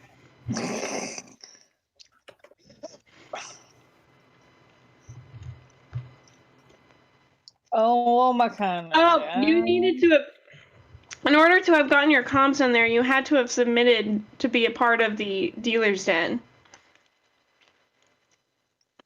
Yeah. Or are you talking about commissioning someone? If you're talking about commissioning someone that's on there, there should be somewhere on the OWOmacon website where the artist's info is. They should have contact information in their info. You just got to read their info. And then all you do is you just like, if there's a certain artist you want to commission, you contact them and be like, hey, I'm interested in commissioning you. I can hear you chewing. Oh, I'm too close. I'm not chewing. I'm actually just moving it around in my mouth, but yeah. Oh, okay, okay. I'm so sorry. it's fine. No, no. Oof. Ah. Well, that actually was a really good sketch, and I actually really liked it. And now I'm just like, now what do I do? Draw. Do I do? You know what? You know what? You know what? I'm gonna draw something cute. Do it. You're gonna like it. Well, talking is like the only way to commission someone, so I don't know how to help you there. What did they ask? I'm not much of a talker, you know. I'm like, well, I don't know. If you want to commission someone, you have to talk to them about it. That's literally the only way to do it. Otherwise, no one will know what you're wanting them to be commissioned for. Yep, they won't know anything. And then we're not talking about talking in voice call. We're talking about texting. Like literally, yeah, just send them a message. Some of them have their emails up there, so you send them an email.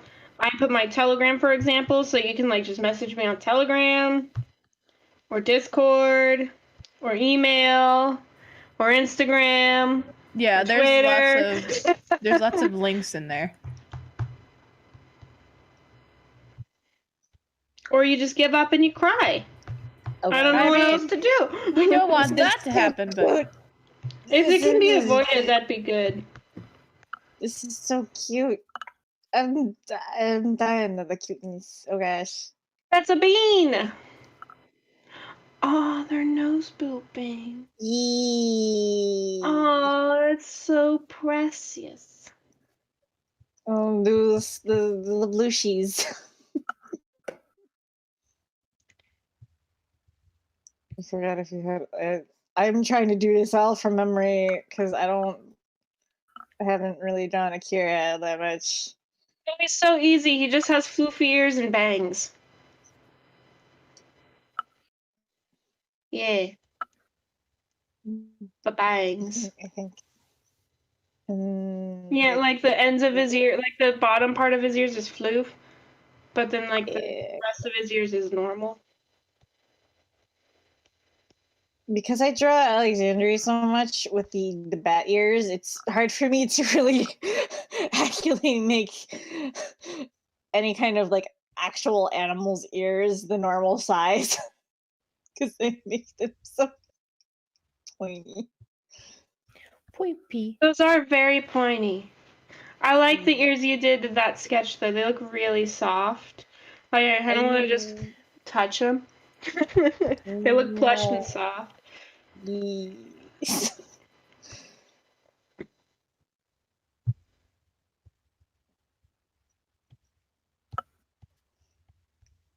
Once upon a time, there was a dog.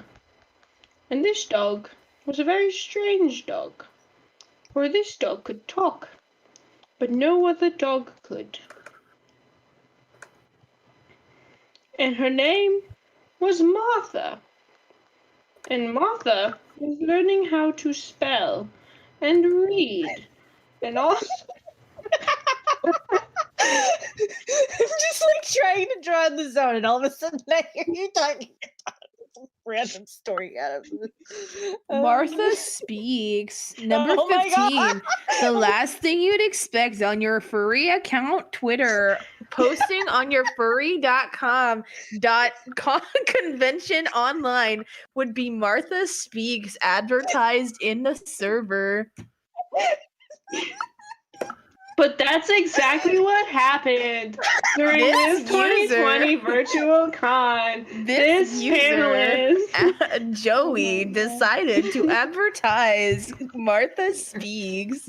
they started pretending to rake up a story about a talking dog, but it became quickly clear that they were talking about the quite infamous talking dog from Martha Speaks. I don't know about you guys, but I wouldn't want to be caught in a dark room with Martha Speaks.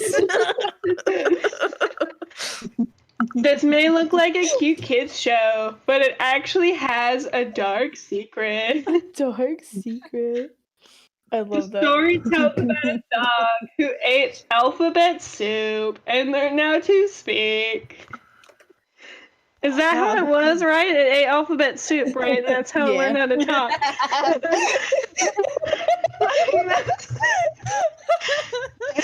But what you don't know is that this dog may not be a dog at all. In fact, it's actually a creepypasta. In this version of the story, Martha isn't even a dog, but a child whose soul has taken over the dog's body after being brutally. Okay, well, that's enough. And now the dog eats lots of alphabet soup. Just like Martha liked it in life. Oh my goodness gracious. Because the child really also liked alphabet soup. Chilling.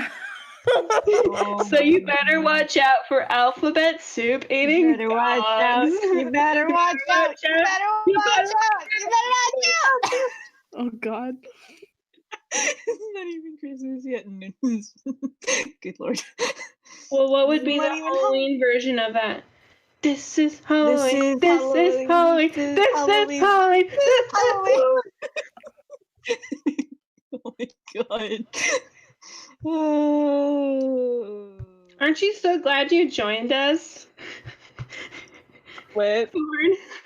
Aren't you Me? so glad? You know what? I'm having second thoughts, but you know, it does happen. I just. Okay. What kind of hat even is this? Like, who came up with this hat? It's like a two-capped hat. A two-capped hat? Why Oh, is you this mean kind the of Sherlock Holmes hat? Yeah, like, what That's kind of a hat good is thing. this? Like, For hunting, I'm pretty sure. Didn't other people wear this kind of hat? Like, Hunters, I think. when I Pretty think sure a it's a hunter's hunter's hat, it's like this hat, but like the other way around. Like it's like sideways. Like this is like Yeah, that it's hat. like- Yeah, it looks like a winter hat, but like they put it sideways.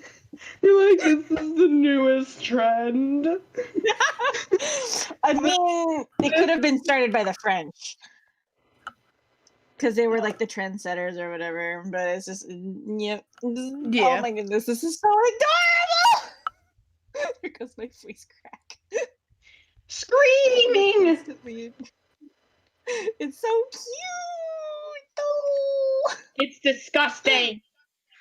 It is disgustingly cute, yes. How dare you show this on my stream? The last thing you'd expect on your home, your furry Twitter server, I mean furry Discord server, is Homestuck. But that turns Oh my out God. it's exactly what you get. Stop It all started when somebody posted honk. Honk, and then another honk. And then another. And then a clown emoji. This quickly spiraled out of control. You just don't Don't bring up the buckets. Never ring up the bucket. And then someone brought up buckets. And then they used the bucket emoji, which I'm pretty sure there's totally a bucket emoji. There probably is. Yeah. If there's not, there needs to be. Because what the heck? Yeah, you're depriving our homesick brethren. Oh my god, no! What you eating? Troll eggs. Oh god. I remember Do you know that. Those are aren't not troll eggs. eggs. Give me the troll eggs. Poor babies. Once again, Karkat fails to save the future of his species. And then Karkat just starts crying. He just cries and he's like, oh no, they were Skittles, no! He's a pranking master. What a bean. I'm currently drawing one of my OC beans. They're cute little babies. Yeep. I thought you wanted to draw people and you got furries up in your doodles. Freaking liar. I do. Yeah, what I the changed fuck? my mind. Fudge. He said he I said fudge. I am drawing a person now. He's a very cute little boy. He's very cute, and I love his baby face. You actually can't. Clunk. Joey, you met this guy before in you have in the one shot. His name is Suke. The one where I thought the avatar was really cute, and I was like, no, don't leave. And then he left. Because I like the token. Or was it someone else? A different one. Cry! I'm pretty sure that one was a NPC token that I It was like an elf. bought on roll. Yep. He was a half elf, and he was like, sorry about him. He's a butt. And we're like, yeah, we know. There's like 2 pompous people at this campsite right now. One of them was Diedrich, I'm pretty sure. The other ones were okay. But yeah, this is Suke, the one that freaked out about you guys killing the tree walkers. I knew it was gonna happen, but it's just he's a I don't know. Nature. He doesn't like conflict. So that's it went out of this. It got startled. It was minding its own business, but it was very much a sign of what was going on in that area. Though, So there was a chance we didn't have to fight them at all. But you know, if Talia had gotten had been able to like get there quick enough or whatever, it might have gone a little differently. But because Diedrich wanted to go straight into the thing's face. Yes, hello thing. You will listen to me now, he says. Yes. The thing says actions have consequences. Oh, you mean do things without having any consequences? I'm pretty sure he did it on purpose. I know he did. No, I know it was funny. It was really I love his character. I think it's hilarious. I wish he had like a cohesive like backstory or whatever for me though, because like then I could like implement him into the campaign later. But you know that's a personal issue, Matt. Oh my goodness, he's so cute. He's a baby. He's a baby. Karkat's my favorite. Karkat. Yes! Oh god. He's so angry. I love Karkat because he's me. And he's like edgy boy baby who's like, I have red blood. Because of the Whoa. because that's the lowest blood or whatever. I know. Well, it's a mutated And blood. like it's okay. How Well, it's dare a you have red blood like a human? Actually, it was proven that Kargat's blood is actually brighter red than humans are. Humans have a closer blood type to Aradia, so he's a mutated blood, and it's anything neon color more or less. Yeah. That's cool. He glows. Yeah, there have been Either way, he's my candy corn horned baby. there have been theories that there's also mutated bloods for every blood type. So I don't know my blood type. My blood type is a negative one. Is that why you're always so down in the dumps? Maybe. Or maybe it's just the depression. Wah, wah, wah. I have crippling depression.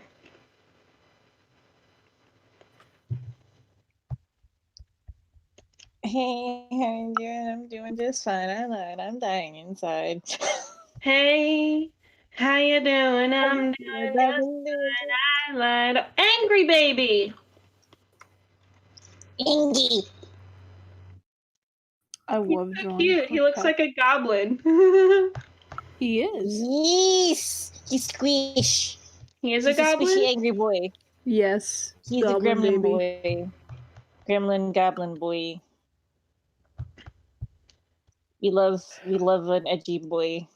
He likes soup. Good lord. Last thing you'd expect on your your furry.com. I keep saying twitter.com. The last thing you'd expect on your furry online convention would be Carcat and Cancree becoming Bob and Larry from VeggieTales. But that turns out that's exactly what you might get. Is that what you're trying to do right now? No, this is just how I normally draw them. Oh, my food's here. I will be right back. Okay. Bring some for me. I guess we all agreed. All the artists decided today, right now, is like snack time. We're all eating right now. I mean, my mom like came in and gave me nuggets, so I'm just like, well, I can't waste the nuggets now. I mean, you could. Like, but like that would be I'm awful. not wasting nuggets, man. That's not happening. I want to build a restaurant. Oh, they have a story? Okay. OWOmacon has a story. Do it now. Do it, OWOmacon.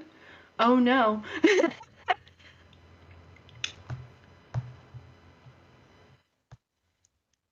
Have I got a story for you? That's just what they say in the intro. Oh! Oh no. Tell us yours. Who lives? Who dies? Who knows your story? Oh my God, Hamilton. Alexander Clamilton. He's been giving it all up here. Baby. Have you heard about the blind carpenter who picked up a hammer and saw? I hate that. Thank you. A dyslexic man walks into a bra. My dad used to say that joke, only he'd say it, I see, says the blind man, and he took his hammer and saw. Oh my God. Oh my goodness. Oh, Did you bring me food? I did. I have so many for you. So many food. Thank you.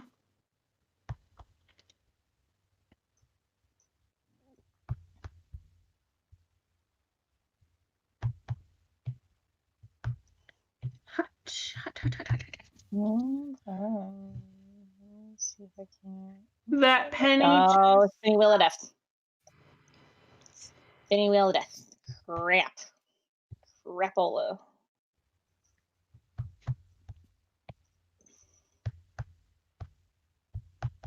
Oh my Animal goodness. pants, animal pants, animal pants, animal pants, animal pants, animal pants, animal pants, animal pants, animal my goodness. pants, animal pants, My goodness.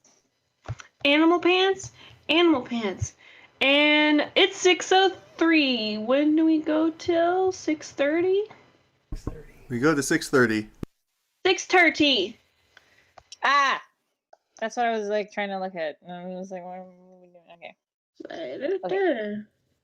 So I could do a little bit of some line reading maybe if I feel daring today. Two antennae meet on a roof. They fell in love and they got married. The ceremony wasn't much, but the reception was incredible. Oh my goodness gracious. I bet you have some killer dad jokes in you, Thorn.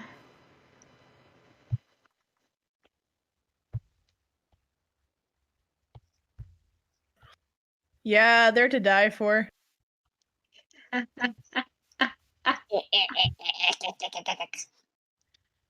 I know some dumb blonde jokes, but that might be offensive. Oof. To blondes. Oof. I don't want to offend any blondes. I myself am blonde, naturally. Really?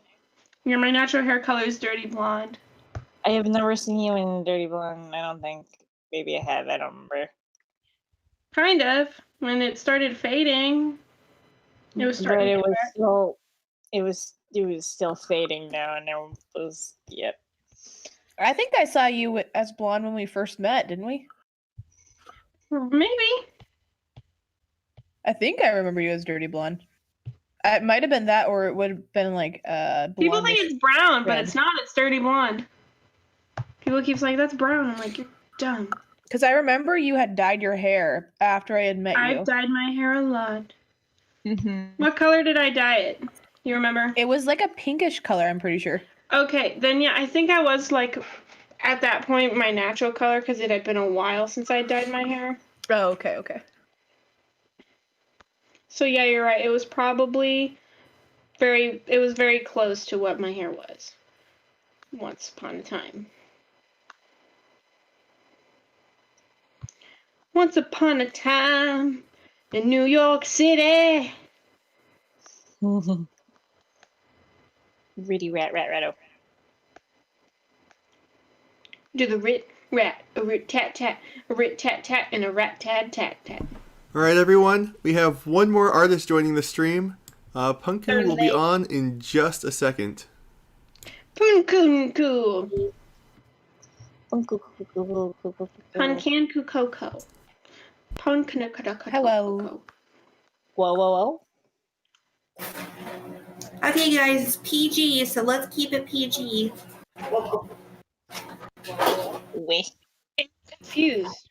Okay, guys, it's PG, so let's keep it PG. Oh gosh. Oh goodly God. It's PG-13. Thank you. Let's see, where am I? I'm checking. Oops.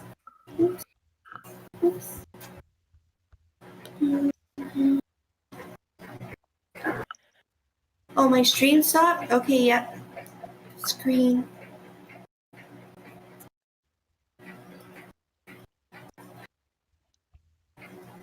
Wait a minute. There we go.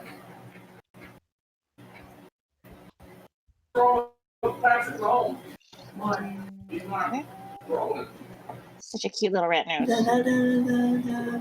Little ratty rat nose. I can't hear anything. Oh, it's because I'm muted. Of course, it's because I'm muted. Oop. Confusion. Suspense. I was gonna say because we can hear him. Mm-hmm. I can hear now. There we go. Yay! Thanks. Nice.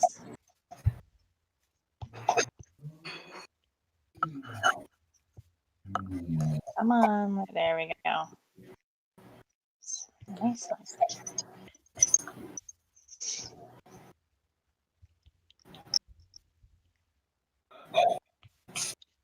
It is currently snowing outside.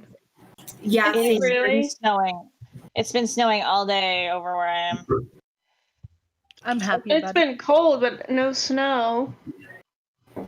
Thank you for the tea. But I've been inside and I haven't looked outside in a while, so we might be snowing. I'm farther north than you as well, so I think it just stopped like a little while ago over on my end.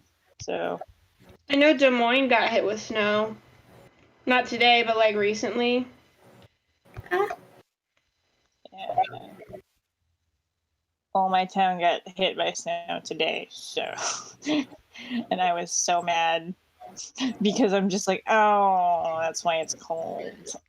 And I had like to get up early to do the panel, and I was already like tired from the one shot, and I was just like, so I'm just tired and Also cold. Tired and cold. That's what I'm.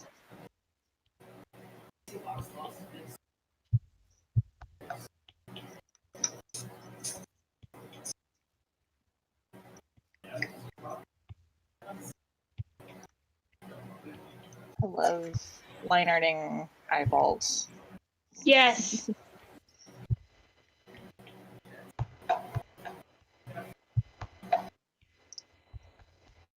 They're so pleasing to the eye. I'm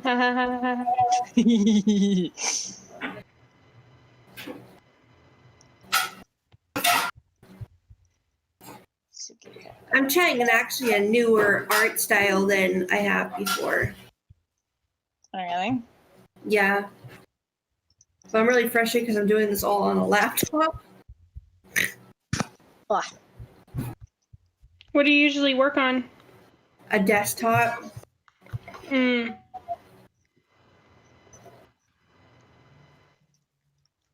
don't have a mouse.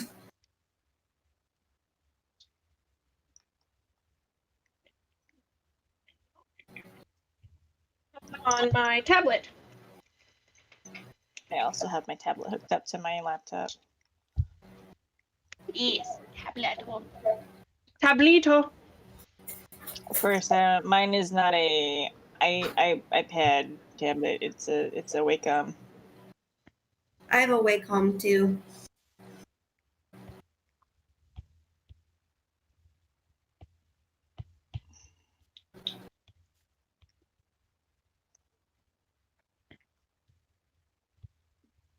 Gosh darn it, this character is so friggin' cute. Oh man, I love him. My baby. My lovely OC.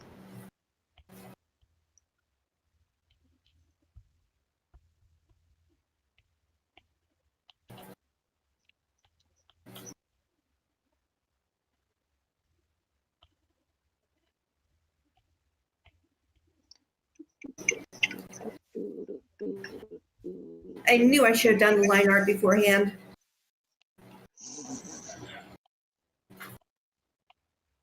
I was streaming this whole time just doing line art. This sucks. That's what I've been doing. I've been doing mostly sketches, but I'm starting to do line art because I filled up the page with sketches, and I don't want to start anything new. So, yep, that's happening. Oh my gosh, my first post on Facebook. Being boiled alive in a witch's soup. Witch smacking me of her broom. Stop, smack, eating, smack, all, smack the potatoes. Smack, smack, smack. Potatoes.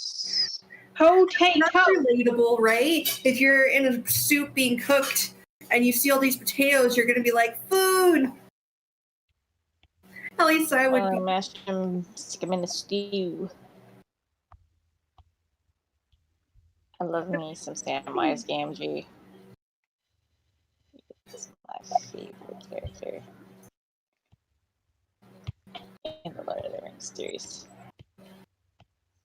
I love me some Smog.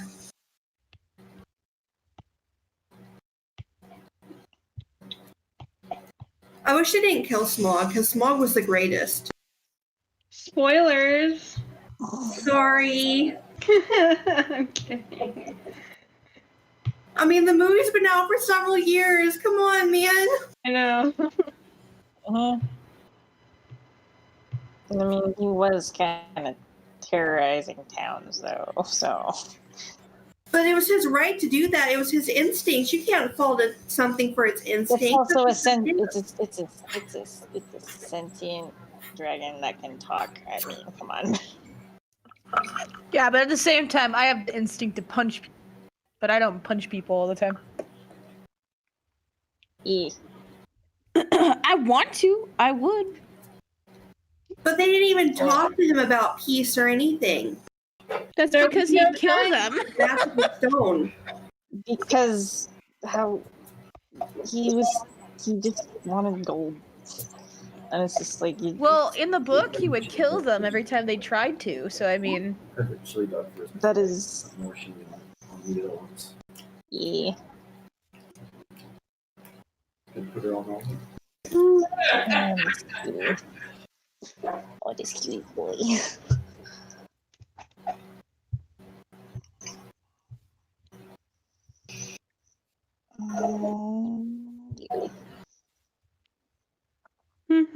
No, it's super big now that I look at it. Oh god.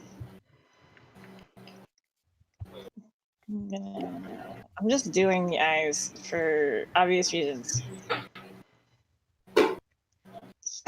These guys are so adorable. It's sickening. What do you think, Soul? Smog, bad or good? Well, I mean, they didn't really give it much of a chance to be good or bad. I mean, you can't really figure that out with what information they give you. Just all he's doing is destroying a town. But do you think that's normal for a dragon and they should have tried to give it a chance and try to talk to it so civilly? Or do you think that they were in the right for just straight up killing him? If a giant monster is attacking you and killing people, your only option is to fight back at that point. yeah, because at the same time, yeah, you could act civilly with the dragon, but he's already shown that he's not civil by destroying your town. So I wouldn't give him the second chance. Technically speaking, the city was in fact defending itself because it had the considering how they've been treated by this dragon. I think it's fair to say that they had the right to defend themselves as well, because a big dragon versus a lot of little people is not really fair. Just saying. Every villain has a hard Kill him life. just because he took a stone? What? I didn't technically really kill people. In the book, he did. I didn't read the book, but that's what Thorne said. In the book, Smog was terrorizing the town every few years. That was his thing, where he'd come up, he'd terrorize them, and then go away again. That was his plan. He went and stole a whole dwarven society's home. So I'm pretty sure they have the right to come back and take it back. Fine. I need a tissue. I'll be right back. You may or may not hear me. You'll find out in the background. Yay. I'm going to long way.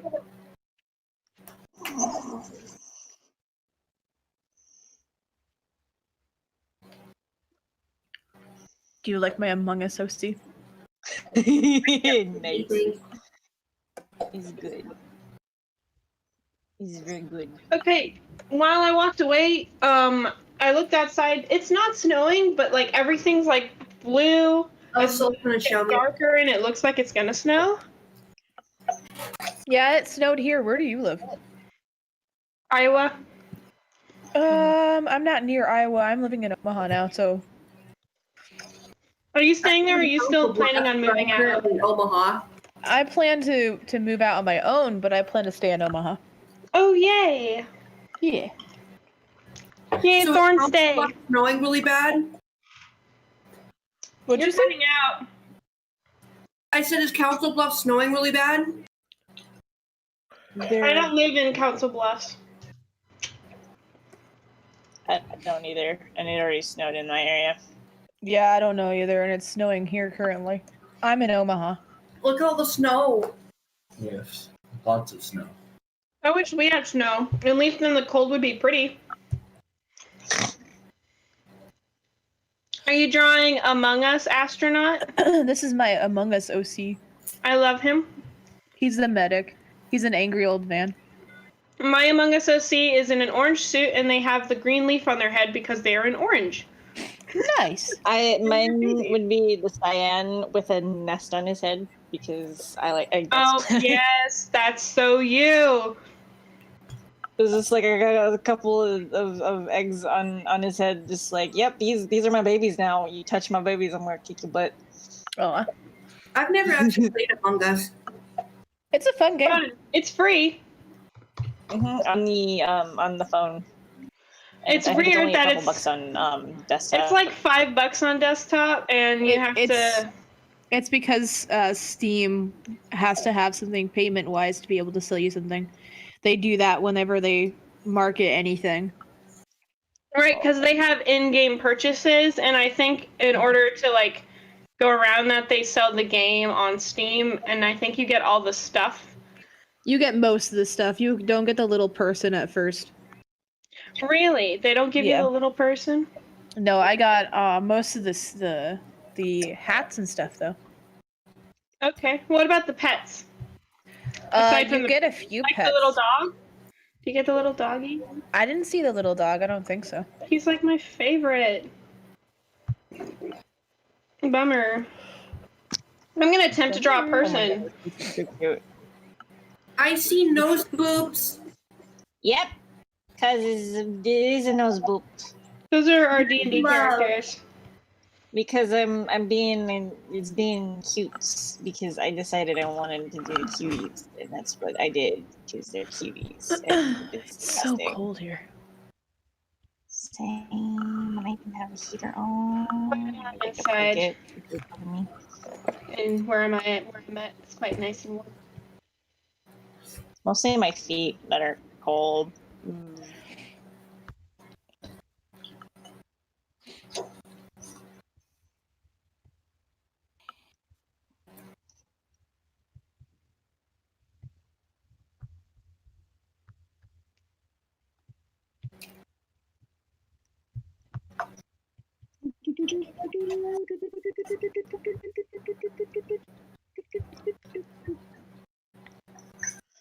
Making noises. Because I do it sometimes when I draw. Cold. Do you not have a heater? No, I'm sitting right next to the door. Oh. That's not smart. I mean, I have no other choice. Oh. That's inconvenient. Yeah.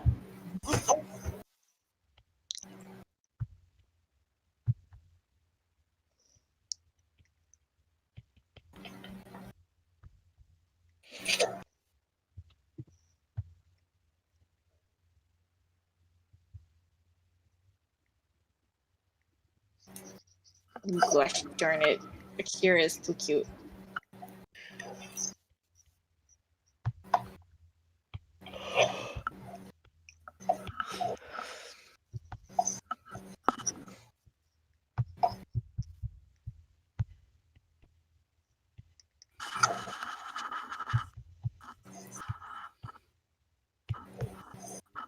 Gosh darn it, it's so cute.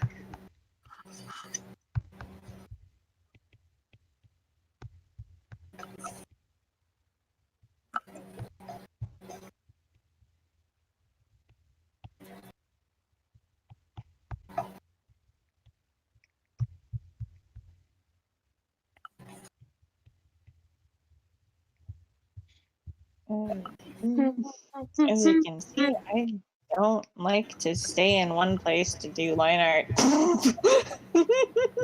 That's okay. I do the same thing. What in the world? Line art's everywhere. Yep.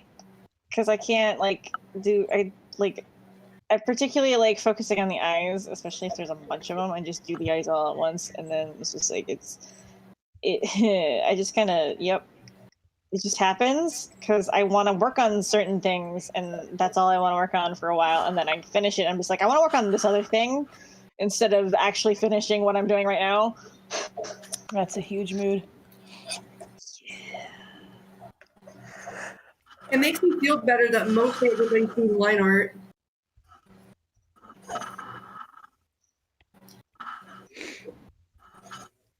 I was afraid that everybody was going to be coloring at this stage.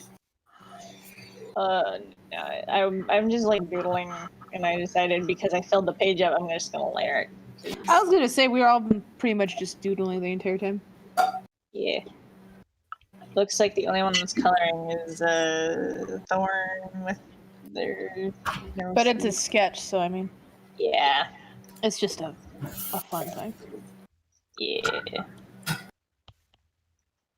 Oh, come on, Liner. Why are you being dumb? There. That's it. That. Nope. Doing this one instead. Nope. Come on. If I didn't care so much how it laid, I would be done. But I do. So.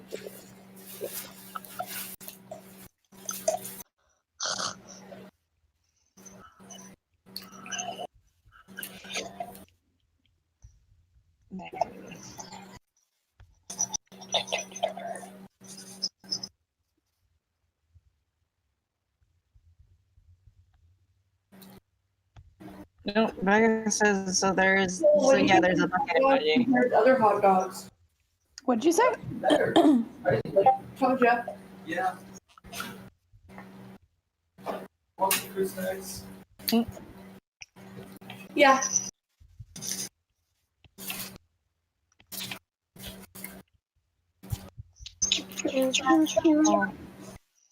Echo. Vegas says there is a bucket emoji. There is a bucket emoji? It's what Vegas says, so I don't know, man. There better be a bucket. Or else all of this was for naught. Yes. Yes.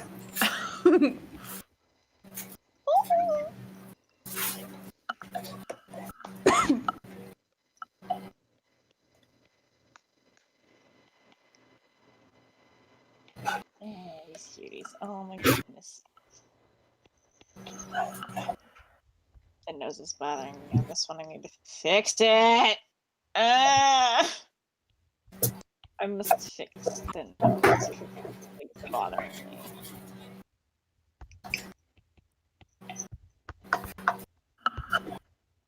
It's good.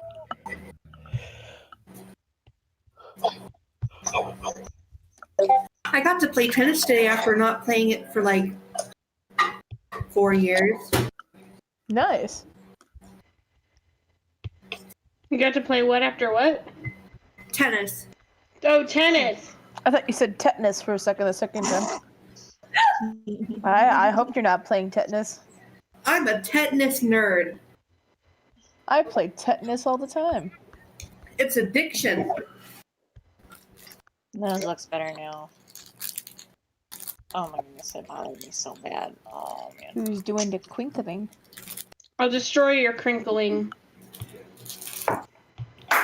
Wrong there.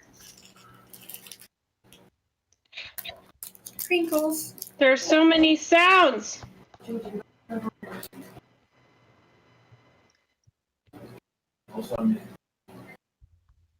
there's voices in the background.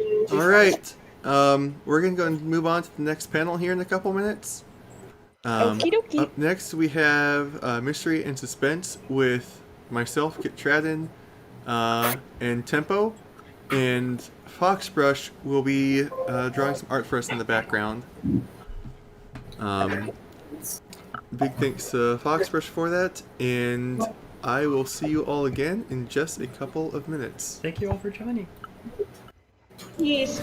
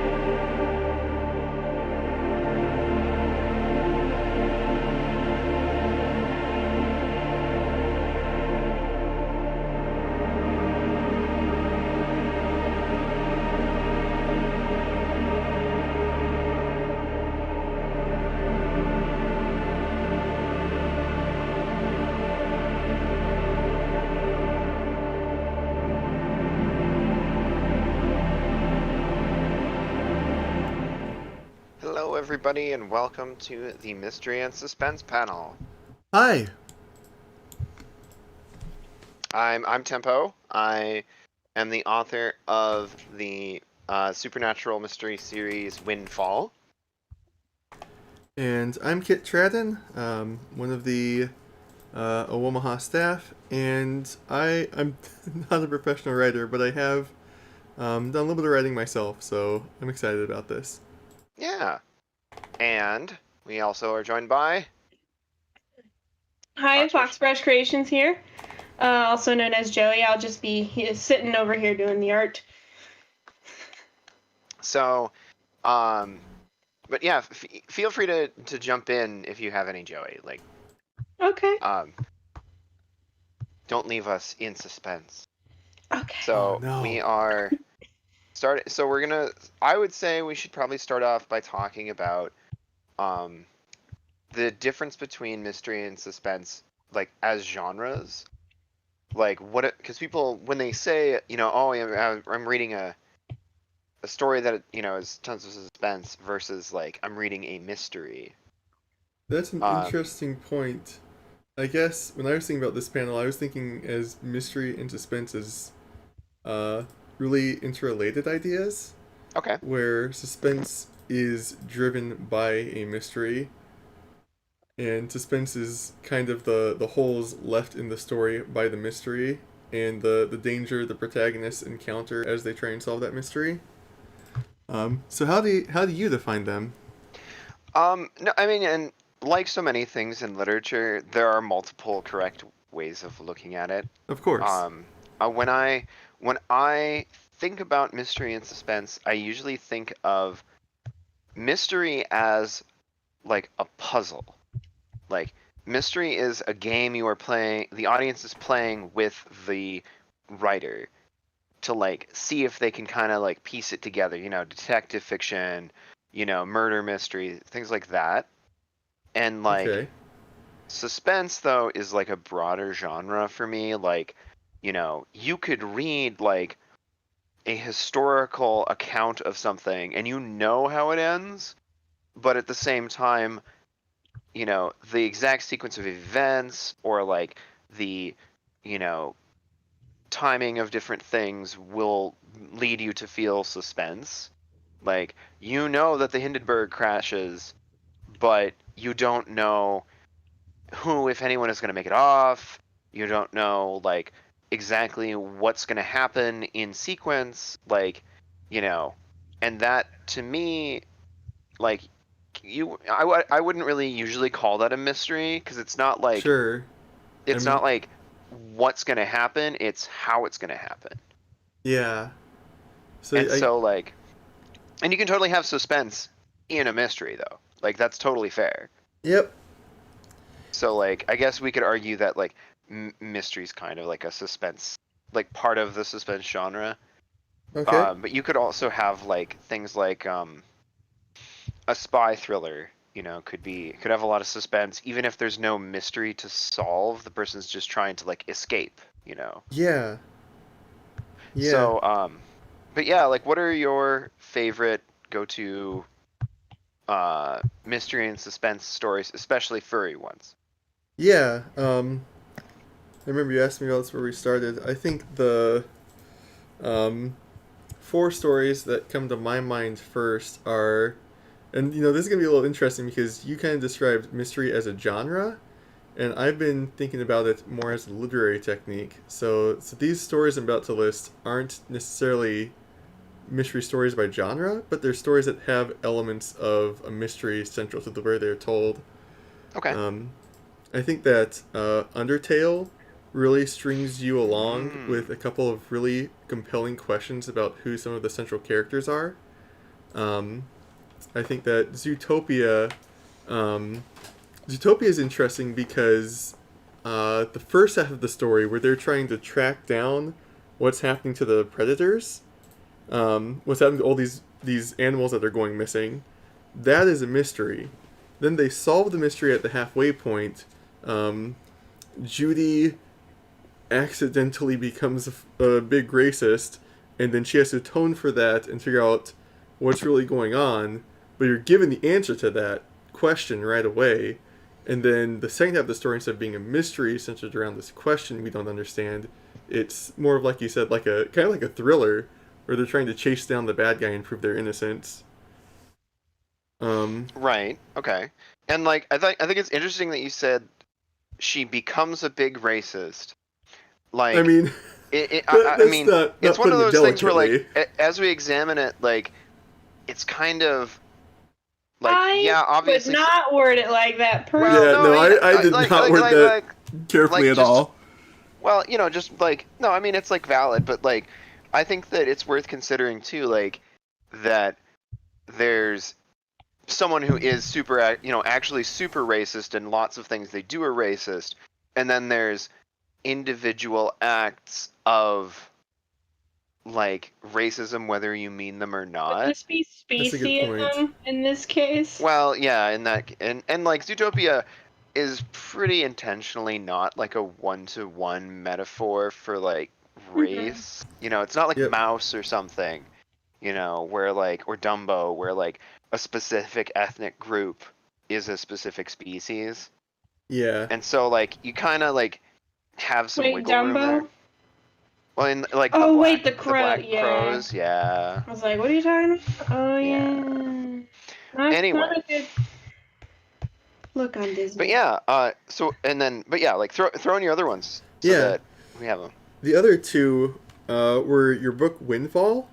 Okay. And that one's interesting because I think it's kind of two genres at once. The main genre is a romance. That's the note the story really starts on. It's the note that it ends on, and it's watching these two characters who have realized that they have fallen in love with each other, really start their relationship, and learn exactly what kinds of commitments they're able to give to each other and how to navigate the awkwardness of not knowing that. But it's also this mystery, and the mystery and the romance really play off of each other because as Max and Kylie try to figure out what's going on with Kylie's family history, why did so many of her predecessors go insane, is there something more to it, or is it something that's inevitably going to happen to her? And as they find out more and more what kind of danger they're in and what kinds of unanswered questions have lied dormant for all these centuries, it ratchets up the stakes for the romance as well, because they're really getting along really well. They're really happy to each other. But there's this threat that whatever is at the heart of this big question they're trying to answer, it could literally kill them. Or it could turn out that Kylie actually is just doomed to eventually have her mind fall apart on her, and that would make the relationship pretty painful. And so we're really invested in the mystery because of the romance. We're also invested in the romance because it's threatened by this mystery, and they play off of each other really well. Yeah, I like that. I hadn't like thought about it as like a self-reinforcing thing, the two parts of it. But yeah, I like that. And like, it's. I'm glad you picked my book, because I'm not allowed to pick my books. But like, okay, okay, and so that was 3 of them or 4 of them? Yeah, that was 3 of them. The fourth one, I'm gonna be a little harsh on. I really enjoyed Brand New Animal, but I think it does have some flaws specifically related to suspense and mystery that are worth talking about. It starts out by asking these really interesting questions. We meet Michiru. She is all of a sudden this Tanuki person, but she insists that she used to be a human, and that just doesn't happen. So immediately we're presented with this really big question: why did Michiru turn into a beast man? And that's a mystery. She then spends the rest of the show getting tied up in the conspiracy with Sylvasta Corporation, learning more about Shigeru Ogami and what his role in the city is. She has to deal with this relationship with her old friend Nazuna that has suddenly had all these complications thrown into it, and her turning into a beast man is clearly at the heart of all of these questions, and she has to figure that out. And so Right. for 11 episodes, we have this really compelling mystery that we're trying to solve. But the last episode, I mean, then Spoilers. again, I'm thinking of this more as a mystery as a technique.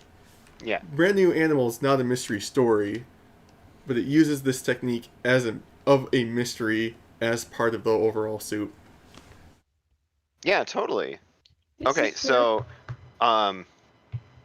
let's go through yours, and then we'll go through the ones I had set aside, because I was going to talk about like detective, like mystery. I was going to talk about Gotcha. two different. I was going to double dip on Sherlock stuff, because I was going to talk about Great Mouse Detective and Sure. Sherlock Hound.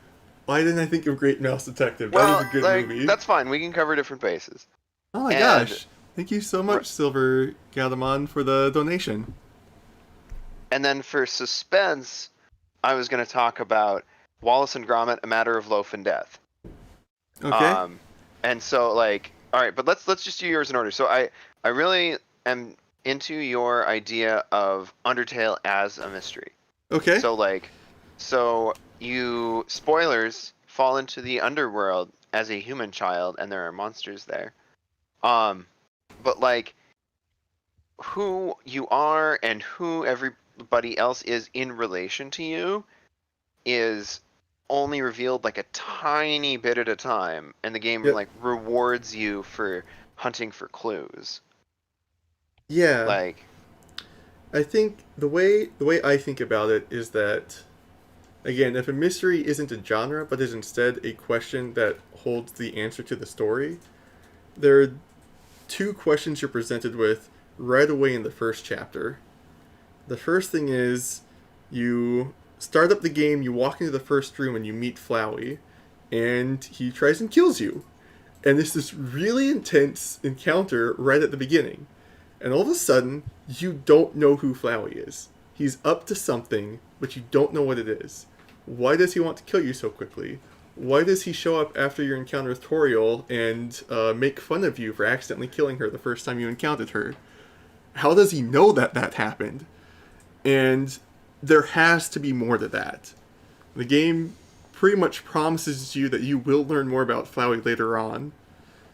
At the same time, before you fight Toriel, she tells you he, Asgore, will kill you.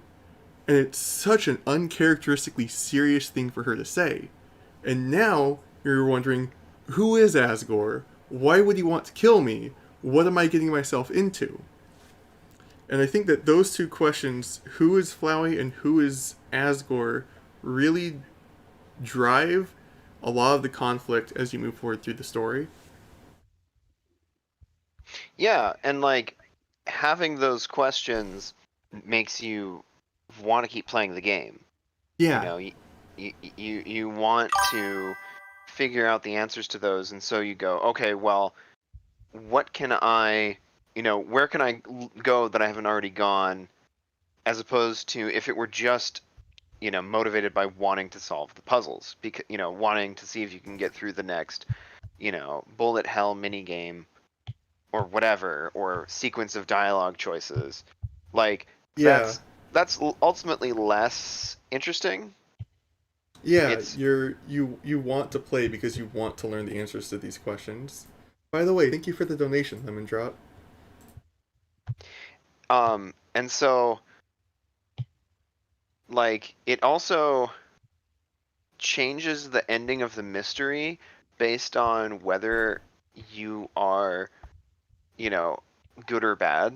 Like, if you are evil, it gives you. It turns out that you were Chara the whole time, and if you are good, basically that character doesn't feature in the game. Yeah. You're just some kid. That's a good point. And the so answer to the mystery changes depending on what you do. yeah, and like, to me that's really interesting, because then, like, somebody who played, imagine you had a friend who played the game going, oh yeah, like I totally beat all the monsters, and then you like befriended all the monsters, and neither of you knew anything else about the game, you would compare notes and go, "Oh wow, like did we play even the same game?" Yep. And so, like, one element of mysteries is the ability to solve the puzzle before the answer, like before the media answers it. So, do you think that like Undertale gives you enough information to figure out what happened to Azrael and Asgore and Toriel before it tells you? Like, are there enough clues around to give you the information? You know, old tapes and things. That's really interesting that you asked that because, again, as I was thinking about these stories, what I noticed for myself is that, again, mystery as a technique as opposed to a genre, it's not necessarily that the reader needs to be able to know the answer to the mystery before it's revealed, but rather that the answer to the mystery is consistent with everything you revealed, even if the reader couldn't answer the mystery themselves until you gave them the reveal. And I think Undertale does both. On the one hand, the mystery of who is Flowey, who is Azrael, the game goes out of its way to give you all of the clues in the true lab right before the final boss. You go there, you find out about the truth of Alpha's experiments with determination, you find out about the truth of how Azrael died, and that's enough that you can put 2 and 2 together and figure it out before you face him. Okay. But the mystery of Asgore, that one's interesting because these characters you encounter along the way, some of them say he's an absolute monster, some of them say he's the kindest man they've ever met, some of them don't say anything about him themselves, but clearly have some kind of relationship with them that drives how they see you, and so you learn some about how Asgore must see you, and it's this really weird mix of contradictory information that's impossible to tease apart.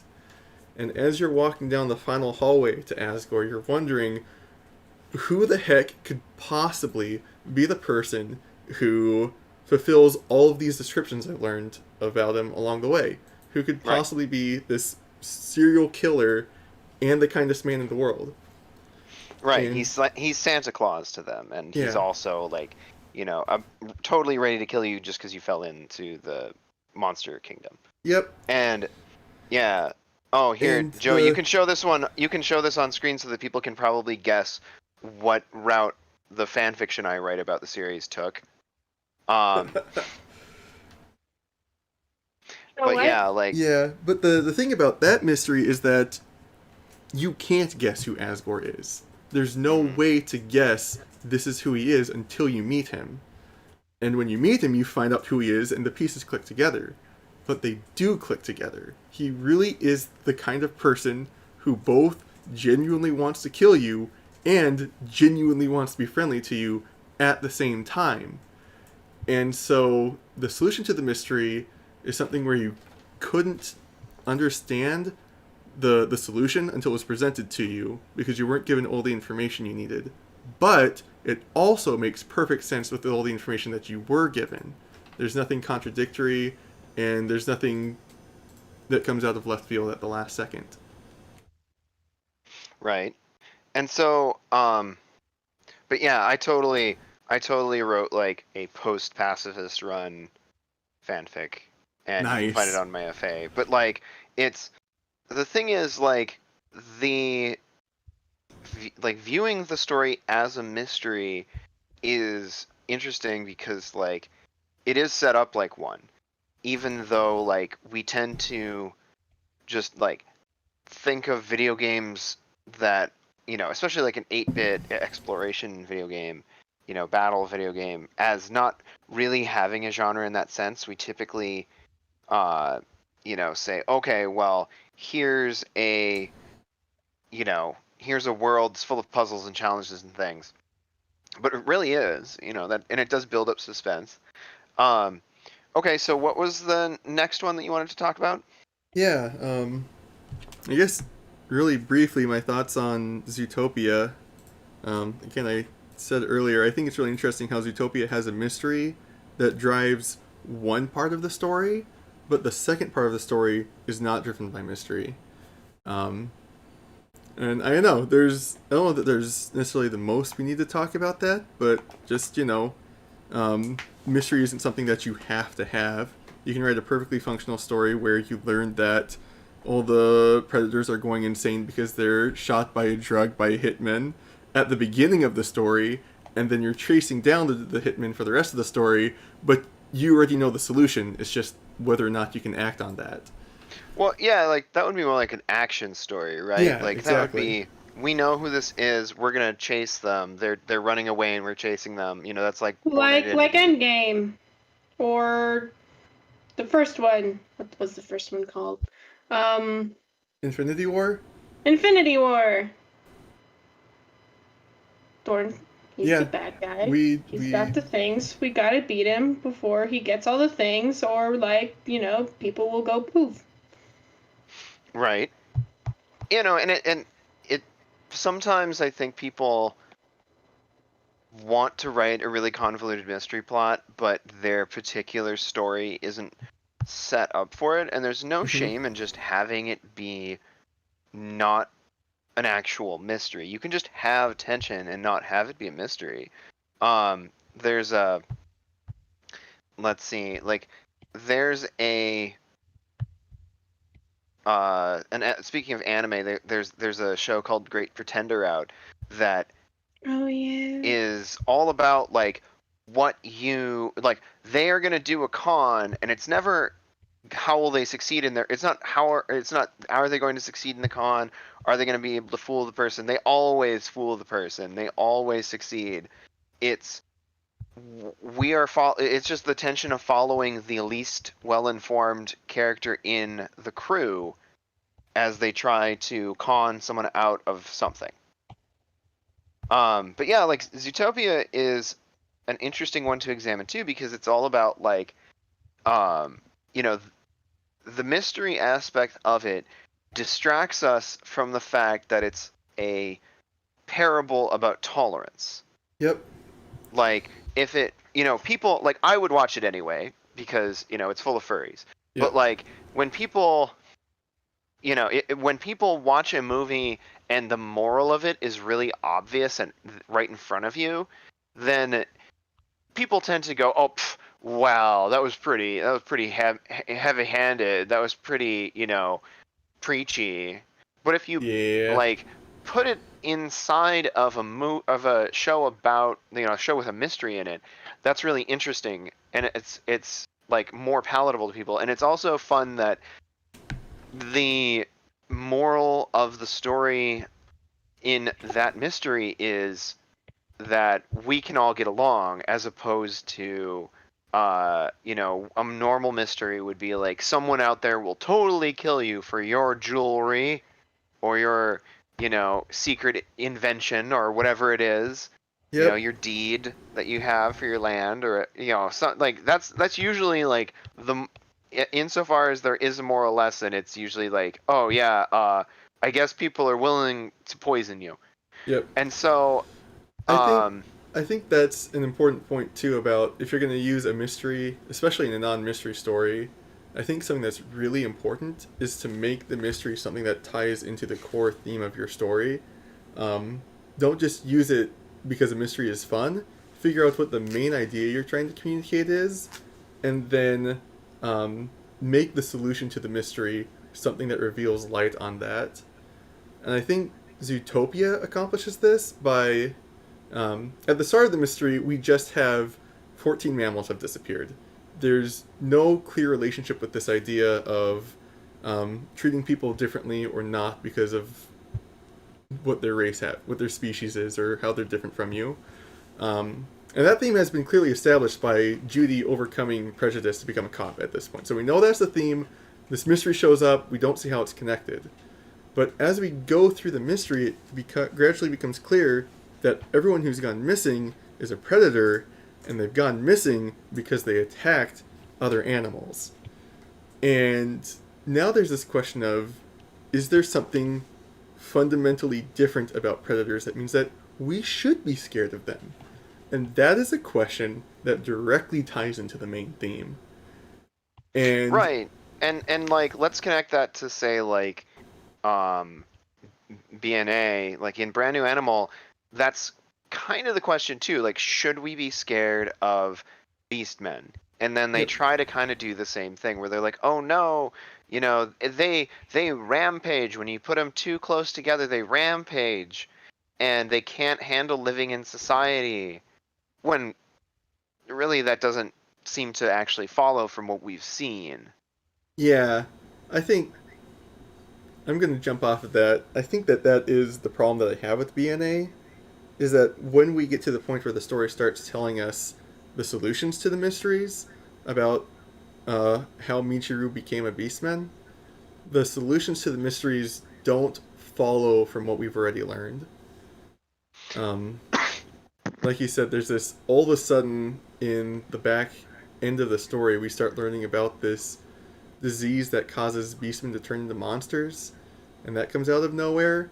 And if that were it, that would land better, but in the last episode they changed the villain's motivations, they give the main characters multiple really easy solutions to some of the problems facing them that weren't communicated beforehand. They changed a little bit of the information that we know about Shigeru Ogami in ways that don't really contribute anything to the story. And I think that... Right. And my problem with that stuff isn't that, like, they want that they like, it's not that I object to having like a fun anime that plays fast and loose with its own lore, like, because I can totally enjoy a show that doesn't really care about its own lore, like, sure, you know, Doctor Who does not care about its own lore outside of a single episode. You know, Jim Henson's Dinosaurs doesn't care about its own lore outside of a single episode. But like, or The Simpsons, they don't, like, they'll reference things that happened in the past, but they don't really care if it contradicts something. And so, like, you know, how could Homer possibly have had 400 different jobs? And so, you know, it's not my problem with BNA, because I liked BNA and it's really I love cool BNA looking. personally. Yeah, overall The I like animation BNA. is I think this is just beautiful. one aspect that wasn't executed as well as it could have been. Right, I feel like if you need to either go It's big or such go a home. short show, though. I mean, I think part of it is just like they probably just ran out of time, so they're like, Well, okay, we gotta crunch this. They could have had a little more time if they didn't have that baseball episode. Yeah, That's fair. That one was cute, though. That baseball episode does establish some thematic material that they return to later, but it doesn't really advance any of the questions. Well, yeah, like, I mean, okay, so like when I say go big or go home, I kind of mean like, if you're going to have a mystery front and center in your story, you need to make sure your mystery is really airtight. Yeah. You know, you need to like, there's an old piece of writing advice for mysteries where you write the ending last, so you know how the mystery is resolved, and then everything else can lead up to that. Or Yep. you write the ending first, solution last, or the ending first. Yeah. Okay. And then you can, everything else can lead up to that, because BNA, like, if it just wanted to be like a goofy action anime, that would be okay too. Like, yeah, I would also, you know, I would watch it just like I watch, I don't know, My Hero Academia. You know, My Hero Academia doesn't worry too much about like the secrets of All Might's past and stuff. It just basically tells us. The thing that gets me about BNA as well is that I think if they had just been willing to commit to lower intensity imagery in the last episode, everything was set up where I felt like, in episode 11, I felt like I understood the mystery, and I could see what the likely reveals are going to be in the last episode. And it wouldn't have, you know, there's a big final boss fight between two giant monsters, and the entire city is overrun with monsters, and I think they wanted that, but it was leaning more towards, I think there was a lot of mystery in Michiru's strained relationships with Shigeru and Nazuna, and the villain was this guy who was always thinking 20 steps ahead, but wasn't really in a position to fight himself. He was just always able to manipulate people into exactly where he wanted them. Yeah, and like, I think they could have stayed. They could have found a solution to the mystery that was true to those elements, and it wouldn't have had big fights, but it would have had a lot of really tense character interactions. And at the opposite end of the furry anime mystery genre is Sherlock Hound, where everything is wacky and outrageous, and every once in a while there's a really good mystery. Like the I think there are like 6 episodes of the show out of like the I think it had like 26 episodes that are like actually, because it's a Studio Ghibli TV series, and the ones that are like the first, I think it's the first 6 of them, or like there's like a spread of like 6 of them that are like in the original batch that have really good, like interesting mysteries, and people are solving the mystery based on weird clue, like Holmes is solving the or Sherlock Hound is solving the mystery like with actual Sherlockian deduction. And the other ones are fun, but they're basically a bunch of action, like slapstick and action nonsense.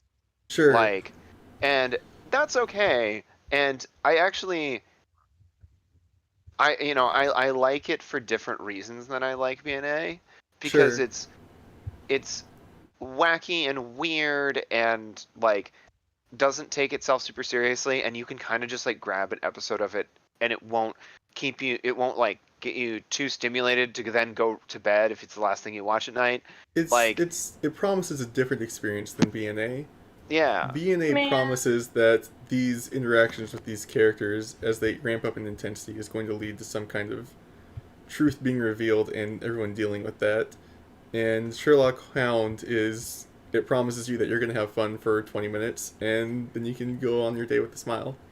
Right. How have I never heard of this, by the way? I am a Studio Ghibli, like, obsessed individual, and I've never heard of this, and I'm a furry, and I'm so bitter You should about check that it right out. now. Like, Yeah, no, I looked it up just now. I'm gonna go watch this later. Okay. This has unfortunately been the first time I've heard of Sherlock Hound myself. Yeah, no, Sherlock Hound is like came out in like the 80s, and it's like a proto Studio Ghibli movie, and so it's like really, really pretty a lot of the time. Sure. And yeah, like the characters are a little toony. Husketeer, someone else I know from the Furry Writers Guild, we have this like theory that since there's at one point a skeleton that we see that has a tail, that everyone has tails secretly and they just don't show them because it's like uptight Victorian society. I like that. Yeah. And so anyway, but it's a super fun show. It has like the best, most action based Miss Hudson. Like Miss Hudson is like a former stunt pilot who's like a crack shot with a pistol, and like she's like famous among pilots and stuff. She's always like driving cars recklessly. It's super good. But anyway, yeah. So Sherlock Hound, but then like compare that to like Great Mouse Detective. Like Great Mouse Detective for me is leaning more towards suspense. Like, yeah, I was about to say that I was surprised you brought up The Great Mouse Detective, because it's superficially a mystery, but again, we get the solution right away. We know about what's his face. I have seen this movie. Radigan, thank you. We see Radigan right away. We know what he's up to. Yeah. But like you're right. It does work very well as a suspense story. Right, and like there's not really any mystery about like how he's trying to pull off his crime, and how like, and whether or not Basil will stop him.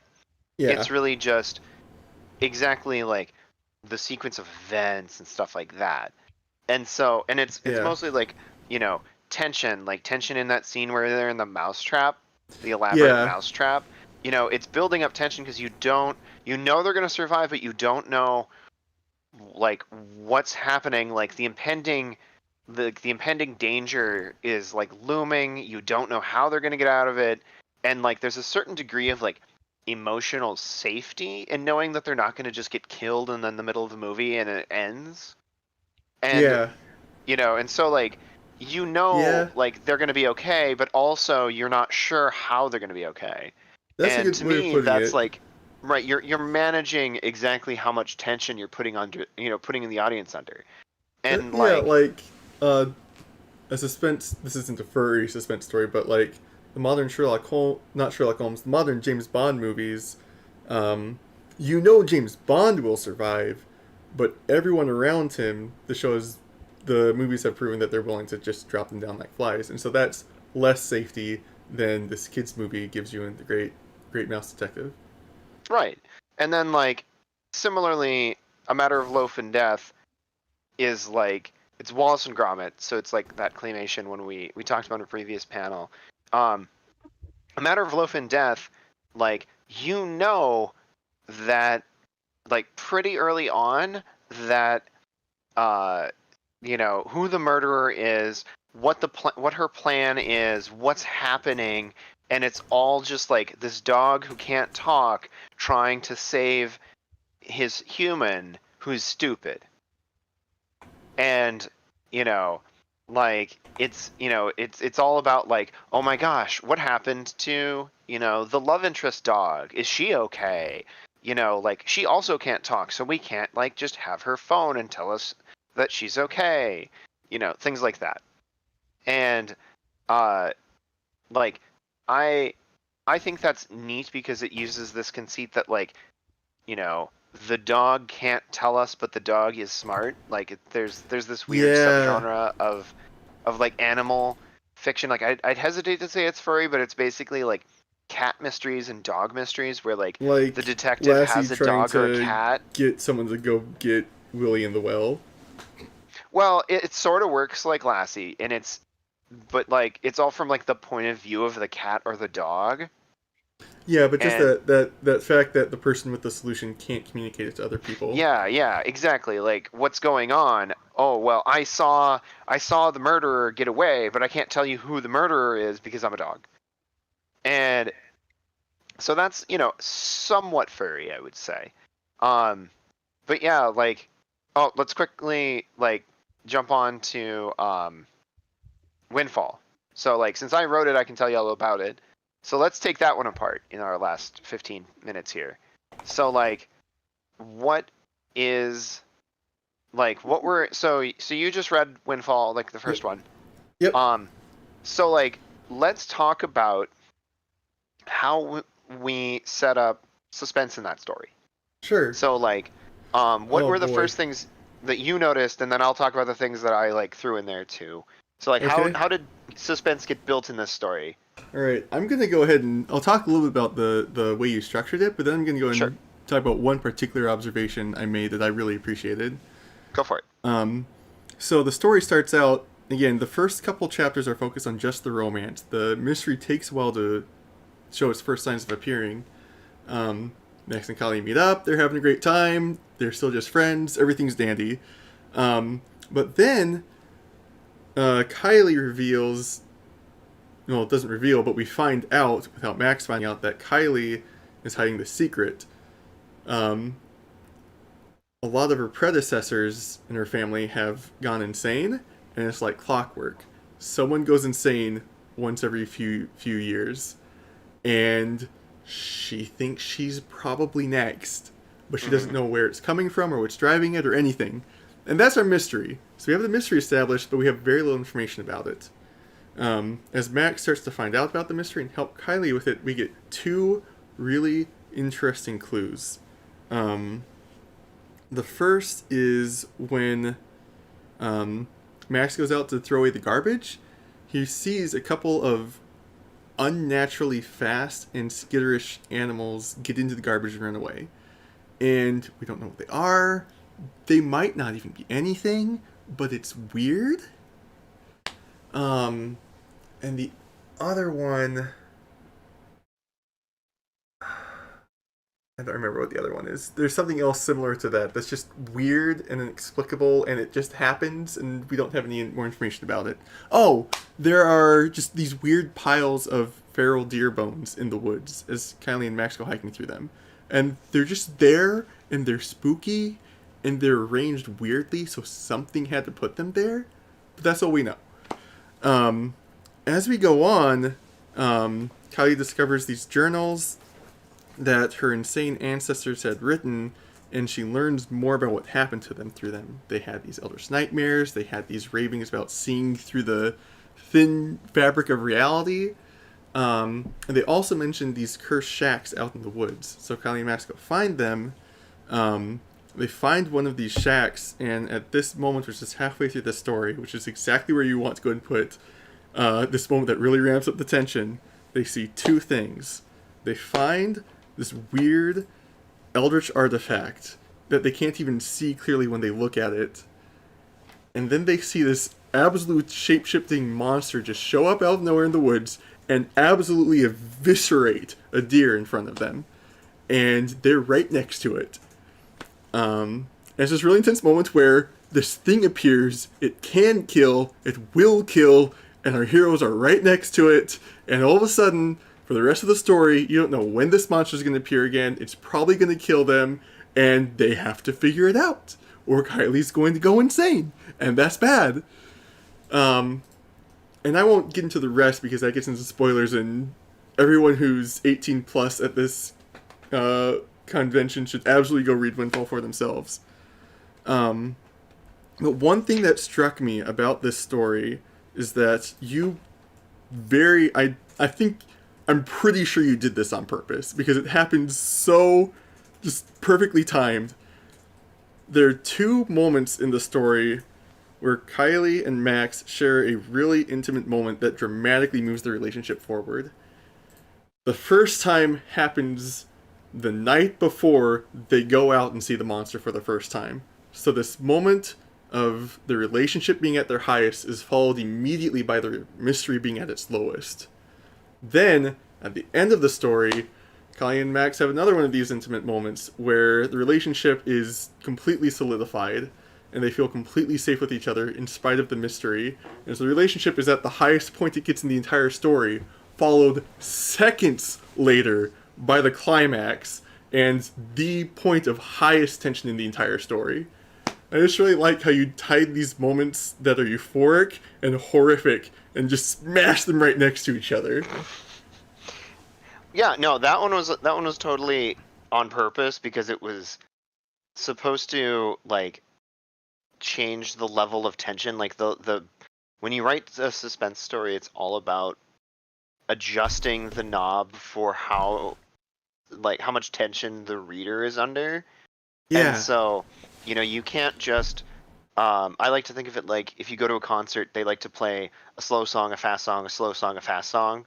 Because if they just played fast song, fast song, fast song, you'd get exhausted, like you'd be overstimulated, and you'd start to get kind of numb to it. And if they played just all slow songs in a row, you'd fall asleep. And so, like, by contrasting these scenes, you can, like, kind of, improve the, how much of an impression it makes on the reader. Yeah. By having it be, like, okay, well,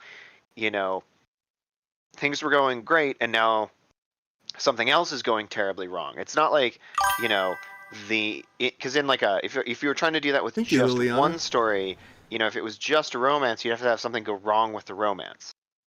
Yep. But because it's both of those, you can have something go wrong with the mystery that, now they have to get into that. And it's, even though the romance is doing okay, they need to address this. And like, it's because of their, like, ability to work as a team and their trust in each other that they're able to like figure out the mystery and survive the book. Yep. And so, spoilers, they survive, and that's how there's a book 2. But like, and so one thing that I worked on like a furry angle in this book was Max and Kylie are a really big husky and a really small otter. And so like Max, for example, can't go into some spaces Kylie can go into. That's a good point. And like when they're in like the caves and stuff, like he can't physically fit. And so he then like feels anxious about that because he can't actually follow her to help her. And meanwhile, Kylie's like, I don't care about the monster. I'll fight the monster myself. And like, you know, she is, you know, because she is a feisty otter, and Max is like kind of protective and like, oh no, you're very small. Like, and you know, there are things like that where like Max has different sensory perceptions than she does because he's a dog. Yeah. So he like smells and hears things she doesn't. So like, what I think you're saying is that Kylie and Max have different strengths and weaknesses that complement each other, so they have to work together as a team in order to get the whole picture. Right, and like, yeah, and so like there are totally times where like, you know, her knowledge of how otter culture works, or her abilities as an otter just physically come up, and it's, you know, oh, okay, like, you know, it turns out I can bite really hard, whatever it is, like, I'm an otter, you know, I can do these things, like, those are all, like, you know, contributing to their ability to survive this, because really, like, one of the main sources of tension in a supernatural thriller is the monster's really powerful and could totally kill you. What do you have that could stop that from happening? In this case, it's the fact that, like, they care about each other, they know each other super well, they know how to work as a team, and therefore, you know, and they know they can rely on each other, like, the other one's not going to run away. And so, you know, that kind of stuff, like, you know, she learns that, you know, like, early on in the book, like, she learns that he's not going to run away because she, you know, revealed that, you know, this family history of, you know, going insane. Like, that didn't scare him off, and therefore she can say, okay, well, that means that even the supernatural won't scare him off. And Max is basically like, well, it can scare us off a little bit. Like, we don't have to, like, go and poke it with a stick. And, you know. And so, like, having different attitudes, like, if it was just Kylie, you know, then she'd just be, like, jumping headlong into danger. And if it were just Max, he'd be, like, really cautious. Yeah, and there are a few cave-ins and portals other dimensions that would not have ended well for her if that were the case. Right. And to me, that's a very, like, otter thing. Like, sure. You know, otters are, you know, not known for their impulse control. That makes sense. You know, like, a dog can be, like, patient and, like, well trained. Like, Max is very domesticated. Yep. You know, and you know, he's, you know, and so, like, having those characters bounce off of each other means that you can have them take the most interesting route through the story rather than just falling back on whichever of them. You know, like, if they were both the same, you would have to fall back on, okay, well, they have to be cautious here because both of them are cautious. Yeah, that makes sense to me. For them to stay in character. That it also helps out the romance because that means that there's much more interesting dynamics between them. Yeah, like, and I actually, there are places I could have added tension in the book where I intentionally chose not to. So, like, Kylie's mom approves of the relationship. Yep. I did that. That's a whole nother discussion, but I really did appreciate how, you know, most stories and what you're taught to do is they focus on the strongest sources of conflict they can, and everything is spoken subtext, everyone's trying to win every conversation, and everything is horrible as possible, and the relationship between Max and Kylie, and between Max and Kylie's parents, and Kylie and her parents, is all very positive. The conflict is entirely driven by the mystery. And we get to see people at their best. Right, because, right, exactly. Like, that is the source of Kylie's strength as the main character to get through these problems and solve the mystery, is that people are supportive of her. You know, like, her mom doesn't want to acknowledge that this stuff has, you know, the supernatural stuff is happening, but she is very supportive of Kylie and of Max, and, like, approves of their relationship because she sees it as being healthy. You know, she's like, oh no, you guys are cute together. You should get together. Why don't you invite him to come out and talk to him about how you feel and whatever. Yep. Whereas in a lot of other stories I've read, they would be like, oh, that's another source of tension. I could milk that for more tension. Yep. And I'm like, yeah, you could, but ultimately, like, I want to have this be like an ongoing, supportive thing where she, like Kylie's mom likes Max and has her own like interactions with Max, and Kylie likes her mom and has her own interactions with her, and like, Yep. because like they are, Kylie and her mom are like written to be two people who have approached the supernatural stuff radically differently. Yep. Add that's like that to me is another fun source of tension in the book, because Kylie looks at her mom, and her mom is like, Thank you, Akira. is like, I have totally written off this magic stuff, and I've decided that it's all figments of my imagination and rumors and stuff, and I made it into a TV show. I wrote it into a TV show, and that's how I process that information. Whereas Kylie is like, it's real. I'm going to find out about what's going on. I'm going to get to the bottom of it. So you don't actually know, even though Laura successfully survived it, you don't know how Kylie can survive it, because Kylie isn't taking the same route. Yep. Yeah, that's a good point. And also, I noticed that it prevented Kylie and Max from being able to reach several easy solutions to the mystery. Had they been able to involve other people in it, there would have been some really easy ways for them to deal with it. But due to the circumstances of their mom being skeptical and the city they're in just being notorious for all kinds of rumors that are obviously bunk, there's no one they can turn to who would believe them. Right, and plus they were like actors on a show about the town being supernatural. Yep. And so if they told the world, hey, it's a publicity stunt. It's right, clearly this a is publicity supernatural, stunt. they'd be like, look guys, we know you want to sell more of the DVD set, but like, really, come on. Yeah. Like, what are you doing? Are you trying to get a movie out of the deal? Like, what's going on here? No, aliens are real, monsters are everywhere. One thing, we're just about out of time. We have, maybe about 5 minutes left.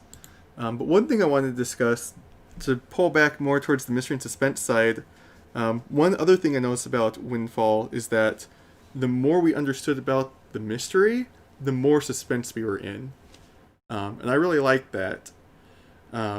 I think in particular we're building up this suspense at the first half of the novel, and the suspense is Kylie is afraid of going insane and succumbing to mental illness, and we're trying to figure out whether or not that's something that can be avoided, and if not, what we can do about it. And that's a source of conflict, but it's not nearly as severe as the source of conflict we're under when we see that there is a monster, it's very real, it's fine killing, and we have no idea where it is or where it's going to be next. Right. And that addition of conflict comes from learning more about the mystery, and it's such a severe introduction of suspense that it retroactively makes, if you reread the story at that point and you read all these scenes from the first half of the novel where Kylie and Max are happily hiking through the woods, looking around for whether or not they see anything mystery, and they're totally oblivious to the danger that you now know they're absolutely in. Right, like they have been in danger this whole time, not just in the woods, but in town and just all kinds of places, and in their house, whatever. And they're like, oh crap, it turns out that I was looking inside for the danger when really the danger was outside of myself. Yep. And I think that is, if you're going to do mystery and suspense, I think similar to how you want the mystery to be tied to the central theme of your story, you also want the mystery to be tied to the suspense. As we learn more about the mystery, we realize we're in more and more and more danger. And when I wrote the book, I made sure to put in things that could lead you to the answer throughout the book. Okay, I missed these, so I want to hear this. So but maybe not too many spoilers. So if you okay, here's one. Yeah. The fact that that a certain person cannot handle spicy food is important. And we see that right away. And it's like a throwaway line, and then it becomes super important to the story way later. And so, but stuff Okay. like that, where like it's all, spread out through this story, like all these little clues are just dropped in there, like, oh yeah, this thing. And so if you Okay. reread it, you can put the pieces back together and say, oh, okay. I think the one time I noticed that, I'm gonna try and be vague, but so you can tell me whether or not I understood it right. I got to the end of the story and I found out who done it, which character in particular I should have been scared of, and I immediately thought back to one moment earlier on. Thank you, Squeezy, where Kylie and Max were particularly vulnerable after one of their hikes went badly, and then they come across this character and they interact with this character oblivious to the fact that they're the bad guy. And as they're in that conversation, that character says a few things about just throwaway lines about how, being away from home for so long can just really weigh on you. Yeah. Okay, so like that's the kind of stuff you're talking about. Yeah, exactly. That kind of stuff. Like, in retrospect, it makes sense. And that, for me, is what makes a story fun to reread or rewatch. Okay. Is, oh, wait, I can go back and look at that, and I'm like, oh my gosh, it was all right here. Yep. I didn't realize. So yeah. But anyway, yeah, so, let's see. And then, like, specifically making, like, a suspense story furry. This has been a fun conversation, but we are 3 minutes away from the next panel starting. So, but yeah, like, basically, like, try to make your details matter, that, like, your clues and how the mystery is solved.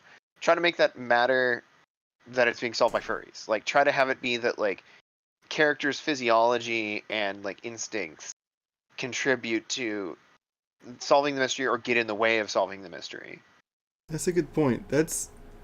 Unfortunately, we don't have time to get into it, but that's something that Brand New Animal and Zootopia also do really well. Right. The fact that these characters are animals gives them abilities that they can then use to find clues that a human character would not have been able to find. Right. Yeah, that kind of stuff. And so, anyway, all right. Well, good talking to you. Yeah, this was a ton of fun. Right. Thank you so much. Tempo. He's going to be with us as we do the charity raffle. If you would like to have a spot in the raffle, this is your very last chance to get in on it before we close. Because once the next panel starts, we're not going to be taking any more submissions for the raffle. And I see thank that we you all are, so much to everyone who helped us reach $700. That's amazing. We were really going to be appreciate excited if we just reached $500, and thank you so much for getting us to $700. We really, really appreciate you all. Yeah, like when I talk to people about furry conventions raising money, they're always like really surprised by how focused we are on charity work, because like the average comic book convention usually isn't too focused on it. Like they might have a thing, but it's usually not like a main event. Yeah. Like we have it. So yeah, like I'm always really proud when we can, include that. Absolutely. All right, I think we're going to go and get started on the closing ceremonies. Again, thank you so much for this conversation. I had a wonderful time, Tempo. And thank you, thank you for joining us. Providing the For art. sure. Okay, we'll be right back in a couple minutes. Yep, be back very soon.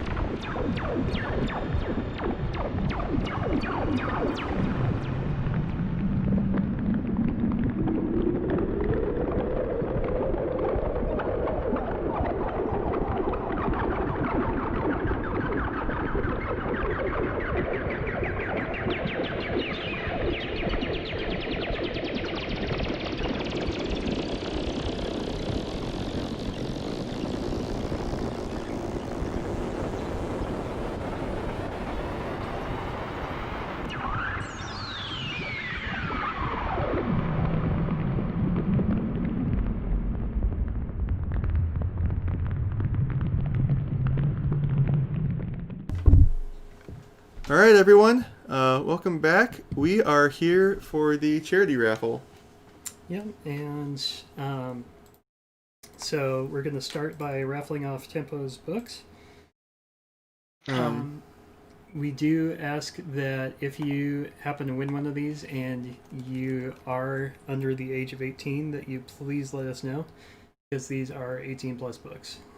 I love how as furries we always check that, but like pretty much no other genre I've ever dealt with does. Yeah, I mean, like try to stay make honest sure you about it. tell us if you're 18 before we give you this Stephen King novel. No. If you are under the age of 18 and you win a book, that's fine. We have other prizes that you will win. We'll just give you one of our significantly many other prizes. That's why we're doing the adult ones right off the bat. That's Yep, exactly why. That's exactly why. All right. Let you go ahead and spin the wheel. I will go ahead and you can spin if you want, but I'll go and figure out who wins the first prize. Yep. Our first prize is person 104. Sudan Red wins a copy of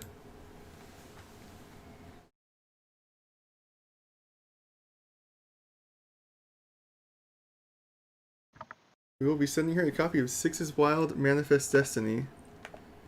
And I could have said this beforehand, but you don't have to be here in order to win. We decided to rescind the rule, just given that we have a fairly small number of donors anyway. Yep. So you do not have to be here to win. If you donated, you are eligible.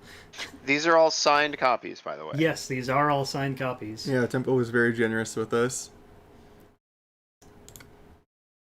All right. All right. Up next, we have Spectral wins a copy.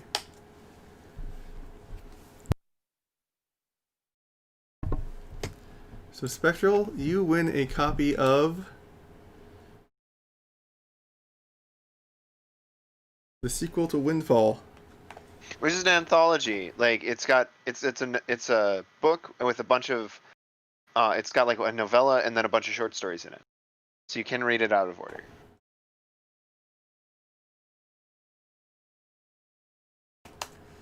All right. Yeah. Up next, our next winner is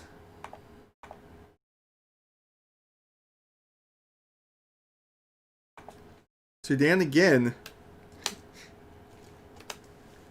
So Sudan is also going to get the sequel. Nice. So she's going to get the full set. Okay. Up next, our next winner is going to be Squeezy wins one of these books.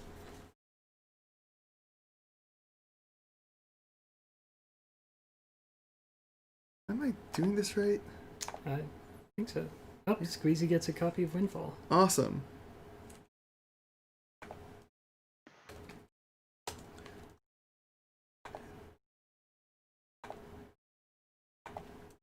Yeah, it's just been rolling low. Okay. Up next, we have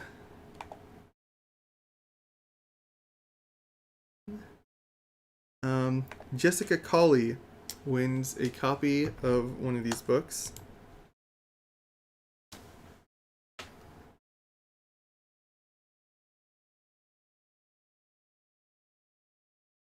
All right, Jess wins Six's Wild Manifest Destiny. All right, and finally, the winner of the last copy of Windfall is going to be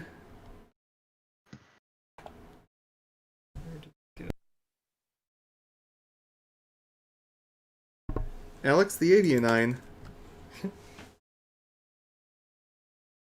Oh, I guess we do have another copy of. Alex 89 gets. Why didn't it do that? Okay. Well, the wheel is slightly broken, but Alex gets a copy of Windfall. Alex, I know that you are already getting a copy of Windfall, so we can turn that into another prize if you'd like.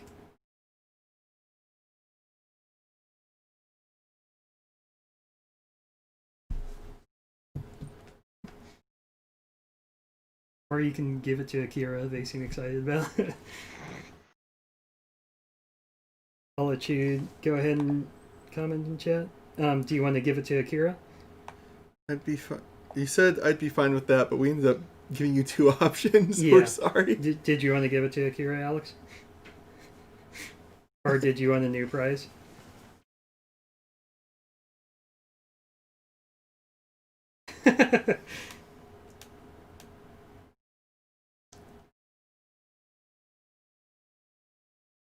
Okay. All right, Akira, you're going to get a copy of Windfall. Thank you, Alex. All right, and with that, we're going to move on to the rest of the prizes.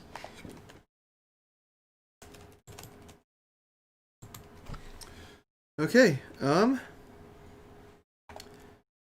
Our next prizes are not age restricted, so whoever wins them gets to keep them. I'm doing this the wrong way. There we go.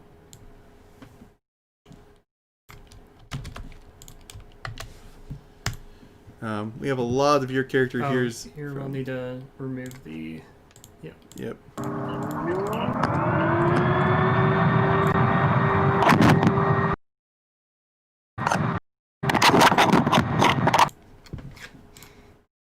Sorry about that, everyone.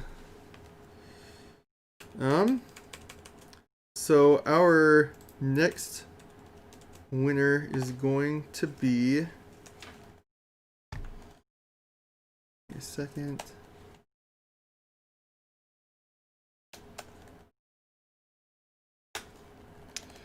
Okay.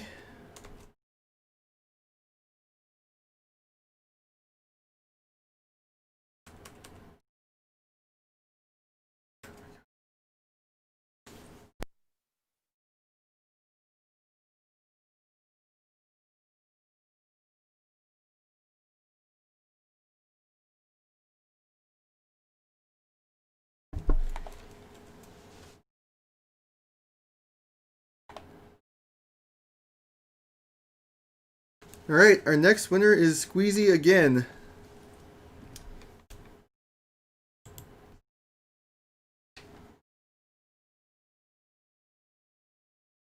All right, Squeezy is going to get a cat bracelet.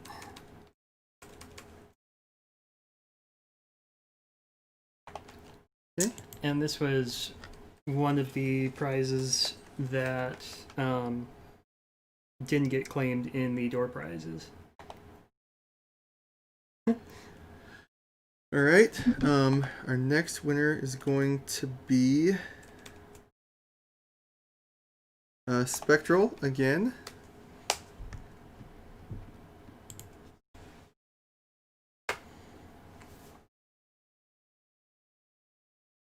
Spectral wins a your character here from Alex. A full body. Okay. Our next winner is going to be Squeezy again.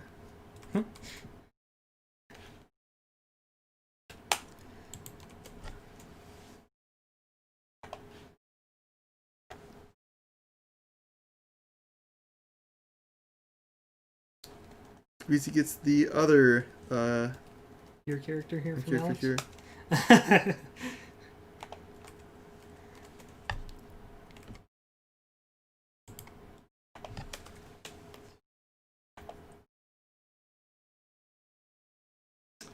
All right, next up we have Sudan wins another prize.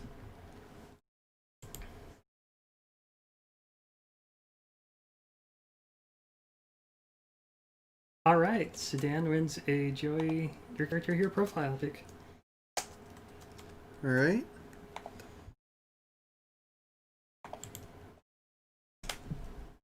This should be right. It's just so low all the time. Okay. Next up, should I do that? Should I do that again?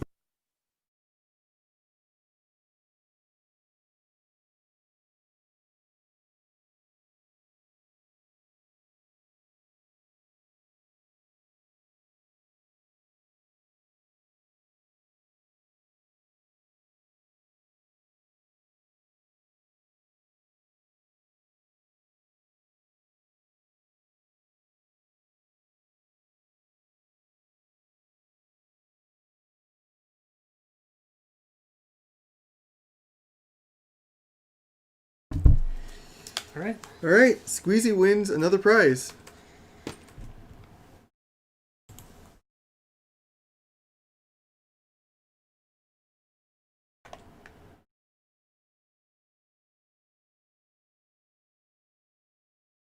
All right, Squeezy wins a 2-character piece from Joey.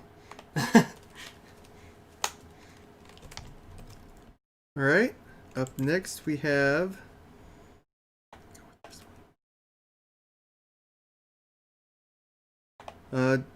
Orthodox wins a prize.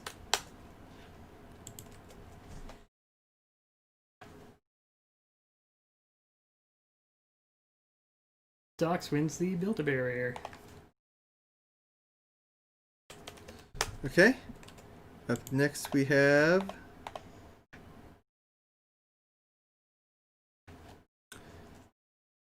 Dox again.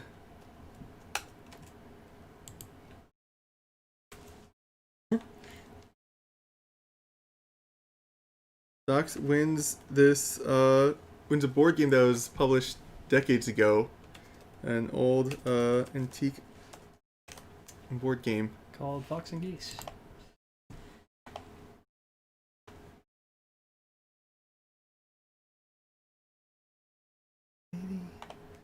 Up next, Akira wins a prize.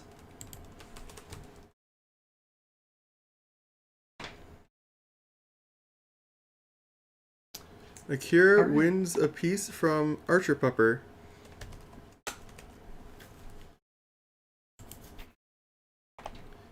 Next we have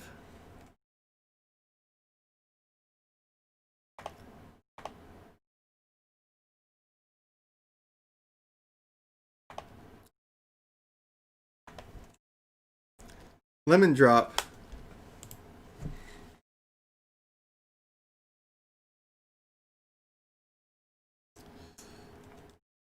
Right, Lemon Drop wins your character here from Joey.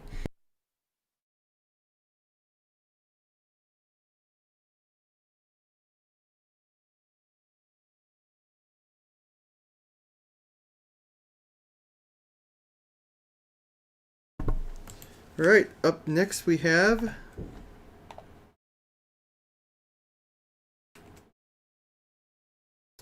Ivik.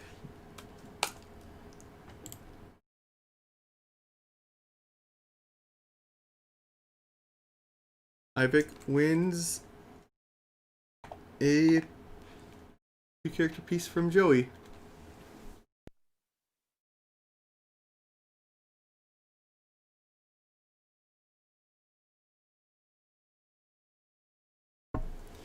Alright, up next we have... Oh, no, it's... Okay, well... Okay. There we go. Sorry, Wheel was being uncooperative.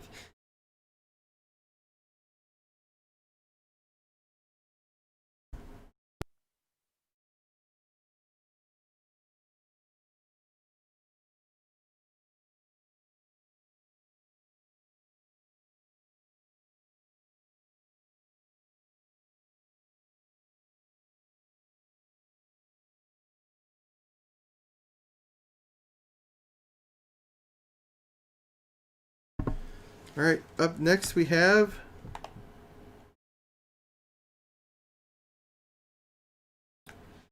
Ivik again.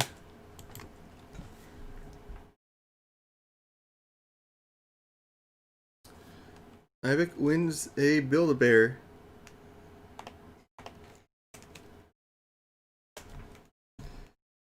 Up next we have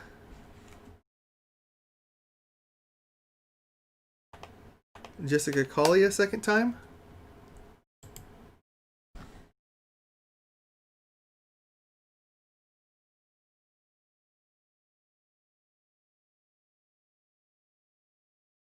They win the dog picture.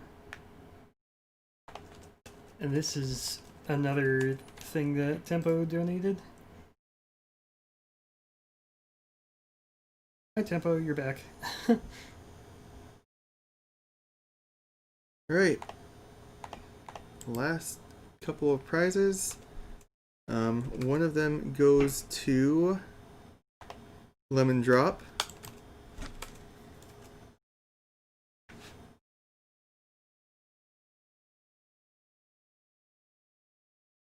Lemon Drop gets another piece from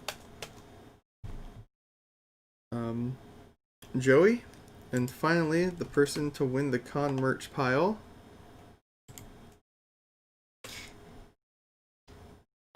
is Shadowtail.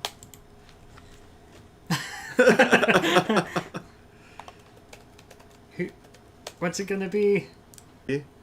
The Brown County Humane Society is going to be very happy. Yeah, thank you all so much. Yeah, thank you all so much for joining us. We do still have a couple more panels planned, but I wanted to go ahead and mostly try to wrap things up here. Please stick around if you'd like to, because we still have a music performance that Convair did, and we also have a D&D one-shot with Browning, which we will be starting soon. Yeah, we got done with this a lot sooner than I thought we might, so I think we'll potentially move up our schedule a bit. Yeah, thank you all so much for joining. This has been an amazing con. Please stick around if you'd like. But yeah, thank you all so much for donating and just for being here with us. Anything else? Yeah, we'll be in touch with the winners of all the prizes soon.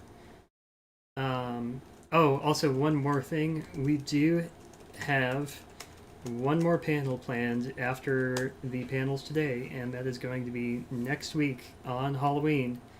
And it is going to be a spooky one-shot with Browning, who will also be doing our one-shot this evening, except this one's going to be an extra spooky 18-plus panel.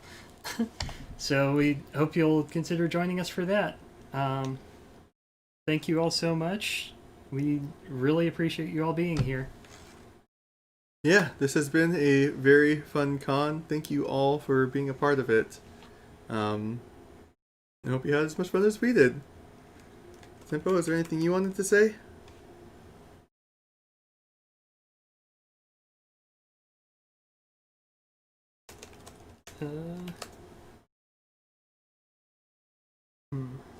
Try.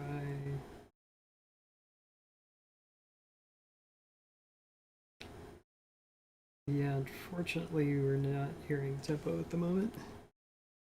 Yeah. Fortunately, we're having some trouble getting Tempo to... Here, do we wanna...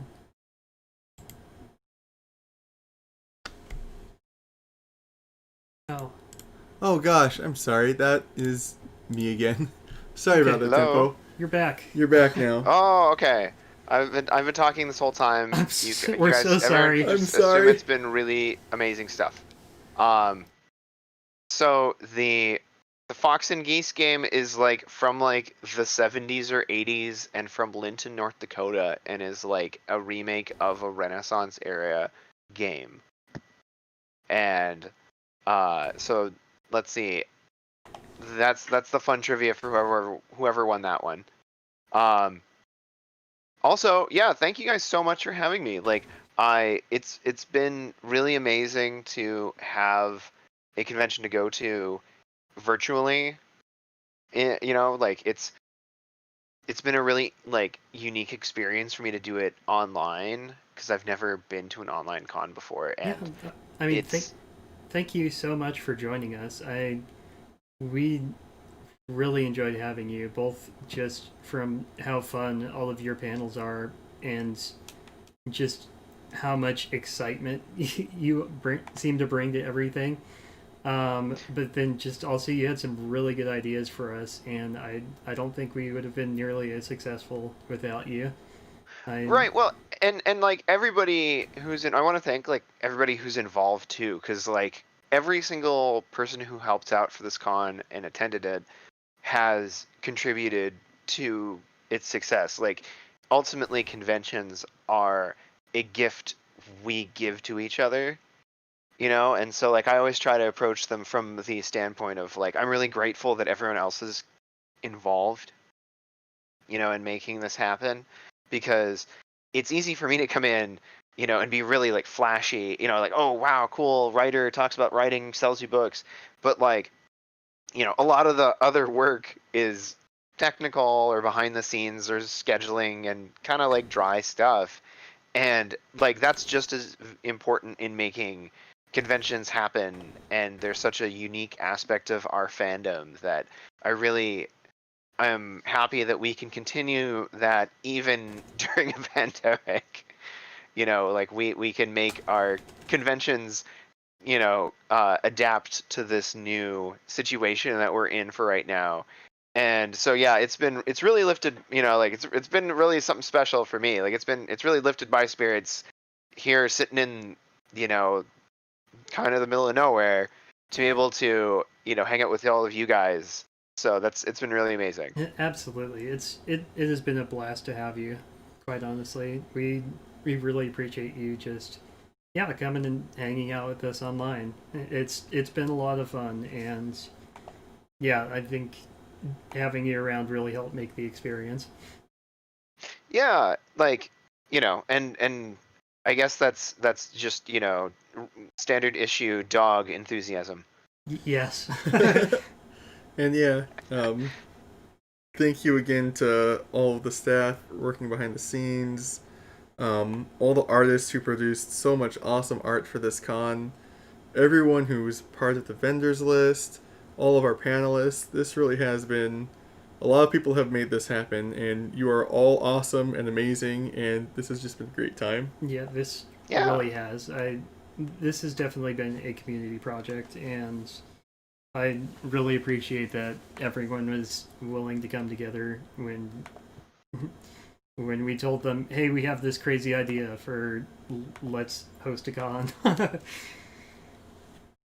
Well, and in a way, this is an expression of the fandom in the internet age. Like, it doesn't matter where we are all still a community. Mm-hmm. We are all willing to jump through the hoops to meet online. Our community isn't limited by our geography. And I think that's really cool. I think that's one of the most like encouraging things, on the like world peace front, is that like communities like the furry fandom can just say, no, we've decided that we want to have fun with people all over the world, with people who are way different from us in a different background. And, we're going to connect with them about things we enjoy, and, we're going to have a good time. And that's what's important. Oh, yeah, absolutely. And, this has just been a ton of fun to just find something to keep busy with. Yeah, if you guys need other things to keep busy with, I have written a bunch of books, which are all available on Fur Planet Press, which you can get the link on the website. I'm also the staff writer and interviewer at Culturally Effed, which is a furry YouTube channel where we do, like, basically it's panels. It's like furry panel kind of content, but on a like rolling basis, and we have a bunch of like video essays essentially on different media and different phenomenon in the culture and things like the history of the fursuit. Like, we're in the middle of a series on that, and so feel free to check out those if you need something else to kind of like spice up your day. So like those are and then I've also got a Fur Affinity page at Tempo321 that's full of a bunch of fanfic and original stories and stories that link in with my books and stuff like that. So feel free to check all those out. Yeah, please do check out Tempo's stuff. He is an awesome writer, and he has been involved in a lot of cool stuff. This is certainly not the biggest thing that he has done by any stretch of the imagination. Well, and but like the fun thing about furry is that like we are totally willing to have huge things like Anthrocon with thousands of people, and then mid-sized cons like this where it's not a fur meet, but where it's not gigantic either, and so you could basically get to know the same people from year to year. Oh yeah, absolutely. And yeah, it would be really cool to do something like this again. I think we'll have to see where things go in the future. So, well, thank you, and thank you guys all for attending. Like, ultimately, that is the heart of this, is that we set all this up so that people can come and hang out and like be a community and feel connected and make friends and all that stuff. Oh yeah, absolutely. Thank you to everyone who's joined us for this. It really has been a blast, and I feel like we really accomplished the two goals that we set out to do, which was just to raise some money for charity and just to give everyone a good time and a fun weekend. And yeah, I feel like we really managed to accomplish that. So thank you all so much. Hour for the second to last panel of tonight. We have a recorded music performance by Convair. They're going to be doing some really cool live EDM that they recorded for us as they improvise it live. Convair will also be there to make a few remarks before we get started, and so we'll have that, and then after that we have another really fun D&D one-shot, this one led by Browning. If you listened into the Jackbox panel, the story reading, or the D&D campaign last night, you know who he is, and you know what kind of time you're in for. So I hope you're all here for an awesome musician and an awesome storyteller to take us on some fun rides. Yep, and yeah, I'll just do one more quick reminder that we do have one more panel scheduled after this weekend, and that's going to be a second D&D one-shot with Browning, and this one will be an 18-plus panel. And that will be on Halloween, and we will have more details up very soon. All right, we will see you all again in half an hour. Thank you all once more.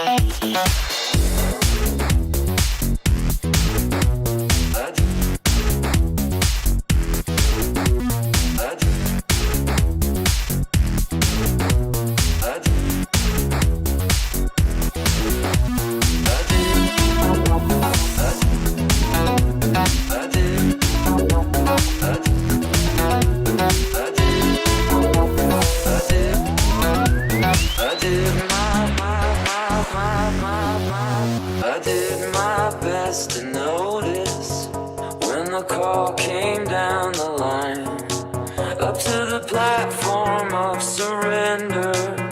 I was brought, but I was kind. And sometimes I get nervous when I see an open door. Close your eyes, clear your heart. Cut the cord. Are we human? Or are we dancer? My sign is vital. My hands are cold. And I'm on my knees, looking for the answer. Are we human? Or are we dancer?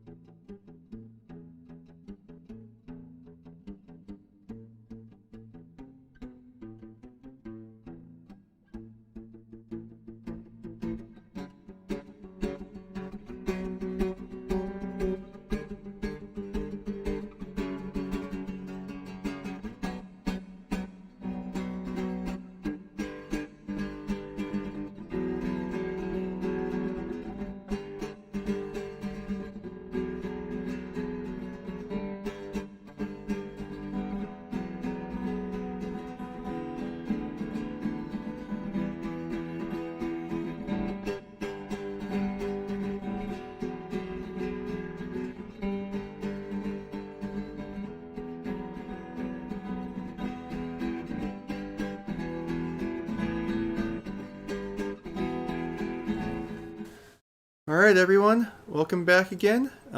We have a conveyor with us. He'll talk to us for a little bit and then hang around on YouTube to chat with us as we watch his performance. Hi, everybody.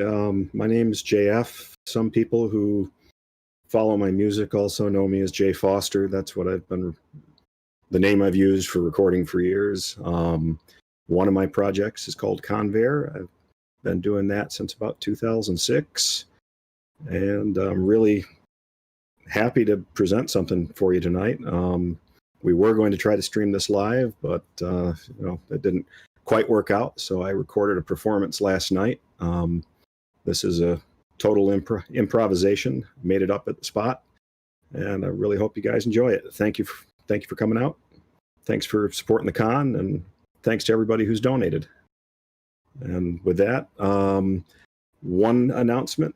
After the stream tonight, I will be releasing this to Bandcamp as part of an album with a bunch of other stuff on it. So if you like what you heard, I'll post some links, probably in the YouTube chat and also on the Discord. So great. Hope y'all enjoy it. Have a great night. I'll be in the chat.